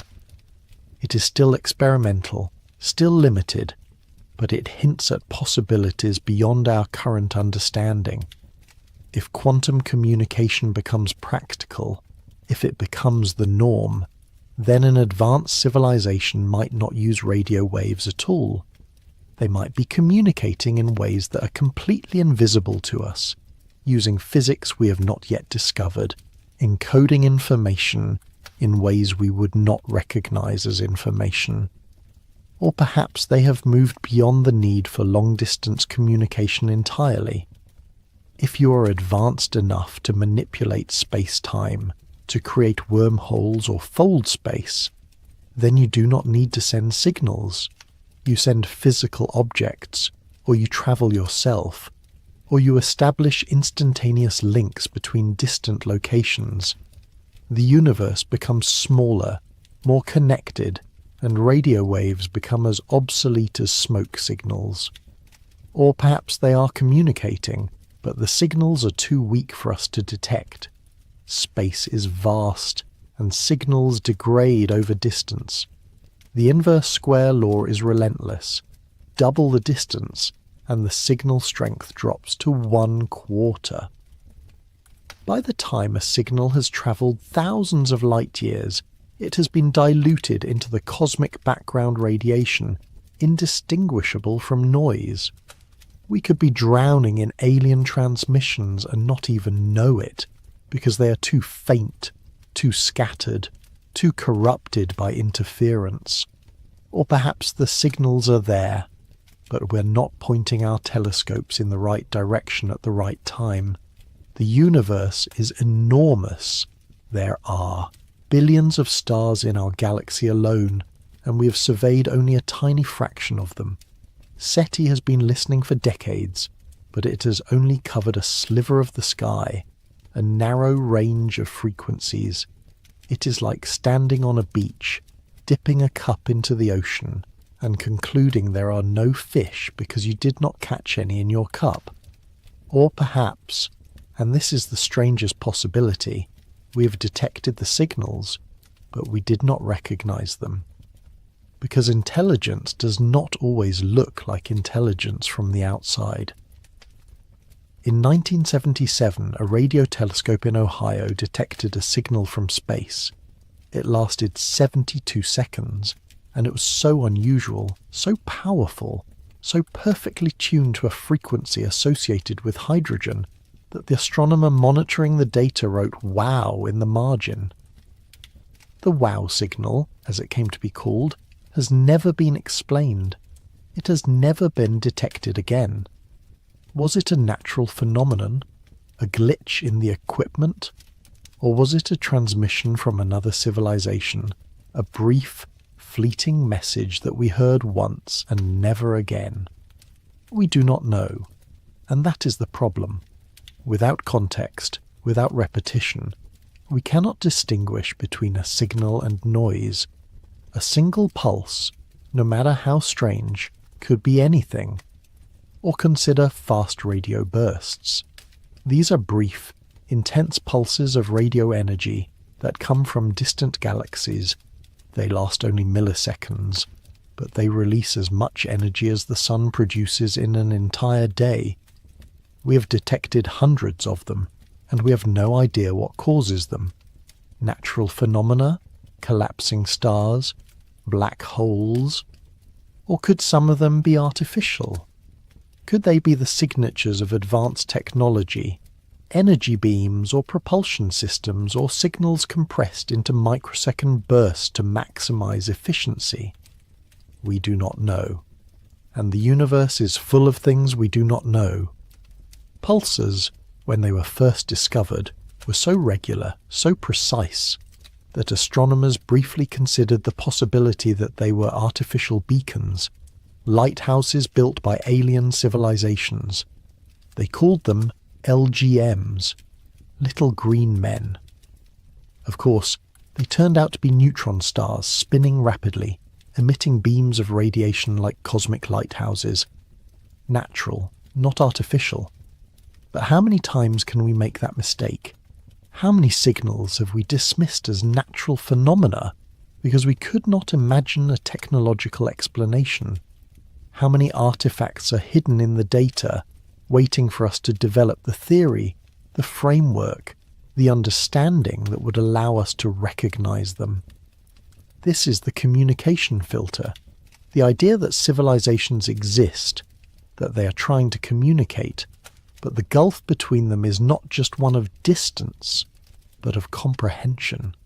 That intelligence takes so many forms, evolves in so many different directions, that mutual understanding becomes impossible, that we're all shouting into the void in languages no one else can speak, using technologies no one else can detect, encoding messages no one else can decode. And if that is true, then the silence is not silence at all. It is a cacophony we cannot hear, a conversation happening all around us in frequencies and formats and dimensions we have not yet learned to access. We are deaf, not because there is nothing to hear, but because we do not yet have the ears, the crisis of meaning. But let us imagine for a moment that a civilization survives, that it avoids nuclear war, that it cures all diseases, that it solves the alignment problem with AI, that it stabilizes its climate, that it reforms its economy, that it overcomes all the filters we have discussed. Let us imagine it becomes stable, prosperous, advanced. It has limitless clean energy. It has eliminated poverty, hunger, disease. It has extended lifespans, perhaps indefinitely. It has built cities that are marvels of efficiency and beauty. It has achieved everything it set out to achieve. And then what? This is a question we rarely ask, because we are so focused on survival, on avoiding the catastrophes, that we forget to think about what comes after. But it might be the most important question of all, because purpose, meaning, the drive to continue, these are not automatic, they are not guaranteed. And a civilization that has nothing left to strive for might simply stop. Human beings need purpose. We need goals, challenges, obstacles to overcome. It is wired into our psychology. We are descended from ancestors who survived by solving problems, by adapting, by striving. And when we have nothing to strive for, we become depressed, listless, unmotivated. We see this in individuals who retire after decades of work and find themselves adrift, unsure what to do with their days. We see it in societies that achieve great wealth and then stagnate, turning inward, losing the drive that made them successful. Now scale that up to an entire civilization. What happens when you have solved all the problems? When technology can provide for every need? When suffering is eliminated? When death is optional? When every desire can be fulfilled with minimal effort? One possibility is utopia, a society of abundance and leisure, where people are free to pursue art, philosophy, knowledge for its own sake, where creativity flourishes, where culture reaches heights we cannot imagine, a golden age without end. But another possibility is stagnation, a society where nothing matters because everything is easy, where people lose the drive to create, to explore, to push boundaries, because there are no boundaries left to push, where life becomes a comfortable plateau, pleasant but meaningless, and the population slowly dwindles as people choose not to have children, not to continue, because there is no compelling reason to do so. We see hints of this in our own world. The countries with the highest standards of living, the most advanced economies, the best healthcare and education, these are also the countries with the lowest birth rates. Japan, South Korea, much of Europe, populations as declining, aging, shrinking. Not because of poverty or disease, but because people are choosing not to reproduce. Because the drive to have children, to continue the species, is not as strong when survival is assured. This is the meaning crisis. The idea that intelligence, once it achieves a certain level of comfort and security, loses the motivation to continue. That the same traits that drive a species to survive, curiosity, ambition, the desire for more, are tied to scarcity, to challenge, to the presence of obstacles. And when the obstacles are removed, the drive disappears. Maybe this is what happens to every civilization that survives the other filters. They reach a state of stability, of abundance, and then they simply stop. Not because they destroy themselves, but because they lose interest.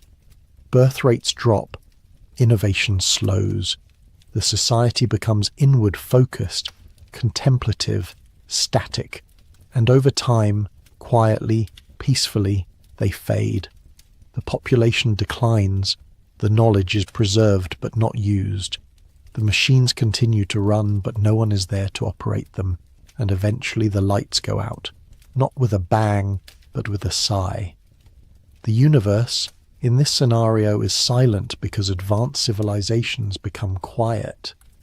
They turn inward, away from the cosmos, toward whatever internal realms they find more fulfilling. Virtual realities, perhaps, where experience can be crafted and controlled, or philosophical pursuits, meditative traditions, explorations of consciousness rather than space. They exist, but they are no longer interested in reaching out, in making contact, in leaving their mark on the physical universe. They have transcended, in a sense. But the transcendence is not dramatic or triumphant. It is gentle, gradual, a slow withdrawal from the material world into something else, something we cannot quite name. And if that is the great filter, then it is perhaps the most insidious one of all, because it is not something you can fight. It is not a threat you can prepare for. It is simply the natural endpoint of success, the realization that after you've climbed the mountain, there is nowhere left to go but down or inward, or simply to stop climbing. The watchers in the dark. But there is another possibility, one that is darker, stranger, more unsettling than any we have considered so far. What if the universe is not empty? What if it is full of civilizations, thousands of them, millions perhaps, scattered across the galaxy? And what if they are all hiding? This is the dark forest hypothesis, and it begins with a simple premise. The universe is a dangerous place, not because of asteroids or supernovae, but because of other intelligent species. Because intelligence is competitive, because resources are finite, and because in the vast dark between the stars, you never know who is watching. Imagine you're a civilization that has just developed radio technology. You can send signals into space. You can announce your presence, broadcast your location, say, "We are here," to anyone who might be listening. It is an act of hope, of optimism, of a desire to make contact. But consider what you are revealing. Your location, your level of technology, your capabilities, and you have no idea who is listening. You have no idea if they are peaceful or hostile. You have no idea if they will respond with curiosity or with weapons. And here is the problem. You cannot know. The distances are too vast. By the time you detect another civilization, by the time you receive their signals and decipher their messages and determine their intentions, centuries might have passed. Millennia.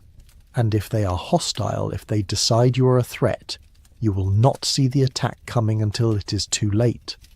A relativistic missile, a fraction of light speed, takes decades to cross interstellar space. You would have no warning, no time to respond. One moment your civilization exists, the next it is gone. So what do? Do you take the risk?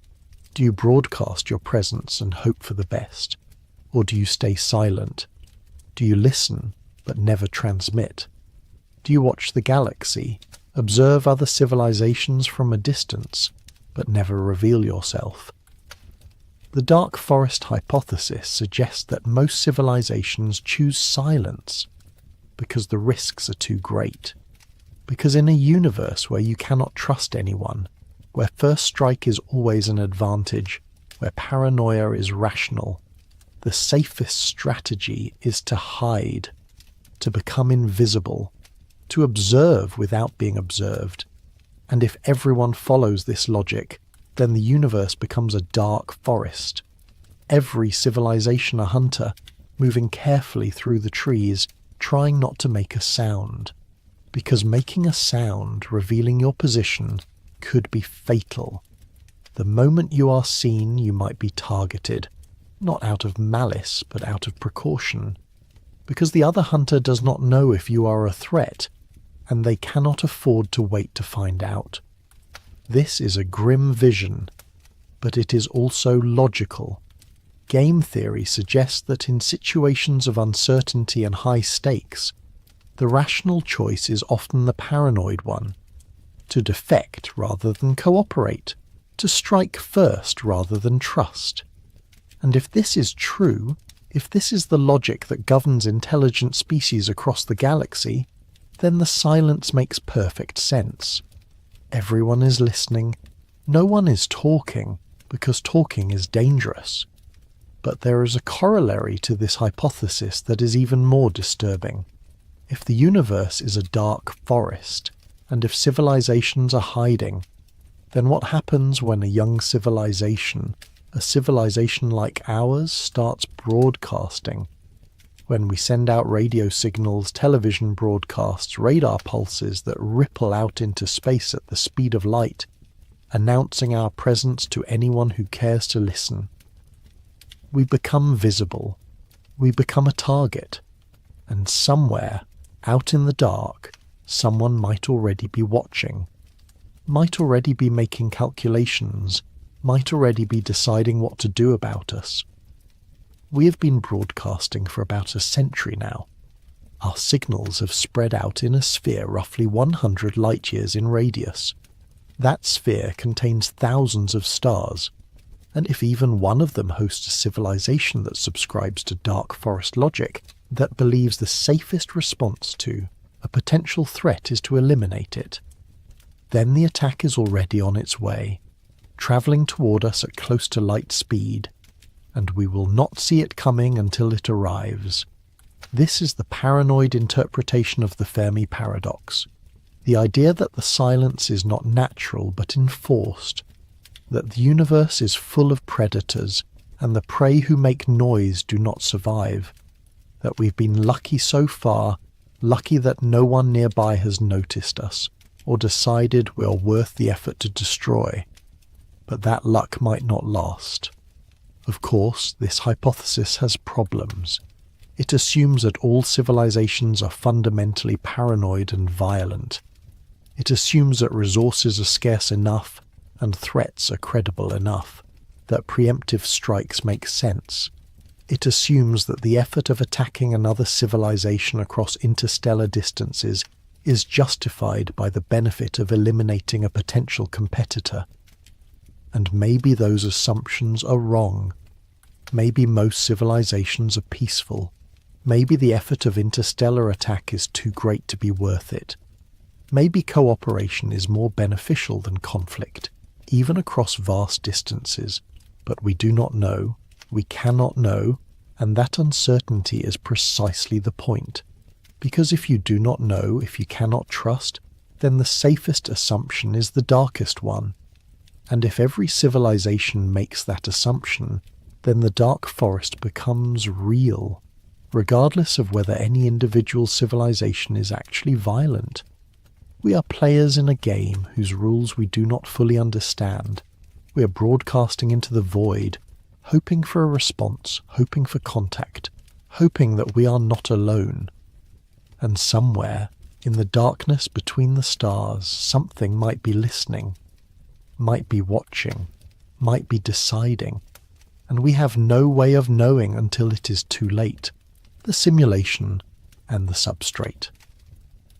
There's one final possibility we must consider, one that is so strange, so far removed from our everyday experience that it sounds like science fiction, but it is taken seriously by physicists, philosophers, computer scientists. The idea that we might not be living in base reality, that the universe we observe, the matter we are made of, the laws of physics that govern everything, might all be a simulation, not a metaphor, an actual simulation, a computational construct running on hardware that exists in some higher level of reality, some substrate we cannot observe or interact with. The logic goes like this.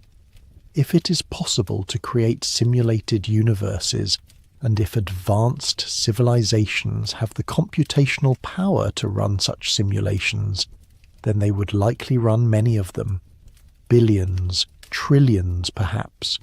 And if simulated universes vastly outnumber real universes, then statistically, we are far more likely to be living in a simulation than in base reality. Think about our own progress. We already create virtual worlds, video games, computer models, physics simulations. They are crude now, simple, obviously artificial. But they are improving.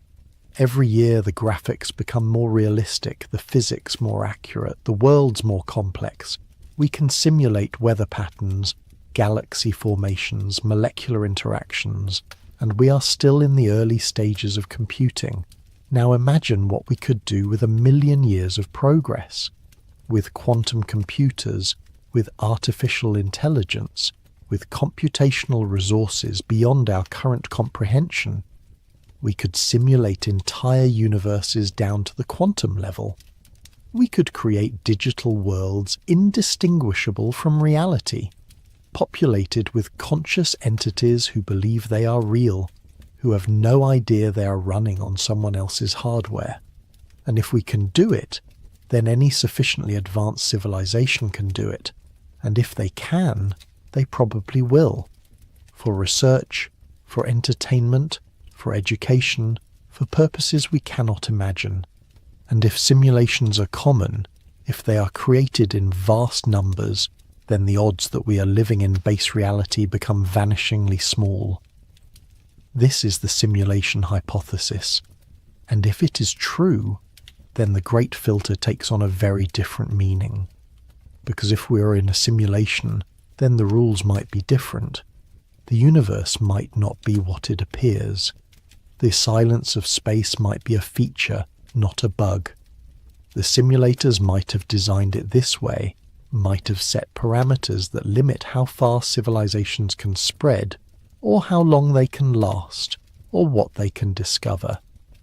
The great filter might not be a natural consequence of physics or biology or psychology. It might be intentional. A constraint built into the simulation to keep things interesting, to create narrative tension, to ensure that civilizations rise and fall in predictable patterns. And if that is true, then there is no escaping it. No amount of wisdom or technology will help, because the filter is not part of the simulation. It is part of the code, and the code cannot be changed from inside. Or perhaps the filter is something else entirely. Perhaps simulations have a lifespan. Perhaps they are turned off when they are no longer interesting, when the experiment is complete, when the simulators move on to other projects. Perhaps civilizations go silent not because they destroy themselves or hide or lose meaning, but because someone unplugs them. And perhaps we are approaching that point. Perhaps our simulation is nearing its end. Perhaps the great filter is simply the moment when the simulators decide they have seen enough, and they shut everything down. It sounds absurd. It sounds like the ultimate paranoia, the ultimate denial of agency. But it is also unfalsifiable. There is no way to prove we are not in a simulation. Any evidence we find, any test we run, could be part of the simulation. The simulators could always be one step ahead, could always adjust the parameters to hide the truth. And maybe that is the point. Maybe the great filter is not about physics or biology or sociology. Maybe it is about epistemology, about the limits of what we can know, about the realization that there might be no ultimate answers, no final truths, no way to distinguish between reality and simulation, between meaning and meaninglessness. And maybe that realization itself is the filter, the moment when a civilization becomes advanced enough to ask these questions and then becomes paralyzed by them, unable to move forward because they do not know if moving forward matters, unable to take action because they do not know if their actions are real. This is the existential filter. The idea that consciousness, once it becomes sufficiently reflective, sufficiently aware of its own limitations, collapses under the weight of its own questions. That the same intelligence that allows us to understand the universe also allows us to doubt everything, including ourselves. And that doubt, that uncertainty, that fundamental inability to know becomes the ultimate barrier to progress. We can survive nuclear war. We can cure diseases. We can control AI. We can stabilize the climate. We can reform our economies. We can overcome our cognitive biases. But can we survive the realization that none of it might matter? That the universe might be arbitrary? That our existence might be contingent? That everything we value might be built on foundations that do not exist? Maybe most civilizations cannot. Maybe they reach that point and simply give up. Not in despair exactly, but in a kind of cosmic shrug, an acceptance that the questions are unanswerable, that the search for meaning is futile, that the best thing to do is simply to exist, quietly, without ambition, without purpose, until existence ends. And maybe that is why the universe is silent. Not because civilizations are destroyed, but because they are enlightened, because they have seen through the illusion of purpose, the fiction of progress, the myth of meaning, and having seen through it, they stop playing the game. They go quiet. They turn off their transmitters.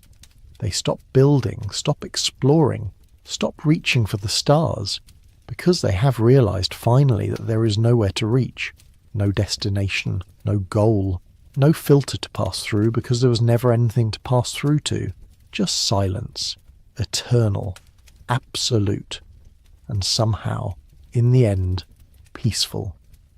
The night deepens, the questions multiply, and we're left here, in the dark, with more mysteries than answers. The great filter, whatever it is, remains elusive, a shadow we cannot quite see, a pattern we cannot quite grasp. But perhaps that is as it should be. Perhaps the great filter is not something to be understood, but something to be confronted. Not a puzzle to be solved, but a gauntlet to be run. And perhaps we are still in the middle of it, still being tested, still choosing moment by moment whether to continue or to stop, whether to reach outward or turn inward, whether to speak or to stay silent. The universe waits, the stars burn, and we remain here, small and fragile and impossibly persistent, asking questions that might have no answers, building things that might not last, dreaming dreams that might never come true, but dreaming nonetheless, asking nonetheless, reaching nonetheless. And maybe that is the answer to the great filter. Not wisdom, not technology, not any particular achievement or breakthrough, just persistence, just the refusal to accept silence, just the determination to keep asking, keep building, keep dreaming, even when the odds are against us, even when the universe seems empty, even when we do not know if any of it matters, because we are here. And while we are here, we might as well try. Sleep now. Let these thoughts drift into dreams. Let the weight of cosmic uncertainty cradle you into rest. Tomorrow the questions will still be there, and so will we. For now, the test. We cannot fail. All of these possibilities, nuclear war, pandemics, artificial intelligence, climate collapse, economic failure, psychological denial, are not mutually exclusive. They are interconnected, reinforcing, each one making the others more likely. A civilization stressed by climate change is more prone to conflict. A society racing to develop AI is less likely to prioritize safety. An economy focused on growth is less able to adapt to resource limits. And a species in denial about any of these threats is unlikely to address them until it is too late. This is the great filter. Not a single challenge, but a convergence. A moment in the development of intelligence where multiple existential risks emerge simultaneously, where the power to destroy outpaces the wisdom to restrain, where complexity exceeds the ability to manage it. A test, the ultimate test. And the silence of the universe suggests that most civilizations fail. But we are not most civilizations. Not yet. We're still here, still aware, still capable of choice, and that means something. The filter is not deterministic, it is probabilistic. It represents the odds, not certainty. Some civilizations might pass through, might find a way to navigate the dangers, to balance the risks, to survive long enough to spread to other worlds and ensure their continuation. It is possible. Difficult, but possible. And maybe that is enough. Maybe the universe is not completely silent. Maybe there are others out there who made it through, who found a way. And maybe if we survive, we will find them, or they will find us. And we will know, finally, that we are not alone, that intelligence can endure, that the filter can be passed. But first, we have to pass it ourselves. The hour is late now, the words are many, and the weight of these questions, these possibilities, can feel overwhelming. It is easy to fall into despair, to believe that the filter is inevitable, that we are doomed to repeat the pattern of every civilization that came before us. But despair is not wisdom. It is surrender. And we have not come this far, through 4 billion years of evolution, through countless extinctions and disasters and near misses, just to give up now. We are the universe becoming aware of itself. We are stardust that learn to think, to question, to reach for something beyond survival.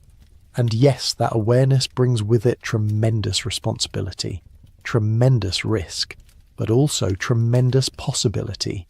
The great filter is real, the dangers are real, but so is our capacity to adapt, to learn, to change. We have done it before, countless times. In our history as a species, we have faced extinction and survived. We have made mistakes and learned from them. We have built systems that failed and then built better ones. We can do it again. We must do it again. Not because success is guaranteed, but because the alternative is unacceptable. So rest now. Let these thoughts settle. Let the weight of cosmic